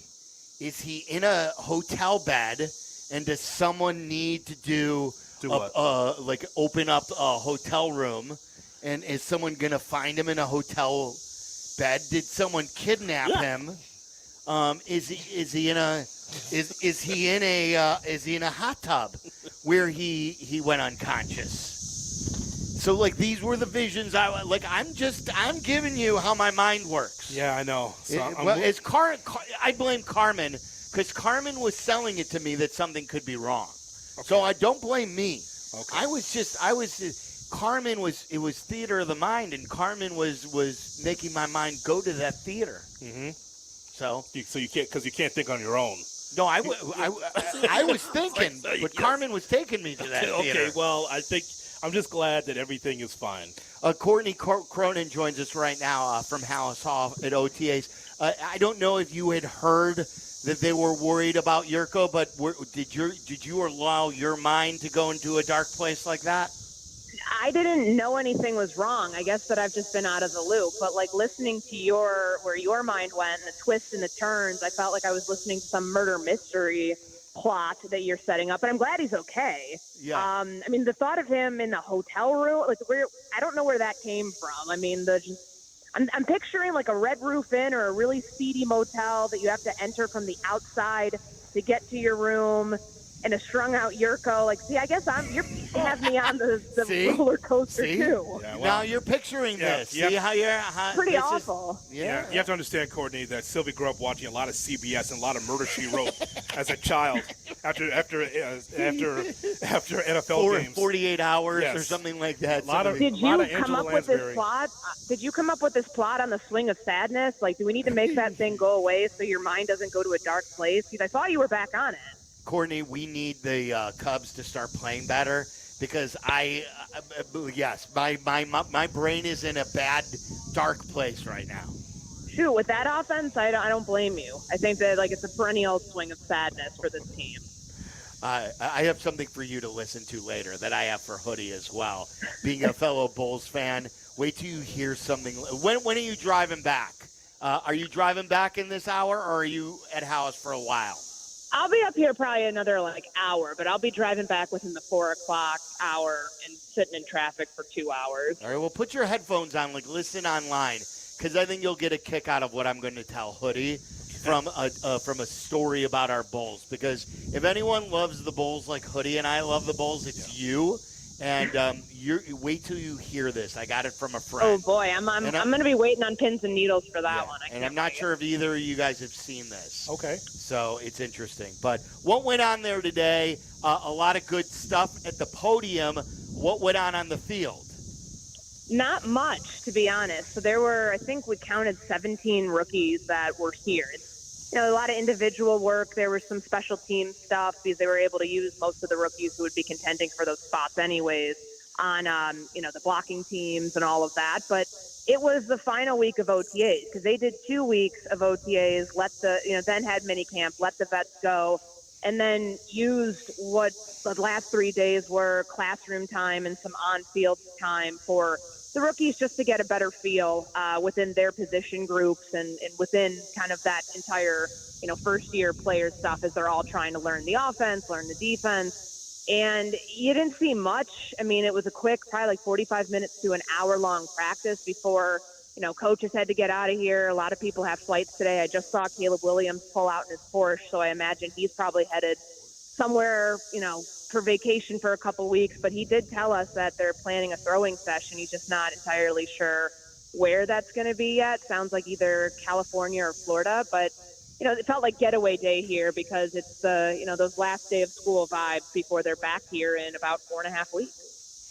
Something that stood out to me about what Matt Eberflus talked about is trying to determine how many snaps Caleb Williams could have in the preseason because he brought up 45 to 65 reps, I think he said, for the rookies, quarterbacks last year, C.J. Stroud and Bryce. I'd like to know, I want to get your thoughts on that because, that's always a controversy around here, Courtney. How many snaps does a quarterback get for the Chicago Bears, and what seems to be the right amount, especially for 4 preseason games? I thought that was a good way to approach it. What he talked about with the top rookies last year, how much they play in the preseason, because that gives you a blueprint and effectively a baseline about knowing when and where to push the rookie quarterbacks in the preseason, but also knowing that they've got an extra game as well with that Hall of Fame game. So it's 4 preseason games, and you don't want to obviously show too much. You don't want to put yourself in a situation where you can expose your rookie quarterback to injury, but he's got to get reps out there. I think it's important for all rookies to get their feet wet. But having, seeing how the quarterbacks did it last year and kind of having that sort of recency to guide their plan for it's going to be really important. Because think about, the offensive line, you've got some veterans there. And then, of course, you've got some very experienced veterans at the tight end and the wide receiver position, guys who are not going to be playing much in the preseason. I can venture to guess that Keenan Allen and DJ Moore are going to be able to kind of call their shot about how much work they want to do. But having Caleb out there with guys that he's probably not going to be throwing to a lot in the regular season is still a good way to gauge where he's at once this team is in training camp and taking the classroom stuff, taking the on-field stuff that they're doing in practice into these games. But we won't know that plan for a while. I thought it was, it's interesting that it was broached today because we are so far out, but they're really not because that first game is August 1st, and they don't have the luxury of, that extra week of, really 2.5 weeks of training camp before the time they're in their first preseason game the way that other teams do. Courtney, I made no bones about it. Hoodie knows I'm writing about it for tomorrow, too, in Shaw Media, that I did not like the way their training camp went last year. I did not think that looked like a coach who is a, quote, hits principle. I thought it was a soft camp. I thought they did not get calloused. I understand, fine, you don't want to play all these guys in games, but I think they need to pick things up in training camp. Do you believe Matt Eberflus learned his lesson from last year's training camp? Well, there's a fine line because, they're chopping a tree down out here, so that's what you hear in the background. There's, the balance of injuries, too, that you have to worry about. Remember that one day where there were like 20 guys who were sitting out? Everybody was dealing with something we believe to be a soft tissue related, whether that came from the actual practices or, whatever else it was. That's something that they have to, measure, like how they're going to approach. But you're right with like the overall feel of camp, because there were a lot of days when you're covering this and you're watching the offense just not click at all, and seeing that 2 days in a row, 3 days in a row, maybe a blip on the radar and things looked okay one day, but then they're back to square one. That's something that you don't want to happen if you're Matt Eberflus and the Bears this year. And so I guess it's trying to strike that right balance, the rhythm where guys know how to handle it. Because remember, like the one example I always pull back on of like when you knew things were taking a turn for effectively the worst. Remember the day that Chase Claypool got into it with, he was chirping at the defensive backs. He pulled his hamstring, and then he has to sit out for about a week. Like, you can't have those sorts of things happen, because then that wastes valuable time for this team to figure out their identity, to figure out what they're good at, what they still need to work at.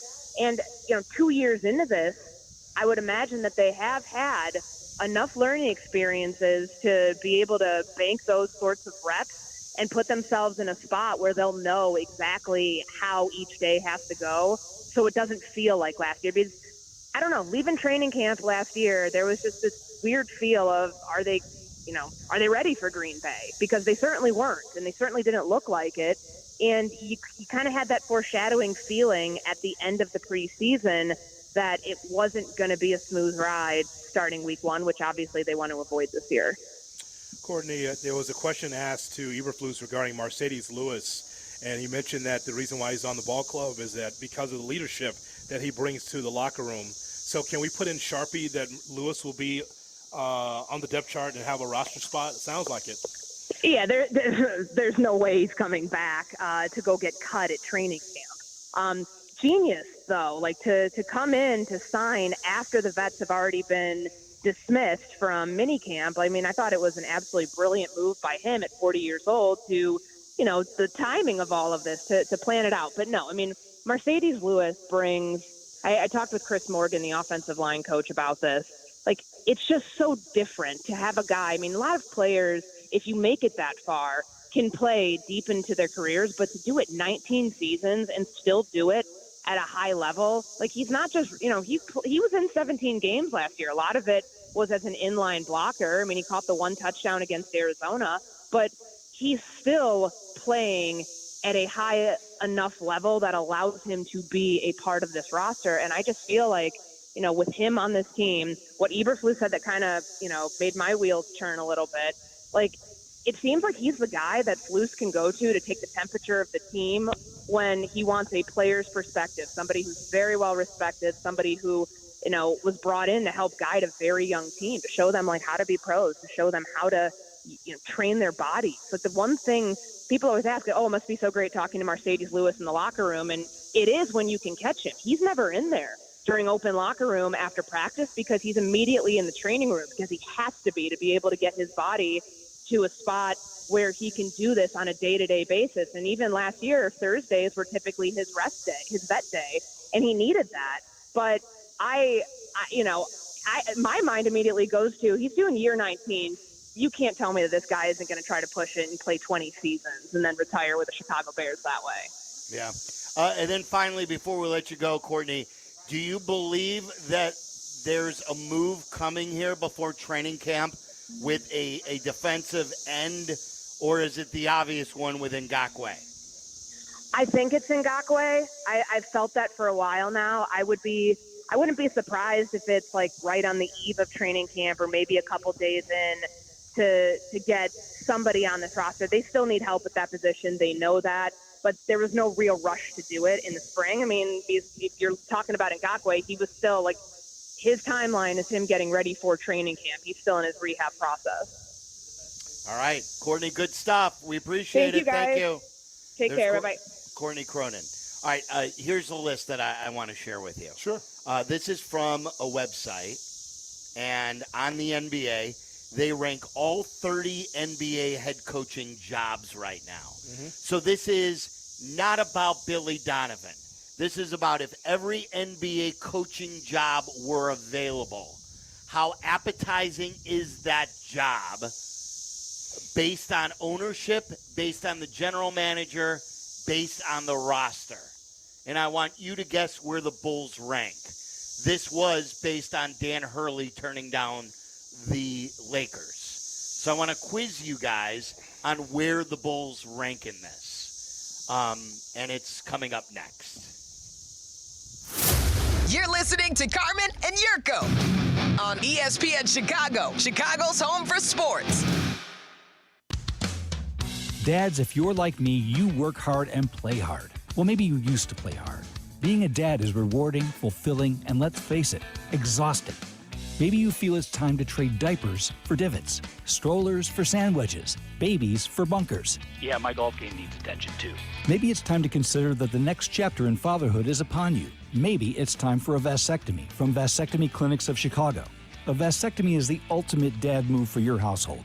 If your family is complete, log on now to vasectomychicago.com to read the patient testimonials and learn about the no-needle, no-scalpel in-office vasectomy offered at Vasectomy Clinics of Chicago. 5 locations to serve you. Downtown Chicago at Lake Point Tower by Navy Pier and with free valet parking. Also in Naperville, Tinley Park, Arlington Heights, and Barrington. Most insurance accepted. Visit vasectomychicago.com or call toll-free 877-877-4VAS. That's 877-877-4827. Some people just know there's a better way to do things, like bundling your home and auto insurance with Allstate, or going to the grocery store for milk instead of buying your own cow. You know there's an easier and better way. Save up to 25% when you bundle home and auto with Allstate. Bundled savings vary by state and are not available in every state. Saving up to 25% is the countrywide average of the maximum available savings off the home policy. Allstate Vehicle and Property Insurance Company and affiliates, Northbrook, Illinois. White Sox fans, we want to reward you with one-of-a-kind experiences all season long. Enter the Ultimate Fan Sweepstakes for your chance to attend Chicago's hottest summer events. June's winner will receive 2 tickets to Lollapalooza, Riot Fest, and Chicago's NASCAR weekend, plus 2 field passes to the Jordan Davis postgame concert presented by Coca-Cola on June 28th at Guaranteed Rate Field. To enter, visit whitesox.com/sweepstakes. Dear Summer Vacay, load up on fun in a new Toyota. 4Runner's an off-road icon. Tundra hauls it all with its tenacious twin-turbo engine. And Tacoma takes adventure straight to the top. Want to ride with sizzling hot style and efficiency? The all-new all-hybrid Camry is revving and ready. Soak up summer fun in a new Toyota today. Visit Toyota.com or your local Toyota dealer. Toyota, let's go places. Hey, fellas, feeling a bit like Clark Kent when you'd rather be Superman? Well, say hello to BlueChew.com, the chewable tablets that turn oh no into oh hell yes. Blue Chew delivers the same active ingredients as Viagra and Cialis, but in a form that's easy to chew and gets you ready to go when the mood is right. Now with Vardenafil mint-flavored chewables, fresh breath, and a rock-solid confidence. Yes, please. Blue Chew is an online prescription service, so no awkward doctor visits, no pharmacy lines. It shows up right at your door like magic. So why wait? Take control of your sex life like I did with Blue Chew. Because who doesn't want to be a bedroom superhero? Here's a special treat for you guys from The Good Kid. Try Blue Chew free with code ESPN at checkout. Just pay $5 for shipping. That's BlueChew.com, promo code ESPN to receive your first month free. That's BlueChew.com. Like The Good Kid always says, chew it and do it. The village of Bolingbrook is breaking out and elevating its game. Bolingbrook is rated as the 3rd most diverse suburb and the only community in Illinois to make Fortune's top 50 places to live in 2023. Why? Over 50 corporate headquarters call Bolingbrook home, and it's a prime commuter destination right off I-55 and I-355. Elevate your future and the future of your business. Visit BeBolingbrook.com. It's a great time to be Bolingbrook. Well, here we are again, and I got to tell you, Jim, this match has me really concerned. Here we have a powerful heavyweight, a train, weighing in at 6,000 tons. And this hasty lightweight challenger, a car, at just 1.5 tons? This does not bode well for the car, or the people in it. It's no contest. Every day, people are injured or killed trying to beat a train at rail crossings. See tracks, think train. We could try to explain what it feels like to get your work done on a John Deere. The way a Z-Track mower finishes in half the time you thought it would. Or how much easier it is to move mountains of soil with the 1 Series tractor. We could even go into detail about how it feels to tow up to 4,000 pounds behind a Gator XUV. But if you really want to know what it's like to run with us, you just have to get in the seat. Learn more at johndeere.com/get-in-the-seat or visit a dealer near you. Follow Chicago's Home for Sports on Instagram at ESPN_Chicago. Carmen and Yurko are back. This is ESPN Chicago, Chicago's Home for Sports. Sylvie and Hoodie in for Carmen and Yurko at the great Grip It and Sip It at Seven Bridges Golf Club. All right, so I've been telling you about that for a while. That CBS. So this is I don't go to CBS often for these lists. You don't? Like it's like you were Meller's laughing. And we're going to crosstalk with him. My buddy, one of my buddies sent this to me, and he goes, "You're going to like this." So I opened it up, and but it's just interesting for context. Okay. Do you go to CBS a lot, like CBS Sports? It's part of the prep, yes. Go to as many places as I can to get information. So CBS is still on your sports website list? Yeah, all right. Of course. All right, so here the headline reads. Don't shake your head, Keith. You don't know. You have no idea. You don't know what we're doing in the morning. Go ahead. Ranking all 30 NBA head coaching jobs right now and why the Lakers are near the bottom. And Dan Hurley was right to say no. Okay. Now, I'll give you what they computed this list, the context of how they came up with this list, what they based it on. How stable is ownership and how involved is it in basketball decisions? Okay. Has ownership proven willingness to spend on both players and off-court personnel? Mm-hmm. How stable is the front office and what kind of track record does it have? How much job security does a typical head coach have with his team? Ooh. How talented is the roster today, particularly when it comes to star-level players? How well positioned is that roster for long-term success? So, this has nothing to do with Billy Donovan today. This has to do with if every team had a vacancy, how appealing based on that criteria would that head coaching vacancy be? So do you want to guess first with which job would be most appealing or where the Bulls would rank? Okay, I'll take the one that's most appealing after all the categories that you gave us. Job security, roster for the future. current and future. Well, because ownership and the general manager. Because this team has $7 billion draft picks, it would have to be the Thunder. Ding, ding, ding. You nailed it right out of the gate. Yeah. So according to this, the Thunder are the only team in the NBA that would earn a perfect score here. Mm-hmm. Clay Bennett has owned the team for nearly 2 decades, but he's left basketball decisions in the hand of Sam Presti, whose track record is nearly spotless. The Thunder are remembered for letting James Harden go to save money, but don't forget they paid enormous tax bills during the Russell Westbrook, Paul George era. They just earned the number 1 seed in the Western Conference with a very young roster. They have more draft picks than any other team in basketball. It's what you said, Hoodie. Yeah. Presti hasn't fired a coach since Scott Brooks in 2015. Take the Thunder job in your position to win now, win later, and hold on to your job for the foreseeable future. Okay. And Patrick Williams might be there this offseason. Oh, you think they may trade him there? Well, you know, as I mentioned, they got 1 million draft picks, right? Okay. So if the Bulls want to go there, if they don't want to pay Patrick Williams, I heard that may be a suitor. All right, so Hoodie, guess, of the 30 teams, where are the Chicago Bulls based on this criteria? Man, you know, I keep going back to all your categories, and I keep thinking about, like, job security for the coach. I'm also have to I'm going to cross that out. And I think about the bad teams like Detroit with Monty Williams, who could be fired, by the way. There might be a buyout situation for Monty Williams. Then at the Wizards, which is a dumpster fire. It's horrendous. The Hornets don't draw. And then there's the Bulls. So I'm going to assume, just based on your criterion, that the Bulls have to be on that list and last. Bulls, Hornets, Wizards, Detroit should be the end of that list. I'm guessing. So Detroit's last. And the Bulls should be at least second to last. Is that fair? So you're going 29.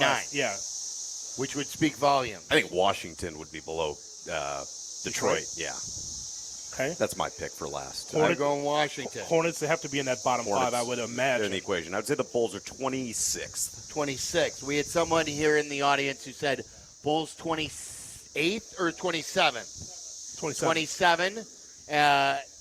We had someone from marketing say Bulls 23rd, right? Isn't it? For the culture, For yes. the culture. Meller, do you have a guess on where the Bulls would be as far as if 18th, he says. Shay, do you have a guess of where the Bulls would be? 21st. Our two producers, Justin and Jack, do you guys have a guess? I'll go 25. I'll go 24. 24. Justin says 24. AI Jack says 25. Now, because that was computer generated. Hoodie is the closest. He said 29. According to this CBS list, they have the Bulls as far as if every vacancy was open currently, the Bulls have the worst job in the NBA as far as head coaches. Let me read you to the description. They're ranked 30th. An indictment on Jerry Reinsdorf. And this is how they write. They write, I mean, what do you expect?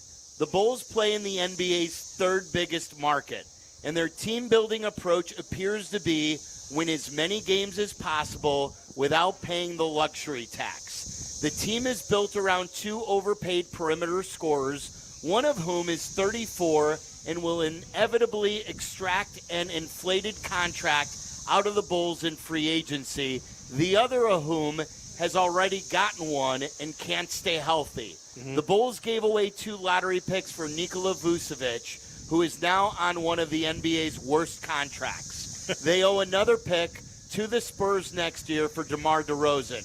They've held Alex Caruso hostage for the duration of his well-below-market contract because of their insistence on competing for the play-in tournament, but that means they'll either have to trade him for less value than they could have gotten in the past or extend him at a number that might be shaky as he reaches his 30s. Kobe White is really the only thing to get excited about here, but even though nearly winning the most improved player award, he didn't even average 20 points per game. Jerry Reinsdorf happened to buy the team that employed a young Michael Jordan. Since he retired in 1998, how about this? Chicago is 936 wins, 1,121 losses. Wow. Listen to this record. Okay. Since MJ retired, 936 and 1,121. They've won 5 playoff series in the past 25 years. There are cheap teams. There are poorly managed teams. The Bulls are the most lethal combination of both that exists in the modern NBA. Job security isn't even a certainty here. Yes, Billy Donovan has lasted 4 years without making any playoff noise, but Jim Boylan didn't even last 2 seasons. Tom Thibodeau got fired after 5 seasons in which he never won fewer than 45 games. Vinny Del Negro only got 2 seasons. There's nothing to latch on here. The Bulls are a bad organization and exactly the sort of job any serious coaching candidate should avoid. Boy, that's strong. You also had to mention number 1 in attendance after all that. Right. And that's exactly why they don't do business differently. Yeah. That's why. They're the antithesis of the White Sox, but the success rate is virtually the same. Yeah. The Sox don't draw, but they're bad. The Bulls do draw, and for that reason, there's no reason for them to do better. This is why Benny's underpaid, because that's the reason to go. The Benny, the Bull, and the popcorn trick, and the banners in the ceiling. Because it's not because about the basketball. It's not about that. Think about that. Think about that. Now, think about what you just laid out. That could go for Detroit. That could go for Washington. That could go for Charlotte. But what you just laid out is even more damning, because there's a lot of Tim Floyd and a lot of Boylan in what you just laid out there. Yeah, that's what I was losing. Yeah. So really quick, I'll give you the teams and how they rank. Like, think about how Detroit was in the running for one of the worst records in NBA history for a while, and they rank ahead of the Bulls. The Bulls are ranked as the worst job in the NBA currently because of the way Jerry Reinsdorf runs both of his teams. 312-332-3776. We'll crosstalk and ask Shea and Meller about that in just a moment. The final word, too, is now. Yes. And I have the final word. Do you have the final Carmen word? and Yurko present today's final word. Because you had to be a big shot, didn't you? You had to open up your mouth. Today's final word Had to have the last word. on Carmen and Yurko. All right, what do we got, boys? So how does this work? Jack, you've got some questions for us? Yeah. This is so bad, Sylvie. How does it work? What is wrong with you? Well, I don't know how the lunch rush goes. Do you know how the lunch rush goes? Yes, I do. I said I'm meeting every day at this time. Okay. What am I supposed to go to the podcast? All right, go ahead, Jack. Check your shorts. You're listening to Carmen and Yurko on ESPN Chicago, Chicago's home for sports. The home of the Chicago White Sox. The White Sox and Mariners. Coverage starts tonight at 8 on ESPN Chicago, AM, FM, HD, and app. Big semi-annual sale going on right now over at Window Nation, guys, but you have to act fast because June is almost halfway through. Right now you get 50% off all style windows, plus no interest payments for 5 full years. Think about that. Interest rates are through the roof. But at Window Nation, if you purchase new windows, you'll have 5 years to pay it off with 0% interest. And if you schedule a free in-home estimate right now, they'll give you bonus savings of 10% off your entire order as well. Call them today, 866-90-NATION, 866-90-NATION. And when you call, ask for my guy, Alan Favada. He is their sales manager. He's their top dog. And he's the guy who was in charge of my project, Chicago guy, big Chicago sports fan. He's been in the business forever, and he knows exactly what you need and what you don't need, and he'll explain why, what looks good, and we'll set your home up nicely.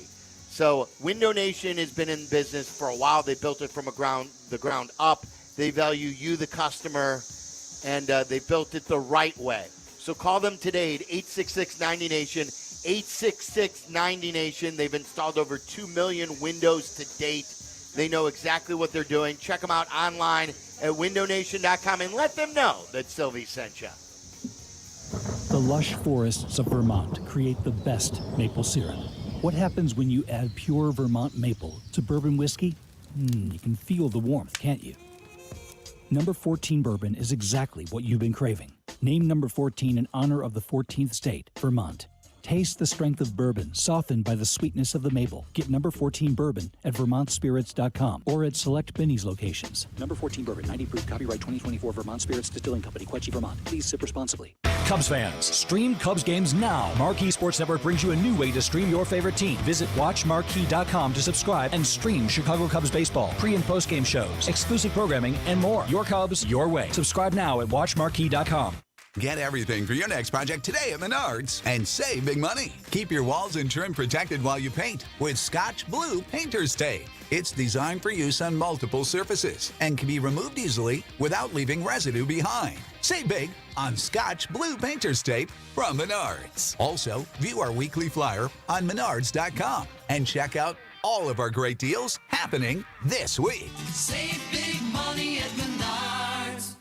Unable to enjoy this summer as much as you want because of joint pain? Well, this is the best time for being outdoors, but not if your knees, shoulders, back, or hips are hurting. Hey, it's your buddy Tom Waddle here. Don't suffer any longer. Non-surgical joint pain relief is here at QC Kinetics. Call them today. QC Kinetics is the nation's leader in regenerative medicine, and I'm talking lasting joint pain relief with no surgery, no drugs, and no downtime. QC Kinetics advanced treatments harness your own body's ability to restore and repair damaged joint tissue, so you can walk, run, hike, play golf, and move again pain-free. QC Kinetics is under the leadership of former orthopedic surgeon Dr. Mitchell Scheinkupp, a true pioneer in regenerative medicine. Their advanced protocols have enabled tens of thousands of patients to reclaim their mobility. So stop putting it off. Take action now and live your best life again. Call QC Kinetics for a free consultation. They're open on Saturdays now with new locations in Crystal Lake and Gurnee. 312-809-5955. 312-809-5955. 312-809-5955. Apt is your #1 destination for the home. They want you to be ready for summer's high heat. So prepare for soaring temperatures with a new air conditioner from Apt. Explore their collection of window ACs, wall units, portable and whole house central air units, or even ceiling fans that help to circulate air. Discover the right air conditioner for your space with help from their specialists. For free delivery, professional installation, complete satisfaction, and the best customer service experience in the world, shop Apt. Pleasing people since 1936. Need assistance with door and window projects? The Home Depot can help. From inspiration and materials to ordering and installation, our free Millwork virtual apron service can get you moving and doing. Plus, we speak Spanish too. Our associates can help you tackle complex jobs without you leaving the job site, saving you time and money. Call us at 1-833-HD-APRON or visit homedepot.com/MVA. The Home Depot, how doers get more done. Summer's just getting started, so fill your cooler with the smooth and refreshing taste of Twisted Tea Hard Iced Tea. It tastes like real iced tea because it's made with real brewed tea. And with a 5% kick of alcohol, Twisted Tea is perfect for the beach, the lake, or wherever you're hanging out and day drinking with your friends. Look for the bright yellow cans. Twisted Tea Hard Iced Tea. Keep it twisted. Twisted Tea Brewing Company, Cincinnati, Ohio. Please drink responsibly. Hey guys, the finals are here, both hockey and basketball. Twin Peaks is the best place to catch all the action. Head to the Ultimate Sports Lodge. Scenic views for every game and wall-to-wall TV so you won't miss a minute of the finals. Plus craft cocktails, 29-degree draft beer, and a made-from-scratch kitchen. You can't beat it. Eats, drinks, scenic views. Live from Seven Bridges Golf Club in Woodridge, you are listening to a live broadcast from the Grip It and Sip It Classic, presented by Elijah Craig Kentucky Straight Bourbon Whiskey.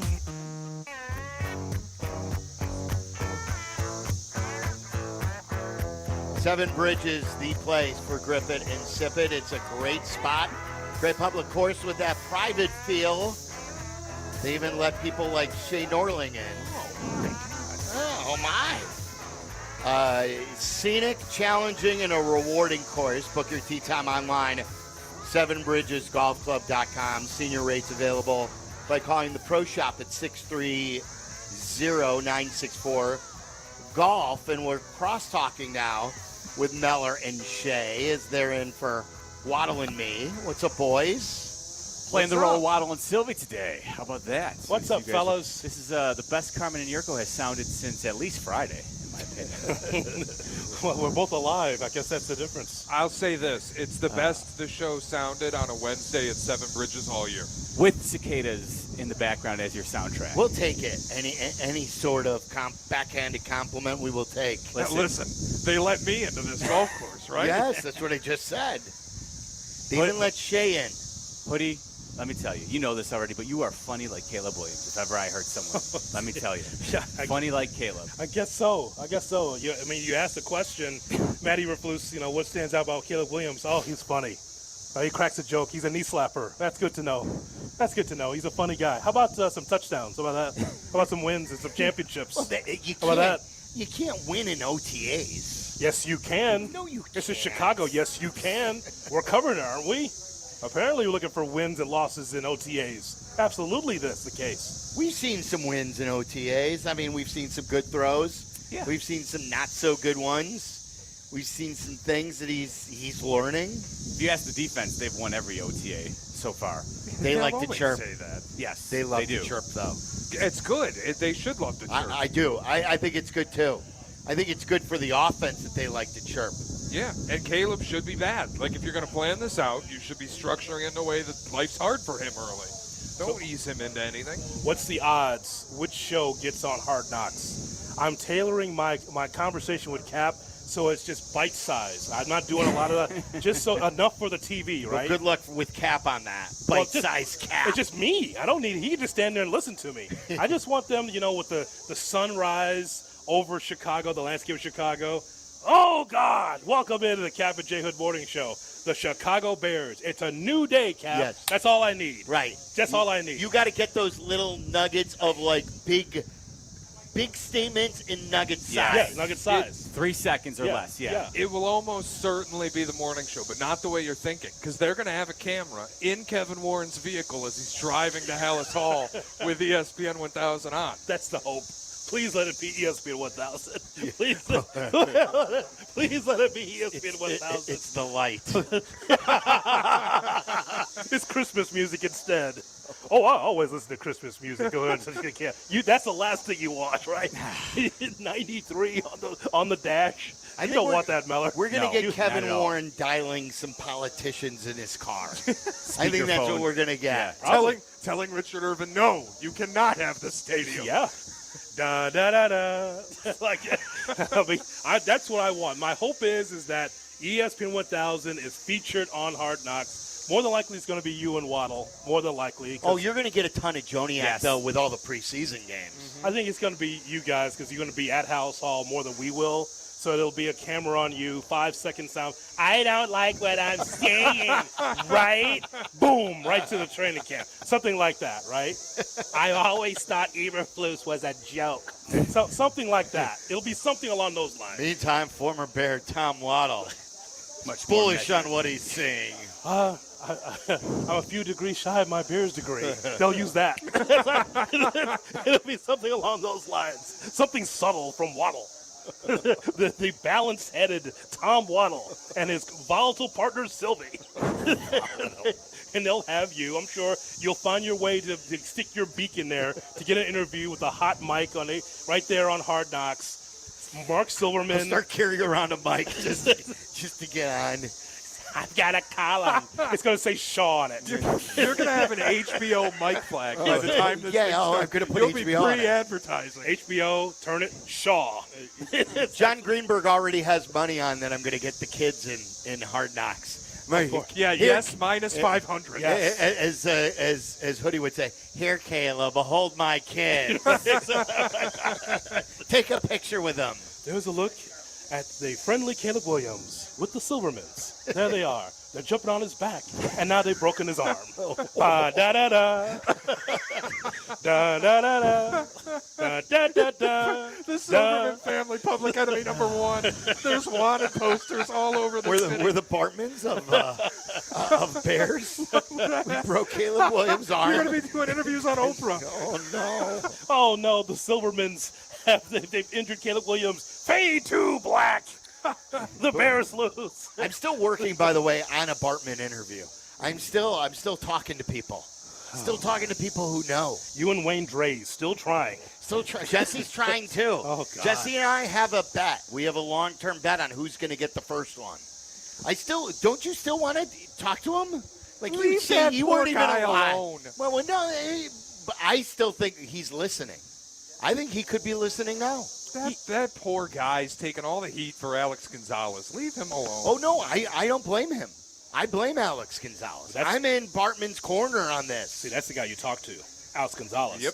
Make him call in and apologize to Steve Bartman. That would be great. Make Dusty call in and apologize to Steve Bartman. Moises Alou for overreacting. Yes. He's a maniac. Yep. All of them. Alex Gonzalez should be his enemy number one to me. Him. Of course. Double play. Yep. Turn it. Yep. At least get the force out. But turn it. Don't bobble it. Gold glove. You stunk as a hitter. You got him as a defensive player. Turn it. By the way, this guy here, I don't think you didn't say it on the air, but you said it off the air. So since you said it off the air, it's going to be on the air. This guy says that this Cubs team is unlikable. How about that? I don't like them right now. I've told that to Meller. Unlikable, but like that's not Dusty's Cubs. No, it wasn't Todd Hundley's Cubs. Like in this, that's when it was unlikable. Mike Reblinger. Oh my God. In this sports context, because whenever I type out hate, you know how Twitter works. Yeah.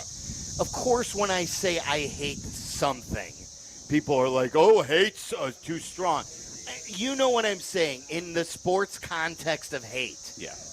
I hate this team right now. I don't blame you. They're an exhausting watch every night. Every night. They don't score. Yes. They don't run the bases. And they can't finish off a game with a bullpen. I hate this team right now. Well, welcome to my world. It's like two Spider-Man memes pointing at each other. Same thing. Yeah. For the last month, there's no doubt about it. They have been. And, yeah, that's why it's problematic. They teased you a little bit with a good start to the season, but I think you're seeing, you guys were talking about it a lot. Like this is, and I think the point made is they're spending, but it's been poorly spent. You don't, Dansby Swanson, fine. You were in the market for the shortstops, but you settled for the guy who was, if you looked at it, what you thought was going to be the best bargain, right? You were shopping, but you wanted the discount. And so they got it. And granted, the other guys really haven't. Trey Turner, outside of his injury, has lived up to the contract. He was the guy that would have brought some star power to this lineup, but he's still not the pop that you want in your lineup. The Cubs don't have it, and it's hard to string together lots of hits in a row. Craig Counsell was talking about it last night, right? And listen, you're seeing why managing one-run games is not the best proposition. I don't care how much you may like it, Pedro. It's not a good plan. It doesn't work. That's right. That's right. Big game. Why would you love it? You suck. The team is underachieving. Yeah, take a 5-run lead. And like to that point, too, Meller, not just managing the one-run game, but closing the one-run game. And Neris is a heart attack all the time. But again, when you continually put him in 2-1 leads or 1-0 leads, and you expect to win these, everyone's going to circle the closer and get it done. But for 8 innings, that offense doesn't get it done. Yep. And to me, that's what drives me more crazy. And then when Dansby Swanson, you know how I felt about this over the weekend, stands up, a guy with a winning pedigree that's your highest paid guy, and he's like, it's just June. I want to just hear, at least for my own meatheadedness, a little fire in saying, look, it's not good enough that we're 13-23 over our last 36.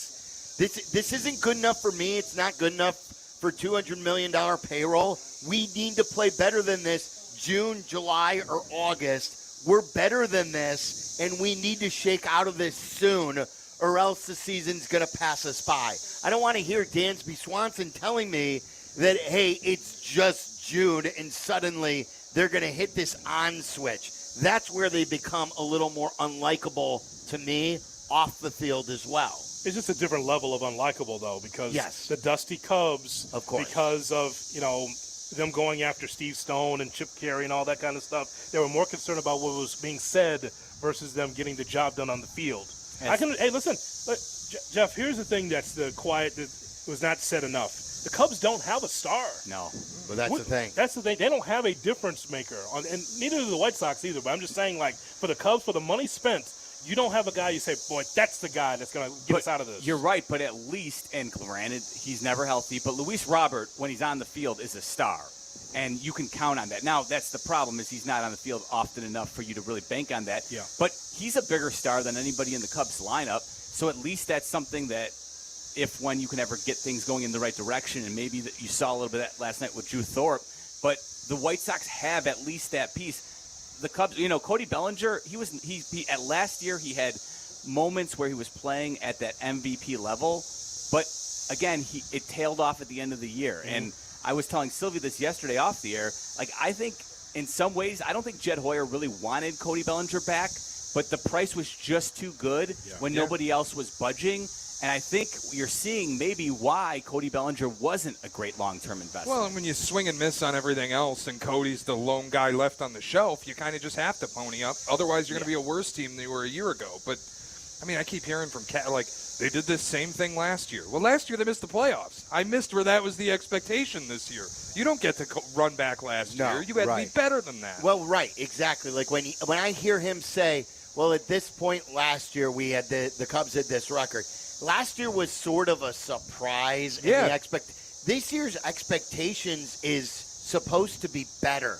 This shouldn't be good enough. 3 under, especially when you start 8 over, is not good enough. And playing this bad of baseball for this time, and to your point, Hoodie, about whether they're likable or not, while they may not have a bunch of guys that you dislike like you did in the Dusty era, who are the guys on this team that Cubs fans can love? Morel. Like, He's on the way. I like Morel a lot, but Morel has a lot of faults. His fielding, his peaks and valleys. The valleys get dislikable, but to me it's Shota and Steele. And then other than that, you have a bunch of guys who have so many faults that you're not going to go out and buy their jersey. Are you going to go out and buy Nico's jersey? You're going to go out and buy Dansby's jersey? You're going to go out and buy Cody's jersey? Are you going to go out and buy Saya's jersey? They have nice guys. Nice, okay. Do they have lovable guys that you really want to build around? Who are studs. Well, and that's the problem. It would be Saya, but I don't think the right field bleachers are allowed to put on the old headband. I don't think that's like they did. Fukudomi ended that for them. So they're not allowed to do that because that was timely. So you would be him, but you can't do the marketing dollars on him because 2024. Do you remember the Fukudomi is my homie T-shirts too? Remember all those that we got? Yes, of course. That was terrible. That was terrible. Okay, put that down. Let's not show that. And they kept selling them too. The bad T-shirts. Well, I mean, can't do it anymore, Miller. What do you mean? You can't have that. No. Can't have that kind of marketing anymore. No, it's not going to fly. No. Yes. You can't have. Do you remember the Pujols T-shirts they used to sell too? Yes. Can't have those either. Can't have those. Shay, I got something for you. Oh yeah. Driving up, I was listening to a college football radio show, Neuheisel. I was listening to them. I tuned in just to find out what's going on. Rick Neuheisel. Yeah, Neuheisel show. How about this?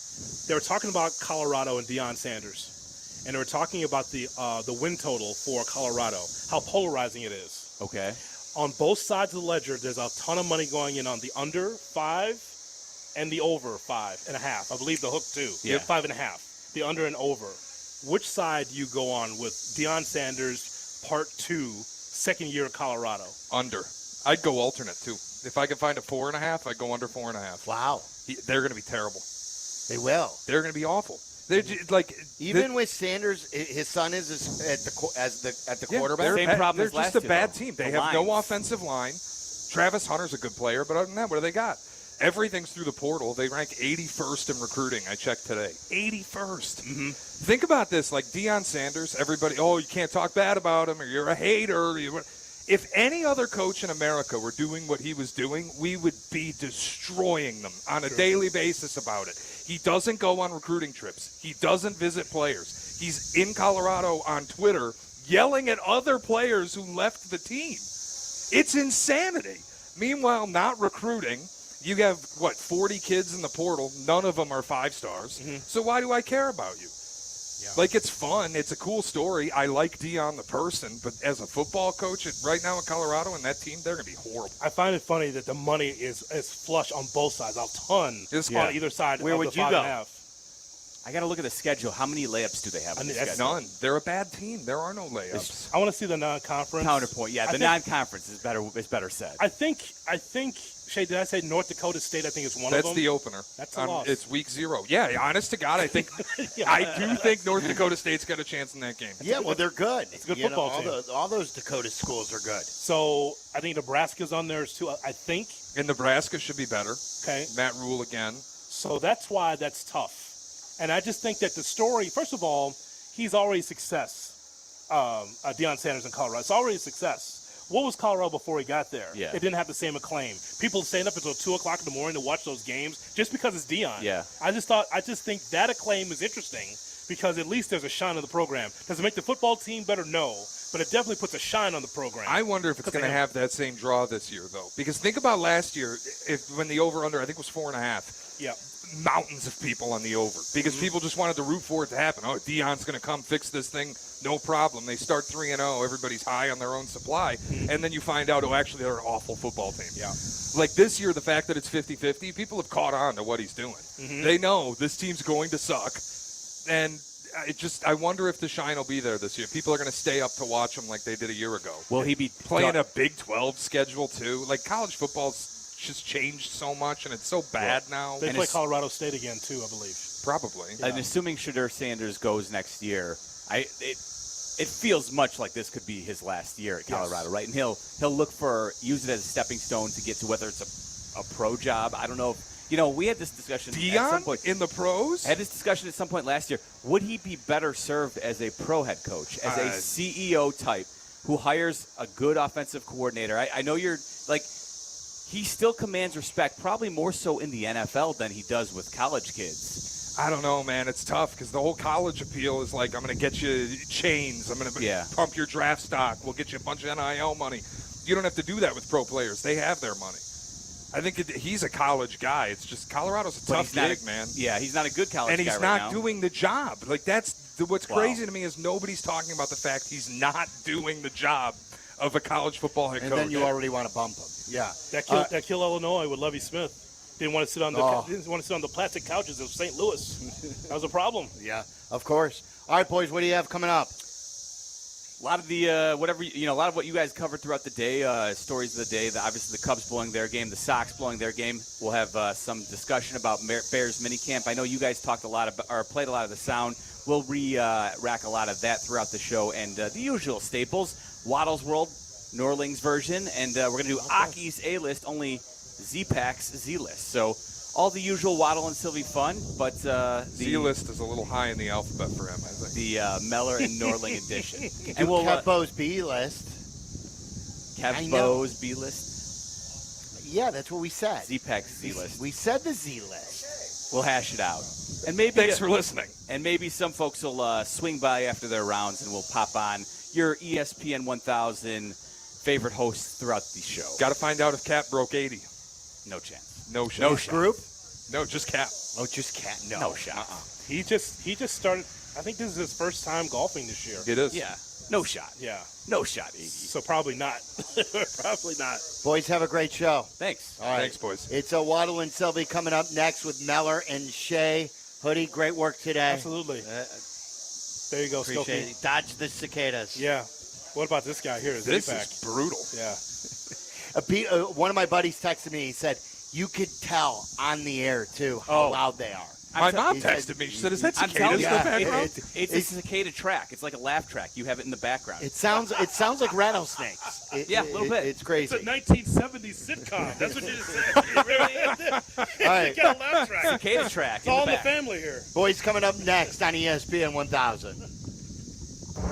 The CDGA Golf Show, your local immersion into the Chicagoland golf scene and beyond. Host Tyler Rocky and Mike Elligan have your Chicagoland golf plans covered all season long. The CDGA Golf Show, presented by Glenview Park Golf Club, Saturday morning 9 to 11 on ESPN Chicago. Hey guys, this is Sylvie for Four Seasons Heating, Air Conditioning, Plumbing, and Electric. If you have a clogged toilet, maybe you have a sink problem, maybe your air conditioner needs to be replaced, or you have an issue with electrical, or you need a generator for your home, you can count on Four Seasons Heating, Air Conditioning, Plumbing, and Electric for all of that. And I have. You should too. It's Chicagoland's trusted local expert for over 50 years with over 20,000 five-star reviews and an A-plus rating with the Better Business Bureau. Just got a new toilet from Four Seasons, a new air conditioner for Four Seasons. We just had our air ducts cleaned with Four Seasons. We call them often. It's 866, the number 4 Seasons. For all the right reasons, call 866-4 Seasons today. Hey, this is Yurko. Playing professional football and being on the radio for many years, I've had the opportunity to endorse many products and companies. I've always felt it's important to choose companies that I believe in. I've never had the opportunity to endorse a company owned by close friends until now. The Verdoliak Law Group has been helping people for 60 years. They've even taken care of some of my neighbors and close friends. If you need medical help, you want a doctor with the experience and skill set to help you. The same holds true when you need a lawyer. The Verdoliak Law Group has 60 years of experience and skill, as well as the trust of over 40,000 clients. For personal injury, auto accidents, truck accidents, wrongful death, workers' compensation, medical malpractice, and all your legal needs. Use the law firm that I use, the Verdoliak Law Group. The Verdoliak Law Group has done great for my friends and neighbors. They will do great for you, too. Call them today at 8444-VLG-LAW. Don't miss a minute of the action on the diamond with ESPN Bet. The exclusive sportsbook of ESPN is the only place to find offers and promotions from your favorite ESPN shows and personalities, including daily odds boosts and home run specials all season long. New users can get a bet reset up to $1,000 in bonus bets if your first bet doesn't win. Download ESPN Bet today. What a play. Must be 21 or older. Gambling problem? Counseling resources available. Call 1-800-GAMBLER in partnership with Hollywood Casino Aurora. Terms and conditions apply. See app for details. Country music fans, don't miss your chance to see chart-topping country music artist Jordan Davis live at Guaranteed Rate Field this summer. Be here Friday, June 28th, as the White Sox take on the Rockies at 6:10 p.m. Everyone with a game ticket will have the chance to enjoy Jordan Davis perform a post-game concert presented by Coca-Cola. To purchase your tickets, visit whitesox.com/concert. Temps are heating up, and so are the ticket deals this summer with Vivid Seats. Whether it's scoring tickets for a night out at the ballpark or witnessing the rising stars of women's basketball, Vivid Seats has you covered. With a robust rewards program and wide selection of tickets, Vivid Seats makes it easy to score great deals on great seats with a 100% buyer guarantee, giving you the peace of mind for the ultimate fan experience. Just visit vividseats.com or download the app today. Vivid Seats, the official ticketing partner of ESPN. Madame Giselle senses something big coming. Is it a career change? Everything looks wet. I'm going to be a swim teacher. There's a roof. A swim teacher who also does roofing. No, the roof of your RV has a leak and it's ruining the furniture. Oh, that's okay. I'm covered by Progressive. But maybe I'm a swim teaching roofer who makes furniture. Customize your coverage with Progressive's Roof Protection Plus and be prepared for the unexpected. Progressive Casualty Insurance Company and Affiliates. Roof Protection Plus available for RVs less than 6 years old. $250 deductible applies to any claim. This is ESPN Chicago, WNVP, WTBC, HD2 Chicago, a Good Karma Brands radio station. Live from Seven Bridges Golf Club in Woodridge, you are listening to a live broadcast from the Grip It and Sip It Classic, presented by Elijah Craig Kentucky Straight Bourbon Whiskey.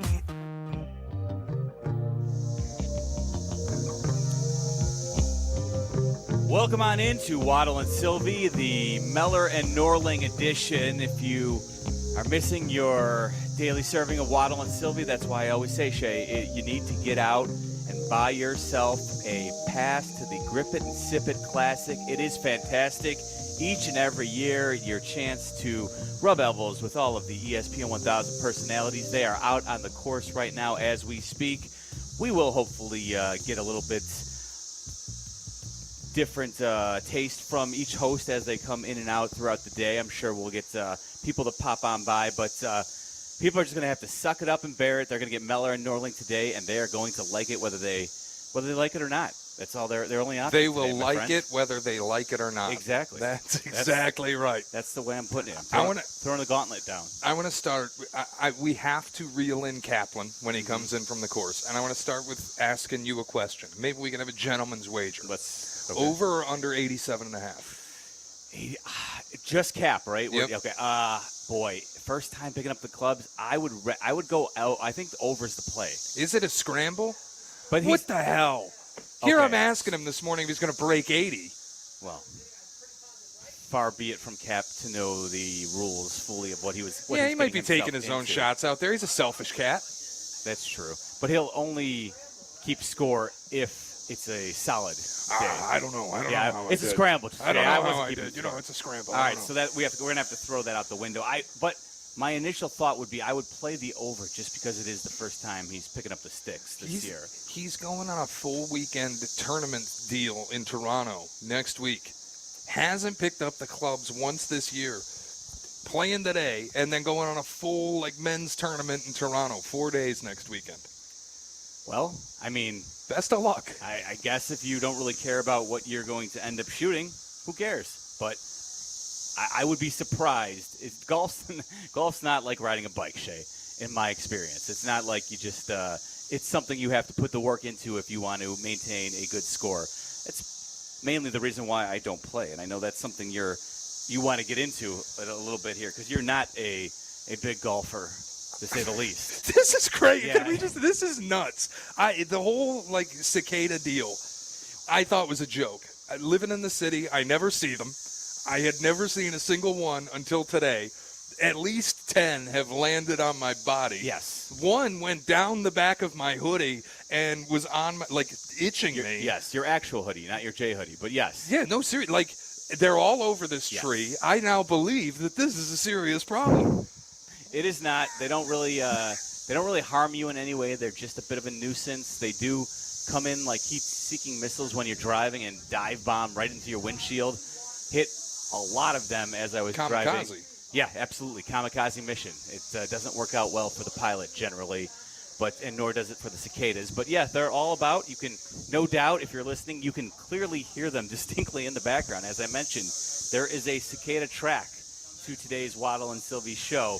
But nevertheless, they're just there. They're fluttering around. They're not really causing harm. They just get in the way a little bit every now and then. They're causing me lots of harm mentally. Psychological. I am in hell right now. Like Shay, I live in the city. I haven't seen a cicada. I hear everybody talking about these things. I thought, okay, if I saw a couple, it might be cool. There are 100,000 of these things. I don't like bugs as it is. Yeah. And these things, one hit me right in the forehead when I was walking in. They tend to do that. This is hell. I mean, it's a beautiful golf course. Don't get me wrong. I like. Jeez. I love Seven Bridges. But the cicadas. Well, the good news is they'll be gone in a couple of weeks, and after that, you won't have to put up with them for another 17 years. So, listen, for me, they'll be gone tomorrow. There you go. Thank God. Back to the city this for is you. Horrible. Yeah. So but I have, in some ways, become accustomed to it because I do live in the Western Burbs, and it is something that has been part of my daily routine now for the last month, 5 weeks, very easily. Have you tuned out the noise? I haven't tuned it out because, as you can hear, they're loud, and this isn't even that bad. Like in my neighborhood, where there's a lot of trees, a lot of older trees, between the hours of 4 and 7 p.m., I do not go outside. Oftentimes, at least when I'm home. Usually I'm working Waddle and Sylvie at that time. But during the weekend, that's a good time to get out and have a walk with the family, take the dog for a walk. That has been put on hold for, like I said, the last 4 to 5 weeks because it is so loud. You can't talk to anybody. I'm sitting out here with Eric Ostrowski, and he's like, every time he's trying to speak, I got to lean in close like we're at the club. He's got to whisper in my ear. This tree is unreal. I'm telling you, and this isn't even that bad, believe it or not. So take it in. Enjoy the scenes. It's a beautiful day out in the course, aside from the cicadas. And again, they don't do anyone any harm. It's always a great day when you get out to Seven Bridges Golf Club, which is hosting our Grip It and Sip It Classic yet again. And they want you to know, Father's Day, got a great brunch menu going on, extended breakfast starting at 9 a.m. on the dock where we are broadcasting from right now. Seven Bridges gift cards can be used for Tee Times Golf Shop items and the dock. Tee Times are available. Book your time, dock reservation, or purchase gift cards at sevenbridgesgolfclub.com. It is a fantastic golf course. You want to get out. Beautiful. If you're anywhere in the Western Burbs, great place to get out and just have a fantastic day like we are doing today. You know who did not have a fantastic day? Neither of our baseball teams, Shay, in the city of Chicago. Become the standard. Yes. Having a bad day has become the standard. And it's like you're waiting for it to happen. The Cubs are winning 2-1, but you knew they were going to have to rely upon their bullpen, and that has not worked at all this season, pretty much. I'm going to put the number out on this, 312-332-3776. I don't know where the people are at with this. If you're a Cubs fan and you want to weigh in, I know we've been having this conversation a lot. I think a couple weeks ago, Sylvie just point blank asked the question, are the Cubs good? I'm willing to go on the record and say this is a bad baseball team. As presently constructed, they are just bad. They don't hit. The starters are good, but you are effectively the Detroit Tigers. That's a team that's in the bottom 5 in payroll, has elite starting pitching, has an awful bullpen, and doesn't hit the ball. That's what the Cubs are. And the expectation was that you would be a playoff team. And instead, we're watching a bunch of guys struggle to get an OPS higher than 650. I keep hearing about eventually they'll go to the back of the baseball card. It's not early. It's not late, but it's not early. And we're at a point now where if these guys are going to meet their career average OPS, they basically have to perform at a career high clip for the rest of the season. It's not going to happen. As Dansby Swanson would say, it's June. Yeah, but, okay, good. Thank you. No, but it is June, and they currently find themselves tied for last place in the division, 7 games out behind the Milwaukee Brewers, where your manager, who was brought in, and listen, he was I know Bellinger came back, but for all intents and purposes, Craig Counsell was the highest priority free agency that they had this offseason. Once he was available, they made it their priority. Jed Hoyer did, because he thought he's the best manager in the game, and he said it multiple times, when you have the opportunity to improve at that spot like we did, we couldn't pass it up. They made him the highest paid manager in baseball, and I think that with the season that they had last year heightened a lot of the expectations for Cubs fans, but the reality is I think they played a bit above their head last year, and now you're seeing the combination of starting listen, you always want to have great starting pitching, but you need to buoy that with either a good bullpen or a good offense as well. When you have a bad offense and a bad bullpen, which they have had now on display for well over a month, you're seeing, as you said, Detroit Tigers type baseball. Yeah, it's a bad team. It's not the White Sox. It's tough because the juxtaposition is like the other team in town is historically bad. So you look at the Cubs and, they're at least competing and they're in this muddled division and they have a shot at the wild card. At this point in the season, though, you are probably more likely to be closer to what you were the past 6 weeks than what you were the first 4. Just if you look at all of the projections, if you look at all the analytics, anything that would tell you that these guys are going to get it right, it's not there. All of the bat tracking data, everything that you could possibly look at this is a bad team that overperformed for 2 weeks in April. And honestly, I think Jed Hoyer's worst fear has been realized. Like you asked the question, did Jed Hoyer really want to sign Cody Bellinger? I think the answer was no. And now his worst fear has been realized that last year wasn't some reclamation project. He's back to who he is. Last year was the aberration, and he's actually just a below-average baseball player. And I think Jed may have suspected that, especially the way the season finished. It looked like Cody Bellinger was having difficulty keeping up with the velocity, that he maybe had made some swing adjustments earlier last year that were working for him in, his 2-strike swing, which has resulted in, him going the other way a little bit more often, hitting some singles. But the truth is that Cody Bellinger is a nice player. And honestly, you like to have him on the roster, but at the money you're committing to him, you need other players to be stars as well. Because Cody Bellinger is not going to carry any one team like Aaron Judge is capable of doing in New York, like Juan Soto is capable of doing in New York, or like Shohei Ohtani is capable of doing. Cody Bellinger is not anywhere close to that star level player. And you're not the Braves where you don't have a star. Granted, Acuna went down, but you're not them where you are equipped to deal with it because you have a roster of Cody Bellingers. You have one Cody Bellinger, and he's not performing at the statistical clip that you paid him to perform at. You're in trouble. And Seiya Suzuki, who is also somebody who you could look to maybe be that star bat in the lineup, but he's just not. He hasn't been healthy enough. And when he does seem to finally get going, and last year you got 3/4 of a season from Seiya Suzuki, and at the end of the year, I think that's also what made Jed believe that, okay, Seiya Suzuki is finally figuring it out. He's feeling comfortable now, having come over from Japan. He's finally somebody we can count on to be that middle-of-the-order hitter, that 2-3 hitter that you kind of build your lineup around. And he had a nice spring training, and it seemed like he was starting out well, but then he quickly had another injury, and you just can't seem to count on him to stay in the lineup on a consistent basis, which is all the more reason why they cannot consistently score runs. And this goes back to what we were talking about earlier. It's so hard in baseball to consistently win one-run games. The best teams in baseball don't worry about winning one-run games. The best teams in baseball bludgeon you to death and usually end up winning their fair share of games by more than 3 runs. Yeah, if you look at the best teams on a year-to-year basis, you're going to score 5 to 5.5 runs a night. There will be nights where you score 1. There will be nights when you get shut out, but you will, on average, score about 5.5 runs. If you're one of the better teams in this league, you're going to be in that range. Cubs aren't even close.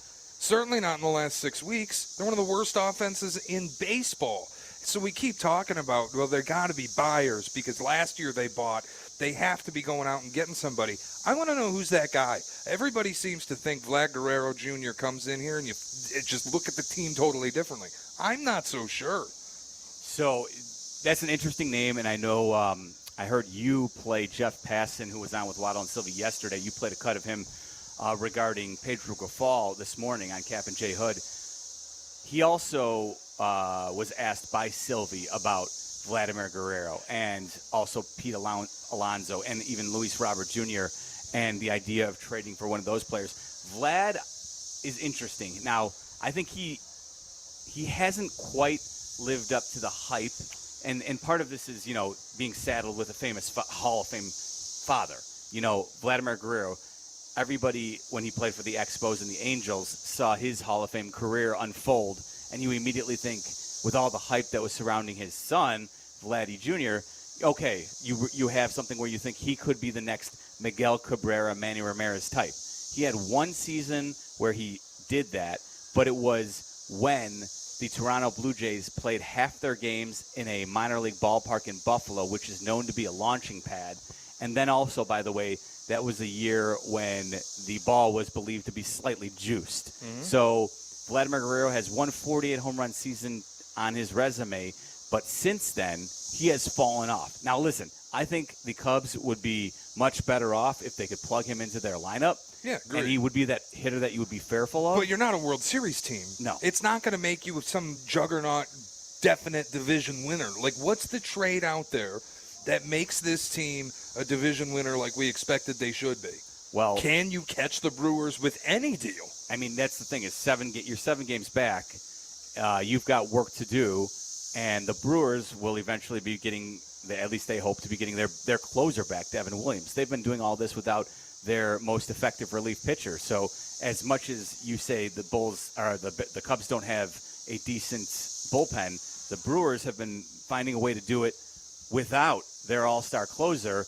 They've done so with a closer who, by the way, was once in the Cubs organization in Trevor McGill. So without their manager who you stole from them. Well, apparently Pat Murphy is worth more than $8.5 million a year, the way he's managing his baseball club. Or maybe manager just doesn't really matter that much. That, I think, ultimately is baseball managers don't matter the way they used to.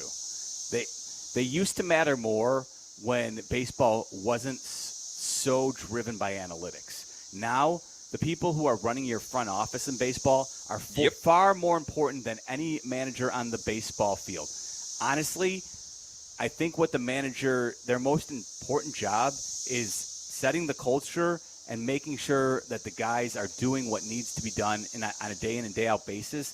Pulling the strings, though, setting the lineup, all that stuff is basically handled or should be handled by a good front office. And I know that bothers people, but this is a 162-game sport. This is not a 17-game NFL season where there's a place for a coach to have a gut instinct and make ballsy calls and roll the dice and gamble. In a 162-game season, what you do is, the goal is going to be better more nights than you're bad. And that's entirely driven basically by the statistics. You're going to basically play out to what the analytics say you will, maybe plus or minus 5%. The Cubs, unfortunately, are on the minus of that this season. But I think that brings me to the end of my point here with this team. At what point do we turn the sights to Jed Hoyer? This is a 4-year process now. He's in year 4 as president of this team. Do you know how many games they're behind Milwaukee in his 4 years as president? Now, there were a couple rebuilding years in there. Mm-hmm. But you bought last year. This year there were expectations of winning a division. 53 games back of the Brewers in the 4 years under Jed Hoyer. 53 games back. 30-plus under 500. At what point can we have a conversation about has he done his job as the Cubs president? I feel like we're at that point right now. You know, it feels like day in and day out he is receiving more and more scrutiny. And I do think when you look at the fact that, you know, I know, was it, you know, Jess, or no, it was Sylvie and Hoodie having a little bit of a discussion about it earlier where, you know, are they really spending to what a big market team should be spending, right? Their $200 million payroll. And the truth is that the money that they've invested to be 8th in the sport or whatever it is, I don't think it's been the best use of their resources. The 8th in the sport is also kind of fake because you're 10th in tax dollars. You put the tax into the payroll, you drop 2 spots because you're not in the luxury tax. You're under it by $3 million. That's money that you could have spent, but they didn't want to because, as Jed Hoyer said on opening day, they still didn't feel like they were that close. Well, you bought last year, and next year you're in the lame duck year of your deal. This should have been the season where you pushed the chips into the middle and said, let's go. This is why I was so heavy on, like, I know Jordan Montgomery's been bad, but all offseason I was saying the Cubs should add a starter. He's a back-end middle rotation starter. It's kind of low risk. Nobody's signing him. Make a move. Matt Chapman. You need, like, even if you don't think Matt Chapman's offense is that great, he's not a 150 OPS plus player, but he'll be pretty consistent between 110 and 120. Yep. And he's a gold glove at third base, a position where Christopher Morel cannot play. No, that's a fair point. And I heard Sylvie reference earlier how Christopher Morel, you know, is better than Javi Baez. I meant to bring it up with him in crosstalk. I think he probably meant Javi Baez right now, which obviously no doubt. Who isn't? Exactly. But Javi Baez in his heyday with the Cubs was, you know, an MVP caliber player. Right now, Christopher Morel is not sniffing that. And even in your wildest dreams, if you're realistic about it, I don't know how you could say that Christopher Morel could be a what Javier Baez was in his 3 best seasons with the Cubs when they were winning the World Series and consistently going to the NLCS. He's not the level of glove Javi was.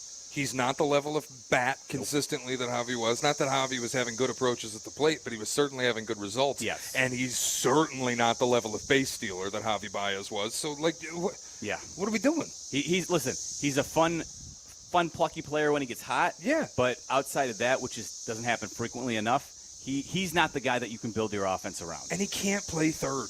No. Well, they're another spot where they're trying to fill a void with a player who doesn't have a position. And to your point, Matt Chapman would have been a huge upgrade. But all these spots, again, Matt Chapman's a nice player. The Cubs would definitely be better with him, so I agree with you there. The reality is, though, you need to go star hunting. You need to go after players like Shohei Ohtani or Juan Soto if you want to have that true difference maker in the middle of your lineup. Right. If you can't grow them, which that's, I think, the biggest issue right now is the Cubs haven't been able to produce a homegrown hitter you can stick in the middle of the lineup. Well, and that's the thing, too, because I keep hearing about, like, the Chapman deal, and I hate to harp on it and keep bringing it up, but... Aroldis Chapman, right? No, Matt Chapman. Okay. God forbid you bring in a third baseman and block the development of Matt Shaw like you've developed position players at such a high level the last few years. And I must have missed where Matt Shaw's getting at bats on this team. I'm still waiting. Is Jed Hoyer going to be the president when Matt Shaw comes up to get meaningful at-bats in Chicago? Because if he's not, then he should have been making moves to get stars. So how frustrated are you Cubs fans with where they're at right now? Do you think, like Shea, that they're basically the Detroit Tigers at this point, a bad baseball team? Speaking of bad baseball teams, the White Sox served up another loss to the Mariners last night. The big dumper strikes again, and we'll tell you about it next here on ESPN 1000. You're listening to Waddle and Sylvie on ESPN 1000, Chicago's home for sports. The home of the Chicago White Sox. The White Sox and Mariners. Coverage starts tonight at 8 on ESPN Chicago, AM, FM, HD, and app. Ad paid for by the Sentinel Group. Attention Marines, military personnel, families, and contractors who were stationed at Camp Lejeune. Were you present at Camp Lejeune between August 1953 and December of 1987? You may be entitled to significant compensation. For nearly 34 years, those in the Marine Corps' base Camp Lejeune were exposed to contaminated drinking water, resulting in devastating injuries, including several forms of cancer, adverse birth outcomes, Parkinson's disease, and more. North Carolina's procedural laws have prevented victims from getting the justice they deserve, but passage of the Camp Lejeune Justice Act of 2022 would allow you or a loved one to file lawsuits seeking compensation for illnesses and injuries linked to the toxic water. Call today for your free consultation. 800-211-3098. Let our experienced attorneys fight to get you the compensation you deserve, and you pay nothing unless there's a recovery in your favor. Call 800-211-3098. That's 800-211-3098. Again, 800-211-3098.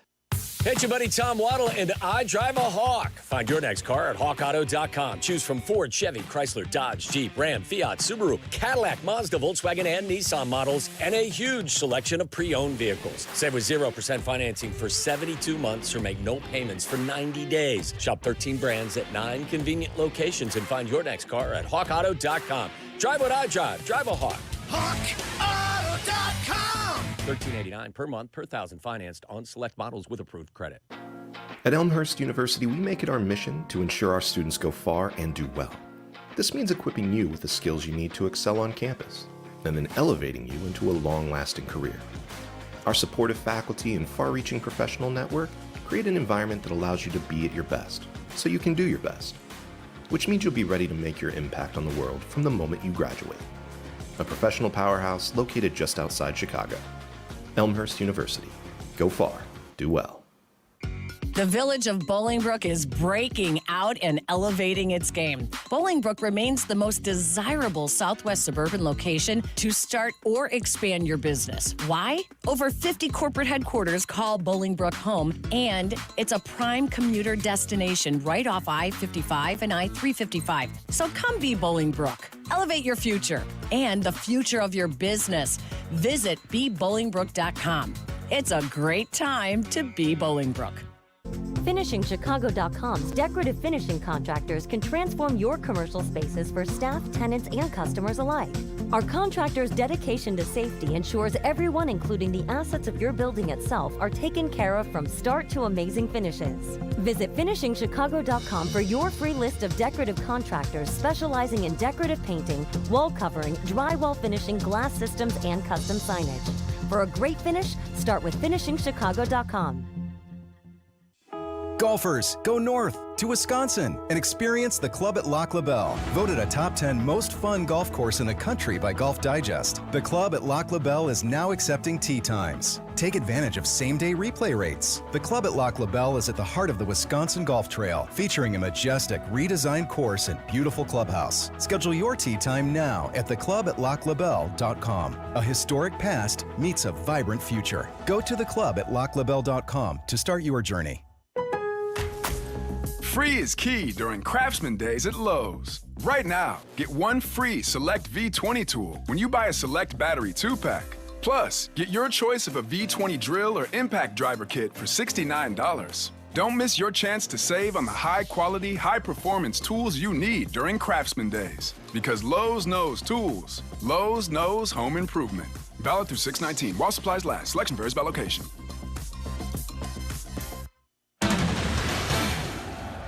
We are back, and we are looking at a pretty lopsided matchup, Jim. That's right, Ron. I mean, in one corner, we've got a 175-pound guy, and in the other, a 6,000-ton heavyweight train. Jim, this guy has no idea what he's getting himself into. It's no contest. Every day, people tempt fate and die trespassing on railroad tracks. See tracks, think train. Hey, it's Cap. Want more energy, better workouts, and increased libido? Check out Affinity Whole Health at feelgreatillinois.com. Right now, get free labs and a free consultation for their injectable testosterone and GLP for weight loss. Go to feelgreatillinois.com. Waddle and Sylvie, from our State Street studio to your hellish commute home, we're there with you, making it bearable. Never mind. Back to Waddle and Sylvie on ESPN Chicago.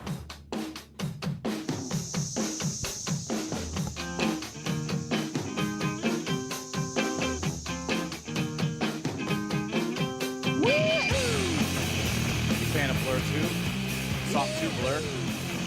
No. Too young for you? I know my man Kevin played plenty of FIFA, rocking out to this song. Was this what FIFA was this on? This was probably an earlier one. 03 maybe? 02 or 03. God. Yeah, we Was were this in the on Madden? trenches. This Jay. might have been on Madden. First FIFA I played was 08. 2016? FIFA 08. No, stop. You're a child. FIFA 13 was the one I put the work in on. It was the most Who I was- ever played. who FIFA. was the cover boy I think for it was that one? Lionel Messi. Yeah, usually it was. Almost every year. Yeah. Yeah, Barcelona, Leo Messi. No. Now we'll be Mbappe every year going forward. I was going to say, for FIFA, they don't give a damn. They're not like Madden where they're going to throw out Peyton Hillis. Hey, man. Yeah, a different Peyton Hillis. Listen. Classic. Look at this guy. This guy sauntering in, getting a glass of water, not working his own show. Tom Waddle doing the work on the course Oh, yeah. today. Must be nice. Again, if you want to be listening to Waddle, you have to purchase tickets next year to grip it and sip it, to be a part of it, because this is his day to just kick back, relax, and shove his face into the get a little YouTube FaceTime, camera. huh? You going to visit your own show, buddy? Soccer? You talking soccer? No, we're not talking soccer. talking I heard him FIFA, talking my FIFA. man. Because the song we came How into. much are you sweating over there, Celtics fan? I'm not sweating at all. I told you this thing's paper. It's like a warm-up. How you hitting This them out doesn't there? trap any We're heat. 8 under. 8 Look under. at you. Through how With many? 6 holes left. 8 Look at under. that. So what? Under 12. 8 under after 12. What's the? So how's the? What's the? I don't know on the what we're course? chasing or what we're. Yeah, leading. Course is great. Where's the board? No leaderboard out No there. leaderboard. Come on, man. You're breathing pretty heavily. You look labored. Well, I am not in shape. Okay. Yeah, golf is not a sport. Too many heaters, man. The lung All right, well, capacity's not there anymore. Get back out there, win it for Team Great Clips. Waddle and Sylvie, sponsored by Great Clips today out on the course. So I am in the Waddle and Sylvie colors here that Waddle is sporting. So hopefully they can bring home a victory. Speaking of video game covers, did you see who's on the cover of this year's Madden? I did. Christian McCaffrey, right? White boy summer in full effect. Not since Peyton Hillis. We are rocking. Not since Peyton Hillis. He got paid as a running back. He got the boost from the Niners, and now he's going to be sporting the cover of Madden. How about that? You still partake in a little Madden from now? Yeah, of course. Okay, I don't know at what point, because my son has it. I will occasionally draft the franchise in franchise mode. Yeah. But for the most part, my time is devoted to FIFA because FIFA's easier to play as a parent. I can knock out a game in 15 minutes. Yeah, that's Madden, as a parent, if you want to do like a reasonable semblance of parenting, you have to it's hard to devote the time. I don't have kids, so Yeah. I got time. No, I know. That's why I asked. got time. I will live vicariously through you in your Madden franchise mode, Shay. I'll tell you that. Well, there's no chance I'm getting Madden this year because Why? College Football 25 is going to Oh, eat baby. up all of my time. It is definitely All of it. Yeah. Are you concerned at all? Again, this goes back to the lack of free time I have. I'm concerned about NIL and the transfer portal. They said they're not going to have NIL. Okay. God bless. Thank you. I think that's for the best. While we'd like to keep the game as realistic as possible, the truth is, I don't think, as we were talking about with Hoodie, I don't think actual college programs can handle NIL adequately, much less people who are trying to play college football, trying to navigate that landscape. And if they give you an NIL fund in that game, you're going to be living in fantasy land. Yeah. You'll have, I would just pay everybody. What are you talking about? You can't give me $100 million to pay all these kids. You don't think there'd be a limited slush There fund for you? probably will, but I'm just glad it's not going to be in it. The one thing I'm looking forward to is I'm a guy, I think Black and Abdallah talk about this all the time. I hate what college football has become. This video game will allow me to recreate it in my own vision. Go. The Pac-12 is back There in you my go. world. I don't know. What does the Pac-12 mean to you? Because the truth is that when I was growing up, it was the Pac-10. I don't know. I'm saying, so that's why I ask what the Pac-12 means to you. Is it basically USC, Oregon State? What am I mean? Well, I'll threaten. Colorado never should have been in it. There They you should go. have never Okay. left the Big 12. That's fair. But I'm cool with everybody else that was in. Okay. I don't have any issues. Listen, I'm trying to put my frame of reference, because the truth is that I hit probably the age of 25, and following the conferences in college football became almost a non-starter at that point because it was shifting year after year. Well, now, can you even name? Do you know who's in the Big 12? I think they have 16 teams now. No. Do you have any idea? I mean, no. I really don't. Honestly, because And Texas and Oklahoma are gone. I know. That's why I was trying to like think through the traditional powers, and I'm like, they're all in different conferences. They're in the SEC, Texas and Oklahoma. That is. Nebraska is in the Big Ten. They have been for years. You know, like the Big 12 to me. I guess I would imagine that Kansas State are they? Yeah, Kansas State, Kansas. So there you go. Texas Tech. Is TCU? Where's TCU? TCU. Baylor. Yeah. But I really honestly, conferences for me have jumped the shark a long, long time ago. Just I don't follow college football closely the way I used to, primarily because I'm a pro football guy. I don't have. Again, this goes back to once you have kids. Not everybody, but you kind of, if you want to be, like I said, you don't want to be a delinquent parent. It's much easier to make the choice. Are you going to be a college football fan or a pro football fan? You can pick one day, but you got to give the other day to the family. Can't watch football on Saturdays, otherwise I'm a deadbeat. Listen, you laugh. You laugh. I think there's a lot more folks out there who identify.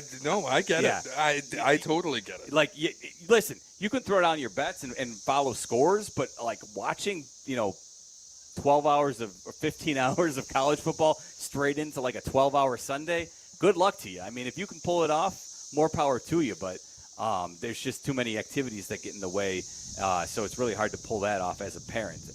But I will say this. My kids turn 14 in a couple of days. I do see the light at the end of the tunnel. A lot more free time coming my way here, so maybe, just maybe, I am getting closer to the days when I was actually able to pull off a Madden franchise. Once they can drive themselves places, your life is going to change. Yeah, you no longer have to be a part-time Uber driver for your kids. There's some truth to that. Let's take Matt, who is in Portage, hanging out. He has a bet with Cap. What's going on, Matt? Hey guys, how are you today? Doing well. How about you? Oh man, just living this beautiful weather. It's so nice out, enjoying a nice vacation. I took a week off, so it's nice. Nice. Get after it, man. Enjoy the vacation. Oh yeah. So I called in on Captain Company when the Yankees were like 10-4, and we made a bet. And Hoodie actually provoked it because he was like, "I smell a sandwich bet," and we bet, me and Cap. So I had to call, and like I said, I've been crazy busy, but I didn't even know you guys were hosting it because I wanted to propose this to Sylvie as well, but. I have the Yankees at 105, and Cap was sitting here crazy. No, never. They're only projected 100 or like 94 or some shit or stuff. Oh, but that'll be all. We're gonna have to say goodbye, Matt. That'll be all. Hopefully, folks back at the shop caught that one. Yeah, there. we do not talk like that at Seven Bridges. No. Nor can we when we aren't at Seven Bridges. Nevertheless, we get the gist of it. Listen, 105 wins, Matt. Listen, the Yankees are off to a great start. That's a hard feat to do for any baseball team. I think I'm at a point I think they're going to get there. They're so good. They are. And listen, Garrett Cole is probably about a couple weeks away from returning, so they will get one of the best pitchers in baseball back. So that will help you. But the truth is, listen, 105 wins, even when you're off to an awesome start, that is a ridiculous pace that not a lot of teams are able to do. I don't think the Dodgers might have won 105 once over the last 5 or 6 years. They've pretty consistently won 100, though. Yeah, but that's the problem. Right. It's like 100 is very doable if you're a good team. 105 wins, man, like you're getting after it and just crushing the opposition. As I try and scroll to see how many they won last year. The Braves won 104 last year, and they were a juggernaut. Their offense was just insane. So maybe they'll get there, but I still think you've got a lot of work for your Yankees to do there, Matt, for you to win that bet with Cap. You have any recollection of that bet? Yeah, I got it pinned in my email because I go. didn't want to forget. Good call. Look at you, all organized and stuff. All right, should we give the White Sox they tell me. their prerequisite 3 or 4 minutes after blowing yet another game last night? Another one-run loss by Pedro Grifal's White Sox. They fall to the Mariners in Drew Thorpe's Major League Baseball debut. He looked pretty good. I'll give him that. He did what a lot of rookie pitchers do. He had a hard time finding the strike zone. That's something that has not been an issue for him in the minor leagues. In fact, his pinpoint control, and his elite level changeup has been what he's been able to hang his hat on in the minor leagues. But it shouldn't come as a surprise that nerves probably kicked in a little bit. He did give a very solid outing, 5 innings, 3 earned runs, I think 4 strikeouts, and just an absolute gem of a defensive play to wrap up his night and put himself in position to walk away with a win, but the White Sox could not hold on for him. Well, I'm sure before we fight about Pedro Grifol, I will say this is the first time seeing something for the White Sox that I feel like you have an actual bright spot this season. It's not a person who's good and going to get traded. This is a guy who is part of the White Sox future, ostensibly. I think he's legit.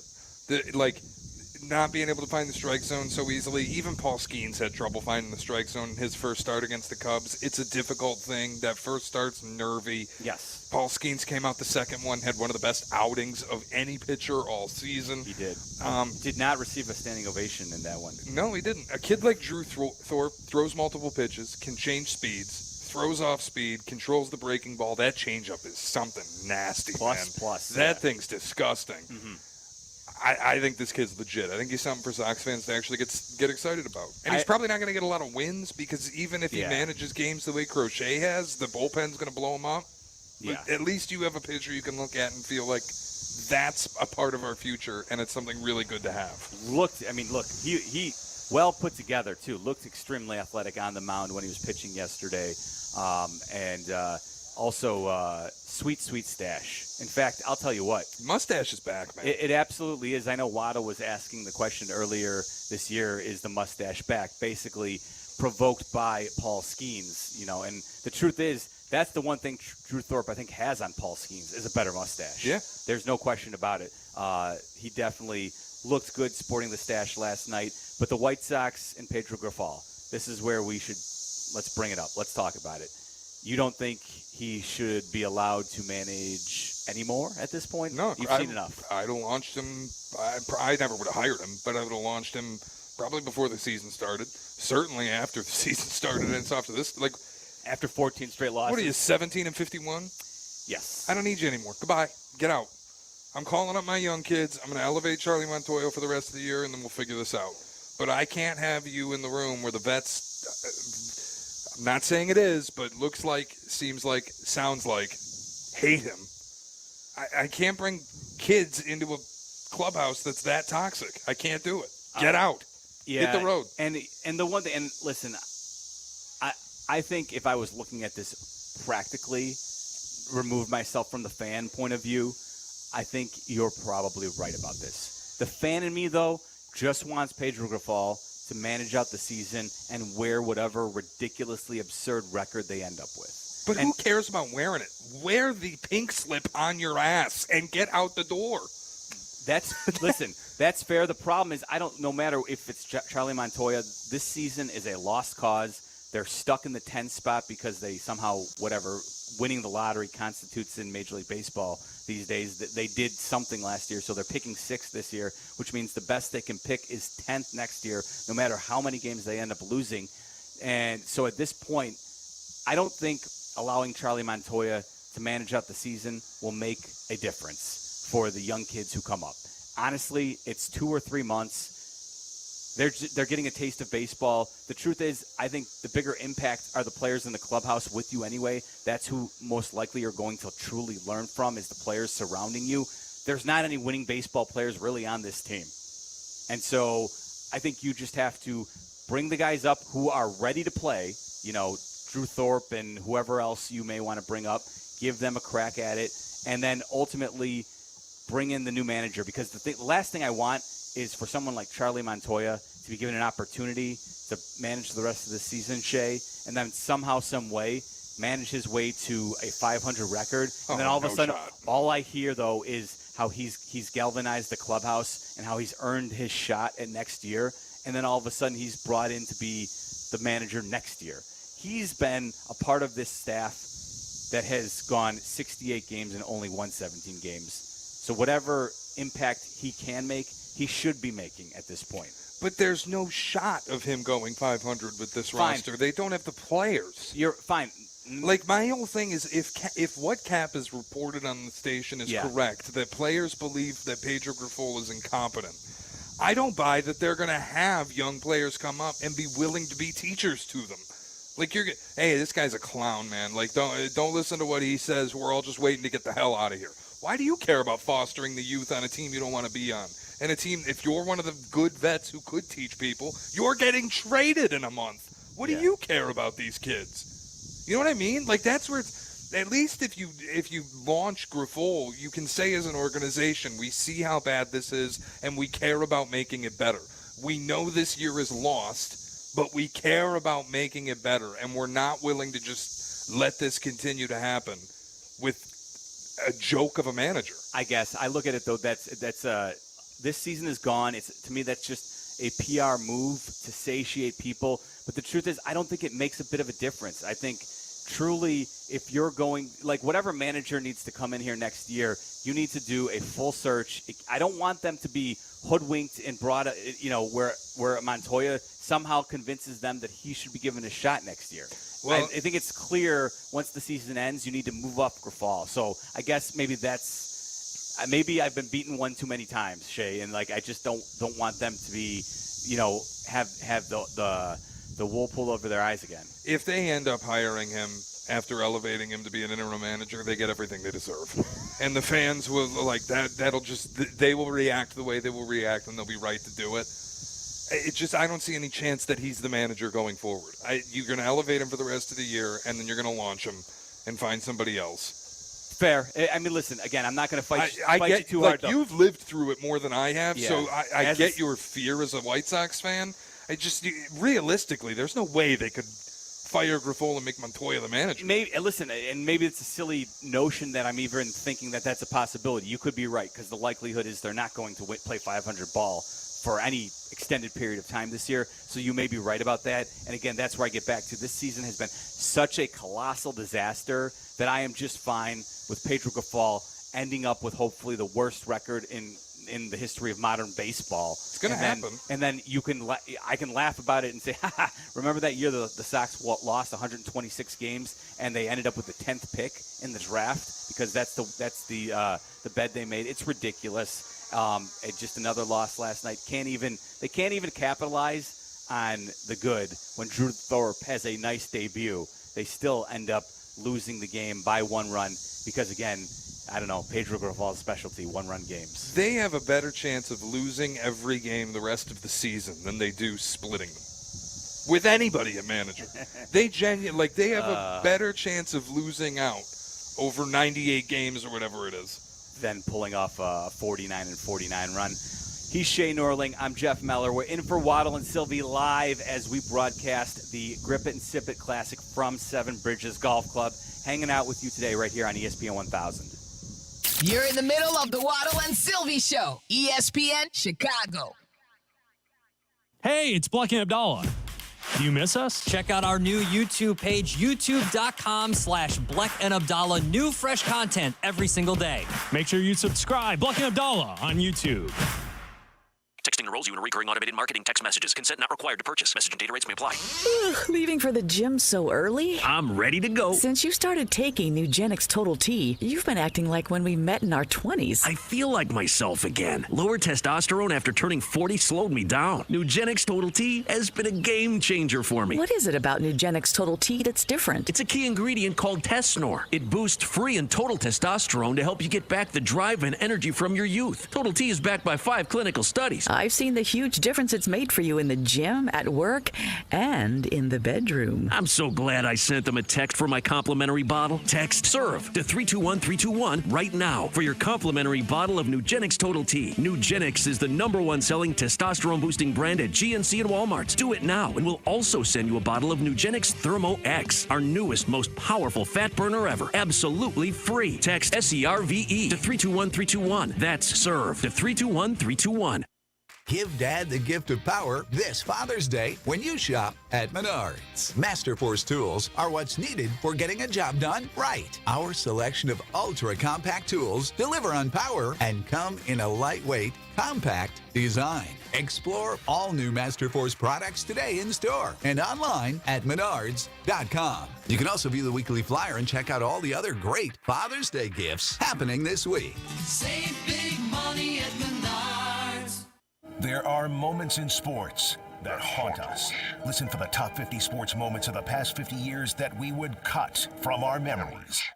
Presented by Great Clips. It's gonna be great. Tuesdays and Thursdays at 2:45 on the Waddle and Sylvie Show on ESPN Chicago. If you are a police officer in need of a change of scenery, Homewood is calling. Hey, this is Deputy Chief Tom Johnson of the Homewood Police Department. We're looking for new officers to join our family. We need entry-level and experienced job seekers now, and we offer competitive salary and benefits. Looking for a lateral transfer? We currently offer a $20,000 signing bonus. The Village of Homewood has an exciting economic future with an expanding police department.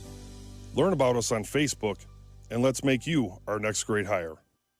This is Matt Coker from West Coast Men's Health. I'm proud to let you know that nationwide, our clinics have a 4.7 out of 5-star rating on Google. This tells you that our patients are really seeing results. Here's what some of them are saying.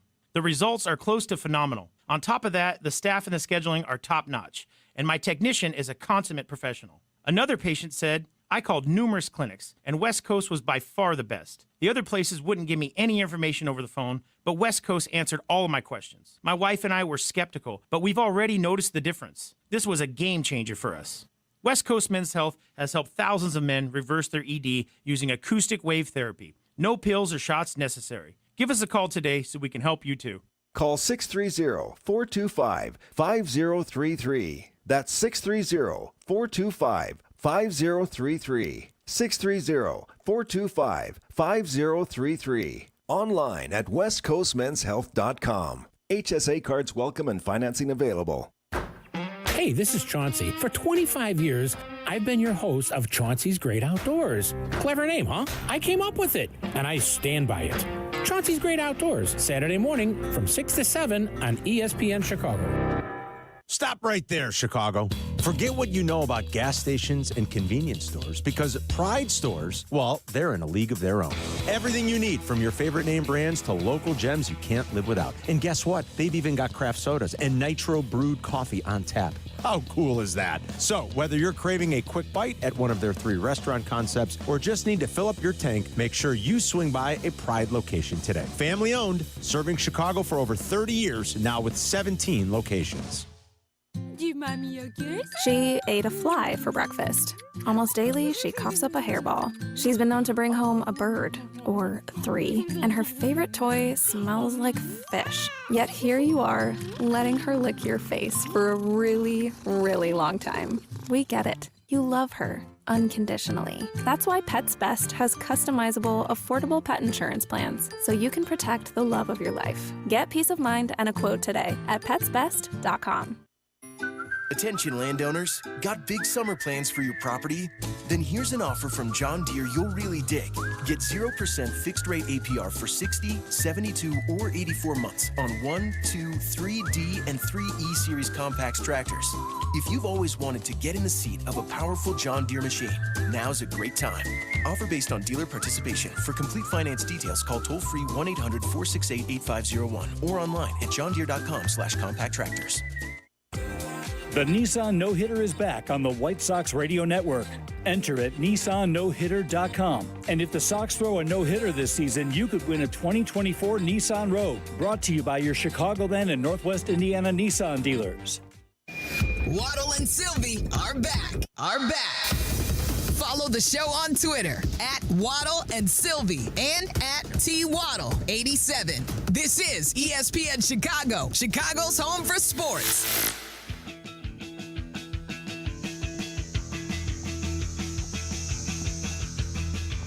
Jeff Meller, Shay Norling hanging out at the Grip It and Sip It Classic live from Seven Bridges Golf Club today. Hanging out with you in for Waddle and Sylvie today. Shay Norling pulling the on-air marathon today as he was hanging out with Cap and Jesse in the morning on Cap and Jay Hood, and he's hanging out with me now here today. Thank you. Kevin is mime crying at me for the hard day of work that I'm putting in. Oh, I have to talk into a microphone. Oh, Hey, I have to man. talk about sports. Not up. It's a long, sweaty day. And You know I don't is. disagree with you. I'm giving. He wasn't complaining. I was giving him kudos. Listen, the truth is, Tyler Rocky was originally scheduled, but he's having finger surgery right now. Oh, God. And these cicadas. I thought continue. they didn't know what that was. They just smacked it. I killed it right on the back of my neck. It's like it's like you start to feel it and like you don't, it immediately doesn't dawn on you. Now at this point, I'm conditioned to just assume whenever I feel something graze any part of my body that it's a cicada, because I've been dealing with this in the Western Burbs now for over a month. But yeah, if you're new to it, like Shay and Kevin are from the city boys are getting a rude awakening from the cicadas today. Do they have the STD yet? You wonder how they test for that. The right? zombie cicadas that are giving each other STDs? Because listen, I just full contact with that one, smoked it on the back of my neck. I want to make sure I'm okay here. Stop at the free clinic on the way back into the city. I might have to, yeah. You're gonna have to. I gotta get some tests done. You can float the excuse to your wife. Listen, I swear I got an STD from a cicada, honey. I swear. I wasn't having an affair. I swear to God, it was a cicada. Seems like something that's been drinking. How do they even test that? Like, they're gonna get the test strip on the back of my neck? Fair. I don't know. It's a good question. I'm going to be honest. I'm not going to be testing myself for a cicada's STD this summer. They would look at you like you were crazy if you walked into the free clinic and asked to be tested for the cicada STD. They would look at you like you're nuts. Why, sir, do you think you might have it? Well, what were you doing with the cicadas? Been having a lot of unprotected sex with cicadas this summer. They're all around me. What can I say? I just want to be safe. I don't get a lot of action otherwise. Here's all these willing cicadas. I just want to be safe, but it feels so good, so I can't. Anyway. Okay.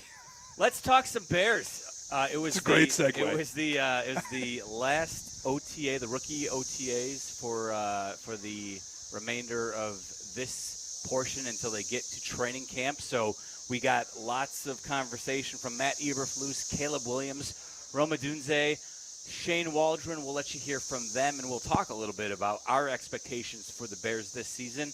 Meller and Norling in for Waddle and Sylvie on ESPN 1000. You're listening to Waddle and Sylvie on ESPN 1000, Chicago's home for sports. If you know to never miss Michael Wilbon on the Waddle and Sylvie Show. Appointment listening Tuesdays at 5 on ESPN Chicago. Brought to you by HawkAuto.com. Dads, if you're like me, you work hard and play hard. Well, maybe you used to play hard. Being a dad is rewarding, fulfilling, and let's face it, exhausting. Maybe you feel it's time to trade diapers for divots, strollers for sand wedges, babies for bunkers. Yeah, my golf game needs attention too. Maybe it's time to consider that the next chapter in fatherhood is upon you. Maybe it's time for a vasectomy from Vasectomy Clinics of Chicago. A vasectomy is the ultimate dad move for your household. If your family is complete, log on now to vasectomychicago.com to read the patient testimonials and learn about the no-needle, no-scalpel in-office vasectomy offered at Vasectomy Clinics of Chicago. 5 locations to serve you. Downtown Chicago at Lake Point Tower by Navy Pier and with free valet parking. Also in Naperville, Tinley Park, Arlington Heights, and Barrington. Most insurance accepted. Visit vasectomychicago.com or call toll-free 877-877-4VAS. That's 877-877-4827. Jack Daniel's Single Barrel. I get subtle notes of caramel and spice, some bright fruit notes, and sweet aromatics. I love scotch. Scotchy scotch scotch. Here it goes down into my belly. Here we go again. Join me and Waddle for a lesson on Jack Single Barrel and Glenn Dronick. It's all happening at Oak at the Glen in Glenview tomorrow night from 7 to 9. Space is limited, so don't be tardy. And please drink responsibly. Whiskey me? No! Whiskey you! Kick off your summer break this Monday night, June 17th with Chicago Hounds Rugby. Bring the whole family to experience the thrilling environment and contagious energy of Chicago's newest professional sports team. Join the Hounds at SeatGeek Stadium for Major League Rugby's first ever Monday night rugby game as they battle against the San Diego Legion. Experience a Dogtown tailgate to cure your case of the Mondays. Then head into stadium at 7 p.m. for an exhilarating and action-packed 80 minutes of the U.S.'s fastest growing sport. Visit ChicagoHounds.com for tickets today. Release the Hounds! Getting quality employees to fill positions in your company is essential, but finding those people can be a major hassle, unless you use ZipRecruiter. ZipRecruiter makes finding quality people a breeze. And right now you can try it for free at ZipRecruiter.com/free. With ZipRecruiter, one click sends your job to hundreds of top job sites. But more than that, ZipRecruiter's advanced technology identifies the candidates with the skills you need, sends you a list of great matches to review, then actively invites them to apply for your job. And the results speak for themselves. 4 out of 5 employers who post on ZipRecruiter get a quality candidate within the first day. That's right, the first day. Now you can focus on your business and let ZipRecruiter do the work finding the best people for you. See for yourself. Experience the ease, efficiency, and power of ZipRecruiter for free. Just go to ZipRecruiter.com/free. That's ZipRecruiter.com/free. ZipRecruiter.com/free. This is ESPN Chicago, WNVP, WTBC, HD2 Chicago, a Good Karma Brands radio station. The competition is fierce. Who will win the Elijah Craig Cup? Stay tuned. This is the 4th annual Grip It and Sip It Classic, live from Seven Bridges Golf Club. This is ESPN Chicago, Chicago's home for sports.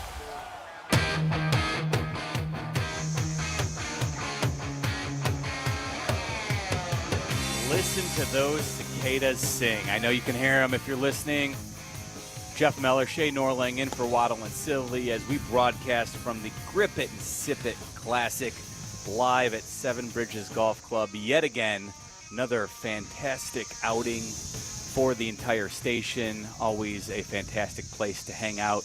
You can have a fantastic round of golf here and then celebrate at Club 7. Reward yourself for golfing. Receive discounts on summer green fees. Save up to $25 off your round.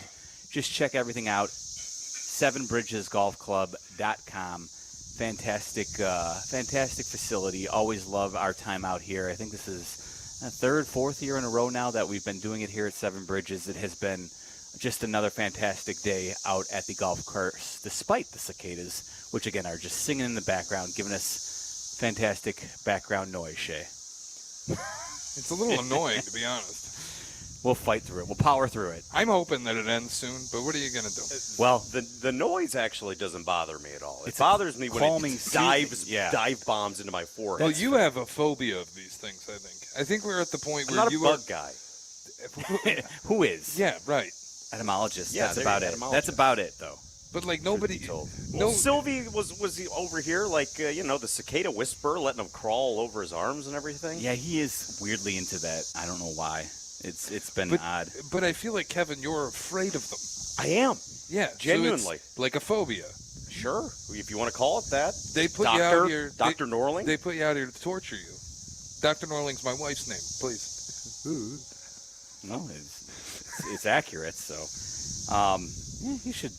Yeah, I mean, listen, he's not going to take undeserved credit. I like that about you, Shay. Never, man. I think very little of myself. I try to make that clear. I think very little of myself. I love the honesty. There's nothing wrong with that. I think you're actually probably, you deserve more credit than you take, but at least from what I've heard on Cap and J Hood. It's awfully kind of you. So, but I'm excited to talk Bears. You and I haven't discussed this team at all. Yes, because I don't see you a lot. I would say, we work alternate shifts. I'm on in the afternoon with Waddle and Sylvie. You're on with Cap and J Hood. You hang out on Saturdays with Tyler. I am running around to soccer activities, but I frequently hear you talking football. So now we have an opportunity to bat the old pigskin around a little bit here. We should give folks some of the sounds from Hallis Hall earlier today. Matt Eberflus, Caleb Williams, Roma Dunze, Shane Waldron all met the media today. And I found this interesting from Matt Eberflus, a comment he had regarding Caleb Williams earlier today. Oh, he's a pretty funny guy, so I'm learning that about him. So he's got a real good sense of humor. He's really good with the guys. He's got a good way with the other teammates. So I didn't know he was going to be that good. I do think he does have a good sense of humor, and it comes through whenever you hear him on the podium. He's somebody who is genuinely comfortable with himself when he's talking to the media, which is, to me, it feels like a far cry from the previous two rookie quarterbacks we had in the city, in Mitch Trubisky and Justin Fields, who I don't think were necessarily completely comfortable when they were addressing the media. Am I going to get in trouble if I say I don't care? No, I think that, listen. I don't. Like, and I know that that's the last thing anybody listening to the radio wants to hear. Oh, this guy doesn't care. But I don't care. Caleb Williams is funny. Funny how? Like Goodfellas. Like a clown. Like funny a clown. how? Like a a clown? He Funny amuses how? everybody. And here's the thing. I'm funny to you? I don't care if he's funny. He should. I want him to amuse us more on the football field. You're right about that. I honestly, it was interesting to me that Eberflus brought it up and volunteered it as something that he has observed from Caleb Williams. More than anything else, I think just being comfortable with yourself at that position will help you do the job better. He needs the arm talent, which I think he has. He needs to be able to read defenses. That's something that I think he will learn as we go forward. But that's from my observations in OTAs and minicamps. I've been up there with Waddle and Sylvie for a lot of them. My observation is, if anything, going through his progressions and getting the ball out quickly right now is the biggest issue he has. I'm not saying he's bad at it. I'm just saying there's been moments going against the Bears defense at times where he has held the ball a little bit too long. There's been plenty of times he's made really good throws and he's made good reads, but his biggest deficiency to me, from what I've observed, is that there have been moments where he has not either known where to go with the football or not wanted to go to certain places with the football because guys haven't been open, so he's held onto the ball a little bit too long. It's either get the ball out, or if it's not open, you need to get rid of it. You know what I mean? So, yeah, but, we're going to find out what he is on the field in September. And I know that No that's doubt. also boring because, God, in this culture, everybody needs an opinion on everything today. And usually I do subscribe to that. But when it comes to OTAs and, like, mini camps and all this stuff, it's very easy. Even in training camp in a month or two, like, there are ways that Shane Waldron can sit down with Matt Eberflus and they can design plays to go against each other where Caleb is not going to have an open progression. He should be holding the ball for a long time because we are making this almost Difficult. as impossible as we can make it. Fair. We know each other's play call. Like this, you can put scheme everybody into a spot where Caleb's not going to have an open option and he might have to create, and you want to give him those reps now so that he understands what to do in those situations in September when you're playing in a real game. Like, it always reminds me of when Jamar Chase got drafted. Drops. Yeah, that whole summer. Yep. It was the Bengals effed this up. They didn't take Penei Sewell. They took Jamar Chase. He can't catch the ball because the NFL ball doesn't have a stripe on it. And then they went to the Super Bowl. So, like, again, it might be stupid to say it, but I don't care. Always holding the ball too long at OTAs. I'm not going to get worked up. No. about it. And listen, I'm not trying to get people worked up about it. No, because I don't think that you personally, are. I'm just, you know what I mean? I was a big fan of the pick. I was ecstatic that they were able to find themselves in the position to take him. It was kind of a no-brainer to me. So I'm happy they made that selection. And I think the floor has been raised at that position for the Bears higher than it's ever been. So I'm very excited. And I think Ryan Poles has done a great job initially of surrounding him with a lot of offensive talent so that he can be a distributor too, where he just gets the ball like a point guard to Keenan Allen, DJ Moore, Roma Dunze at times, and let them make plays for you. So I'm very excited about the possibilities, probably more so than I can ever remember being as a Bears fan. And I'm not somebody who generally gets extremely excited about the Bears. I'm oftentimes very pessimistic. So for me, this is kind of a different hat to be wearing. I'm not usually like this. I'm just saying, if I had to quibble with anything, it's that at times in the OTAs, but I'm with you. I'm not putting too much stock in it. I'm just trying to report what I've seen. That's all. I'm not saying he'll be somebody who can't get rid of the ball. I don't think that will be the case. I think he's just kind of getting acclimated to the NFL, and that leads us perfectly into Caleb Williams talking about what he believes he's been able to accomplish here in this first month.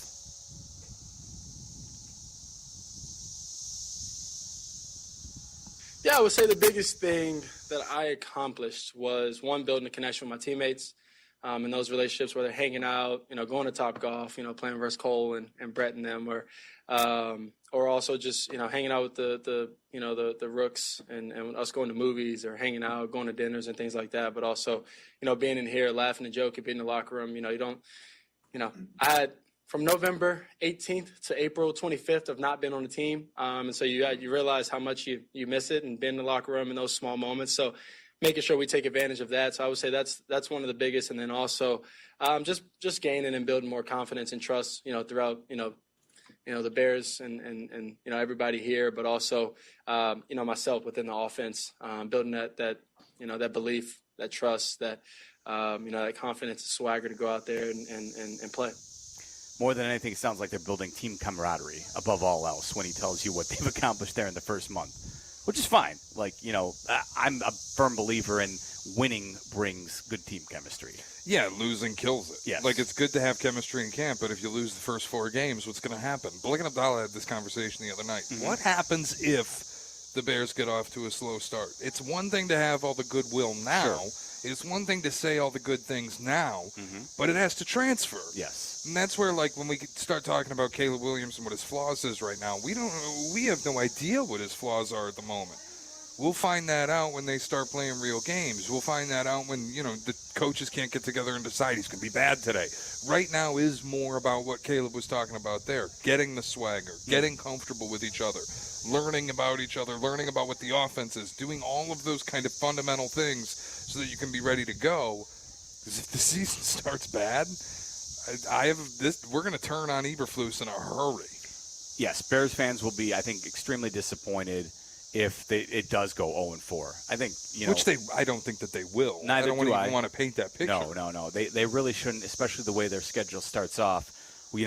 Tennessee is not by any means, an easy game, but at home, it's a soft landing spot for Caleb Williams.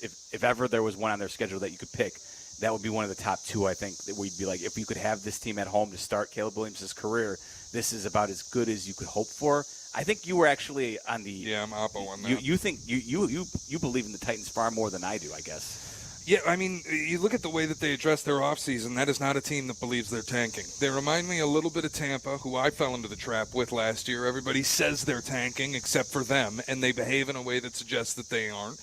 And Tennessee went out and added L'Jarius Sneed via trade. Mm-hmm. They added on their defensive line. They added Calvin Ridley. They added Tony Pollard. That's a team that's adding on to find out what they have in Will Levis. I don't think they're going to be good. Mm-hmm. But I think they're a little bit dangerous because you're going to go into that week 1 at home, party environment, feeling very good about yourself, going up against a team that everybody has said sucks, but they aren't listening to that. That's fair.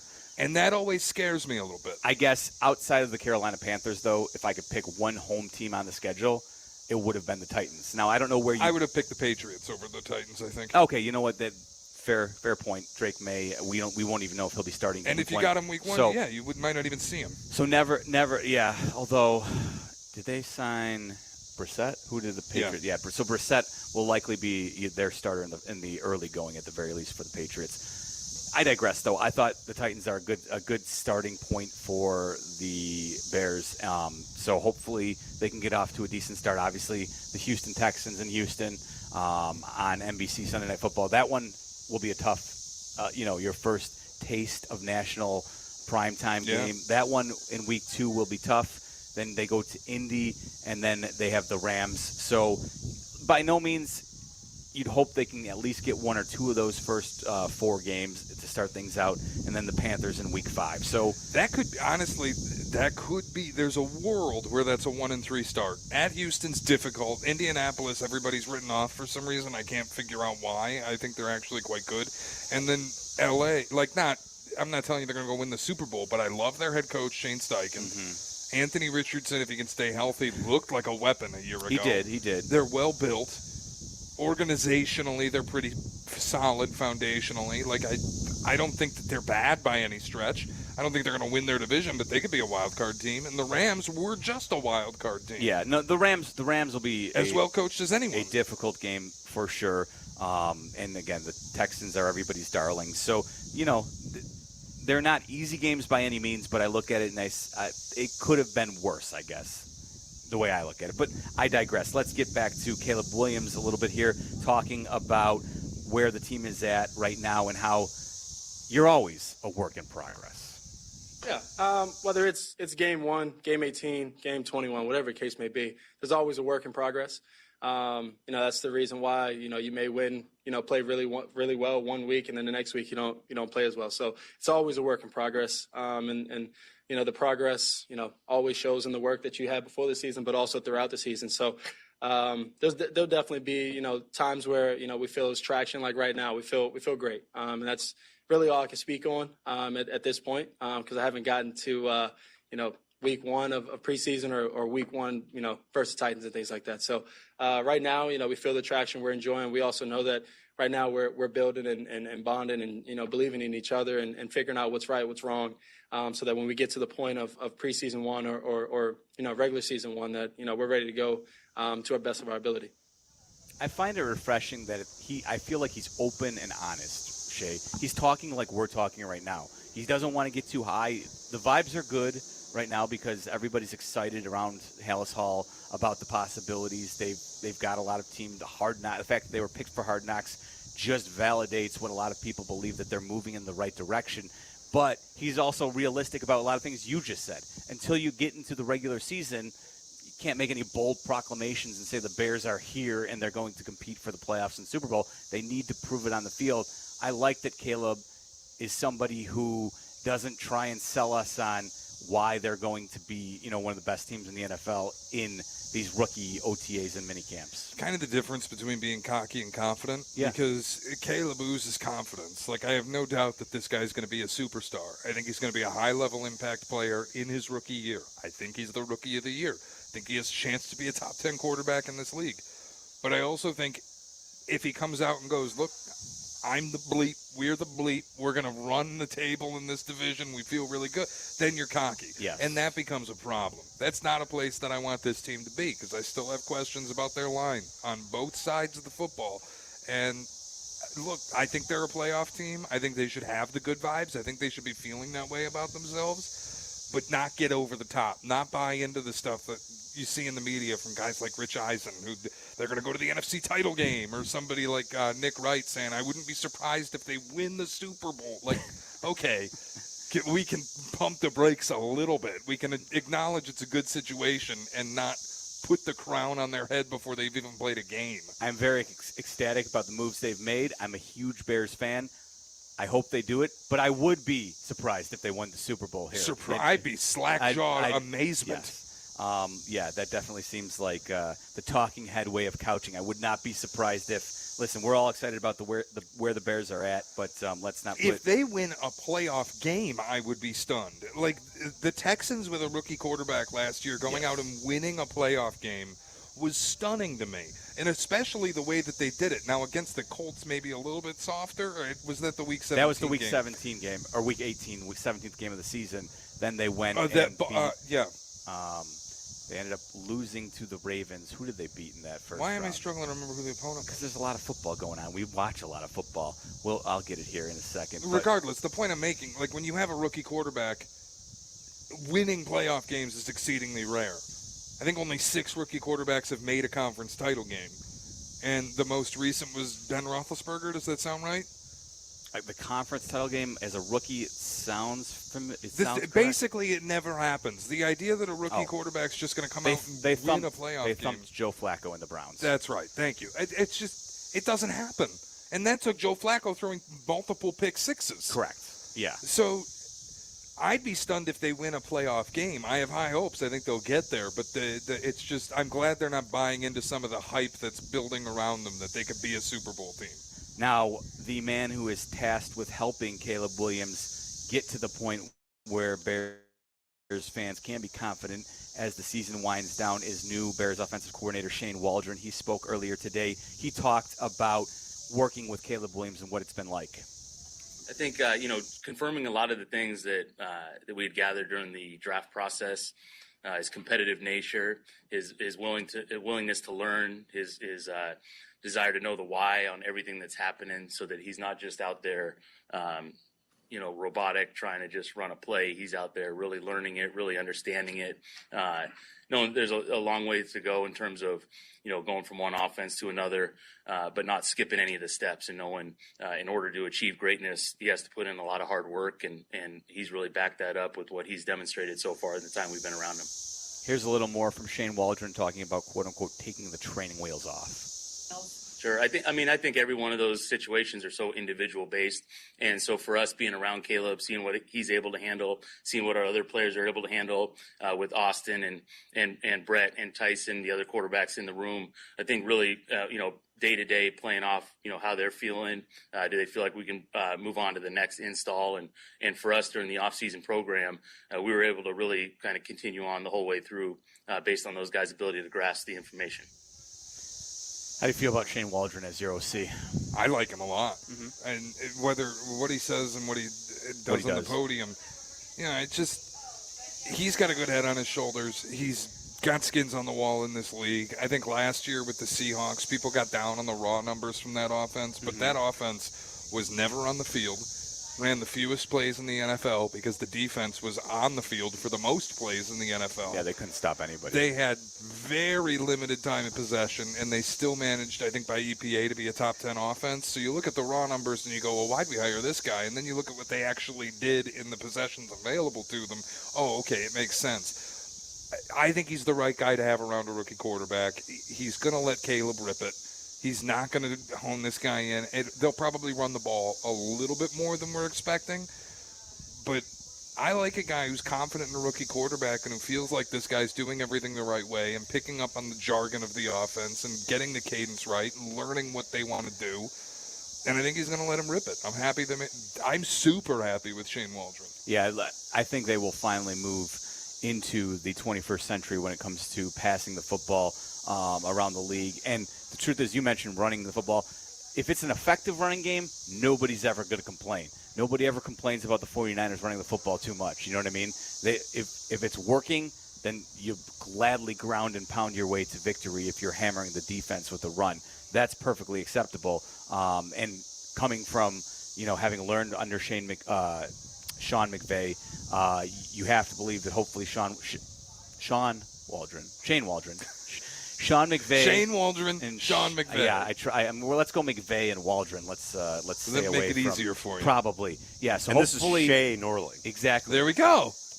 From my man Kevin Zipak. Kevbo. All right, so hopefully Waldron picked up enough in his time under McVay that he's able to institute a lot of the running plans because McVay, and that's the truth. Like, a lot of people will tell you that Kyle Shanahan and Sean McVay are two of the best offensive play callers in all of football. And let me tell you that what goes under the radar oftentimes is how effective they are at designing run games. And that's part of the effectiveness, is getting your quarterback the opportunity to run play action. Because when you're running the football, your play action, which is the hardest thing to stop, a good, effective play action passing game. And hopefully that's what Shane Waldron can execute with Caleb Williams this upcoming season for the Bears. Jeff Meller, Shay Norling hanging out at Seven Bridges Golf Course for Grip It and Sip It Classic.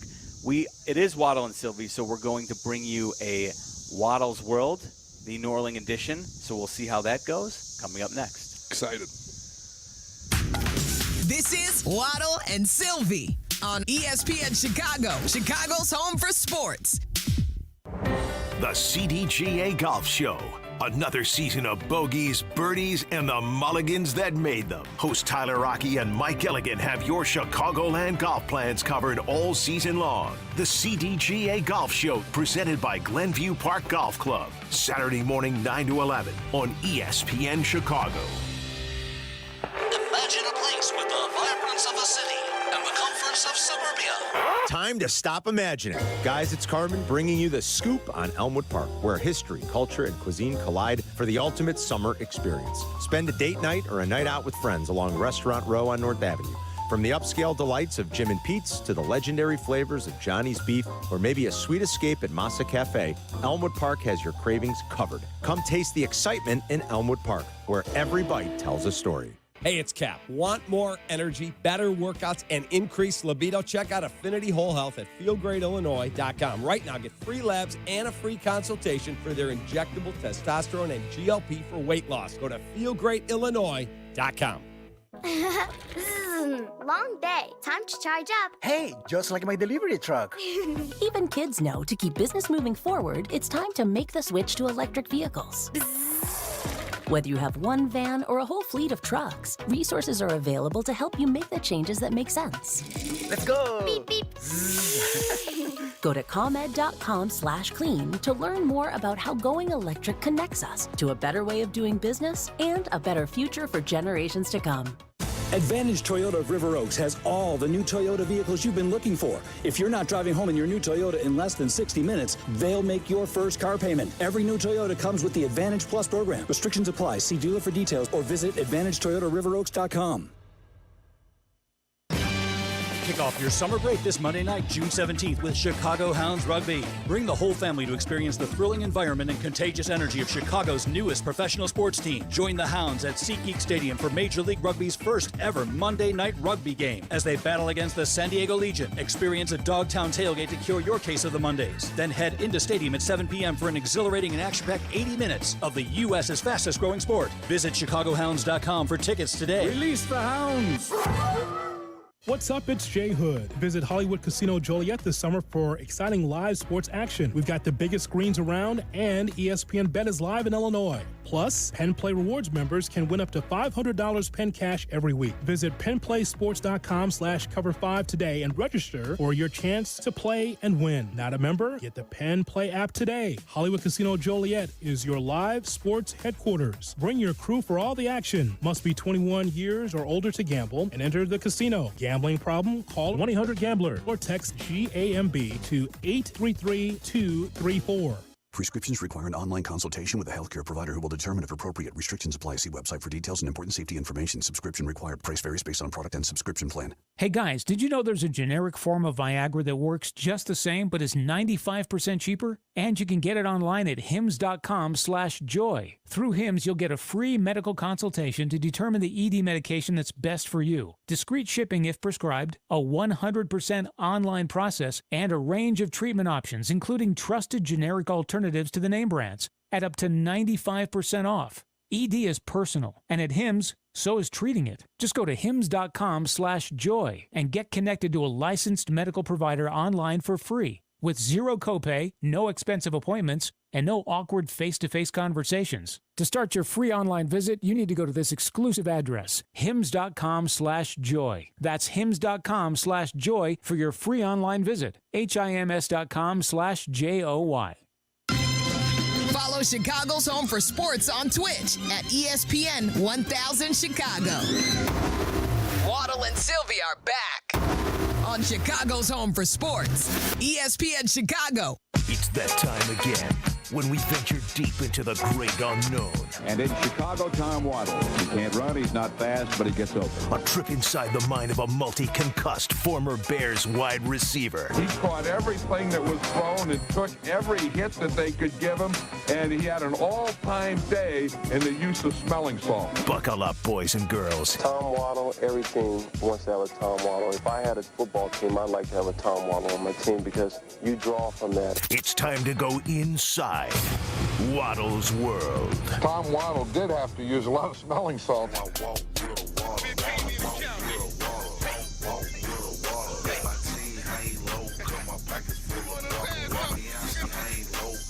Waddle's World, Snorling filling in. Yes. I'm going with a Snorling Space, I think I'm going with. I was trying to come up with a good alliterative.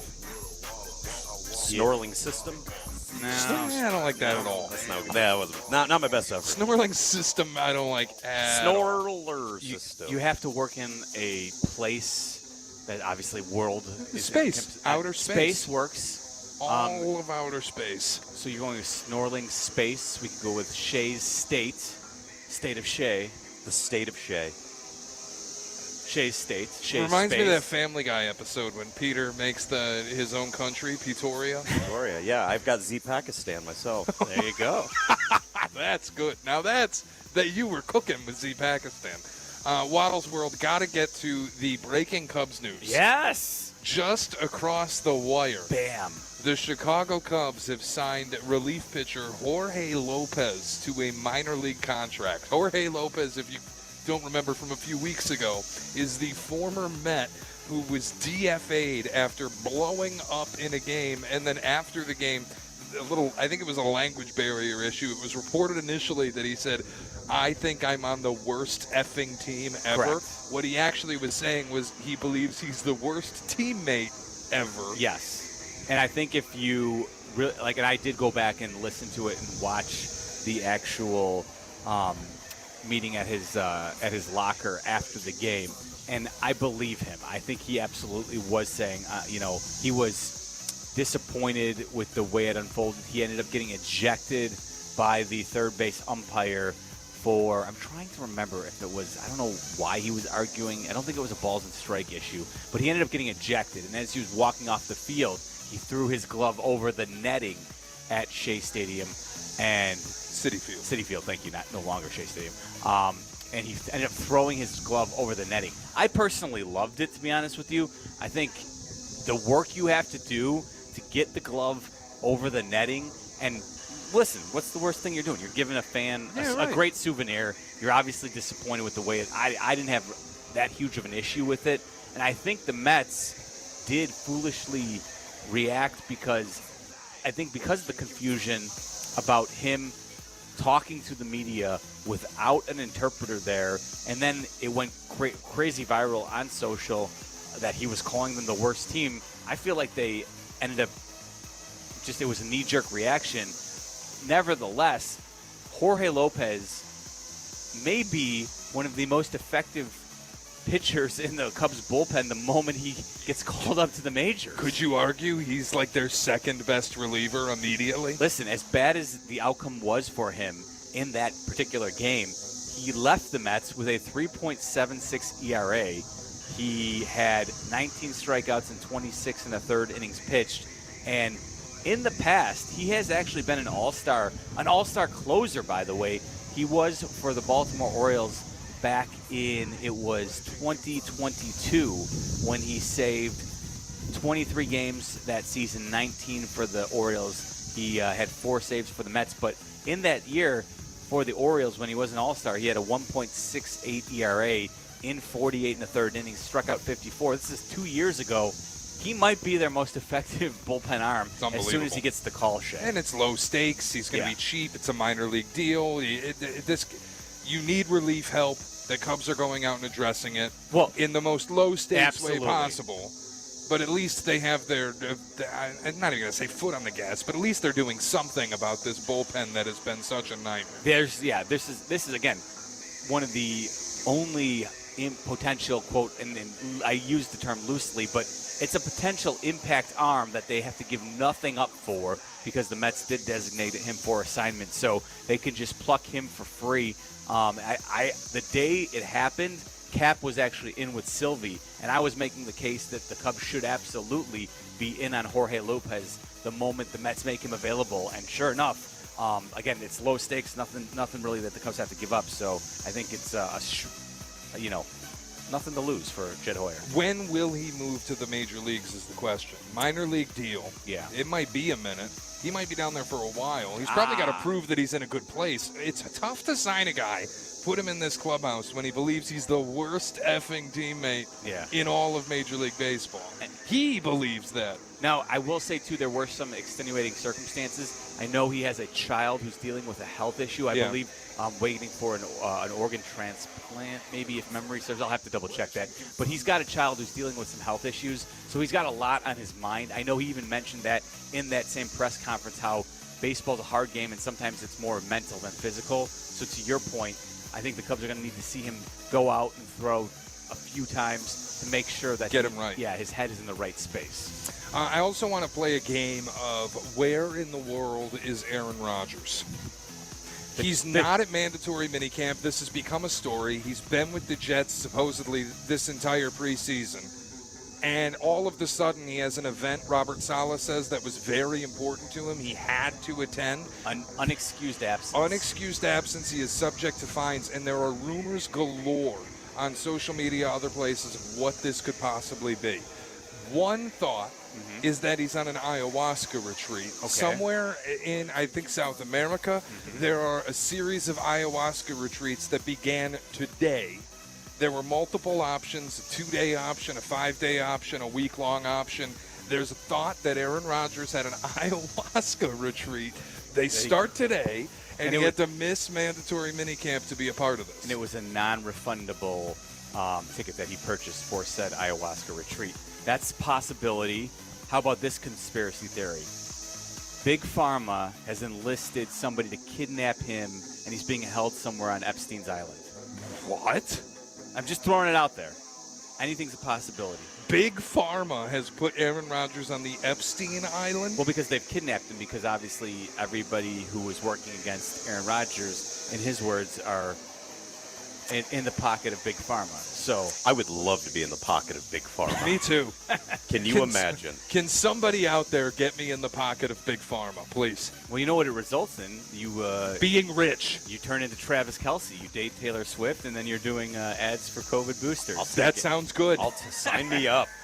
That man is living a good life. I'm waiting to hear the negative.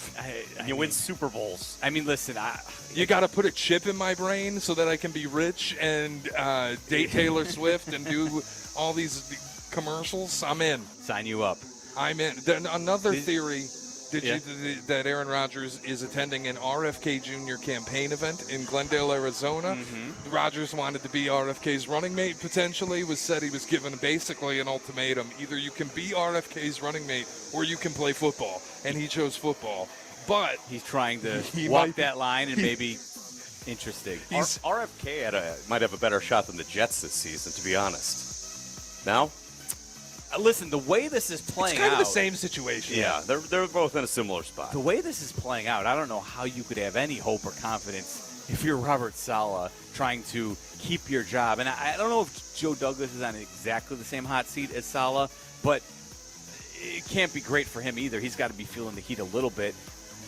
You're tied to this guy who's supposed to be the leader of your team, and he can't even show up for your OTAs, your mini camps, your mandatory minicamp offseason. Like, this is not a great move in the right direction for the Jets. It feels like this team is going to be a disaster. Absolutely. Again. Complete dumpster It fire. feels like everything is setting up. Now, last year there was so much hope, and it was probably deserved. You went out, you got Aaron Rodgers. Well, it felt eerily similar to the Brett Favre defense situation. was good. They just needed some competent quarterback play. The problem was they didn't even put a competent backup in place. So the moment Aaron Rodgers tore his Achilles. And honestly, what did Robert Saleh do to keep the job? I thought he should have been fired last year.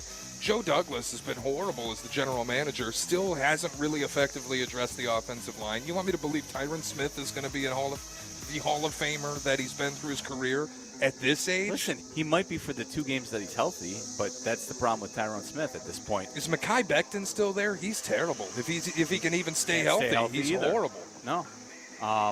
They feel like a disaster. They're going to waste this defense. As much as a disaster as they felt like, this story today only lends credence to the fact that they're going to probably be worse. I don't know how it can be a good thing for your team to not have Aaron Rodgers there, your starting quarterback. Tyrod Taylor apparently found out the day he got there that he was taking the first-string snaps. Yep. They didn't even relay the message to him, because who knows when the Jets actually found out, to be honest with you. Well, and then there was the whole thing with last year, and Zach Wilson was getting ghosted by Aaron Rodgers, and the team hung him out to dry and all. The Jets are destined to be horrible forever. They really are. It's not even, they're cursed. It's just they're so bad. Some teams, the Jets, the Mets, the Nets, all New York teams are just destined to be terrible. Don't name your team Ets. Right? The Mets build this super team. They stink. The Jets try this super team deal. Aaron Rodgers blows his Achilles. They stink. The Nets did the super team. They stink. They did it twice. They stunk both times. They did.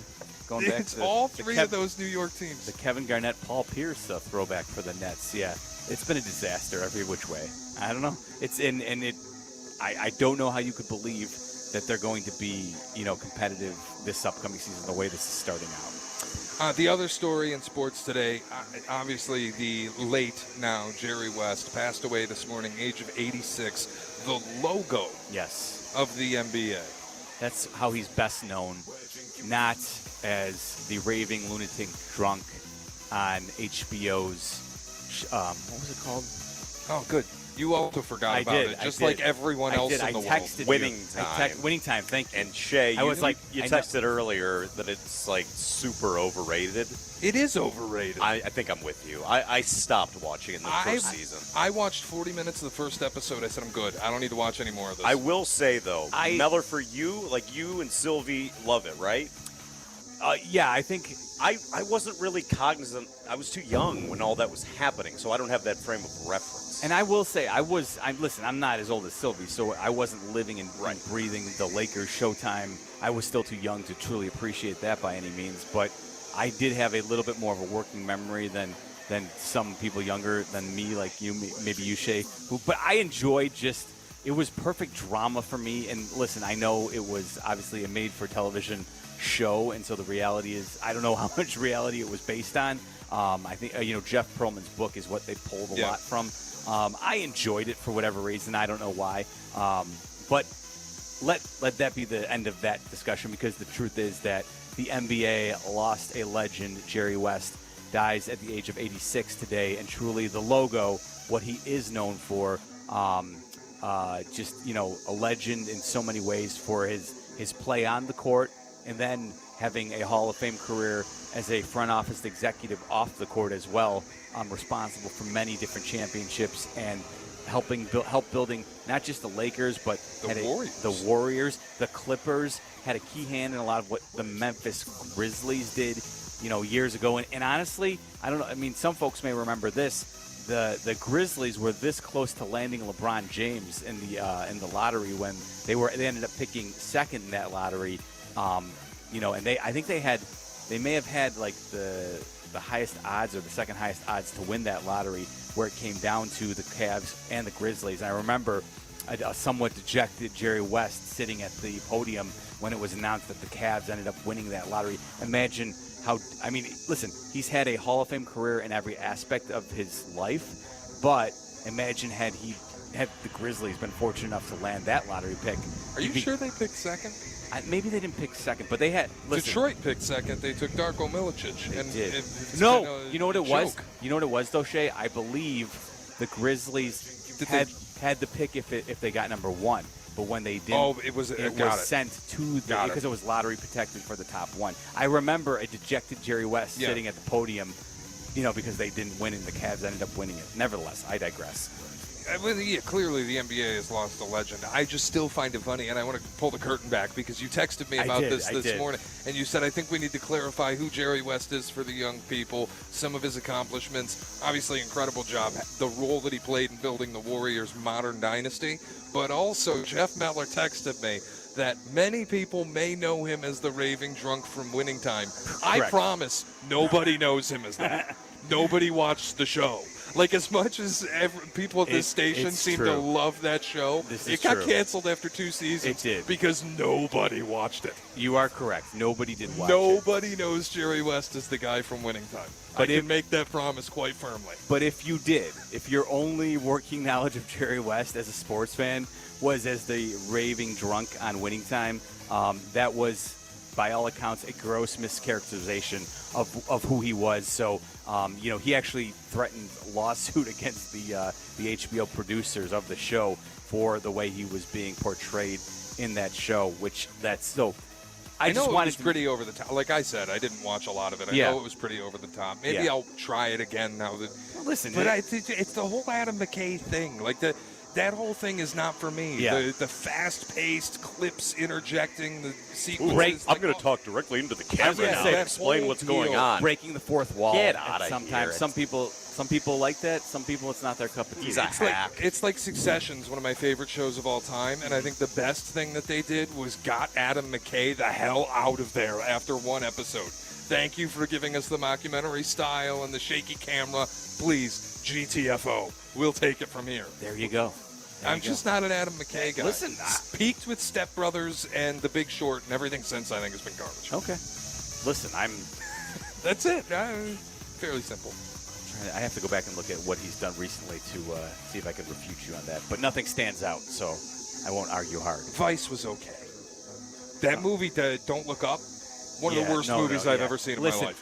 Horrible. And I don't know if that's all a McKay problem or if it's McKay in conjunction with Netflix giving everybody too much money and no notes. And so you end up getting these vanity projects where there's no editing done.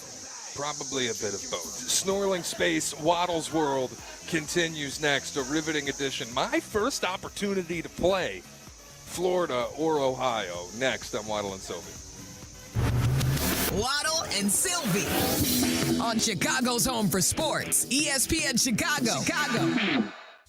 The home of the Chicago White Sox. The White Sox and Mariners. Coverage starts tonight at 8 on ESPN Chicago, AM, FM, HD, and app. On average, over 3,700 people are killed in trucking accidents in America each year. In comparison, Reuters recently published that in 2017, not one person was killed in a commercial airplane crash in the entire world.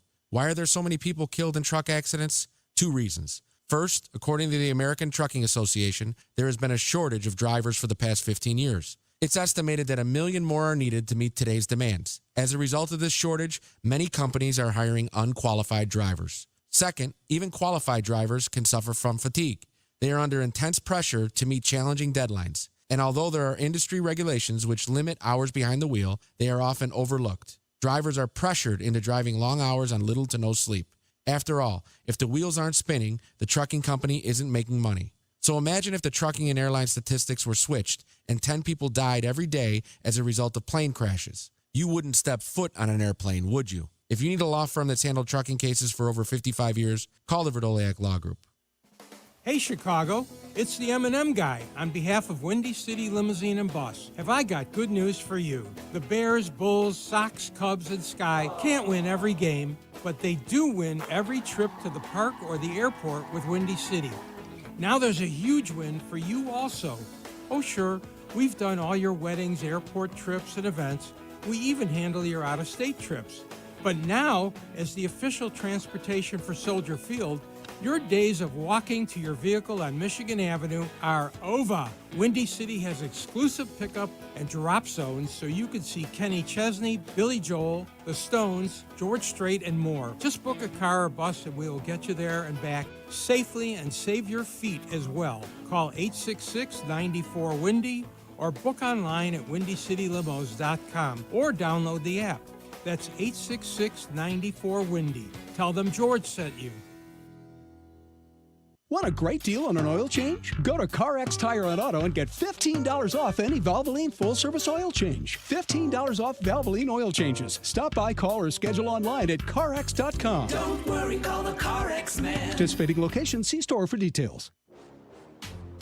In celebration of NASCAR coming back to the Windy City, kick off the 2024 Chicago Street Race at the ballpark and join us on Sunday, June 30th for NASCAR Day, presented by Skill, as the White Sox take on the Colorado Rockies at 1:10 p.m. Game day specials include Michael McDowell's White Sox-themed Mustang and FRM car show that will be on display at Guaranteed Rate Field. To purchase tickets, visit whitesox.com/promos. The Great Clips online check-in app saves you time on haircuts. With just a few taps, you can get in and out with a fresh haircut. Great Clips, it's gonna be great. All salons independently owned and operated. If you're interested, join a salon team. Visit jobs.greatclips.com.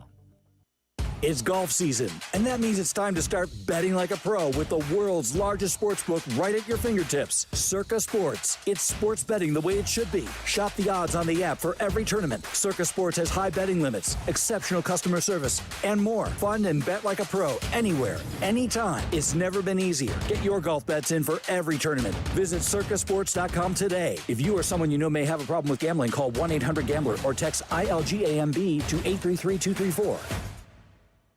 Save big money on everything for your next project at Menards. It doesn't matter what job you're up against. Works, cordless power tools, and lawn equipment have the power for you to get the job done faster and easier. The PowerShare 20-volt batteries run longer on a single charge, and they can be used with other tools. Check out Menards' entire selection of Works, cordless power tools, and lawn equipment. Plus the weekly flyer today on Menards.com. Save big money at Menards. Free is key during Craftsman Days at Lowe's. Right now, get one free Select V20 tool when you buy a Select Battery 2-pack. Plus, get your choice of a V20 drill or impact driver kit for $69. Don't miss your chance to save on the high-quality, high-performance tools you need during Craftsman Days. Because Lowe's knows tools. Lowe's knows home improvement. Valid through 6/19. While supplies last. Selection varies by location. I lock up my Old Spice Fiji aluminum-free dry spray to keep that 24/7 lasting freshness safe for myself. Fresh coconuts, palm trees in the wind. It's like catching waves in Fiji. Actually, I just talked myself into a refreshing spritz of Fiji. My Old Spice is missing! No!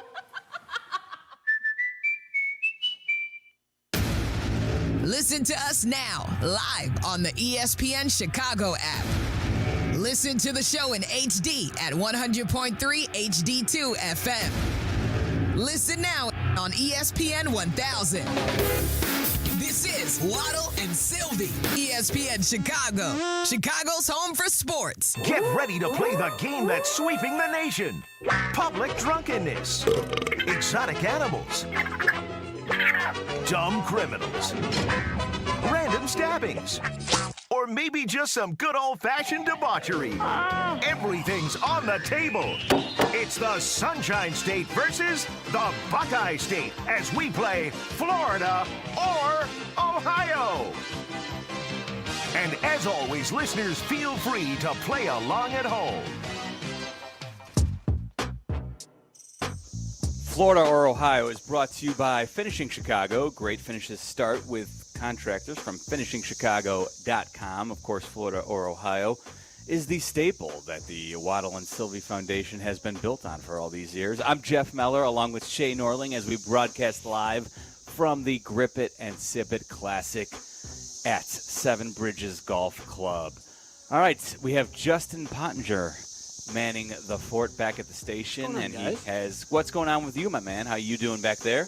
Safe over here. No cicadas in the city, so I'm doing pretty well. Good stuff, Potsy. What do you got for us? All right, guys. So we got a man. He found himself behind bars after he was caught walking around naked in his neighborhood. I got a little bit more detail if you want. Yes. Yeah, I would like a little That's more. a little loose. So yeah, what? A little loose, yeah. So age 73, a little before 1:30 p.m., the police responded to an RV park where they heard a man was walking around in the nude. An officer made contact with the man at his camper, and the guy was only wearing a t-shirt as shorts with his genitals exposed through the neck part of the t-shirt. What are we thinking, guys? This is bizarre. You said 1:30 p.m.? Midday? This guy's working around with a little shirt penis? Midday. Excuse me? In the middle of the day, this guy is walking around with his... playing the old elephant game with the trunk. Well, with his pecker hanging out of his T-shirt. This feels like a Sandusky, Ohio to me. The RV park is... You said this is your first chance to play the game, right? Yeah. You're going against the analytics and playing Sandusky, Ohio. Why is this anti-analytics? Florida is an overwhelming favorite in every story. Doesn't matter what the tale is. You know, there are some things that suggest Florida. The guy is old. Could be an implant from another country or another state. Wanted to go live someplace with no state income tax and RV park. better weather. But the RV park makes me lean Ohio.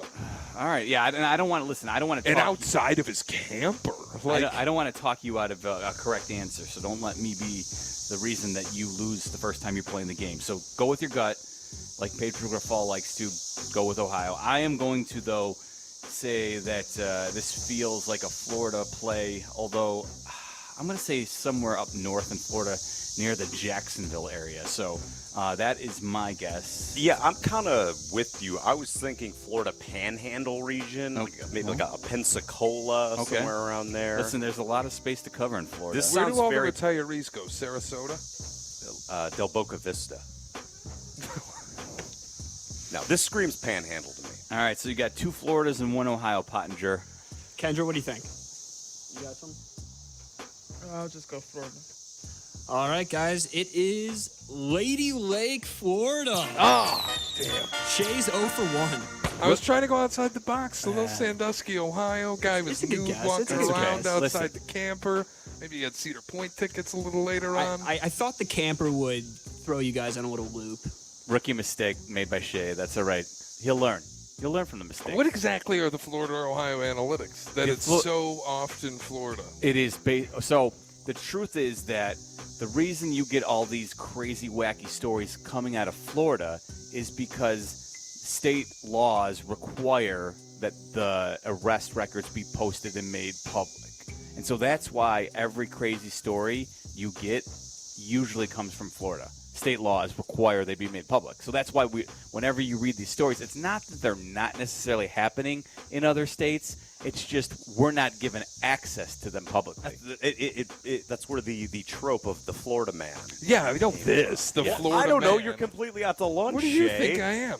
No, I'm just asking analytically why it's so often Florida. This feels like a flaw on the part of the producers. Dig harder for stories from Ohio. Listen, Make the game a little more now difficult. you're taking shots at Aki. I'm just saying, this poor bastard Aki. Man's laid up in a hospital bed right now. Maybe he should take that anesthesia-induced dream he had and pull some Ohio stories. Get to work, pal. Hey, man. Seems like he's making the game too easy. Listen, I'm not, Tyler, plenty of stories come out of Ohio. I'm just saying that the vast majority, it's an easy play to go Florida is all. The percentages are in your favor if you go with Florida. That's my only point. So, but listen, I like that you didn't want to lean on analytics and just, make the cheap play. I'll give you credit for that. I went with my gun. I'm Dan Campbell. Nothing wrong with that. He is Shay Norling. I'm Jeff Meller. We're in for Waddle and Sylvie as we broadcast from the Grip It and Sip It Classic live at Seven Bridges Golf Club. Again, reward yourself for golfing at Club 7. Receive discounts on summer green fees. Save up to $25 off of your round. Check out it all at sevenbridgesgolfclub.com. I'm Jeff Meller. He's Shay Norling. Let's get into an interesting thing that took place in the world of sports yesterday in, of all places, St. Louis. We'll talk about that next here on Waddle and Sylvie. The afternoon drive is easier with Waddle and Sylvie. Chill out. They're coming right back. ESPN Chicago. Crosstalk Unhinged, the podcast. It's can't miss radio that can't be played on the radio. Where Yurko, Carmen, Sylvie, and Waddle talk in a less than civilized way. Presented by Blue Chew. Get the podcast on the ESPN Chicago app. On the golf course, do you use words like mulligan, do-over, worm burner? Then you are like millions of golfers who can use a bit more practice. Imagine a driving range where you're protected from the elements and you don't have to bend down to put a new ball on the tee. Now imagine a section where you can practice your short game and add to that a 9-hole course you can play day or night. It's real and it's spectacular. Golf Center Des Plaines, 353 North River Road in Des Plaines. Get bonus days to save during Window Nation's semi-annual sale now through June 30th. Get 50% off all windows along with no interest for 5 full years, plus a bonus 10% savings when you schedule an estimate at 866-90Nation or windownation.com. Hey, fellas, feeling a bit like Clark Kent when you'd rather be Superman? Well, say hello to BlueChew.com, the chewable tablets that turn oh no into oh hell yes. Blue Chew delivers the same active ingredients as Viagra and Cialis, but in a form that's easy to chew and gets you ready to go when the mood is right. Now with Vardenafil mint-flavored chewables, fresh breath, and a rock-solid confidence. Yes, please. Blue Chew is an online prescription service, so no awkward doctor visits, no pharmacy lines. It shows up right at your door like magic. So why wait? Take control of your sex life like I did with Blue Chew. Because who doesn't want to be a bedroom superhero? Here's a special treat for you guys from The Good Kid. Try Blue Chew free with code ESPN at checkout. Just pay $5 for shipping. That's BlueChew.com, promo code ESPN to receive your first month free. That's BlueChew.com. Like The Good Kid always says, chew it and do it. FinishingChicago.com's decorative finishing contractors can transform your commercial spaces for staff, tenants, and customers alike. Our contractors' dedication to safety ensures everyone, including the assets of your building itself, are taken care of from start to amazing finishes. Visit FinishingChicago.com for your free list of decorative contractors specializing in decorative painting, wall covering, drywall finishing, glass systems, and custom signage. For a great finish, start with FinishingChicago.com. Diabetes, high blood pressure, anxiety meds, everyone's on them. If you're a 50-year-old male, maybe a bit porky, and you may even have type 2 diabetes, $1 million of term insurance may only cost you about $200 a month. Call Term Provider. Speak with Big Lou at 800-777-1225. Big Lou will find a term life policy for you even if you have type 2 diabetes, are overweight, or have high blood pressure. Term Provider has helped thousands of people like you who think they can't afford term life insurance. To buy $1 million of affordable term life for you, all you need to do is call Big Lou at 800-777-1225. Lou will make sure the scales are tipped in your favor. Call 800-777-1225. Big Lou will answer your call and work to fit you into a term life policy that you can afford. Remember, Big Lou's like you. He's on meds too. Call 800-777-1225. 800-777-1225 or biglou.com. This is ESPN Chicago, WNVP, WTBC, HD2 Chicago, a Good Karma Brands radio station. Live from Seven Bridges Golf Club in Woodridge, you are listening to a live broadcast from the Grip It and Sip It Classic, presented by Elijah Craig Kentucky Straight Bourbon Whiskey.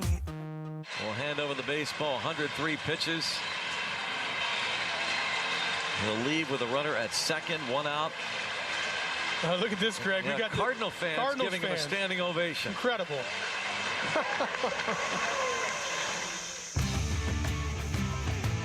All right, so that was the Pittsburgh Pirates television broadcast last night as the St. Louis Cardinals fans gave Paul Skeens, the Pirates starting pitcher, a standing ovation as he left in the 7th inning after 1 out. He had shut out the Cardinals at that point, striking out 8. And as he walked off the mound, he got 1 out, and then a runner had reached base. And so Derek Shelton, the Pirates manager, came out and took him out of the game, and he walked off the mound to a standing ovation from the visiting crowd. And the question is, Shea Norling, Jeff Meller in for Waddle and Sylvie today as we broadcast from the Grip It and Sip It Classic presented by Elijah Craig. They just took the Elijah Craig whiskey bottles straight from our purview, man. They're going to award them to the winners, I think, of today's events. And if you're not here today, just a reminder, make sure that you make it a priority next year. If you want to hobnob with all of our ESPN 1000 personalities coming out with us, join us at Seven Bridges Golf Club. It is always a great event. So I digress, though. So that's why you're getting Meller and Norling today. And we're talking about the fact that the St. Louis Cardinals fans gave Paul Skeens a standing ovation as he left the mound in a game that was scoreless at the time. So you had some pretty strong feelings about this morning. I was actually watching this as it unfolded yesterday. I'm in the bag for Paul Skeens. I pretty much, whenever I have the opportunity, love to watch him pitch because I love watching just an electric arm who can throw 102 miles per hour and then buckle you at the knees with a splinker and a curveball. But I will say this: 6 1/3 shutout innings, 8 strikeouts, not a no-hitter. Doesn't really scream for a standing ovation from the visiting crowd. Yeah, and, this morning Cap was really hard on it, calling the Cardinals fans losers. I agree with him, to be clear. That I think this is one of the biggest cases of loser behavior that I have ever seen. Mm-hmm. Sylvie and Hoodie talked about it a little bit. I totally disagreed with both of them. They didn't think it was as big a faux pas. Well, Hoodie was bringing up, I wanted to go to Wrigley and see Paul Skeens. Of course I did. I would if you have an opportunity to see Paul Skeens, you should go and see Paul Skeens. By the way, the Pirates are coming to town to play the White Sox at guaranteed rate later in July.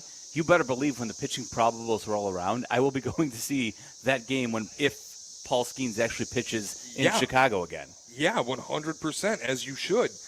But if you're a fan of the team he's pitching against, under no circumstance do you stand and applaud when he comes off the mound after shoving it through what. Now, I wonder, I will say this, Miles Mikolas did have a perfect game going, I think, for at least 5 innings of that game, and it was still scoreless. So I wonder if, because the Cardinals hadn't given up any runs either, it made it easier, if that played a role in any way. Now, it was still scoreless. It's not like the Cardinals had the lead on Skeens. It was an odd choice. You don't see it too often. I'm going to be really definitive. Yes. You can never do this. Never? Never. My take has evolved. There's no threshold like no-hitter? This morning I talked about no-hitter, and I was like, okay, I've never seen one in the moment. And then I had the whole day to think about it further. Yes. You can never do this. No. I'm being very No-hitter? definitive. Really? If No. you're in attendance No. for a no-hitter, you No. just get to see something that you've never seen before. The player who's responsible. That's the difficult part. But who wants their first and maybe only no-hitter that they see live to be against their favorite team? No. Wait, like, if something incredible happens for the Titans, something that's never happened before, nobody in Soldier Field is going to stand and applaud the Tennessee Titans as they walk off the field. That's insane.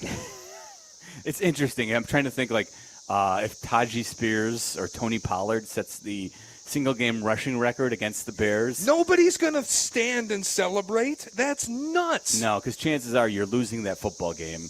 I don't think Bears fans – I don't think when, you've seen Walter Payton break the, NFL rushing record at Soldier Field, I don't think the home Bears fans would be applauding – seeing a Titans running back do that against them. No, it's one thing if Paul Skeens is in his retirement year on a farewell tour and he hits like 3,000 strikeouts and the game stops. Career achievements. Right, and even then I kind of struggle because think about too, when LeBron was setting the scoring record in the NBA. Yes, against the Lakers. Weren't they holding him? Or no, it was against the Grizzlies in LA. I'm sorry, he's on. Weren't they holding him out of road games so that he would do it at home? I believe you're correct. Because you don't want to do it on the road because the crowd doesn't want to see it.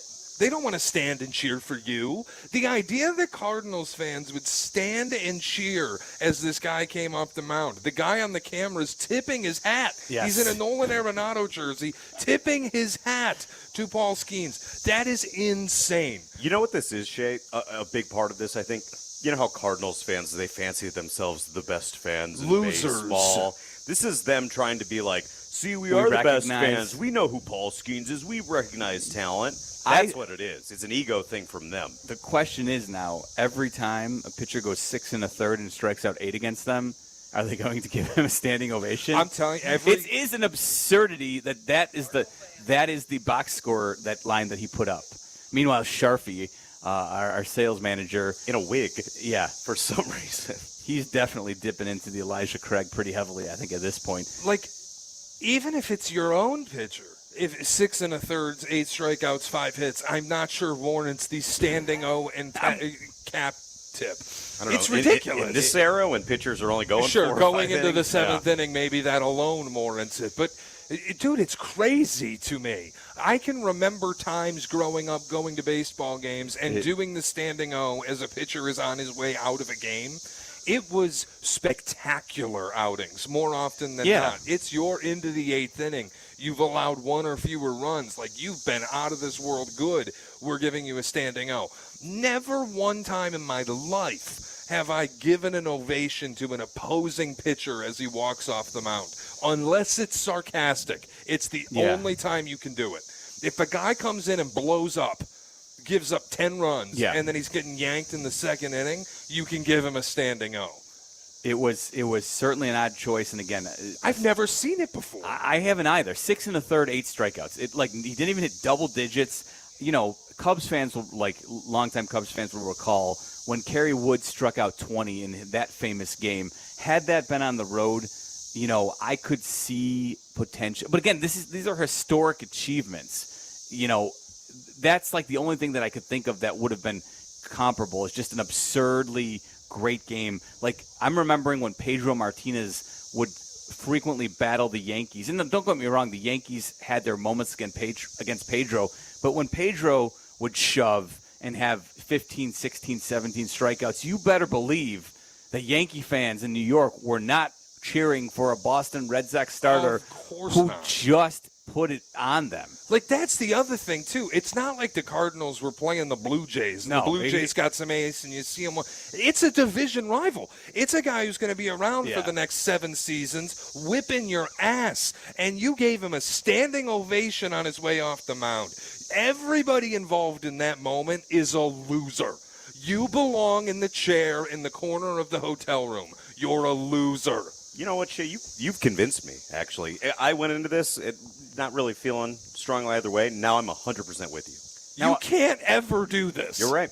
Now, I will say, if Paul Skeens does make a scheduled start in Chicago at Guaranteed Rate Field, and he ends up going 6 or 7 innings and has 9 or 10 strikeouts, in this season, as a White Sox fan, I may stand up and give him a standing ovation. See, and that might be the difference. But that's my caveat, is the White Sox are not in any race. And I'm going solely to see Paul Skeens that day. The Cardinals might be bad, but they're in the wild card hunt. They're decent. They have an expectation. They've been playing better, certainly since the first month of the season. There's a certain expectation they can get into the playoffs and have a chance. More than likely they're going to sell. But it's certainly not in a place where that you can be going to Cardinals games to actively root against the team. Yes. And if they're doing that, and I don't think that's what they're doing because they're the B-Fibs, we would never root against our own team. We're too classy for that. Loser. Like, White Sox fans, by and large, I imagine at this point, are going and rooting for losses.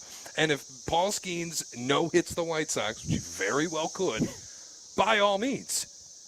But the idea that he's walking off in the 7th inning, a division rival in St. Louis, and we're going to – you're a loser. By the way, that win for the Pittsburgh Pirates moved them to 32 and 34, put them 7 games back of the Brewers, and in second place in the NL Central. It also put the Cardinals at 31 and 34, 7.5 games back, tied for last place in a division that is absolutely wide open. If anybody can do anything to run down the Brewers, and again, 7.5 games, that's not much in June. That's certainly ground that can be made up. So to that point, it is a division that's wide open. Every win matters. And in a game that, yes, it was fun to watch him. I enjoyed watching it from my couch. Watch him pump 100, 101, 102 miles per hour. But yes, if you're there in person, it was an odd choice to give him a standing ovation with 8 strikeouts. 6 1/3 shutout innings, 8 strikeouts. I've genuinely never seen anything like it. And I'm going to just I'll putting the number out, 312-332-3776. When is it ever okay to do this? Because I've evolved throughout the day. My take on this has changed, I'll admit. I started in put thinking a little thought into it. Nothing wrong with that. If you achieve some great thing, no-hitter, whatever, you can translate it to sports, whatever you want to do. If you want to do it in basketball, do what you want to do. When can you ever stand and applaud an opponent who just whipped your ass? When can you ever do it? Because I am firmly in the never camp. You can never do it. Like, perfect example. Growing up, I remember Derek Jeter's farewell tour. My dad and I go to see him. Pre-game, he gets this whole fanfare, like they're presenting him with a jersey, all this stuff. Every team was giving their version of a gift basket to Derek Jeter. Pre-game, it's a standing ovation from the fans for this moment. It's a career achievement. It's his farewell season. He's getting a cheer for life accomplishments in baseball. Game starts. Derek Jeter's leading off. Boo. That's once you're in the game, they're the enemy. Always. You cannot applaud them. You cannot cheer for them. On a similar note, I went to Mariano Rivera's last game in Chicago. He got cheered coming out of the bullpen. I also cheered for him in that instance, not while he was performing against the White Sox, but as he entered the game. Now is that okay? But here's the thing: was he recognized before the game, like Jeter was, or no? Because he was a reliever. I feel like I don't think there was like a pomp and circumstance before the game, like a Jeter retirement tour. My only question would be I don't think that's okay. I think that's not okay. I think you faux pas. Especially when Rivera's coming out of the pen, he's doing so with a lead and to shut the door on your team. And he did. And back then, at least, the White Sox situation wasn't as dire as it is now these days. So that's what we're asking you.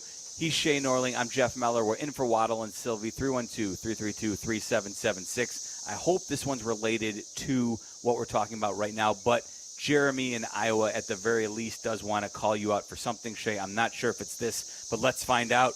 Jeremy, what's up, Jer? You're on the Waddle and Sylvie show. What's up, bud? Hey, guys. I'm long time, first time. Just calling in from Iowa. Listen to Shay with Cap in the morning all the time, and Cap rages against analytics all the time, and Shay's always on the other side, and I just thought it was funny that he decided to go against analytics on the Florida versus Ohio. That's all I called in for. But okay, you guys are right. The best fans in baseball thing, Cardinals, it's obnoxious. Jared, do you think there's ever a time where you can cheer for an opponent at a game? If the Cardinals came to Wrigley and had some rookie like Skeens to do that, I would have booed as loud as I possibly could have. Thank you. There's no planet where I would have done that. Thank you. Sounds completely rational to us, Jeremy. Thanks for checking in. It's unfathomable. And the idea, Z-Pack, I want to go back to you for a moment, because the idea that you're cheering while Mariano Rivera's coming in. The closer. Now, here's the thing. Not when he was pitching, when he was coming out But hold on, from the bullpen. because I want to install a caveat. Standing out. Was this a situation of the Yankees putting Mariano Rivera in a non-save situation so that the Chicago fans could see him one last time, or was he coming in to slam the door? Because if he's coming in the game to slam the door, you're a loser for cheering for him. I'm just putting it like that. In-game, enemy, not cheering for you. Happy you've done wonderful things, but you're coming in to ruin my day. By the way, I hate you. By the way, that might be more egregious. Oh, that's more egregious. Because think about this. We're talking about the 2013 White Sox. They went 63 and 99. You can probably figure out the date that you went, because if you look at the baseball reference page and when they played the series against them, I bet you can figure out the date and tell me what the record was. But the reality is, as weird as it was for Paul Skeens walking off the mound and them appreciating that, at least it was a tie game. If Mariano Rivera was coming into the ball game, there's probably a 95% chance, unless he didn't have any work for about a week, that he was coming in to shut the door in a game that the Yankees were leading. As you try and find the exact date, let's imagine Barry Bonds in his final season hitting a home run at Dodger Stadium. Do you think Dodger fans would applaud? No, of course not. That's insane. Okay, but that's like a huge rivalry. It's not like the White Sox and Yankees are local Not rivals. everybody hates the Yankees. Not everybody. The Yankees are everyone's rival, except for Yankee fans. Let's try Bruce, who's in Calumet City, doesn't necessarily agree with us here. Bruce, what's going on? You're on with Meller and Norling on Waddle and Sylvie. Hey, guys. Thanks for taking my call. Thanks for making it, man. Y'all are tripping, man. I'm a baseball fan. Been a baseball fan my whole life. This is the scenario. You're the home team. You're losing 10-0. You're getting a perfect game thrown against you. Should that pitcher give it up after 8 2/3 and then come out the game because of perhaps too many pitches? You're standing. Because that's the only reason why you're there at that point. You're losing 10-0. You're not winning the game. You're there to watch him throw a no-hitter against your team, Shay. You're there to see it. That's why you stay. And Bruce, you're staying when he comes out the game. And not only is it not ridiculous, it happens all the time. Bruce, interesting though. Real quick though, you mentioned 8 2/3 and getting it broken up. What if he actually completes the perfect game too? Yeah, you're standing in the stands, giving him the standing O. Hell yeah! No shot, Bruce. No, come on. Shay. If you're telling me, Bruce. Another thing too. You guys are, y'all on the radio. I don't like that calling people loser stuff. I don't like when Cap does it either. Cap's tripping. Don't call people losers. Now, having said that, on Paul Skeens, I didn't see any. When I looked at the paper, 8 strikeouts, 6 2/3. That's not a standing ovation. That part I agree with. But the part Thank that you. Can That's never the point. That's kind of the baseball, man. Look, it's documented. People get applause when they come to the plate for the 4th time that they hit 3 home runs sometimes. There's many instances where the opposing crowd has cheered the opponent. I mean, Bruce, you and I are allowed to disagree on this. Like, we don't have to see things the same way. That's why I asked the question. Yeah. When for you is it okay? So I'm not calling you a loser. Look, I think it's loser behavior if you're going to cheer for a guy after he just threw a perfect game against you. I don't think you're a loser in life. I'm not. You and I can disagree on what it is when you can do it. I'm firmly in a never. If somebody goes and throws a perfect game against my team, I'm not standing up at the end of it and going, woo! That's crazy to me. If it was 10-0, would you leave? Would I? I probably would stay to see it if it's a perfect game, but I would stick. You would not leave. You would not leave if a perfect game. No, if it's a perfect game, I'm sticking around to see it. But I'm also sticking around to hope we break it up because I don't want to see it happen to my team. If my first perfect game ever is against my team, I'm not happy. I don't even believe that. I believe that as the other people in the crowd rise, Shay, you'll rise with them and you'll applaud because the guy went 8 2/3, perfect. Okay, it's been fewer perfect games than anything in the sport of baseball. A perfect game. Maybe it's not true. There's fewer unassisted triple plays. Yeah. Well, I wouldn't cheer that.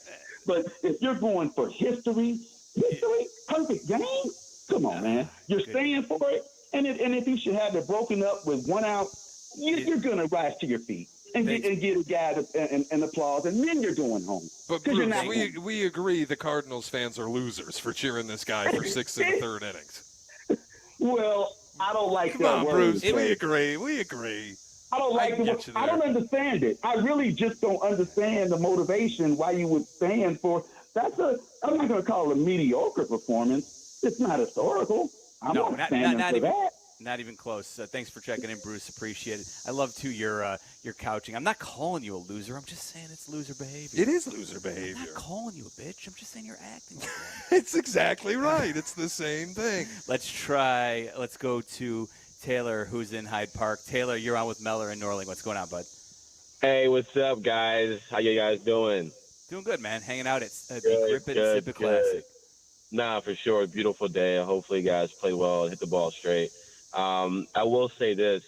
Shay, I don't know how many baseball games you go to. I typically am a huge fan of what you say, but I don't know if you go to a lot of baseball games. But I agree with the last caller. This happens a lot in baseball.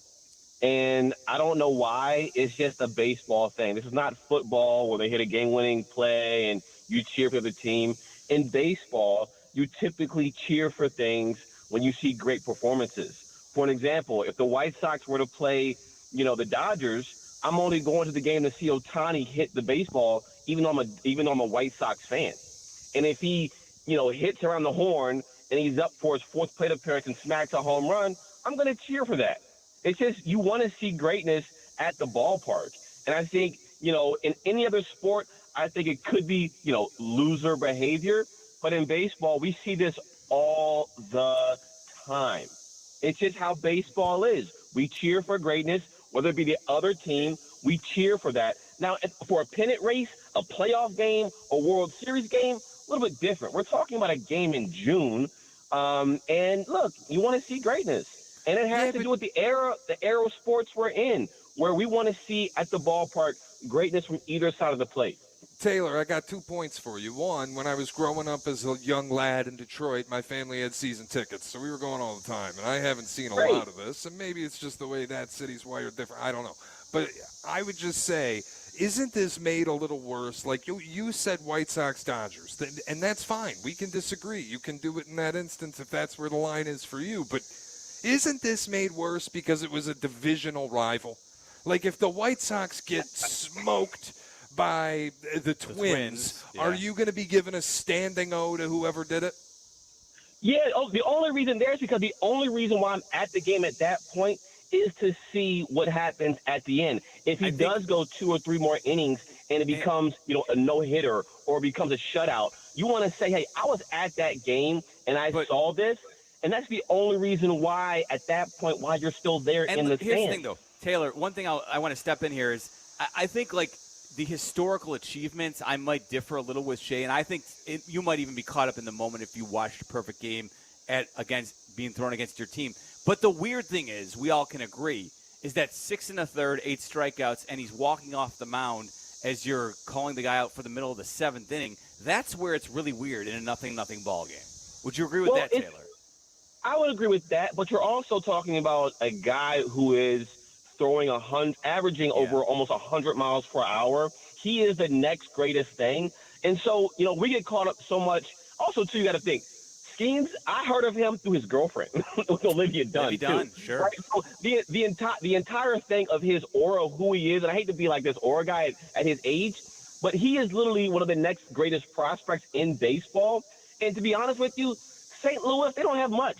The city isn't that great. They don't have a basketball team. They don't have a football team. They barely have an NHL team. So when they see greatness at in their city, they want to applaud it. And Skeens is this next greatest thing from a height perspective of how fast he pitches and obviously how good he is as a player, not to mention his off the field of being, the boyfriend to Olivia Dunn. So I don't mind it. I think, honestly, you see this a lot more in baseball than you do in any other sport, and I'm actually okay with it in June. Thanks, Taylor. I think it's incredibly loser.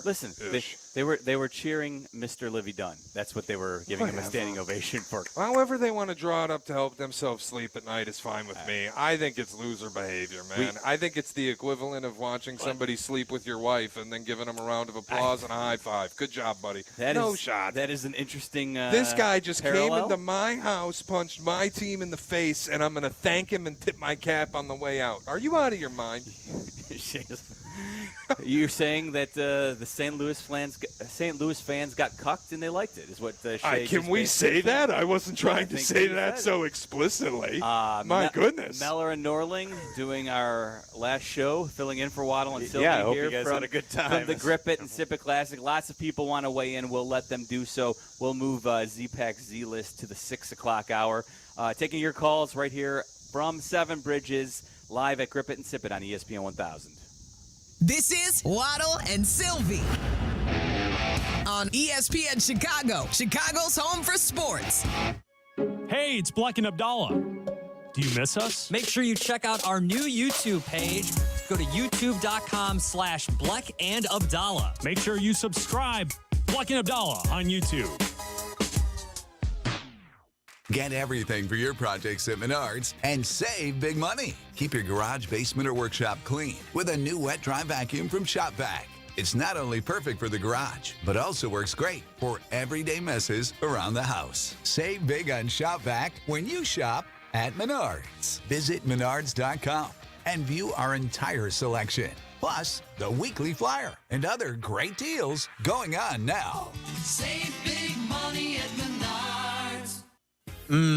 Jack Daniel's Single Barrel. I get subtle notes of caramel and spice, some bright fruit notes, and sweet aromatics. I love Scotch. Scotchy Scotch Scotch. Here it goes down into my belly. Here we go again. Join me and Waddle for a lesson on Jack Single Barrel and Glen Dronick. It's all happening at Oak at the Glen and Glenview tomorrow night from 7 to 9. Space is limited, so don't be tardy. And please drink responsibly. Whiskey, me? No, whiskey, you. Golf at night? You heard that right. Golf Center Des Plaines, the home to the only lighted golf course in Illinois. A stunning 9-hole par 3 course illuminated under the night sky, offering you the perfect opportunity to unwind and sharpen your skills after a long day. With their state-of-the-art practice facilities and expertly designed course, every swing is a chance to elevate your game. So whether you're a seasoned pro or just starting out, Golf Center Des Plaines is your one-stop shop for all your golf needs, day and night. 353 North River Road in Des Plaines. You've been led to believe that healthcare is expensive because frivolous lawsuits drive up the cost of doctors' malpractice insurance. While big insurance wants you to believe this, it's actually one of the biggest lies out there, and there are 2 reasons why. First, before you're able to file a lawsuit, an independent doctor is required to review the medical records, which can cost thousands of dollars with no guarantee that they'll find medical negligence. And obviously, since most families can't afford this cost, they have to find a lawyer who can. Second, despite the large sum of money that lawyers front on malpractice cases, a recent study shows that 80% of the time at trial, the doctor or hospital wins. That means that in 4 out of 5 cases at trial, the lawyer not only didn't earn a fee, but also lost tens or even hundreds of thousands of their own dollars. So why would lawyers risk their own money filing a frivolous medical malpractice case? Answer, they wouldn't. For over 50 years, the Verdoliak Law Group has risked our own money helping those injured by medical negligence. Call the Verdoliak Law Group. Bet like the pros with the world's largest sports book right at your fingertips. Circus Sports is now available in Illinois. Hi, I'm Derek Stevens. I've been a lifelong sports bettor, and I'm the owner of Circus Sports. We're excited that the Circus Sports app is now ready for action. Experience big app bets with high betting limits, tight money line splits, and more. Now you can download, fund, and bet like a pro from anywhere in Illinois. Download your new bookie today at circusports.com. If you or someone you know may have a problem with gambling, call 1-800-GAMBLER or text ILGAMB to 833-234. Well, here we are again, and I got to tell you, Jim, this match has me really concerned. Here we have a powerful heavyweight, a train, weighing in at 6,000 tons. And this hasty lightweight Challenger, a car at just 1.5 tons? This does not bode well for the car or the people in it. It's no contest. Every day, people are injured or killed trying to beat a train at rail crossings. See tracks, think train. We could try to explain what it feels like to get your work done on a John Deere. The way a Z-Track mower finishes in half the time you thought it would. Or how much easier it is to move mountains of soil with the 1 Series tractor. We could even go into detail about how it feels to tow up to 4,000 pounds behind a Gator XUV. But if you really want to know what it's like to run with us, you just have to get in the seat. Learn more at johndeere.com/get-in-the-seat or visit a dealer near you. Hey, it's Cap. Want more energy, better workouts, and increased libido? Check out Affinity Whole Health at feelgreatillinois.com. Right now, get free labs and a free consultation for their injectable testosterone and GLP for weight loss. Go to feelgreatillinois.com. Follow Chicago's Home for Sports on Instagram at ESPN_Chicago. This is Waddle and Sylvie. Listen now in HD on our app and on ESPN 1000. Yeah, I mean, it's fun. It's one of those, all eyes are going to be on this game. Everybody wants to see him pitch. He's got exciting stuff. Mustache a little light, though. But incredible stuff. I mean, and he's young, though. My mustache wasn't that good when I was younger, so I'm sure it'll fill in for him. That was St. Louis Cardinals pitcher Miles Mikolas, Paul Skeens' counterpart last night, as the Pirates beat the Cardinals 2-1, although Miles Mikolas himself had a perfect game going, I believe, for definitely 5 innings. Can't remember if it got broken up in the 6th or the 7th, but Miles Mikolas ended up pitching 7 innings of one-hit baseball, did not give up a run. Meanwhile, Paul Skeens, on the road for the Pirates, pitched 6 1/3 innings, did not give up an earned run. He struck out 8. Did not walk anybody in his performance last night for the Pirates. And as we've been mentioning and a lot throughout the season here on Waddle and Sylvie, Paul Skeens has obviously been the #1 pitching prospect in all of baseball, essentially since he was drafted out of LSU by the Pirates. And that was his 6th major league start last night. And he shoved for the Pirates against the Cardinals. But the Cardinals fans found it perfectly acceptable to give him a standing ovation as he walked off the mound in the middle of the 7th inning yesterday. And it was an interesting thing that you don't see every day in baseball. And Jeff Meller and Shay Norling, by the way, filling in for Waddle and Sylvie as we do broadcast live from the Grip It and Sip It Classic, as we do once a year live from Seven Bridges Golf Club. Always a great time. Lots of ESPN personalities out and about with all of our favorite, closest listeners who came out and attended today. Again, make sure that you make it a priority next year. If you did not get in this year, tickets sell out quickly, so make sure that when we announce that tickets are going on sale, you are ready and at the helm to make the call, because, again, tickets do sell out very quickly. But it's always a fantastic day out here at Seven Bridges Golf Club, so make sure that if you want, come on out. Father's Day, they have an extended breakfast menu here at Seven Bridges starting at 9 a.m. right here on the dock where we are broadcasting live from right now. Seven Bridges gift cards can be used for tee times, golf shop items, and at the dock here. Tee times are available for Father's Day, so book your tee time dock reservation or purchase gift cards at sevenbridgesgolfclub.com. But again, this Paul Skeens story, Shay, has certainly taken on a life of its own. And before we take a few more calls on it, at what stage, too, in other sports, we mentioned football, I'm thinking about you're watching your Celtics tonight try and go up 3-0 on the Mavs in the NBA Finals.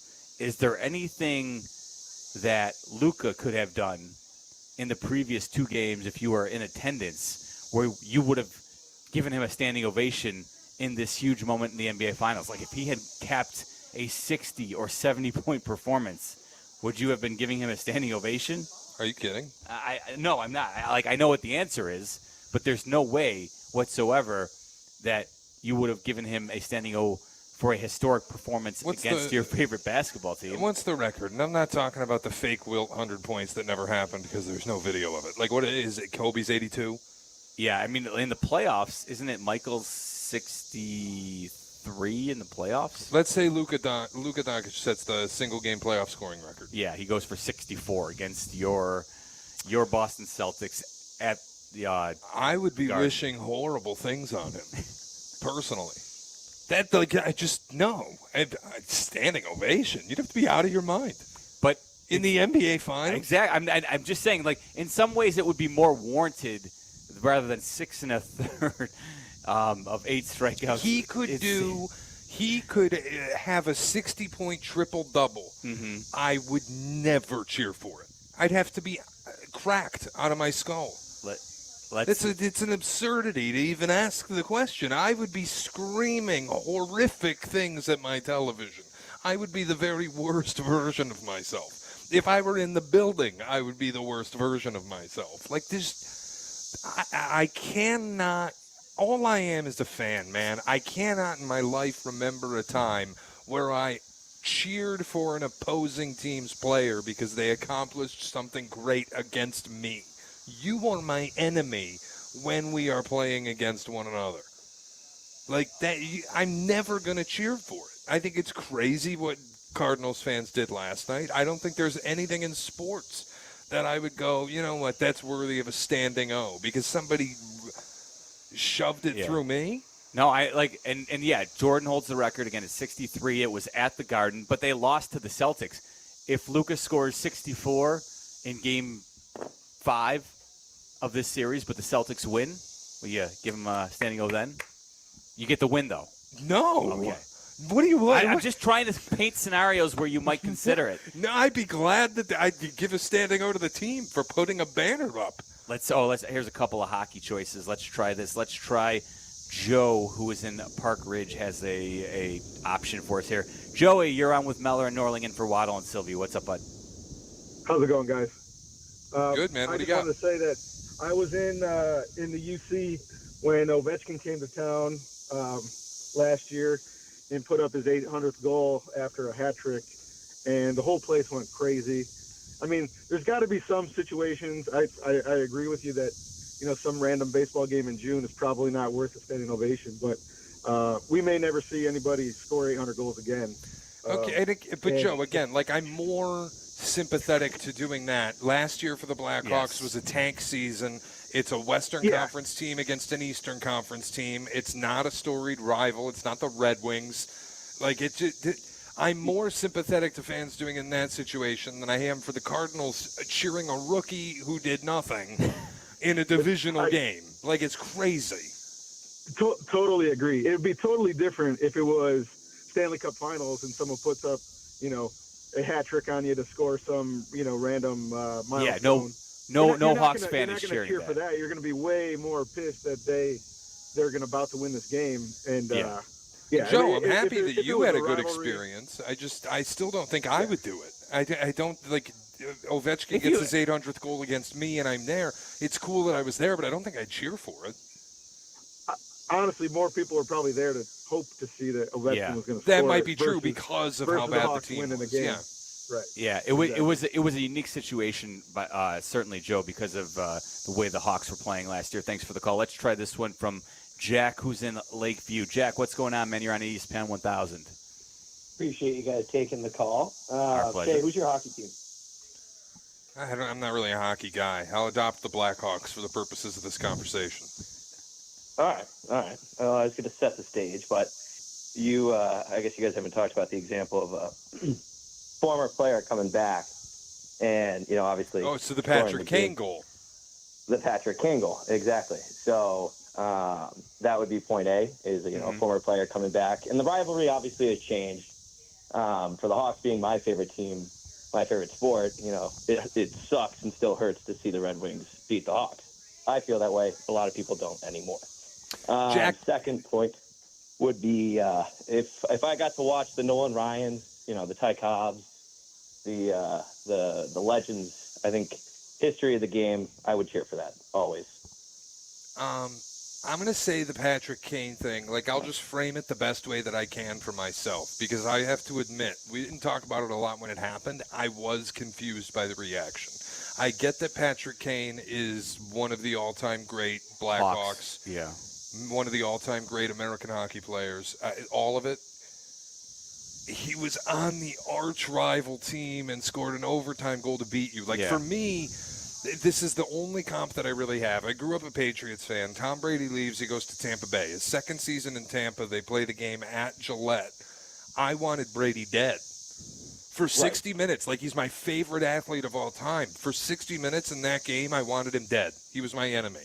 And I certainly wasn't happy when they won the game at the end, and it was a close game. Like, that. I don't cheer for you anymore. You're not on my team. I get that you did all of these incredible things and now you're coming back, but it's like, you're not mine anymore. I don't want you to win. I want you dead. You're my enemy. No, Jack's point too is it's interesting because I remember watching that game, and I do think the circumstances surrounding the Blackhawks with, they were tanking and trying to win the Connor Bedard sweepstakes last year. So in some ways, it actually ended up helping them, right? Because it was hurting their win-loss record, which helped them in the lottery. Sure, and the same thing, the Kane goal this past season. But still, like, for me, but that one, he's on the Red Wings. That's your arch rival. At places going nuts because Patrick Kane beat you in overtime. Even if it helps your lottery odds, you didn't get the number one pick anyway. It's the Red Wings. No, it's Patrick Kane, but it's the Red Wings. What are we cheering for? I do. It would certainly be different, I think, if the Hawks were at all competitive. Maybe. And if they were good, I truly think. I don't think he would have received any type of round applause for scoring. I feel like the fan base would certainly have turned on him quicker if the Hawks were playing for anything of sorts. By the way, you have an interesting collection of teams that you root for. How did that come about? Because you are a Patriots fan, a Celtics fan, a Tigers fan. You also the Lions too, right? No, okay. So no Lions, but you Spartans. Yeah, I was gonna say Sparty. I went there. Yeah, of course. But Brady went to Michigan. So where's how did the adoption of the? I've said this on the air so many times, but it's like when I was growing up. So when I was growing up and I started getting into sports, I was probably like 8, 9 years old, and I had family living in Boston. We'd go visit all the time, and it was like this place that I fell in love with as a kid that I'm like, I'm going to live there. That's my dream city. Family's there. I love visiting there. All the teams are cool. Like, I kind of adopted all of them, Bruins included, Red Sox included. But growing up, we had season tickets in Detroit. Yes. So it's like, okay, that's kind of my team that I go to all the time, and I see them, but they're losers, and I don't want to root for losers. I want to root for winners. Part of it is probably that they were good, but like the Celtics weren't when I started rooting for them. But then they picked up Pierce and they had Paul Pierce. They picked up KG and Ray Allen and Rondo, and they got good, but they weren't good when I started rooting for them. And then the same thing, like the Patriots were. It made it a little easier going in. The Red Sox. A little? A lot. Red Sox and Bruins, whatever, but I was never that attached to them. I don't know. It's what I was when I was growing up, fine. And okay. It's what I've held on to. You had family in Boston, and you spent a lot of time there, and Detroit was really giving you no interesting options, so I get it. Cool. I just wanted to make it clear for some of the fans who were maybe listening and don't always, know everything that's going on the station. Let's try Jeff, who is in Lamont. What's going on, Jeff? You want to weigh in on the Skeens ovation by the Cardinals fans? Yeah, guys. Hey, I see your point, but I love baseball. I'm a huge fan, and I feel like it's almost entertainment. I would have stood up if I'm a Reds fan, so if Skeens throws a good game, it wasn't a great game. He didn't throw a no-hitter, but I would probably stand up and just cheer for him because I love watching baseball. It's like Russell Crowe and Gladiator. Are you not entertained? I'm entertained when I go to a baseball game and I see great baseball players. So I think that's more of what it was, but I do see the other point that, hey, wait a minute, this is a division rival, although it's not the Yankees and the Red Sox, but I would probably stand up and cheer for them, clap, but, I wouldn't do it if it was Cubs pitcher against the Reds. That's a big no-no. So see that there you go, Jeff. That's exactly. How is it different though? Pirates Reds, it's the same thing, same division. Sure. Pirates Cardinals, same division. Like it's Like it's still a division rival. Like the Pirates are not playing the Phillies, but to your point, the Cardinals are probably one of the Pirates' biggest rivals. And also, honestly, I think there's a little bit of nefariousness behind it. Because I do think it is the B-Fibs trying to prove how holier than thou they are. Self-serving. It's a self-serving situation. Oh, we're the best because we're the recognize- classiest and we respect the game more than you. And shut up. Just be fans of this sport. Be fans of your team and hate like you're supposed to. I'm a hater. I embrace the hate. haterade. Nothing wrong with that. Let's try Jeff, who is in Oak Park. Jeff, you're on with Meller and Norling in for Waddle and Sylvie today. Hey, yeah, there we go. What's up, Jeff? Yes, hello. Thanks for taking the call. Have you guys been talking about this thing all day? No, we started at about 5 o'clock. Although I know Cap and, listen, Cap and Jesse covered a little bit on Cap and J Hood earlier this morning as well. But it's an interesting story because you don't see it every day where the opposing fan base gives, a player a standing ovation for something that, again, is fairly innocuous. It wasn't like a historic achievement by Paul Skeens yesterday. So I'm a Cardinal fan, but I lived in St. Louis. So if you've been down there, then you know that that's kind of what they do anyway. If they see a good performance, they're going to appreciate it and clap for something like that. I don't believe it's that holier than thou thing that I just heard with some garbage. But isn't that the holier than thou thing, though? Like, we're the best fans in baseball, so we clap for great performance. Is that not holier than thou? No. Why is that holier than thou? If you see a good performance, if you see a good play, then you say, "Oh man, that was a nice ball right there." So it becomes holier than thou because they've labeled themselves the B-Fibs, the best fans in baseball. Other stadiums, other fan bases don't do it. That's why, to me, as an outsider, it has that look. Hey. When you look at Major League Baseball on ESPN, what's the brother's name? Tim Kirchin. Yeah, I can't remember his name, but anyway, he said stuff like that. So, I don't know that it's them saying that. However, I will agree with you in a sense that I don't know that I would have applauded per se for this particular performance. No. I mean, but it was a good game. It was 2-1, and it ended up being 2-1. So yes. That's. I think that's again where we're don't let it get lost in translation. It was a fairly innocuous game, a nice performance by a rookie kid, and that's the thing is Paul Skeens. Listen, I've been one of the biggest proponents, supporters of Paul Skeens on this station for the last 2-3 months here. I've been talking him up for a while now, and I loved watching it last night. But I did find it odd that the opposing team was giving him an ovation for, again, 8 strikeouts, 6 1/3. It was weird. Hey, I'm happy to be definitive. Do what you want. God bless. Go to a game and cheer for the other team if you want to do it. I don't care. It's your life. Live it. I'm just saying, for me, I don't think you can ever do it. I can never go to a game and cheer for an opponent. Can't do it. He's Shea Norling. I'm Jeff Meller, in for Waddle and Sylvie on ESPN 1000. You're listening to Waddle and Sylvie on ESPN 1000, Chicago's home for sports. Guests appearing live on ESPN Chicago call in on the CarX Tire and Auto Guest Hotline. Who's going to be next? This is Chicago's home for sports. ESPN Chicago, where the pros go.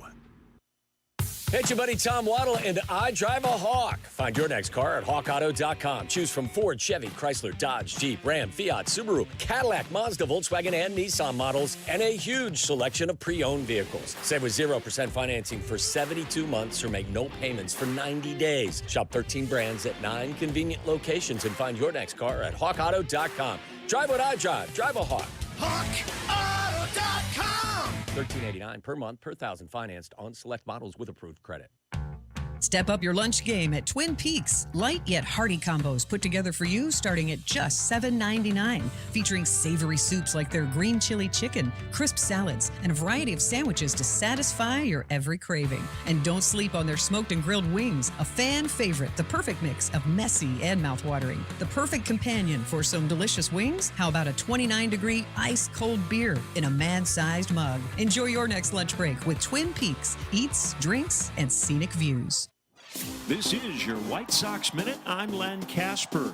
The Sox lost another game in which they had the lead Tuesday night in Seattle. The silver lining was a very impressive MLB debut performance from starter Drew Thorpe, who allowed 2 runs, only 1 earned in 5 innings. Tonight, rookie Jonathan Cannon works for the Sox. He looks for his first Major League win.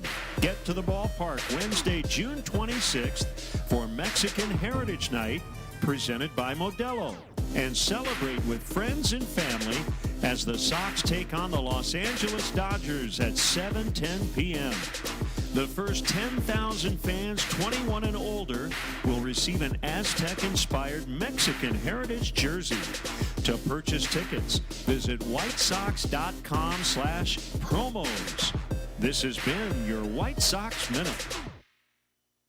Seasons change. Why not your tech? Upgrade now during the Dell Technologies Summer Sale event and save on select PCs like the XPS 16 powered by Intel Core processors. You'll be able to bring your most intensive projects to life with built-in AI, minimalistic design, immersive visuals, and cinematic audio. When you shop online at Dell.com/deals, you'll have access to exceptional tech and electronics plus free shipping on everything. Amazing prices await you for a limited time only at Dell.com/deals. That's Dell.com/deals. He loves to sniff the neighborhood dogs a little too closely. On more than one occasion, you've seen him roll around in the mud. He's been known to drool a bit more than normal, especially when he's excited. And you heard him cleaning himself less than an hour ago. Yet, here you are letting him lick your face for a really long time. We get it. You love him unconditionally. That's why Pets Best has customizable, affordable pet insurance plans so you can protect the love of your life. Get peace of mind in a quote today at petsbest.com. Texting enrolls you in recurring automated marketing text messages. Consent not required to purchase. Message and data rates may apply.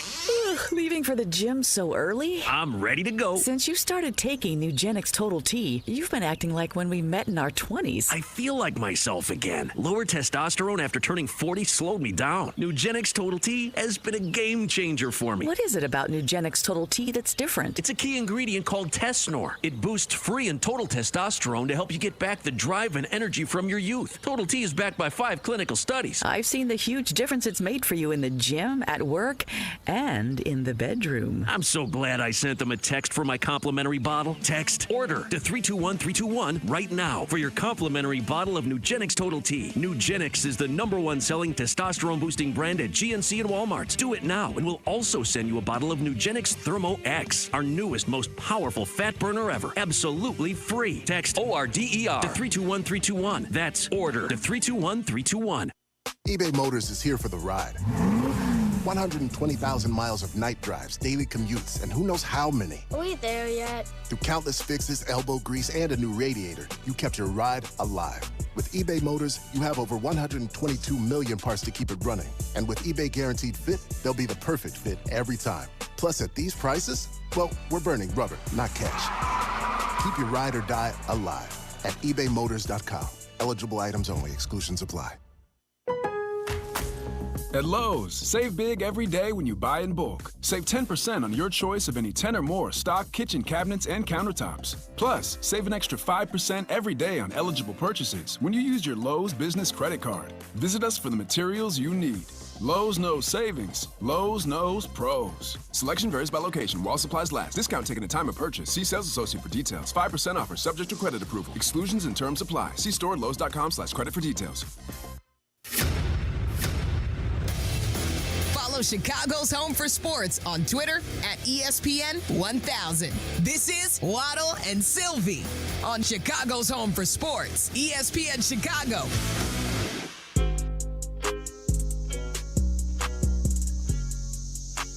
Hanging out live at Seven Bridges Golf Club at the Grip It and Sip It Classic presented by Elijah Craig. I'm Jeff Meller along with Shay Norling as we fill in for Waddle and Sylvie as the boys were out and about on the course today, hanging out with plenty of listeners who chose to purchase a ticket to this great event that we do every year. Again, make it a priority next year when we announce the tickets will go on sale. You do want to jump in quickly because they sell out fast. But it is always a spectacular day out here at Seven Bridges Golf Club. Wrapping up a conversation, take a couple more calls quickly on the Paul Skeens ovation before we move to Z-Packs Z-List coming your way in the 6 o'clock hour. Let's try Matt, who is in Fort Worth, Texas. Matt, what's up? You're on with Meller and Norling. Hey, appreciate you guys taking my call. I've been listening all day. Lots of conversation on this. I'm a St. Louis Cardinal fan, first of all. Cap this morning, I have to say, loser mentality, that's him. He's a loser. And Shay, your thoughts going along with him, you never agree with him. I'm shocked that you agree with him on this. The Cardinals are a winning franchise. We aren't this year and haven't been last year, the first time since 2007. We don't know what it's like to lose. This is strange for us. 11 rings in the last little while. The Cubs have 1 ring in 114 years. The Cubs don't know what it's like to win. Cap doesn't know what it's like to win. He's got a loser mentality. The St. Louis Cardinals, we appreciate great baseball. And we understood, and, Jay Hood got it right. And so did Sylvie when they were on their show, when they were talking about it. It's great baseball, and that's what they did. I live in Texas. I went to a Ranger game 2 years ago, and Joe Musgrove threw a no-hitter against us. We stayed for the whole game, and out of respect for the game, we gave him a standing ovation. And that's what you do. And I know, a Tigers fan, I know you don't get it. A Cubs fan, I know you don't get it. But that's what you do. It's for the love of the game. And the caller that you had, the last segment, he is exactly right. You don't do it in football. You don't do it in basketball. Baseball is different. And when you love the game, you appreciate the game. That's what you do. We just don't get it because we're down here. We're the plebes. We don't see winning. The White Sox and the Cubs we're just the plebes. We're down here below you, the Cardinal fan. We don't understand. We don't respect the game. And then people wonder why I say holier than thou fan base. Appreciating good baseball, Shay. WFIB, worst fans in baseball. My goodness. We respect the game. Good for you. God bless. You just applauded a guy who shoved it up your you-know-what for 6 1/3 innings with 8 strikeouts and gave up 5 hits. And because you respect the game so much, you gave him a standing ovation.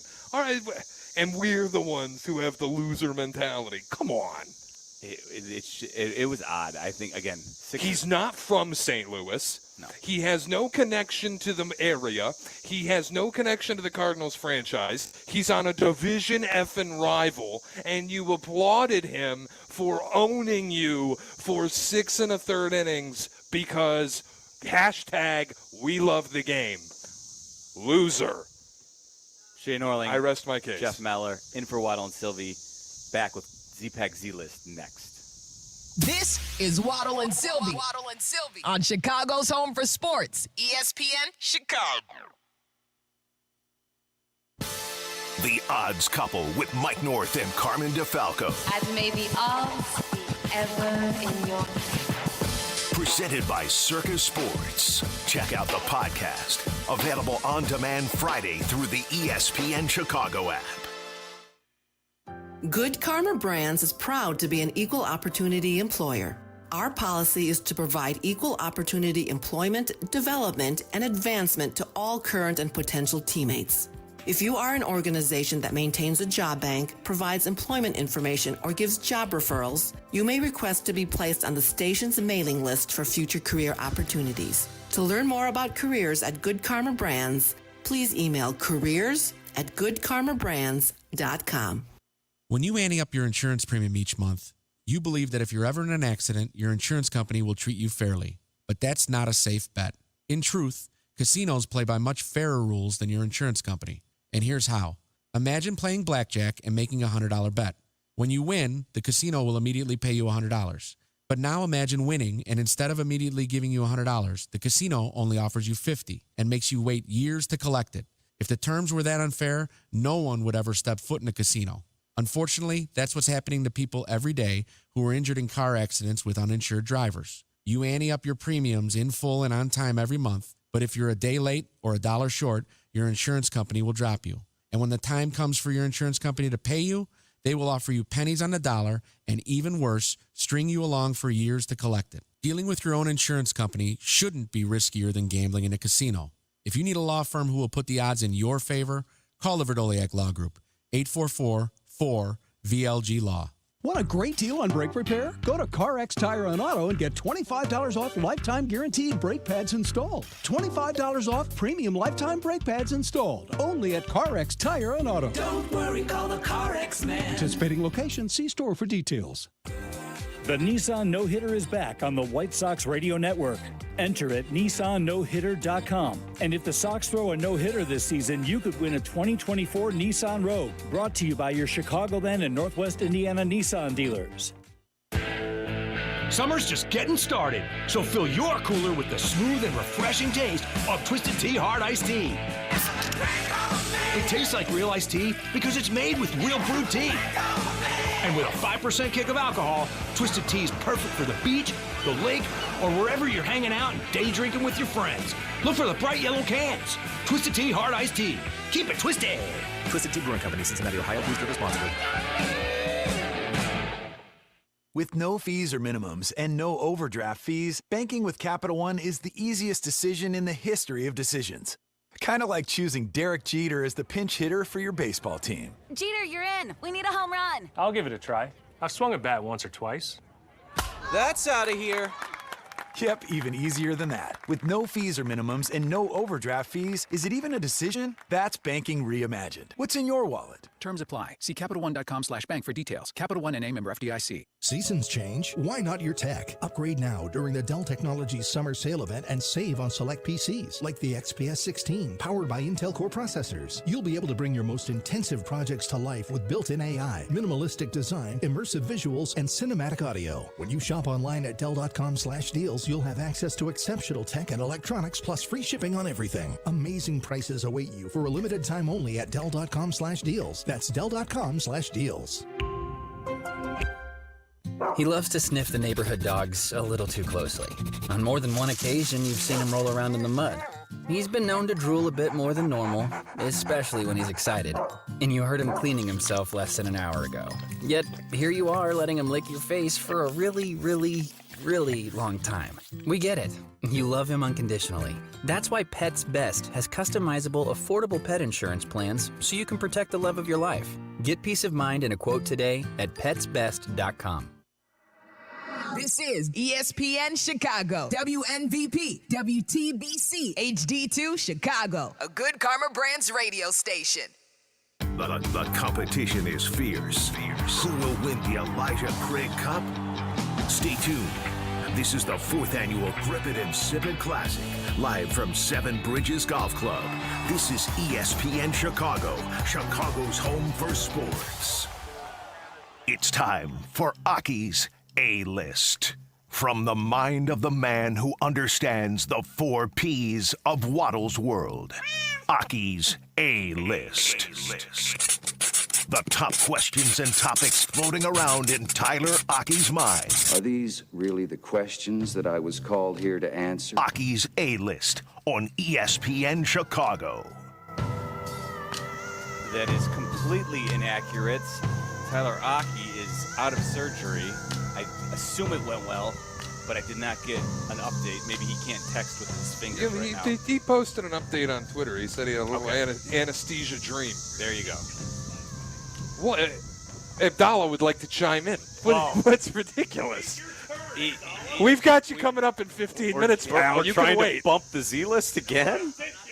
I'm not trying to bump the Z list. It's just the dude got surgery on his middle finger. Ring finger. Ring finger, and he posts the thumbs up post-surgery like, I'm all good, guys. Like, come on, dude. I didn't even think. He told me yesterday they weren't even going to put him under. By the way, the cast went to, like, the elbow. Yeah. He's like a dog. They're afraid he's going to chew it.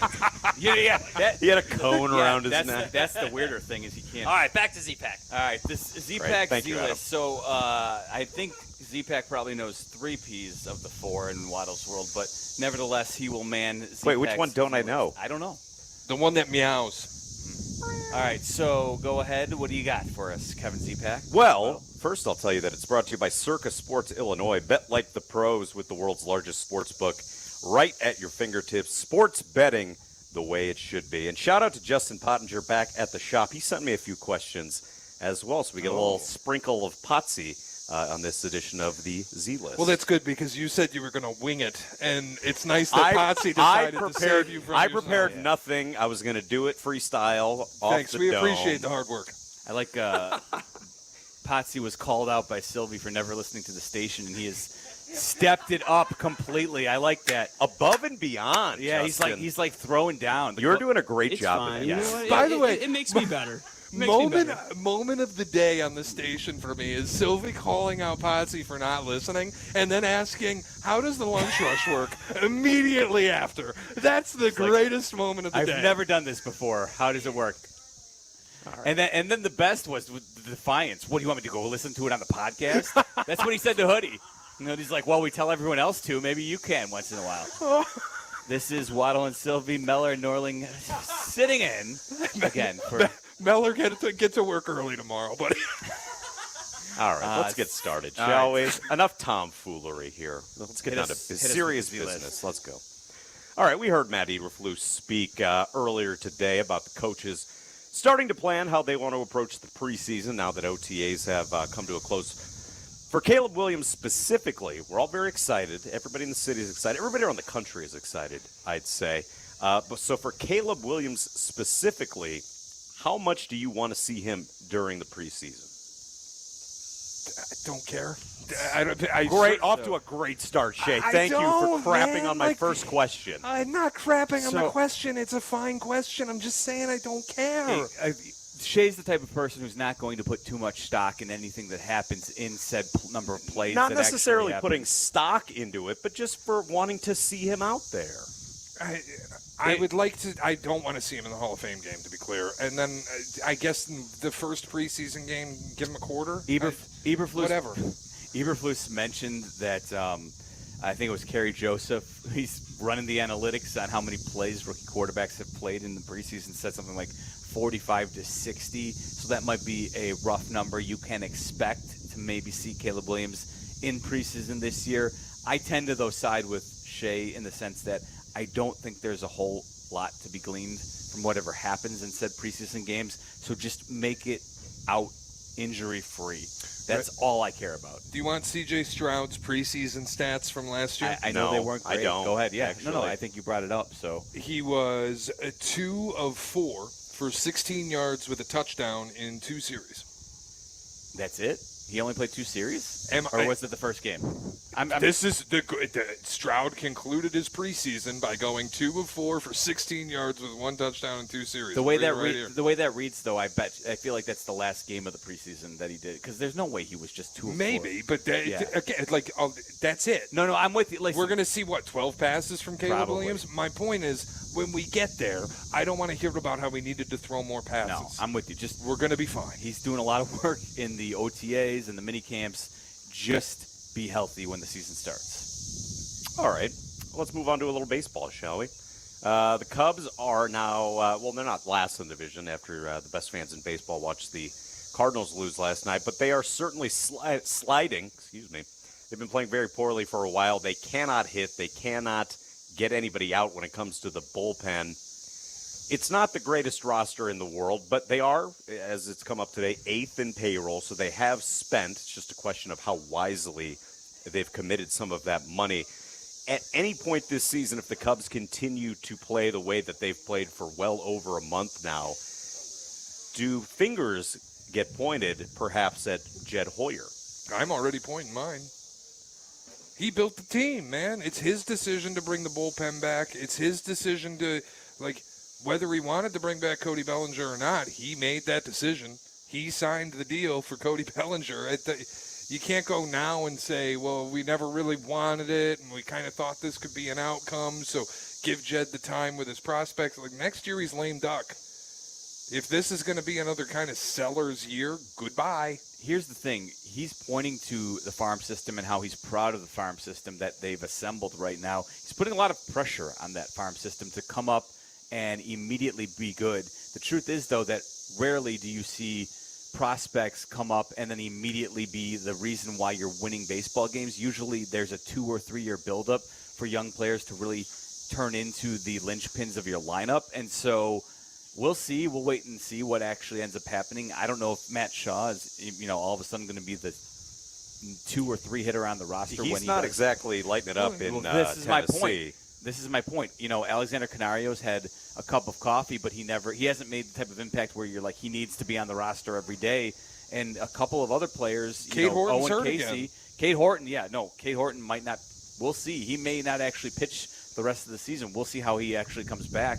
And then Owen Casey, that's your power hitter in the minors. Again, I don't know if he's all of a sudden going to be the difference maker. So, yeah, I think Jed Hoyer is talking about the farm system. He's putting a lot of pressure on himself for this farm system to immediately come up and produce. And cool, dude. Like, your philosophy is you love the minor leagues. You love your farm system. You love your prospect talent. That's fantastic. I'm very happy for you. You have 2 choices now because you decided to buy last year. Here's the consequence. The major league team stinks. You can either show us the farm system by bringing some of these kids up or trade some of them to make the major league team better. That's where you're at. It's a fork in the road. You pick.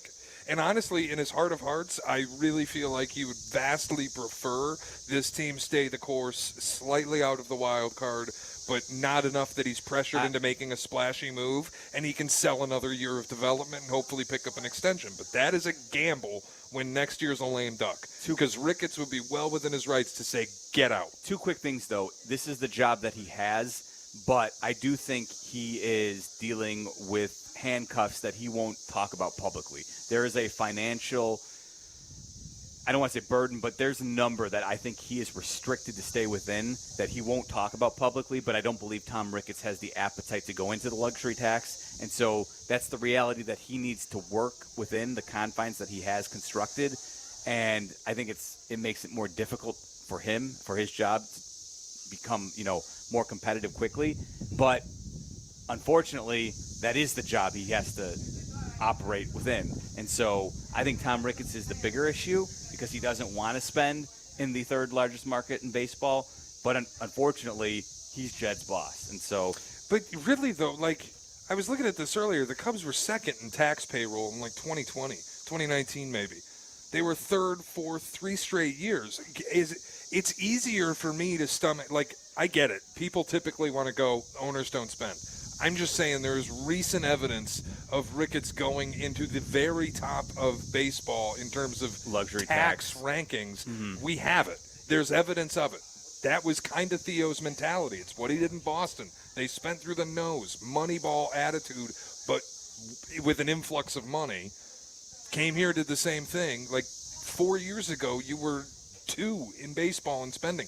It's easier for me to stomach that he's willing to spend the money and Jed's philosophy is no than it is the opposite. I don't truly think, though, that it's Jed's philosophy. I think he's being told one thing privately that he cannot communicate publicly. Maybe, but But listen, it could be a little bit of both. The Maybe resources that column A he's and spending, column B. though, I think you can quibble with how he's spending them. And I think it could, the roster's not, it's got all the flaws that you pointed out. And it doesn't change the fact that I think he's a prospect hugger. He is not willing to part with these guys because he's so proud of the farm system and the prospective talent. But the fact of the matter is these guys have to hit. I think he hugs those prospects because he knows if they do come up and become decent players, he's getting them at a bargain discount, which I know his owner will appreciate. And that's why the value for him is hoping and dreaming on those guys becoming stars, because then he has them at affordable prices. And that's, if you aren't going to hit on 60%, you're going to lose. What else? All right. That's a tough clip to hit at. I have been inundated. We've all been inundated all day long with these cicadas. Meller, you're kind of used to it a little bit. Yeah, I've been living the cicada life in the western burbs here for 2 months. Total shock to me, and Shay, I believe, as well, just how ubiquitous these things are. Chris Bleck who also lives in the city. Did you just say ubiquitous? Yeah. Into a microphone? Yeah, that's how right. It's amazing to me how ubiquitous these things are. You're not even Are pronouncing you it right. kidding me? Do you know what the word means? Don't care. You mongrel. Don't care. It's a crazy thing to say in a conversation. I don't know if you're aware, but Damn, the it's radio a lot of business cicadas is out here, Shay. conversational. Thank you. That's much better. It's a lot of cicadas out here, Hey, Shay. can you imagine sitting down at a bar and your buddy's like, yeah, I was out at Seven Bridges today. Boy, the cicadas, they were ubiquitous. Oh, $1 from the top rope. I feel attacked. Just because, listen. I was insane. This is like the two old guys in the Muppets heckling me from the rafters right now. Black and Abdallah over here. Getting ready for crosstalk. Cracking wise. They're going to do crosstalk before the NBA Finals for I us can here tell next. you're a writer because you paused before you said it. I could hear you flipping through your thesaurus. I am a writer. I have to write your scripts when you fill in on White Sox pregame. Yeah, and I have to edit them because you want me to say things like tally instead of run. Whew. Good stuff. All right, let me get to this the question. Is fantastic. All right. I'm staring at a cicada right now. I got hit in the face with a cicada earlier. I hate bugs. In the face. Do you guys remember the show Fear Factor? I do. Where you had to dip yourself What into... a show. Yeah, Justin, I'm sure, loved the Fear Factor. A great show.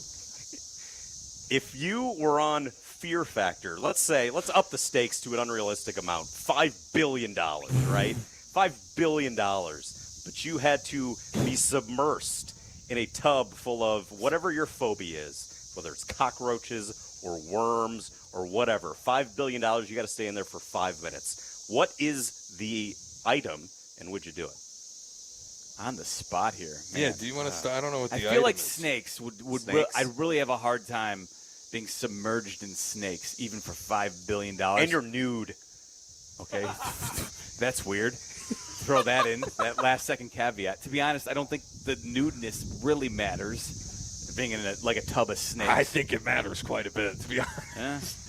The nudeness changes things. There could for be me. orifices that those snakes find. But they could probably find them anyway.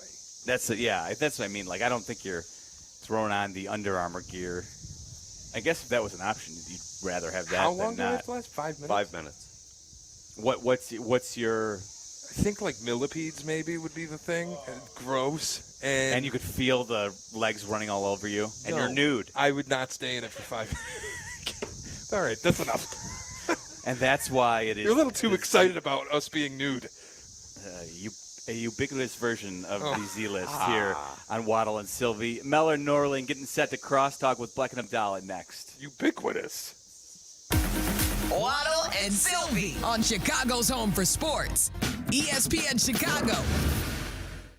It's golf season, and that means it's time to start betting like a pro with the world's largest sportsbook right at your fingertips, Circa Sports. It's sports betting the way it should be. Shop the odds on the app for every tournament. Circa Sports has high betting limits, exceptional customer service, and more. Fun and bet like a pro anywhere, anytime. It's never been easier. Get your golf bets in for every tournament. Visit circasports.com today. If you or someone you know may have a problem with gambling, call 1-800-GAMBLER or text ILGAMB to 833-234.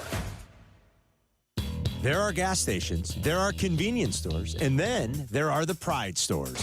Whether you're low on gas or have a full tank, make your next stop a Pride store. Grab a bite at one of their 3 restaurant concepts, Urban Counter, Taco Urbano, or the Pride Cafe. Delicious food awaits at all. I'm talking burgers, breakfast sandwiches, wraps, tacos, salads, and more, all made with fresh, locally sourced ingredients. The Pride store's not your typical convenience store. Check out one of their 17 locations today. Fuel up, grab a bite, and experience the Pride difference for yourself. Hey guys, it's Sylvie, and I've got some bonus action for you, courtesy of my friends at Window Nation. That's right. Call Window Nation right now at 866-90-NATION, 866-90-NATION. They've extended their biggest sale of the year by another month. Their semi-annual sale, 50% off all style windows, plus 0% interest for 5 full years. Think about that, guys. With today's interest rates, you get 0% interest for 5 full years. Plus, if you schedule that free in-home estimate, they'll put on top of that an extra 10% off your next window project. Check out everything they have to offer at windownation.com. If you were like me and you have windows that can't handle the summertime heat, call today, 866-90-NATION. They'll tell you what you need and what you don't need. So call them today, 50% off all style windows, plus 0% interest for 5 full years. 866-90-NATION, and let them know that Sylvie sent you. Enhance your breathing and sleep quality with Sinus and Snoring MD. Their needle-free, pain-free allergy testing offers in-office results in just 15 minutes. Sinus and Snoring MD also provides customized sublingual oral drops tailored to each patient's needs. Visit Sinus and Snoring MD for expert diagnosis and treatment from their ENT specialists. Take the Sinus and Snoring quiz on their website and schedule your appointment today at sinusandsnoringmd.com. Texting thing enrolls you in recurring automated marketing text messages. Consent not required to purchase. Message and data rates may apply. Leaving for the gym so early? I'm ready to go. Since you started taking Nugenix Total T, you've been acting like when we met in our 20s. I feel like myself again. Lower testosterone after turning 40 slowed me down. Nugenix Total T has been a game changer for me. What is it about Nugenix Total T that's different? It's a key ingredient called Tesnor. It boosts free and total testosterone to help you get back the drive and energy from your youth. Total T is backed by 5 clinical studies. I've seen the huge difference it's made for you in the gym, at work, and in the bedroom. I'm so glad I sent them a text for my complimentary bottle. Text PRIDE to 321321 right now for your complimentary bottle of Nugenix Total T. Nugenix is the #1 selling testosterone boosting brand at GNC and Walmart. Do it now, and we'll also send you a bottle of Nugenix Thermo X, our newest, most powerful fat burner ever. Absolutely free. Text PRIDE to 321321. That's PRIDE to 321321. Want to buy a vehicle in 60 minutes or less? Purchase your next vehicle in 60 minutes or less at Advantage Chevrolet Bolingbrook, or your first car payment is on them. And every new Chevy comes with the Advantage Plus program. Together, let's drive. Restrictions apply. See dealer for details. ESPN 1000, Chicago's home for sports. You're listening to Waddle and Sylvie. Watch us and join the chat. Follow ESPN 1000 Chicago on twitch.tv or the Twitch app.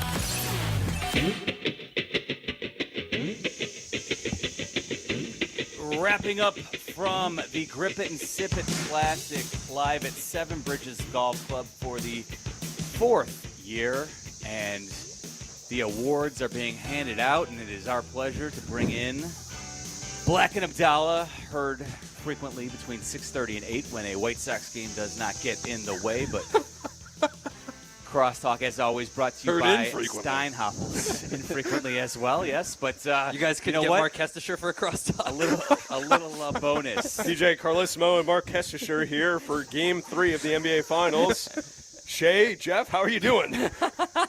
Stephen A. said he was a little crunched for time. He couldn't join us. Dude, I heard Stephen A. on the pregame show of Game 2. Yeah. Do you know that? Yeah. Stephen A. He will was work. on the radio pregame show. Mm-hmm. That's how awesome he is he has time for the radio pregame show. So I'm sure coming up in 10 minutes, you'll hear some Stephen A. Smith. I would expect Can't nothing wait. less. It'll be great. How many hours does he work a day, you think? 23? 100.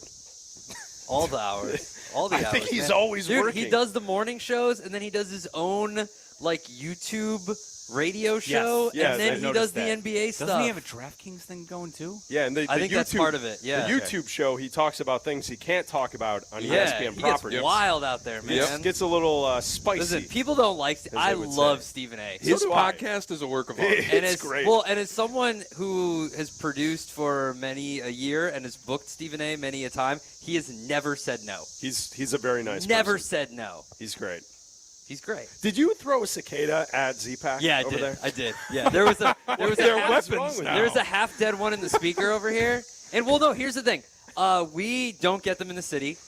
The suburb that we go and golf in Mundelein usually doesn't have cicadas because they're not really up Yeah, north. they're not out. So this is, and they're all supposed to die in like 2 weeks apparently. Yes. So this is my one and only opportunity to Live it up. throw cicadas at people. Would you sit in a So- bathtub with a bunch of cicadas that Kevin For wanted? $5 billion? Only, Yeah. wait. Only if I've you're done- naked. Only That's if fine. you're naked. I've done a lot worse for a lot less. Okay. all What if right. they're the STD cicadas and they're all trying Did to you eat a worm which for like ones? $70? violate you? No, I ate like 4 worms for like close to $300. Which Okay, STDs? $300.